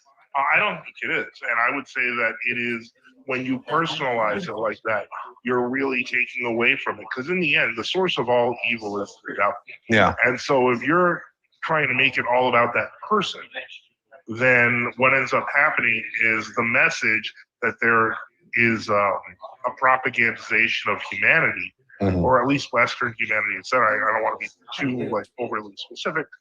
The point is that people who believe in this stuff a lot of the time, and I hope Flo's not offended here, but I tend to see people like that as victims because they have been taught this. I mean, we learn it in our schools, we learn it in the media, we learn it in all of our, pop culture, etc. Yeah. It's interesting because I've had many conversations with Flo about religion, and Flo will tell you this. I don't have to. I can say this, but he can speak for himself on this. And he'll co-sign this. When it comes to talking about religion, he said I'm one of the few people he actually enjoys talking about religion to or Christianity with, because it's my approach. It's I'm not here to shame them or condemn them. I'm just telling them, hey, this is what I believe. This is what I think is in your best interest. You choose to do what you want to do. I'm not passing any judgment on you. That's not my place. I always go back to Genesis 3:16. God so loves the world, but everybody forgets Genesis 3:17. Where it says the Son of Man did not come here to judge the world, but to save the world. So to me, it's if Christ didn't come here to judge the world and he was sinless, who am I to judge the world and I'm sinful? Right? It's not my position. My position is to show the grace. And I think that's lost a lot in a lot of these debate topics. religion versus non-believers or this and that. Like, do you think that needs a change? You think there's a culture change around that? Well, I think that definitely we need to have the conversation about what is proper and improper judgment when we are talking about evangelization. But like, so for example, if you remember the last debate I had with that guy with on my show? Yeah. But I want to get to a specific point because this is interesting. There was a point where I guess when he started flailing, where at one point he starts talking about like, well, if you don't recognize my marriage, that means we're all in fornication. But from my perspective, people have lost sight of Christ and have lost sight of even someone who claims to be a Christian of what is right and wrong. Yeah. The power of God itself. If you have lost sight of that, worrying about fornication seems like kind of misguided. Yeah, it's like that's like something like you're missing the bigger picture here. Yeah. All right, well, Father Joseph, I'm going to go ahead and send you over to Gibbs. You can bring you over there, and then I'll be interviewing Flo here in just a moment. I look forward to the debate, sir. All right, sounds good. I'm going to grab a tissue. No problem. All right, ladies and gentlemen, that was Father Joseph. My next debater is Flo State. I know he just stepped out, so here he is. He's coming. He's coming. All right. How you doing, bro? Good. Ready for round two? I'm ready for it. All right. So you just heard Father Joseph. What do you think this debate's going to be about? Because I said him is like, hey, how do you this is a bigger message than just him talking to you, right? You have a whole audience, right? Right. And really, you're in the position of you're asking questions for people that are confused about religion, right? Like people that may want to believe, but they're just not there yet. Like, do you feel like the pressure, like you're kind of asking the right questions, like you need to challenge them with the right questions so they get the people's answers for them, like they can determine their own faith? No, not really. I don't feel any responsibility or obligation to or for other people's spirituality. That's part of my issue with organized religion entirely, is that I think that it steps into, it moves out, men moving out of their lane. Mm-hmm. And so I hope that I ask the right questions and that people come away with new information, but I don't really feel like that's my burden. If I whiff the ball, then it's not. Is your position like more like, hey, prove to me God is real, right? Or is it like, help me understand more? It's more of a challenge of if you guys have a belief, and even though I know that you say it's not judgmental necessarily, and this is true of all religions, not just Christianity. If you believe that God is going to choose you to keep, but everybody else to scrap for parts, basically, that's a superiority position. I want to challenge that and say, okay, do you have actually a reason to feel that? Well, what if I said it's not me judging you? Because I don't have the power to judge you on that, right? Like it's not I can't judge you. Well, you think that if you believe that God will choose to scrap me, that's still your. No, that's not me. Like I don't know what God's gonna do. Do you believe in hell? Yeah, because the Bible says you'll be surprised who you'll see in heaven. So I always say if I'm gonna be surprised who I see in heaven, Hitler might be up there. I thought maybe Hitler might be in hell. Right. So Hitler could be in heaven. How do I know who's gonna be in heaven? It's not my place to judge who's gonna go to heaven, who's not gonna go to heaven. Like to me, that's always a God decision, and it's not mine to even. It's out of which is sort of a cop out. It's above my pay grade, bro. It's above my pay grade. Like, I mean, if David could have an affair with Bathsheba, murder Uriah, and God still call him a man after his own heart, I haven't murdered nobody, and I mean, I do have. I'm not going to press it rare. But I think that you have a very interesting position, and I really look forward to you asking him these questions to kind of not necessarily gotcha questions, but asking him the tough questions. I feel like something about me that's different from other people who would argue from my point is that a lot of atheists have a grudge, right? They were raised in Christianity and it affected them negatively in some way. I don't really have a grudge. I like Christians. I think that they're, like I said earlier, I was talking about. Hold on. Can you say it again? I don't have a grudge against Christianity. Oh, because the rumor is that you hate Christians. Who spread that? Oh, those guys are like this. Oh yeah, little guy. He owes me $100. All right, so I'm gonna send you over there to Gibbs. Get ready for the final debate. Good luck. Thank you. I'll talk to you later. All right, ladies and gentlemen, we're going to go back to Gibbs at the main event. This is the finale, the final debate. And if you are still here after the video, And if you haven't gotten one of your t-shirts, make sure you come see me and get your own GRIDCON 2 shirt. $20, $20, make them holler. All right, get over here. And if you are watching and you want one, make sure you send a $20 super chat and your address, and we'll send them out to you. All right, back over to Gibbs. All right, thank you so much, guys. That's right. We are going to be going live here for a second for the main event. As he said, make sure you get your super chats and your shirts in purchased right now. It's going to be amazing. You have a limited time. We're only going to be here until about 10 p.m. Now, that being said, I'm excited to begin this main event. We have the rules as we've gone over. It's going to be 5 to 7 minute, 5 minute overs with a 2-minute grace period afterwards. Then we're going to be doing about 15-minute periods. We're going to have one extra 15-minute period than the others, barring depending on super chat, volume. All right. Any questions from y'all? All right, it's time for the main event of the evening. We got Father Joseph versus the Powder Dusty, aka Flow State. For if there is a God, does God exist? All right, I'm ready. Who is going to be our affirmative? I'm assuming you are. All right, whenever you're ready, go ahead.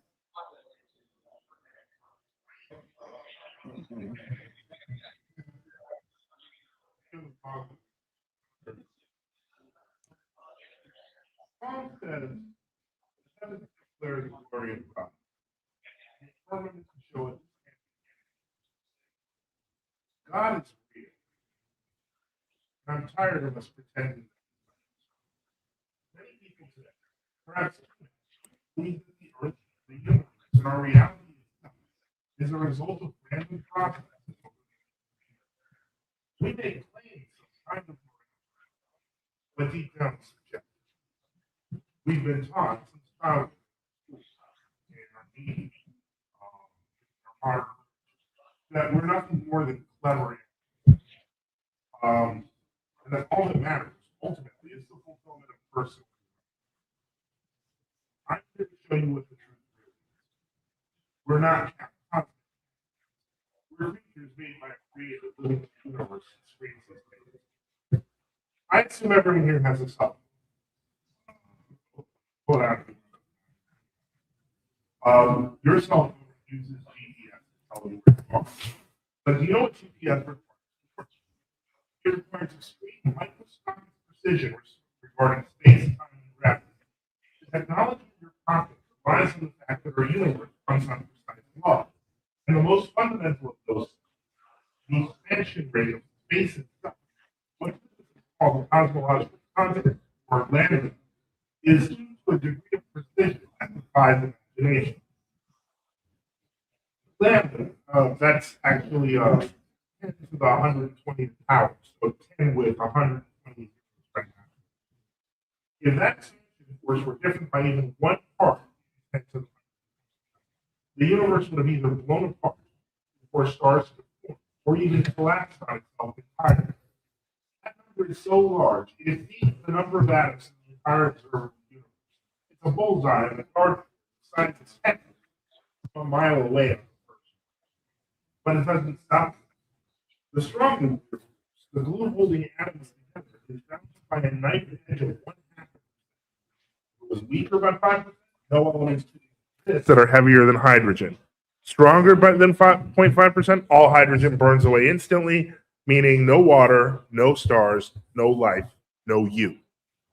Let's look at the carbon atom itself. An atheist astronomer named Fred Hoyle calculated that the energy level inside a carbon atom had to be precisely 7.65 million electron volts for stars to look up carbon. If it were off by a fraction of a percent, you wouldn't be sitting in this room.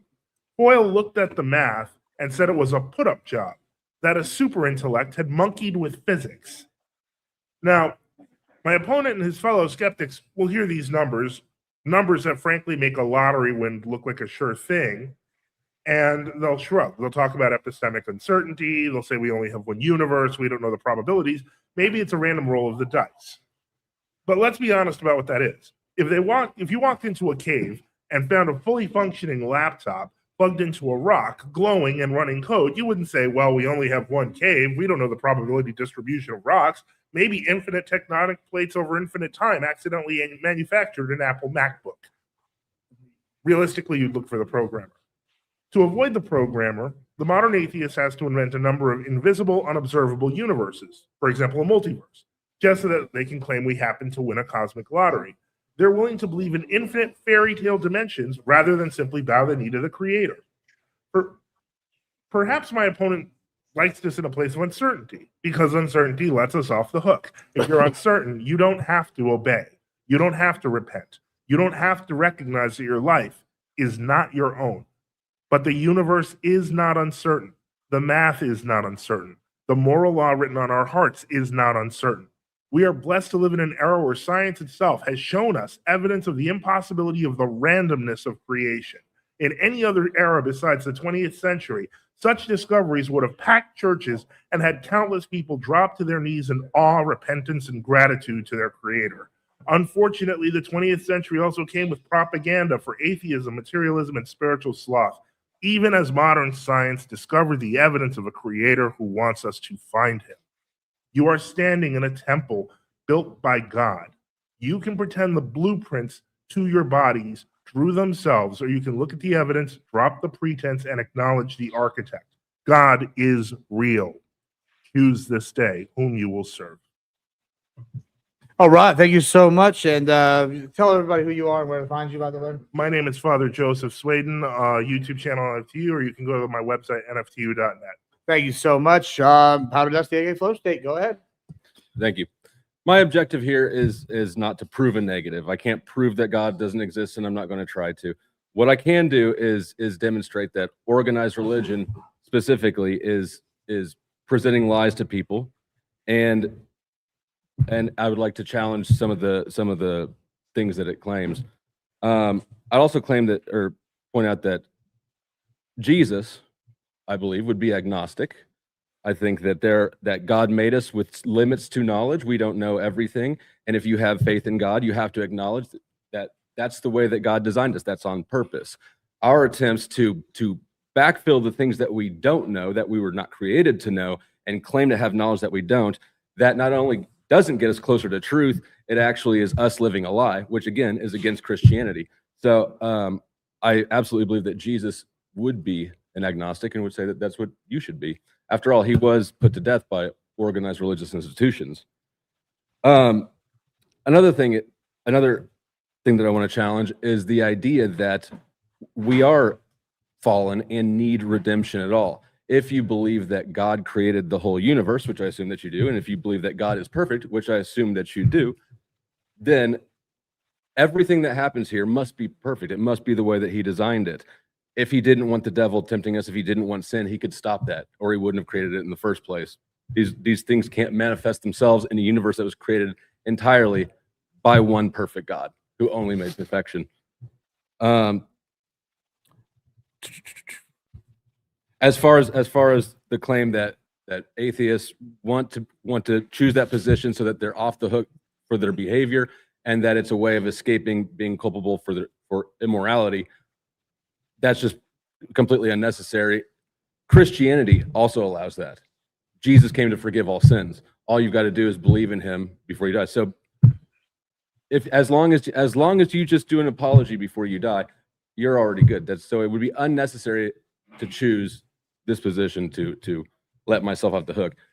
And as far as the cell phone example, science, the fact that our finite brains are amazed by the universe around us doesn't do anything to prove God. All it does is prove out that we are finite beings, which I would never deny. So, seeing that, being amazed at the world around us, and then concluding that must mean that a God created it, that took a lot of turf there to get to that conclusion. The claim that we're not animals, that we're not just animals, or that we're not just from random chance, I agree. It seems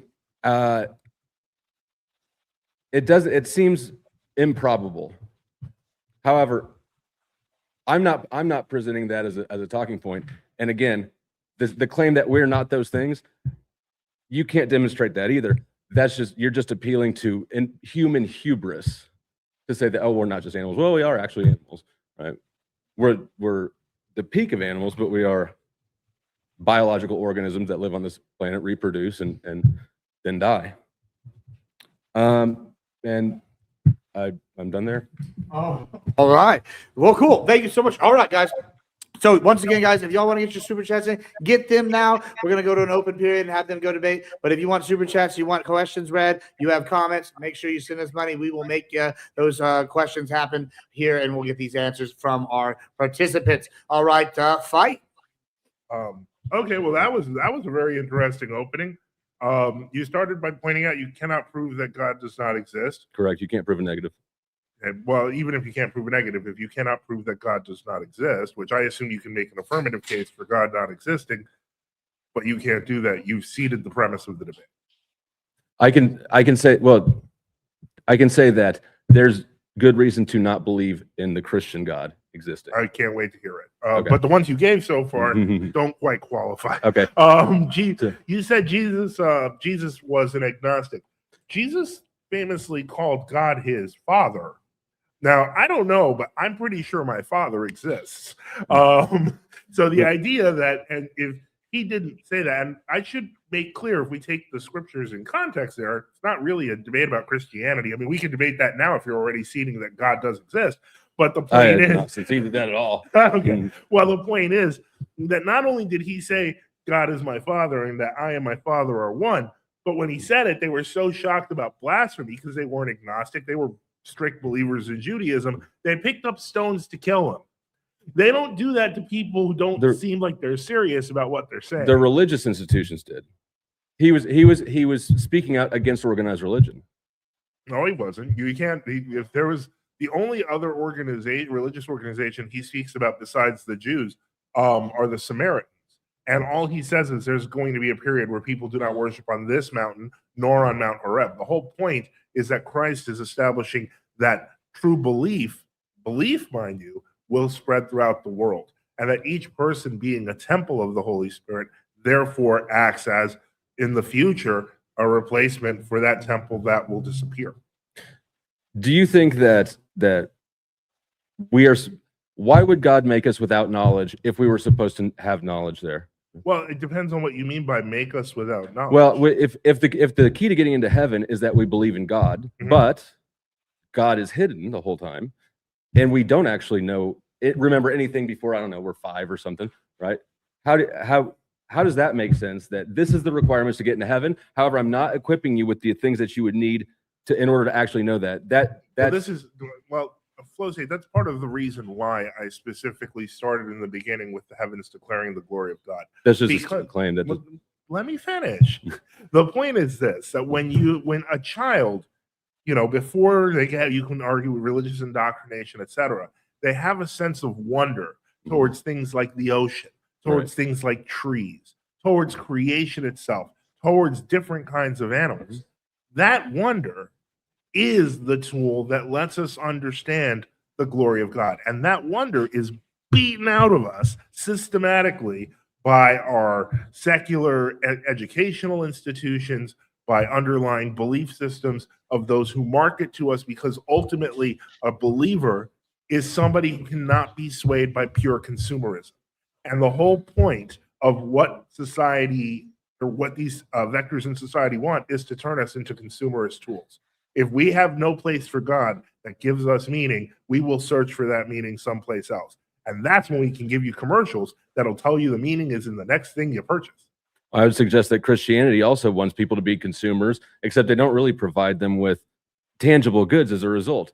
They instill guilt in them, and then they profit off the back end. I believe the Catholic Church is the richest institution on earth, right? Christianity has a long history, and all religions do, of being, let's say, financially, maybe abusive is too strong of a word, but definitely profiting from the religious doctrine that they instill in people. Now, as far as children with their sense of wonder, when we're young, from like before 5, our brains are actually in a different brainwave state where we're not. It's almost a dream state. We don't think critically.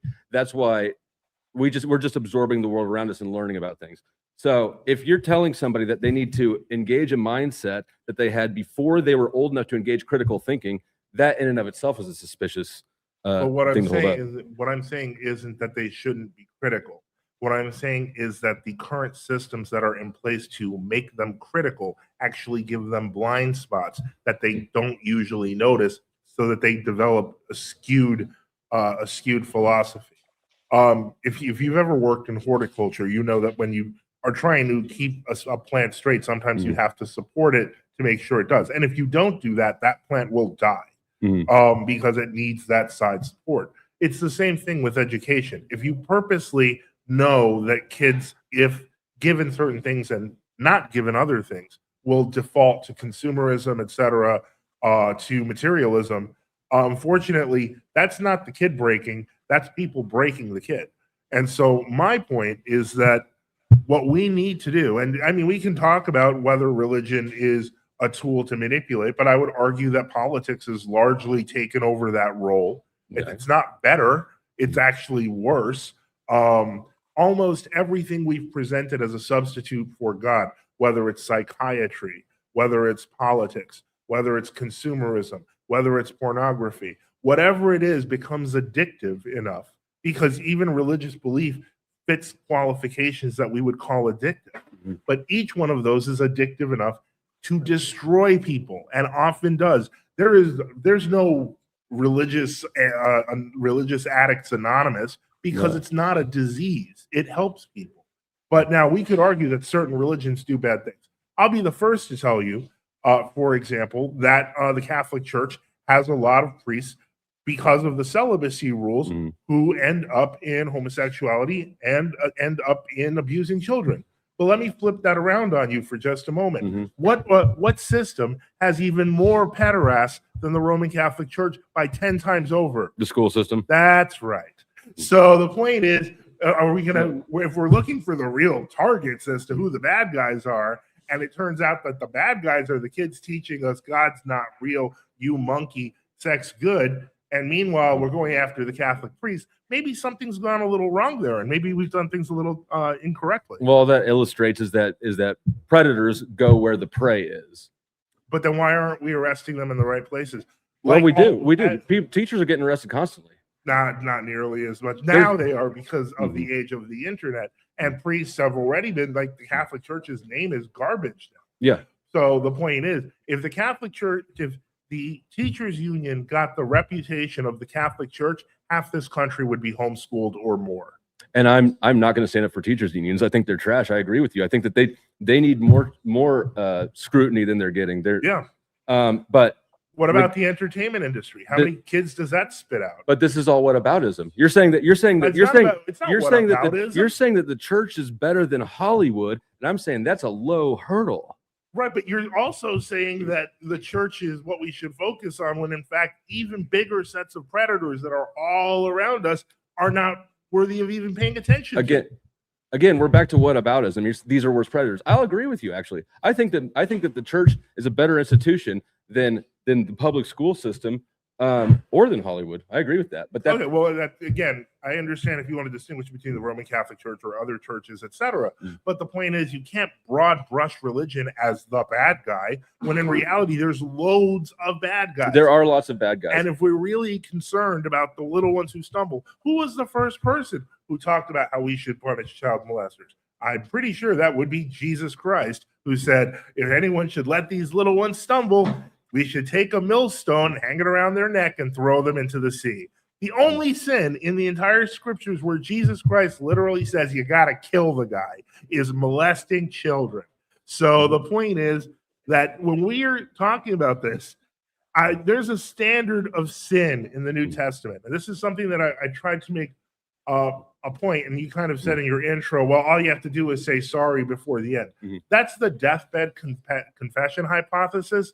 I don't even think most Protestants believe that, because a lot of the time they'll say that while that's possible, that there's some sort of need for progress after sanctification, after salvation, which I, of course, Orthodox believe you have to be baptized, so on and so forth. But I think I'd be misrepresenting Protestants to say, oh yeah, just say sorry at the end. That's what they believe, and that's what I think a lot of Protestants would just. And you can correct me where I'm wrong. If I recall correctly, Jesus's own words are, to get into heaven, you have to follow him or believe it. Something that you see, right? you said it. Whether you realize that you were going to say Didn't Jesus say, if anyone believe in me, that's enough? But then you said, follow me. Okay. Following So- is a work, a lifelong work that we have to do to change our lives. Jesus doesn't call us just, hey guys, believe in me and you'll be fine. He calls us to repent. Repentance, metanoia, the Greek metanoia literally means a turning around.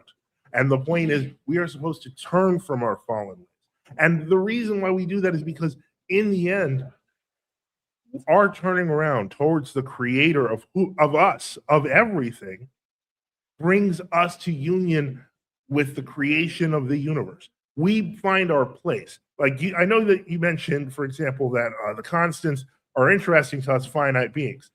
I think you may have missed my point. The cosmological constant is such that if you alter it by 1, what happens is this: if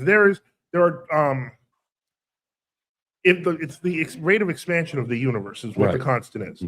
If you're off by 1, what'll end up happening is there is not enough gravity to keep atoms together. The Earth and all planets will collapse on itself. That's and if amazing. it's 1 over, then there will be too much energy, and then nothing can come together. It literally, we would collapse into goo. Also amazing. So the whole point is that these things are not just cool things to us.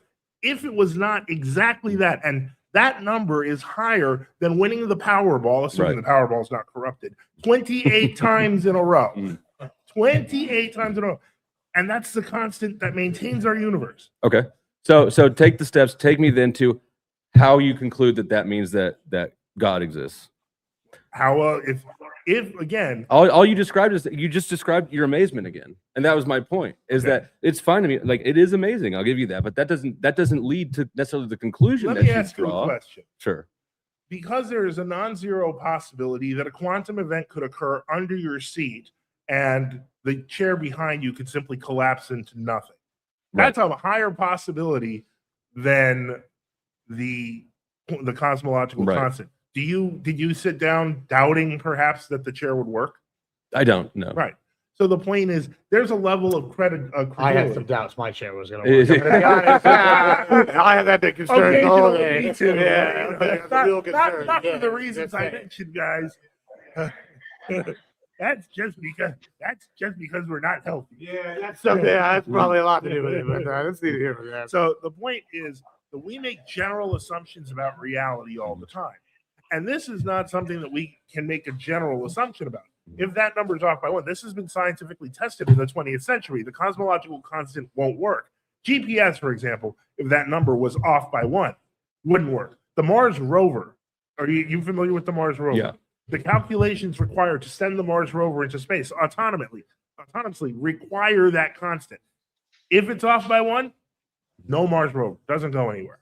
So the point I'm trying to make is, if you're trying to establish that you lack sufficient probability for things that have been proven to work versus establishing that nothing's certain when you're dealing with, frankly, billions of uncertainties all over us, then eventually the standard starts looking weird. If you find a Rembrandt in a cave, you can't just sit there. No sane person sits there and goes, I wonder how the paint particles got together. Right, but we know what we know what a doesn't painting, but we know what a painting is, right? We've got tons of examples of other paintings. That's exactly my point. But none of us have seen the formation of any universe ever. And just like an ant, you would not expect an ant to be able to understand calculus. It just can't do it. That doesn't mean calculus isn't a thing that is demonstrated in the universe. That means that the ant doesn't have the capacity to understand it because it's a frickin' ant. We're ants on that scale. I think that whatever caused Earth, or maybe it was here forever. I don't know. I think that we may not even have the capacity to understand it. Wait, hold on. You believe that creation was permanent? Like that's steady state thinking. By the way, that's discarded theory. That's okay. Like scientifically, that's garbage. My point is it's our human hubris that makes us think that we do know or could know, and then insist on filling in the gaps. Well, it's psychologically uncomfortable to have unknowns. Well, I think it's definitely psychologically uncomfortable for people who don't want to accept any evidence. I've pointed to three different kinds of physical evidence that exists based on scientific concepts. I can point to another 10. But none of it was evidence for God. All it was mathematical improbabilities. They're all of it's evidence for a creator. It is impossible for any of that stuff to happen randomly at all. It's not. And how do you prove it? Well, let me ask this. So, okay, so you see the argument against Christian God. I guess what he's kind of arguing is that basically, I guess like the Sims or like the theory that like any significant level of science is like high enough to be magic and is essentially a god. Like kind of like maybe train of thought, but not quite. Like, do you disagree with like the creator concept, like as a whole, Dusty? Like there's no possible way. Maybe like we're like in the Matrix or something, and that's basically God. So Right. I personally am agnostic. I'm not atheist. I believe that atheism is also a religious belief because it's something that you don't know and you can't prove, and you're filling in the gaps, right? I think that the only intellectually honest position is agnosticism, because we don't know what we don't know. I believe that. But what about what we do know? Well, hold on, just real quick. I just want to like clarify real quick. So, like, say, like, I don't know, like, I don't know if it's just Stargate, but say the Asgard had made, humans. Would that be like enough for you to be like, there's a god, like those are gods? Who made humans? I don't know. The Greys, the aliens or something. Would that be a god, or would you just be like, no, those are species that are just advanced, or or is it essentially? I mean, I don't think that they've. I mean, they don't fit the concept. They don't fit the concept, right? Okay. I think that I'm specifically talking about a single creator entity that created everything and is all good and all knowing, right? So I assume that that's the Abrahamic for all the Abrahamic religions, right? Yeah. Well, I haven't even established that standard. I haven't even established all good or all knowing. I've just established that there is a creator because of the evidence of its design. An absence of explanation is not evidence of your conclusion. You don't know. It's not an absence of explanation. I'm the one providing the math, buddy. I know, but like again, I'll say this again: a mathematical improbability does not conclude that therefore it had to be God. Okay, but you accept that mathematical improbability Yes. for walking around and Yes. doing everything There you do are in your daily life. there are lots of amazing improbable things. Yes, absolutely. Okay, but I'm then with when you we there. get to when we get to the level of something that is a universal standard without which our universe would literally collapse on itself, and it has a numerical standard higher than winning the Powerball 28 times in a row. Right. You're saying that's uncertain. What I'm doing is I'm agreeing with you that we're observing a phenomenon that's improbable, right? I agree with you. That's amazing. It's improbable. It's super improbable. Now that we've both observed this thing and we agree that it's amazing, super duper improbable. Now take this now different ways. now after observing this, I need you then to now construct how that leads to God. It doesn't lead to God. It just shows that our own. It just shows our own. While I would love to have that discussion with you, the argument here is, does God exist? And if what you're saying is, sure, I can even accept that some kind of creator being might exist, but you have to explain to me while it's yours, your debate's already over. And I'm more than happy to have that discussion. Your job is to your side is that God does exist. Well, yes. And all you said is we've got amazing things here. No, what I've said is we have things that are obvious evidence of a designer. And I'm not saying what that designer is. I'm not saying it's Jesus Christ. I did answer your questions on Jesus Christ. And of course, I believe that that is the case. But what I'm saying is that when the topic is God real? And the evidence for design is everywhere. And that while a 5-year-old can recognize a tree, grown-up flow state can recognize that the universe shows evidence of design in multiple ways that are indisputable.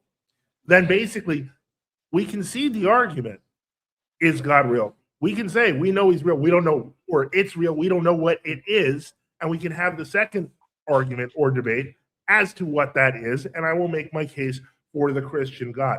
But in that case, it'd be better to simply cede and say, let's go to the next one. Well, before we do that, I'm going to turn it over. Well, we're not doing that.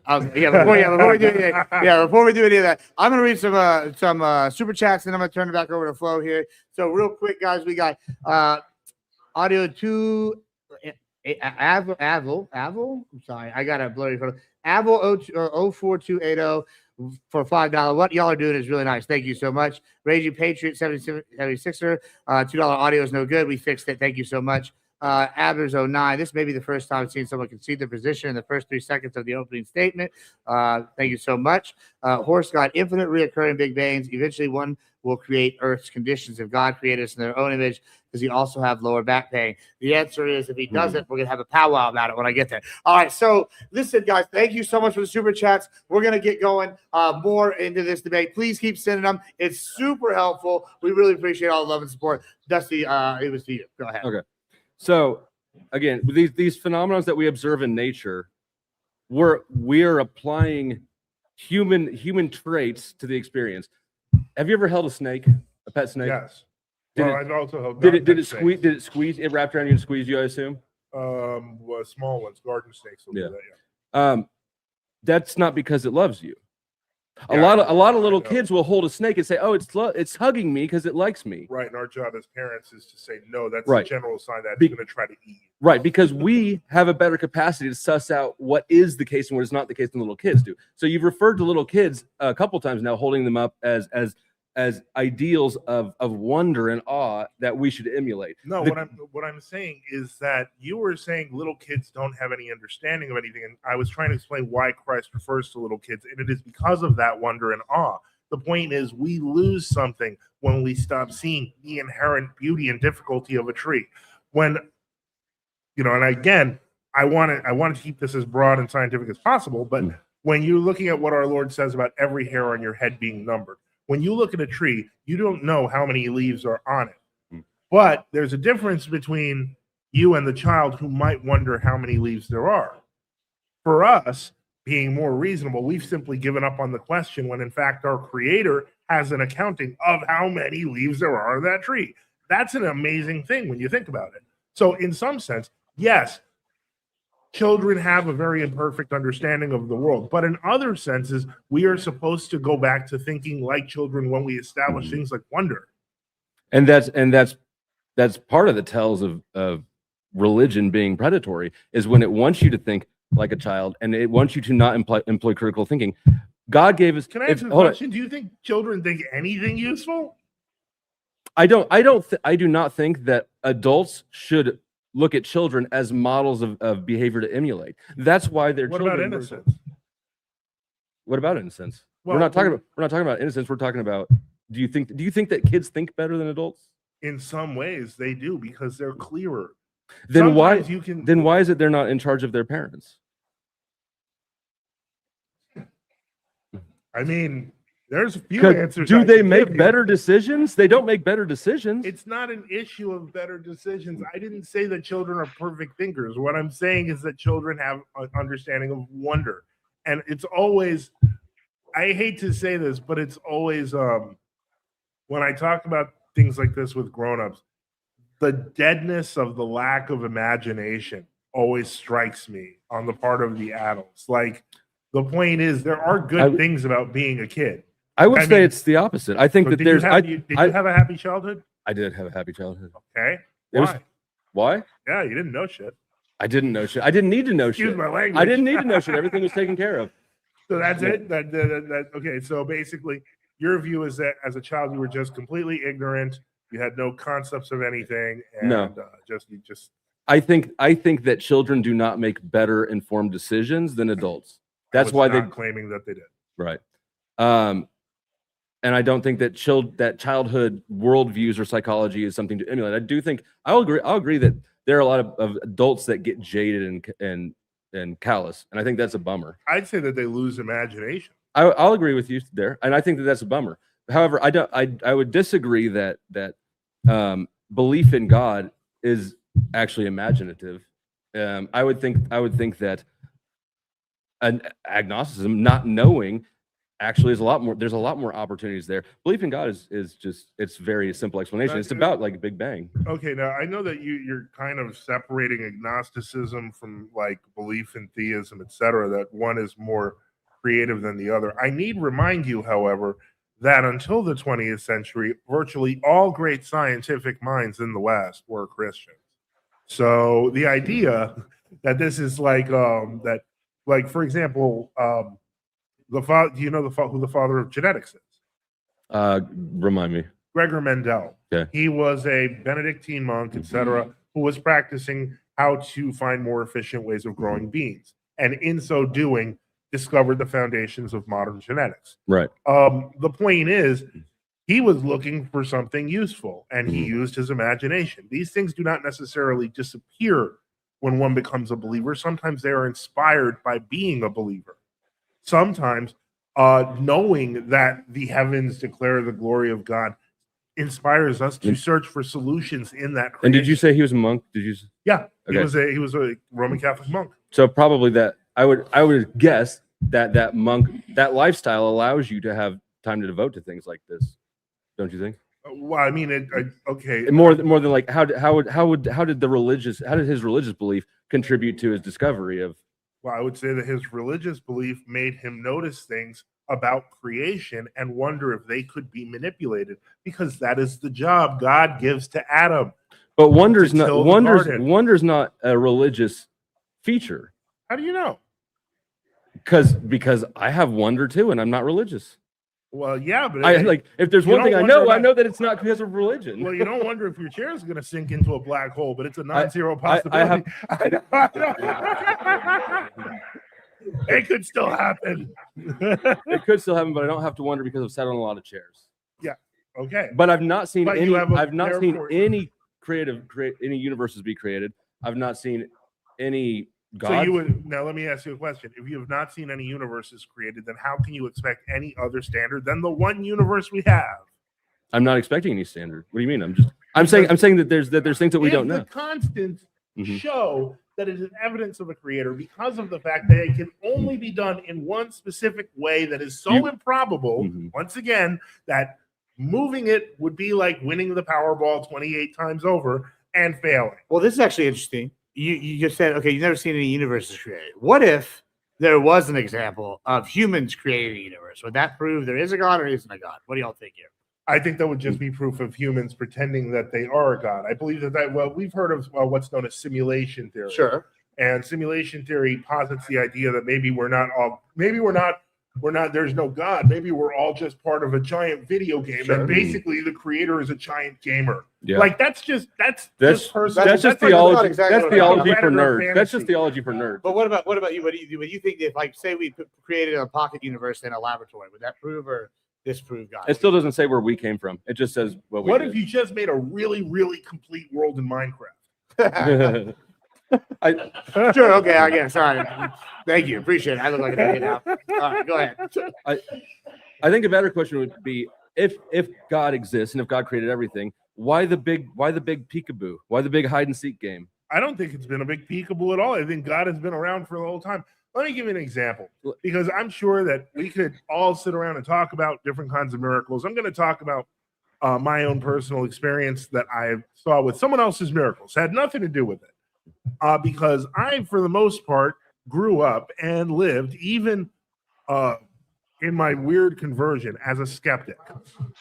Most people talk about, oh, God healed me from this. And I'd be like, yeah, maybe you just felt better. There's placebo effect, so on and so forth. Right. There's a case where we had this real holy monk who lived in Alaska, and he died around 96. And so a few years ago, somebody had gone to his old monastic hut in Alaska, and they saw that he had this old altar cross. In any case, they brought out the old altar cross, and for some reason, somebody with cancer asked for a blessing with that cross. And so they blessed the person with the cross. They didn't think there's lots of Orthodox in Alaska, so that blessing people with a cross is normal. Mm-hmm. But that person had stage 4 cancer, and it disappeared. Mm-hmm. Now, what we could argue, we don't know what that means, but what ended up happening was there were a lot of cancer victims in that area, and they all started asking for it, and they all went to the doctors, and the doctors said, you're stage 4, you're stage 3, you're stage 4, lung, throat, you name it, gone. Mm-hmm. Almost immediately after touching this man's cross. Now, I'm in the middle of a council meeting of the church here where the bishop is literally talking to various Alaskan doctors, verifying, is this really what happened? Is this what happened in this case with this guy, in this case with this guy, in this case with this guy? Eventually, you have to start asking. I myself, because I have tested and played with games about what is an answer and what is not, That's a tough one. So what are guys. they doing with where's the cross now? It's in Alaska. Are they continuing to cure cancer with it? Yes. Really? Yeah. What's it called? You explain it.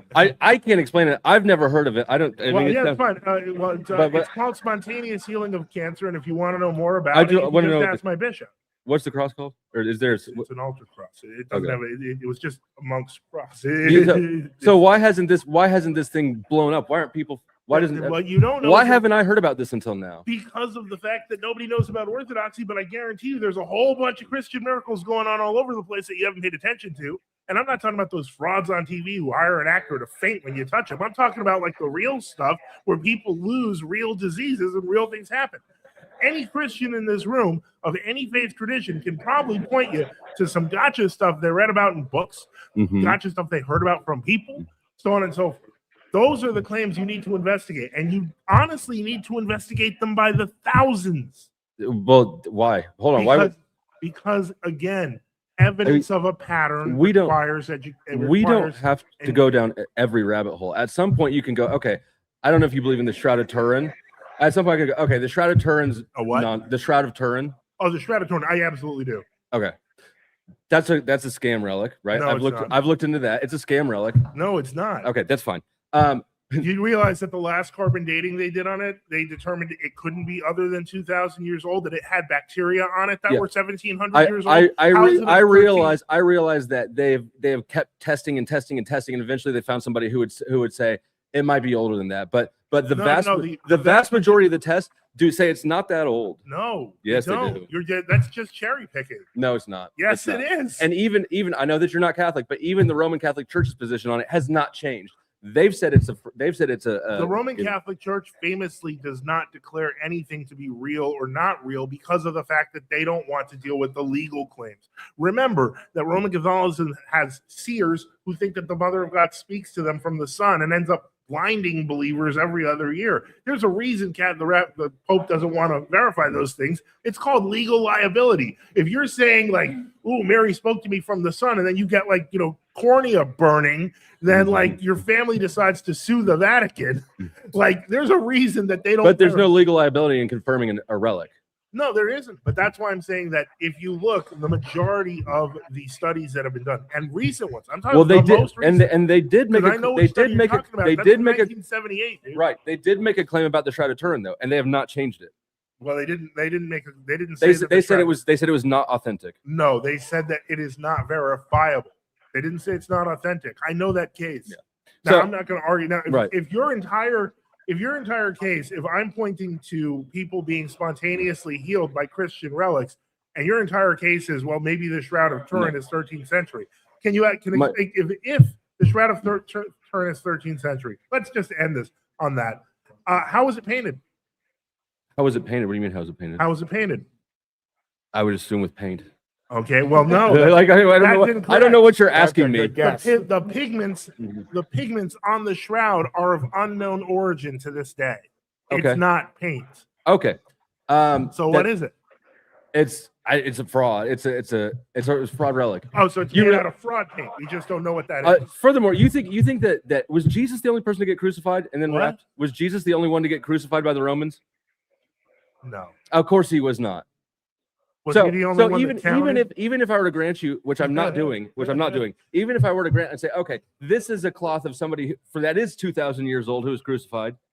You do realize that most studies that have been done on the Shroud of Turin show that the process is similar to something like laser etching. Are you familiar with how a laser printer works? Yeah, and I've heard people make that claim, Right. but that doesn't make the cloth older than it is. Okay, well, even in the 13th century, did they have like laser printers that they just printed on cloth? Not that I'm aware of. Yeah, But they didn't have- again, you're drawing conclusions out of well, I don't know this, so it must be proof of God. Wait. How are you not doing that when you're going, I I'm don't sa- know what made it, but it's fake? I don't need to know what made it to know that it's not the age it's claimed to be.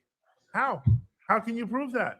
You're basing it off Carbon of one study? dating, how we prove ages Again, of things. That's carbon how we dating- prove the age of things. Well, here's the fun part. Mhm. Carbon dating on 6 different parts of that shroud showed different ages, wildly different ages. Explain to me how they patchworked it I out will over explain centuries. it because people like you who want to I made the shroud. who want to believe in the conclusion that they already have will keep poking and poking until they find a researcher who's willing to give them what they want. Yeah, but you do realize you're just operating off of the doubt of the gaps. You're simply saying, well, we don't have an explanation for it, therefore don't believe it. You're doing the exact same thing you're claiming. We don't have an explanation. Yeah, we do not have reason to believe this. All you're doing is pointing to our to the things that we don't know, which is where I agree exactly with what you're you. doing. Which is where I agree with you. Right. But you're saying we don't know how this could happen. So therefore God, and I'm saying we don't know how this we don't know how this could happen. So that's what we don't know. No, actually you started with the shroud and said we don't know how this happened, so therefore not God. I started with these are impossible scientific constants that if they're not followed, the universe will collapse on itself. Therefore, designer. And you said, no, maybe not. Let me just pause you real quick. It's getting a little bit loud here real quick. Thank you so much. I'm just going to read a couple super chats real quick, and then I'm going to turn it right back over to you. We got Horse God with $5. Infinite reoccurring Big Bangs. Eventually one will create Earth conditions if God created us in his own image. Oh, yeah, we just read that one. Sorry. Infinite monkeys. Yeah, the infinite monkeys. Also, can we count on how many Christian straw man Dusty built during this? I lost count. How many have you built? Several. Several. Okay. All right. Is that the technical? No. All right. So go ahead. I'm sorry. Continue. Yeah. So basically, one thing that I will say, and this is something that you mentioned, that if this creator God was perfect, supposedly, that everything he produces by nature should be perfect. Correct. Right. That's the free will question. The assumption that a perfect being would not necessarily want to allow imperfection.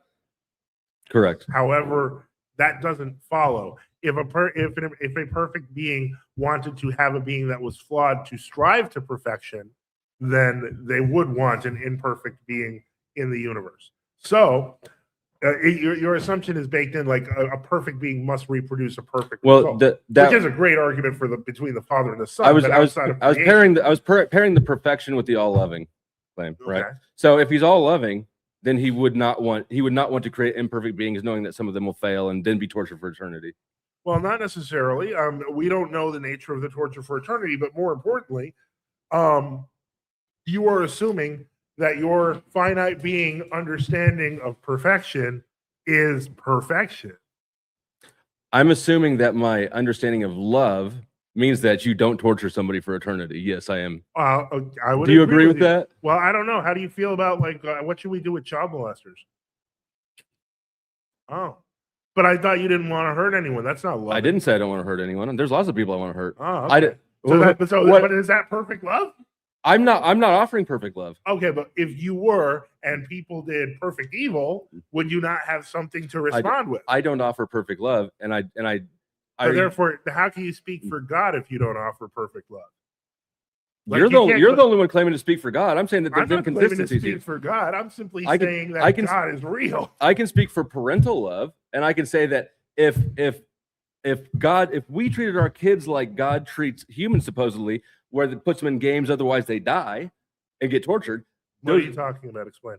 What I'm talking about is the Christian paradigm in which you are born into a game that you don't know how you're playing it or how to win, and if you lose, you die.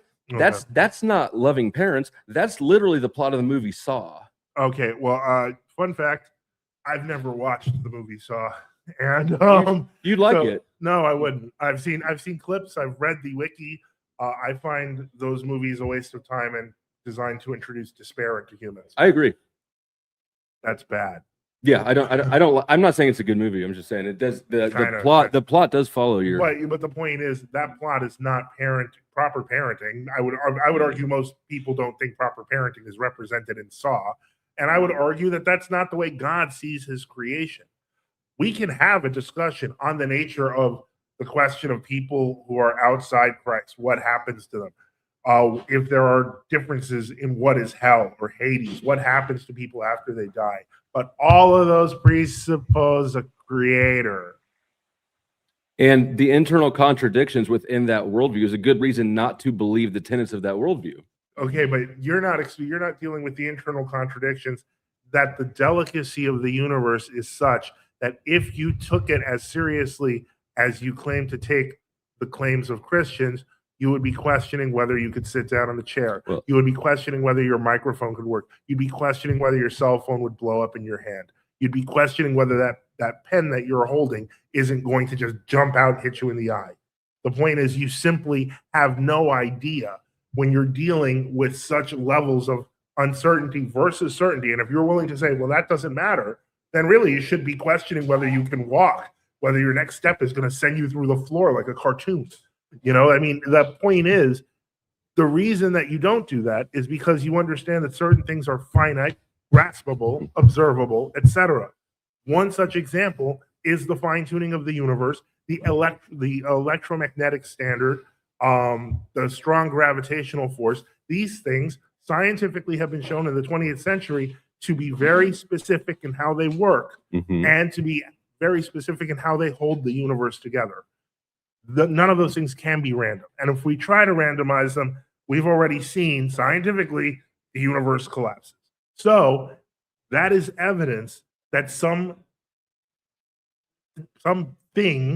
as the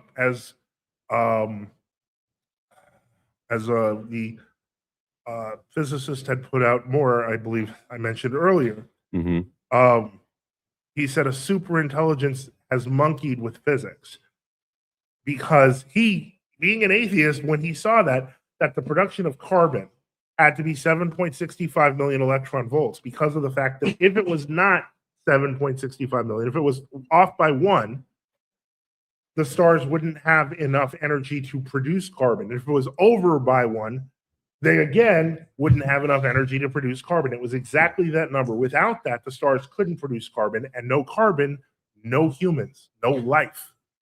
The fact that physics is amazing, or that I'm ignorant of physics, none of that is relevant to religion. The religious claims are not nearly as complicated as physics ones. I don't understand quantum physics. I'll be the first to say that. Well, isn't that amazing? It's amazing. It's absolutely amazing. No, you know what's amazing is the fact that our creator has left people a way to understand what he wants without having to be a quantum physicist. Faith. What? Faith. Oh, I think you said faith. Okay. Faith, right? Faith. Well, that's faith, what it's called upon. Yeah. And why is that bad? Faith, the belief in things that you don't have sufficient Amen. evidence to actually believe properly? Well, I would say that that's an incomplete definition, that faith is the substance of things that are unknown, but that we can perceive. Yeah. But more importantly, here's my point. Faith is a tool for people who want to take advantage of you. The two professions. It's very simple. The two professions that are you really suggest going to spout the cliches at me? Yes, the Okay. two industries that suggest that their clients operate according to faith are religion and drug dealers. Trust me, try it. You'll like it. And strip clubs. Yeah, and strip clubs and the pharmaceutical industry and Hollywood and the music industry and every major industry. You have made my point that I established at the beginning, that in the absence of God, these companies form so that they can take over what was originally a place for God with consumerism. And you're basically saying it's good. These things formed with God. Christianity is still the biggest religion on earth. Technically, it's competing with Islam. Well, they're both around 2 billion followers each. So it's not the absence of God that created these things. These things happened while God was president. To be fair, Trump is working to get those Islam numbers down with the bombing in Iran. I want to believe that. The only reason I somewhat disagree is because even though he is bombing Iran, he is allowing all of them to move into Europe. So, I'm sorry I got sidetracked there. Continue about it. All right. The point I'm trying to make is that you're establishing the points that I made at the very outset, which is in the absence of belief in God, people use other methods, other secular methods to fill the void, to manipulate people. Yes. My point is that people who believe in God are above manipulation because of the fact that they can be critical about men while believing in God. Did you just say that? Hold on. Did you just say that again about being above manipulation? I'm saying that it allows people to be above manipulation. I am not a Roman Catholic, but I want to ask, is anyone in the room a Roman Catholic? 1, 2. Okay. The point is that the two people I brought up in this example, they're Roman Catholics. They probably know about the priest scandal, right? Right. but they're able to make a distinction between some priests being gay and Jesus having nothing to do with that. So you see, they're able to make that distinction. Oh, we're doing the few bad apples thing. Well, It's just a few bad technically apples. A few bad apples. It's literally statistically a few bad apples. Right. Lower than the public school So, system. but how are these people not manipulatable or able to be manipulated? I'm saying that they're less manipulatable because they can clarify that there can be problems in a situation. They're not organization. No, they're just carrying water. They're just carrying water. They're just carrying water. They're just carrying water. Okay. And you're praising them. You're saying that they're not as easy to be manipulated. But look at what do you think about Kenneth Copeland? I have a very low opinion of him. Why? Absolutely. He's a complete con artist. He's got a huge audience that sends him tons of money. Those are all very, very manipulatable Christians. Don't you agree? What do you think about vaccines? I think that they're poison. Huh. But they were recommended by our government. So? And our government said that people who didn't believe in the vaccines or didn't trust the vaccines probably should go to jail. Yeah, I think that's fucked up the government. I am no government fan. Oh, okay. Oh, you don't trust the government? Correct. Why not? Because a long history of them demonstrating that they're abusive of their position. But you're still a loyal American, I assume, correct? I consider myself an American. I'm not a government fan. No, you don't have to be a government fan. Never had to be. But you see, you've just made my point that you can be within an organization while being critical of it. Touché. Well, there is a difference, though, just out of curiosity, how you deal with that, right? One is he's born into America, as opposed to at some point you choose the denomination that you're a part of. Would you agree that that is an important distinction between the two? It's not like you have to choose to be an American. Well, I would argue that no, it's not a big distinction, because whether you're born into it, you start to learn about it and you're critical about it, or you move to a religious body and you realize problems with it and you're critical about it.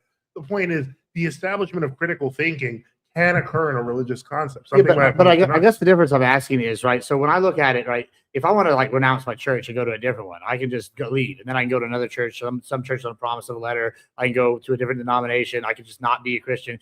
Yeah, I mean, it's kind of hard not to be not an American, right? You'd have to renounce citizenship, pay a fee, et cetera, et cetera. You don't think there's a well, I mean, if you really hated America that much in terms of the land that you live in, it makes sense that you would leave.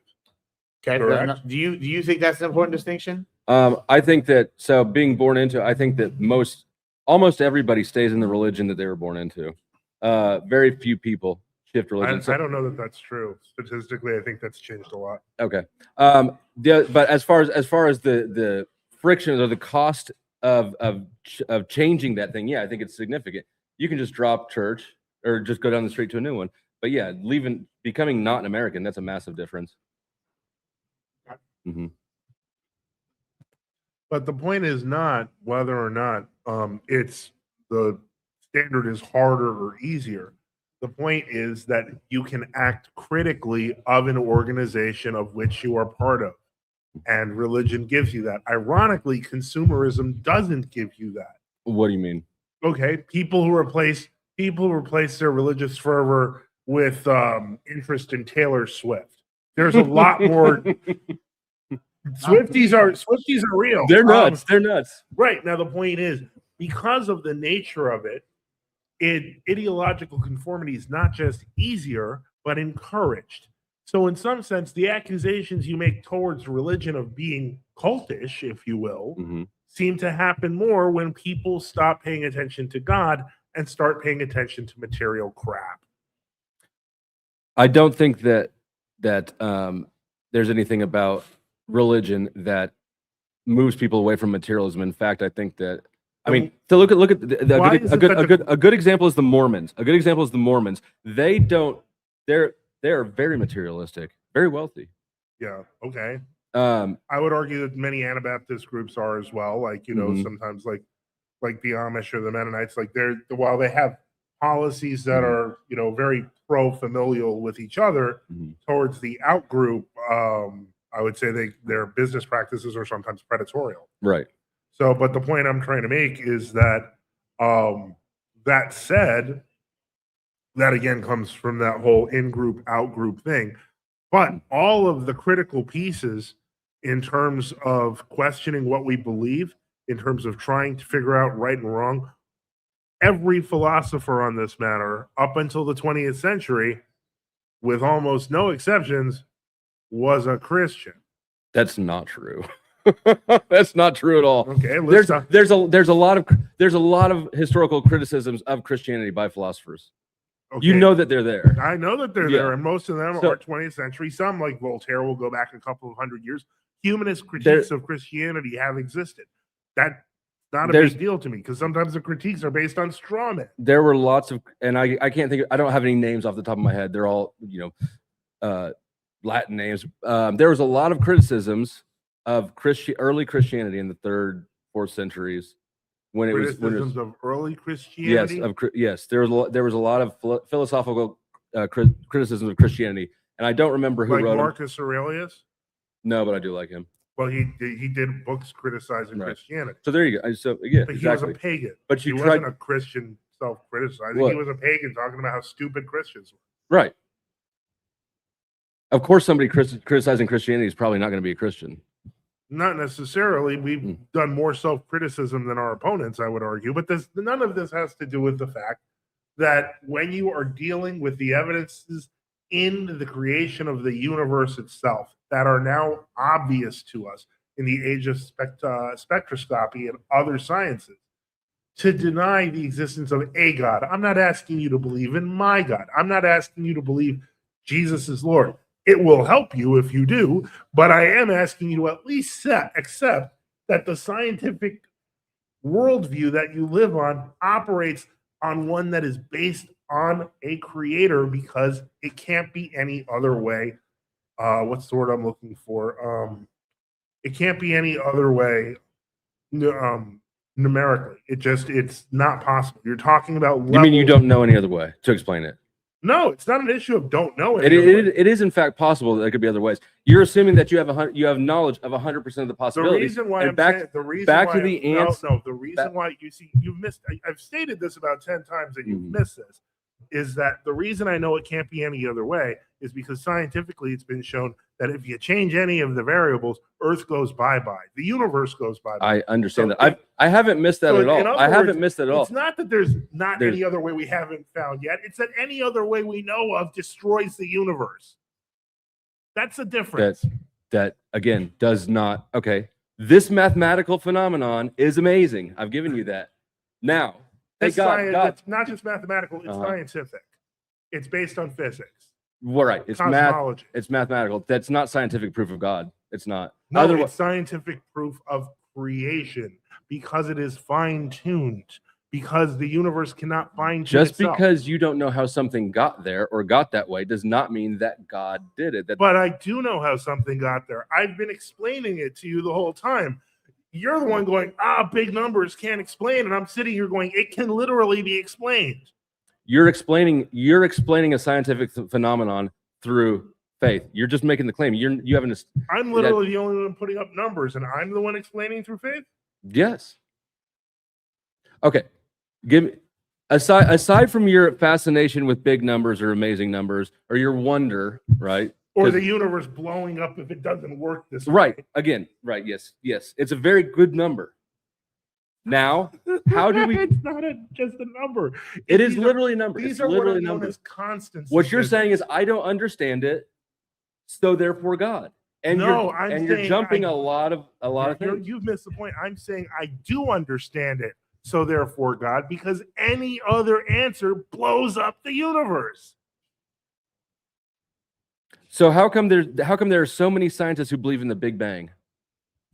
Because the Big Bang sounds like a cosmology that works, and even many Christians believe in the Big Bang because it is literally creation out of nothing.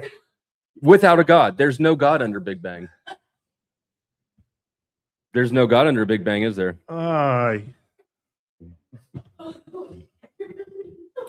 Yeah, I mean, would you argue that let there? Let me just try this. You know, saying "let there be light" doesn't count as the Big Bang.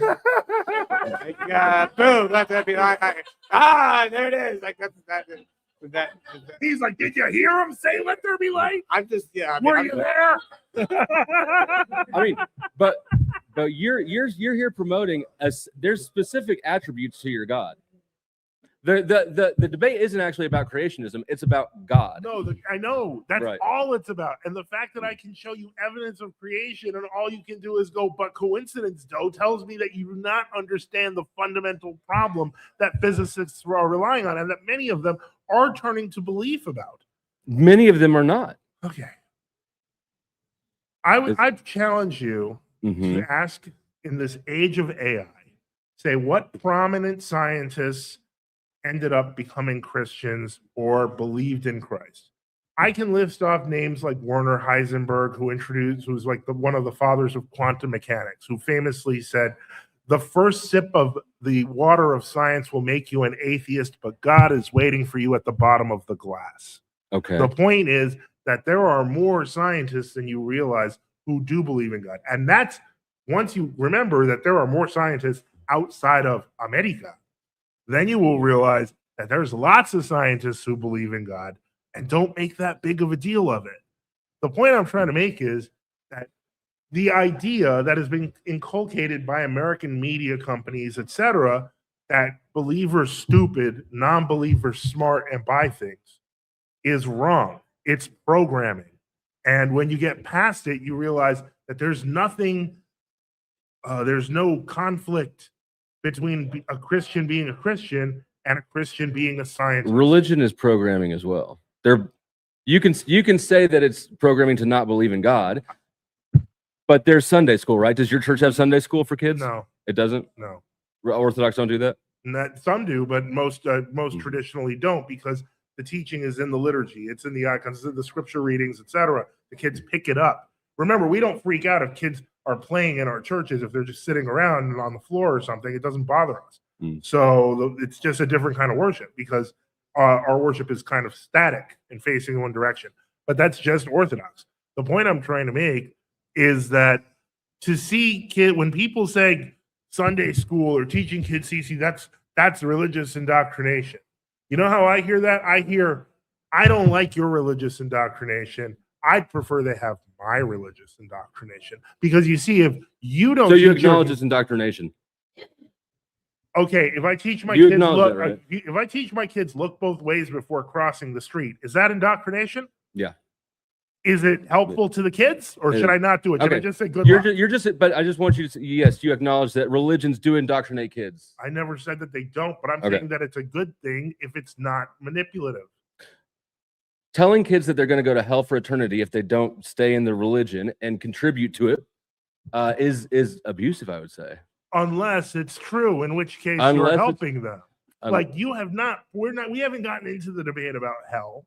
I would like to, once we get into the debate about Christ, which is not the point of this debate, because this debate is just about, is God real? But if you've seated, is God real? I'd be glad to talk to you about Jesus Christ, and I'd be glad to talk to you about hell. I have not seated that God is real. I have not seated that God understand, is and real. that's okay. I enjoy it there- when people don't see there- it, but they have no there are- logical reason. I know enough about your belief to know that there are very specific attributes of God, correct? That's not the point of the debate. Okay, so God could be anything then. Just universe come from somewhere. Is that what you're Okay, saying? I will. Good. Here, look. You ever hear of the flying spaghetti monster? Yes, absolutely. I will cede to you if I say that it kind of looks like it might be a flying spaghetti monster. Will you then cede the debate? Okay, if you can prove to me that this flying spaghetti, I don't want to prove it to you. you can't. What if I showed you a Greek statue proving I'm Dionysus? You do kind of look like him. Now I'm just saying. Yeah. Could be. The reason that this has been debated for for more than that, for thousands of years and continues to be Yeah, you debated. said 2000. I did say, because I was thinking about those Christian, are the important ones. The AD. the reason it's been debated for thousands of years and it continues to be debated is because actually there is not proof. There never has been. And religions don't actually call for proof, they call for faith. Okay, but in this debate, from the outset, I pointed to real constants in physics. I pointed to real things happening, to real numerical values, Yes. to real what ifs if it doesn't match the system. Right. I have pointed to the science. Right. And you've responded to me with numbers big, bro. That's That's not an answer. That does explain what you're doing. You're Well- saying these are amazing. These are amazing numbers. And I'm saying, yes, they are amazing numbers. I give you that. Well, let me just call here. Since we're doing the numbers thing again, let me just go ahead. We're about at that time anyway here. We're going to go ahead to closings. We want to thank you for all the support so much. Thank you for this debate. And so far, I think people. I believe you started us off, correct? Yeah. Yes. So you're going to go ahead and start us off with the negative, and then we're going to go to you. Make sure you tell everybody where to find you, who you are, and all that good jazz. Thank you, sir. Go ahead. And thank you for having me on. This has been fun. Again, so most of the debate was looping around his amazement at big numbers in physics. I agree that there's a lot of amazing things that we cannot explain. And I think that we do not benefit by claiming to know things that we, in fact, don't know. At no point did he ever bridge the gap to say, this is amazing, and this is how I know it came from God. He just said, this is amazing, so I assume it must be God. Again, that's not evidence to the positive. That just illustrates that you have a finite perspective and a finite worldview. Whether or not God created the universe, the fact is that we are smaller than the universe that we live in, and we should be amazed by everything. We came from it. So, anyways, good talk. I yield the rest. All right. Thank you so much. Where to find you, who you are? Oh, Powder Dusty, at the Powder Dusty on YouTube, Kick, Rumble, and X. Appreciate it. Thank you so much. And Father Joseph, you're up. Yeah, okay. So I've got 5 minutes here. I'm going to just quickly state this. It was really fun talking to my opponent, but I think that this ending of this debate is exactly endemic of the problem. I started this by trying to make a scientific case for God, pointing to a number of constants of physics to make very clear that a creator is the only logical conclusion you can draw. Your response here, and you used it throughout the debate, is to say that what I was saying was that God is amazing and math is amazing. I never used the word amazing in my intro. I didn't think any of it's amazing. All of it is science. All of it can be demonstrated through basic physics and through the knowledge of physics that we have. As I started from the beginning, and it's why I kept saying maybe you should cede, is that you started by saying I can't prove that God doesn't exist. Well, then you're not up for the topic because I'm trying to prove that it does. But more importantly, the point is, you had a lot of interesting thoughts on religion, and we talked about different things like the nature of Christianity and stuff, none of which had to do with whether we had a creator. So I'm going to reiterate those points very clearly. Science demonstrates that a creator exists. If you look at just the improbabilities, the probabilities, and what happens if everything that is fine-tuned in the universe doesn't happen exactly that way, you don't have a universe. So the point is, all the other stuff, it was fun talking about free will, cultic control, fine, but none of it was relevant to the question. The question was, is God real? My point was the evidence from science says yes, and that's it. And where to find you and who you are? My name is Father Joseph Swaden. My website's nftu.net, and my channel is NFTU. Thank you so much. All right, I'll have our participants just walk over there. We're going to do one more final post-fight interview here with y'all. And then right after we do that with Glenn, we're going to be coming right back over here for a closing statement with me, Grid, and Glenn closing out the event. So thank you so much. Can we get a round of applause for our competitors here today? Woo! Thank y'all. Thank you. Thank you. All right, chat. Thank you so much. This was Father Joseph and Dusty here on Is God Real? That was fantastic. We really had a good one there, I think. We are going to be going over to Glenn, I believe, right now, and then we're going to come back over here right afterwards. All right, ladies and gentlemen, that was the final debate. Now, did you ladies see what you wanted to see in the debate? Saw exactly what I wanted to see. I was absolutely hoping he would take it the fine-tuning direction because I've yet to find an argument against the fine-tuning of the universe. It's very clear. And I honestly don't know if I've seen someone build that many straw men in one debate. Build them and knock them down over and over again. What did you think about the debate? Like, what was like your favorite part? I definitely don't like it. There was a lot of more humor in it than I was expecting. It seems like they might have been naturally expressed. So I thought that her and I were definitely going back and forth. There was a lot of good debates going on between them. I enjoyed it. Well, how about we get one of our debaters, Flow State. Glenn, We'll get one of our debaters to come over here. Get over here, Flo. Get over here, Flo. All right. Tell me, how did the debate go? It was fun. It was fun. It was a little frustrating. We kind of got stuck on the whole, you know where we got stuck. Yeah. Can you prove, can your amazement at this prove this? And I don't think that we ever got there, but yeah, it was a good talk. It was good. It was good. What do you think you could do better at moving forward with your debates? That I could do better. Yeah. I haven't even looked, man. I was out debating LSP. I didn't really plan to get stuck right there. So I don't really know, because I didn't think that would be the sticking point. Yeah.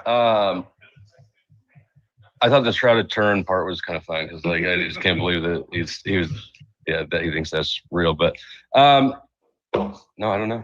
What do you think I could do better? Have a better argument? No, I'm kidding. Asking a Christian. I would say develop more steel mans. I think you didn't have enough steel mans. I think there was a lot of straw manning there, right? Even though you had good questions that would side with it, I just don't think there was enough steel manning there. Okay. That would just be my Sure. But I think other than that, I think even your straw mans were good though. Like your straw mans did lead to questions that needed to provide clarity and answers. Right. But I just don't think there was enough steel mans. Fair enough. So what do you guys think? What do you think? What do you say? I agree. I was like, that is a lot of strong men. I think you built arguments against Christianity. I Right? primarily did, But you yes. didn't build any arguments against whether Correct. God doesn't exist. Correct. Yeah, and that is something that I think I made a mistake on. Is it's a lot easier to defend an abstract concept of a creator than it is a specific Christian God. So I did actually prepare for the Christian thing, but What do you think? I would try to say honestly, maybe a little bit random, but I felt like it came full circle from what he was saying at the beginning, and maybe go back and watch it and just tap into a little bit of the wonder he was talking about, and see how you would participate everybody with that. I would be curious to see you do that, just because that was a lot of fun, and like you said, the strawman, maybe if we did more skill. But it was fun. It was great. I know you're gonna go smoke right now, so I am going to. don't bother Joseph. Okay. Thanks. So we got some notable people here, notable friends here. Rob Noor's in the building. Come over here, Rob. Come say hi.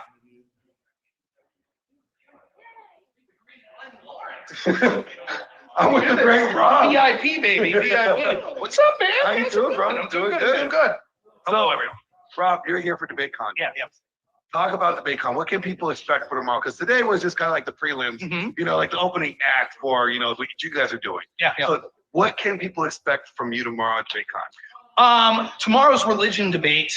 I think that for us, it's like the Super Bowl for the Crucible. We want to make sure that the people who are coming have the best experience possible. That means that we're trying to make sure that they're comfortable getting there, comfortable with the food, comfortable with the booth, and most importantly, that we're kicking the left's ass, which we will do. So I'll be debating Loner Bucks, Rachel's debating Not So Erudite, and Andrew's debating Dinesh D'Souza, which is fun because it's always nice to see him debate a right-winger. But that's all going to be Sunday. Saturday, we all got the day off to watch some Jay Dyer crush some religious debates. So yeah, it's gonna be a lot of fun. I had Dinesh D'Souza on my show, and as soon as he got to Zionism, he did not want to talk about it. He was like, he's like, I gotta go. I'm like, all right. What's so funny with Andrew, like he debates Owen Schroyer and he starts off, he's like, I'm not a Zionist. Don't send Israel another $1. And then everybody clips the one segment where he's like, I don't really care about what's going over in Palestine. Zionist. And it's like, so it'll be fun to watch how they spin him debating for 2 hours, Zionism bad. What he really means is he's paid by Israel. So, For me, like I said, being a Christian Zionist is an oxymoron. Right. Oh, I agree. I agree. It's like, actually, Misfit Patriot, I was supposed to debate him on that. And I still haven't got to debate him, but he's dodging me. I was like, come on, man, let's have this debate. He's quite the character, isn't he? I've never debated him, but I saw Andrew debate him. And Guyliner is just, I'm not really sure if Guyliner's the thing. Yeah, right. Yeah. No, it's been a while though. We used to hang around. We used to I used to pop into your show like late at night. A couple nights I did. Yeah, I'm changing it up. I'm doing more interviews now. So me and Jim are doing a lot of like relationship focus. Trying to this whole red pill feminism. Like to me, they both ended up to no children, no families. If we're trying to bring back the nuclear family, we have to mend bridges there, and that's what we're trying to do. Trying to build that bridge back for the men and women. Yeah, I mean the red pill people have a point, but the solution's what I disagree. Yeah. It's like their descriptions of the problem are solid. Correct. It's the prescriptions that are failing. Exactly. That's exactly how I feel. So I got married somehow. I found some lady, I duped some woman, but I'm happily married. We were married in 2014, and it's fun because it's all like the whole dating scene and stuff now. I don't even know. I got a lot of people that are younger that'll watch me. And like, I have zero advice. I'm like, I don't know, go to church, find a wife, have kids. Like, that's it. That's all I have, you know? I was lucky. But yeah, I'm glad to hear that, man. Yeah, man. Because I think that there needs, some of the red pill stuff's like nihilistic. It's so black. It is. And it's like, there is, you can find a good woman and have a good relationship. Here's the thing, like, I mean, you got women like Ruth. You got women like Esther, right? That I have a past, right? So you can't negate, like, you can't just like, outright just count somebody from the past. I have a past. You have a past. Mhm. So our past is not what we should be judged by. It's what we have done since that time. Yeah. So like, I think what the red pill does, like, and it does a really poor job of that, it doesn't show grace. Right. Right. And if we're Christians, we're saying, hey, God gave us grace. Like, we cannot earn our salvation, right? You know, so if we can earn our salvation for He's given us grace. We should also demonstrate that same grace, sure, with other people. You know, and I think that's where the red pill is going wrong. It's like saying all women are bad, all women are this, and it's like, no, they're not all bad. And like the course that we have right now is called Build a Bitch. Wives don't come pre-made, they're built. Yeah. So, like, it's based off a husband's leadership. So if you have a bad wife, I'm looking at the husband and be like, why are you leaving? That's her true. bad? That's absolutely true. Yeah. So I always say my number one job is to be a provider and steer the direction of my wife and my son. Like, and so for me, that's the most important thing. People get it so confused. Like, everyone's like, I want to do this great thing in life. Probably there's 1 in a million of us that'll do something that's like people will remember 100 years from now. The rest of us, be a good husband, be a good father. That's it. And Like, if your you do that, legacy- it's a life well lived. your legacy should be, you should work about how your family views you, how your friends do you when you're gone. Not if the world views you a certain way. That's right. That's right. But it's good seeing you. It's always a pleasure. It's always a pleasure. Hopefully we'll talk soon. Thanks, everyone. Thank you for having me. Thank you. Really appreciate it, man. Thank Father you. Joseph. You guys have a good one. Father Joseph is taking selfies right now. I never known a priest to be taking selfies.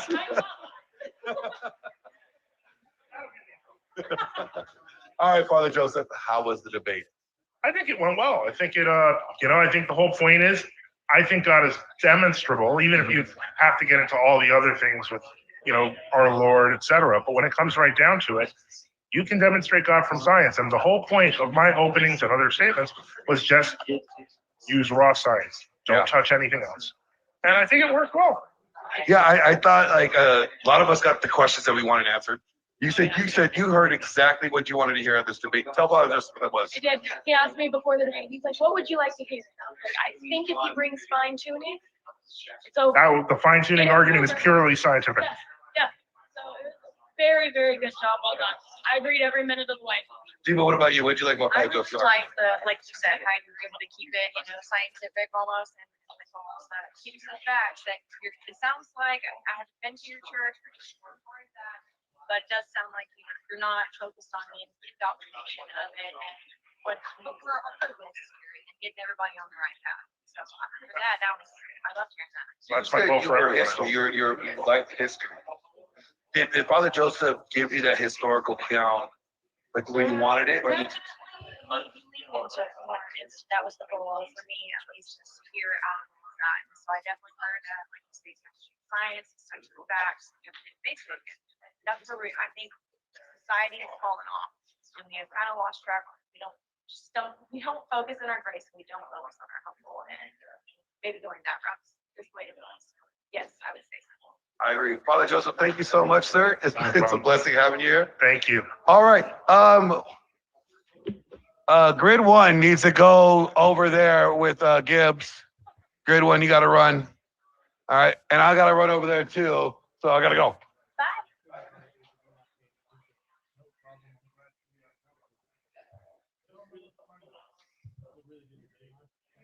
All right. Well, Grid. Sit down. Yeah. Sit down. Sit down. Well, Good. You gotta sit down. Good. You gotta sit down. Griddle cakes. That's my pet name. yeah. All right, folks. Thank you so much for attending GridCon 2. I'm sitting down with Glenn and Grid. Grid is our host. What did you think? How did you think the event went, Grid? There you go. Sorry, I left my mic on mute. I have to say this has been some of the best debates I've seen live or on YouTube's in a long time. Every single debate was great, good energy, very, very solid work by everyone. The guys that didn't do so well, the guys that lost, normally they probably would have won. You know what I'm saying? Like the debates were that good. They were high caliber, a lot of energy. I felt really good about it. You know do what? think, I'm Glenn? already hearing because like this event has been such a success. I'm already hearing about wins debate con, GRIDCON 3. Yeah. And we've already been talking about it low key. Okay. So Gibbs, you want to tell them what we're talking about and what we're thinking about? So it's looking like we're going to be playing GRIDCON 3 probably sometime in either late January, early February. We're going to be going to what? I believe it's Orlando is what we're looking at. Yep. Orlando area. So, yeah. Probably Or- somewhere in Florida, somewhere warm, that's easy for people to fly into and out of. Yeah. Yeah, and we've been talking a lot. I know we're trying to expand it. I know we're going to be reaching out to new crowds, new communities that are not like in the debate sphere. We're going to be bringing you something new and exciting. We're actually going to try to take this to the next level, I believe. Really try to like make it a con experience. Really give you that epitome of this is where debate is going. Let's make this mainstream, and that's really continue to be our goal. I think we've been talking about that. What did you say, Glenn? Grid? What do y'all? Yeah, absolutely. I'm going to be honest with you guys. I really like being part of the modern day debate weekends. I enjoy being part of the lead up to it, and but it is time for us to kind of grow. It's time to do something a little different. My man is absolutely right. We need a much better con. We need something where we have First Amendment guys, and we've got reviewers, we've got all of the different types of content creators that come in, network with each other, make connections, build their audience. You know what I was thinking? Like, during the con, like we could even have because we work with more men. Like you and I talk to a lot of men these days, right? And helping guys out. We could even have like a meet up with a bunch of guys afterwards, and talking about man problems, things that guys are going through during the convention. The debates could be going on, and then you can have a breakout session where so-and-so is going to be answering questions about dating, or so-and-so is going to be talking about marriage, or so-and-so is going to be talking about patriarchy. And these are like little sit-in classes, like little 20-minute lectures that people, get into. Yeah, I think that's something to think about. Obviously it's going to really increase the cost and the moving parts, and we're going to have to involve more people. Oh, yeah. And it's going to become a thing. But overall, I think we, as a group, I'm not just trying to forward, the men's movement, although that I certainly personally try to do that. I think we ought to have. I would love the Unfuck America tour to come set up and have a booth there and be able to talk to people. We get a future feminists of America. I don't know that that's a real thing, but I'm just saying. We could have future feminists of America have their booth there. They could hand out pamphlets. Maybe they're pink, maybe they're purple. I don't know. I'm not sure. Are they going to wear are they going to have vagina hats?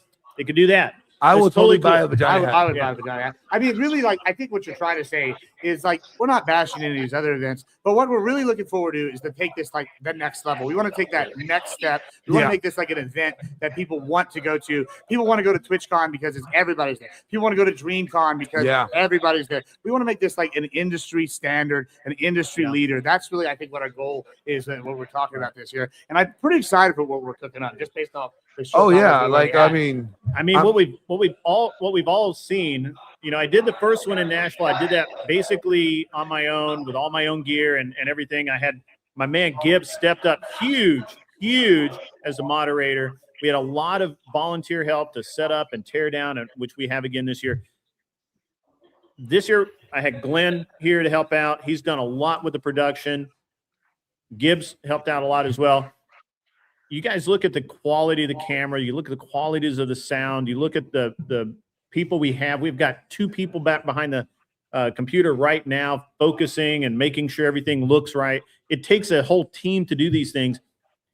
And we appreciate all the help from all those people. Absolutely appreciate every single person that has volunteered, even a slice of their time. Going forward, it's got to go even more, and we're going to up the equipment more. It's going to be more professional. That's my entire goal throughout my entire career. I was telling Gibbs before this, I've run a lot of events. We used to run events where we would have, we would get paid by organizations and actually corporations to host events for their top guys, top sellers, top earners, top whatever, account reps. And mean, I got paid a lot of money. I paid $25,000 once to host an event for a company I cannot name, where all they did was drive my car around the track with a pro driver. Nice. And, yeah, and there's a level of professionalism that you are expected to achieve, and that's where we're going to go. We have to do it. We have to be better. We have every single one of these has to be better than the last one. It has to. We have to move forward. We can stumble. Okay, we have problems. We have tech problems today. Oh yeah, we can stumble, but we have to 100% be better every single event, bigger every single event. It's not that we're trying to divorce ourselves from a modern day debate weekend. It's just I want to try it. I want to see what happens. We have when we get even better equipment, where we have more help, where we have a professional eye on everything. And I think that it's worth doing, and I think it's worth doing right.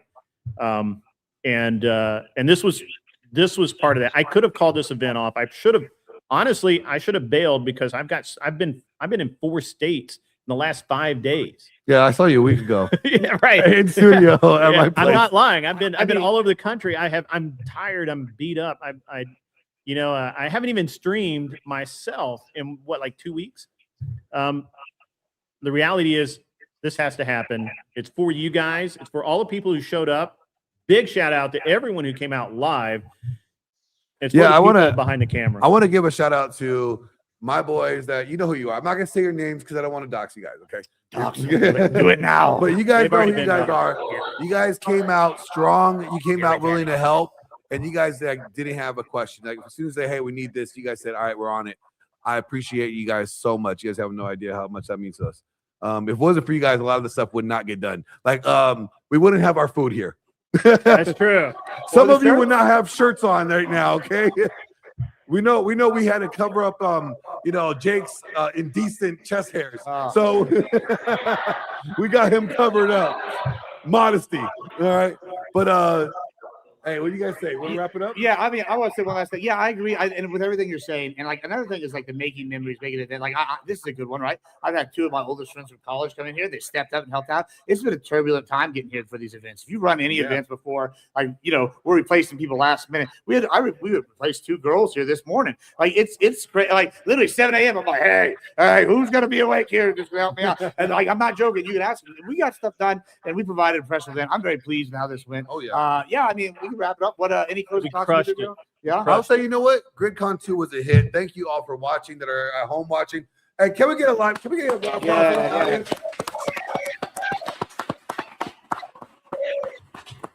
Any closing thoughts, Greg?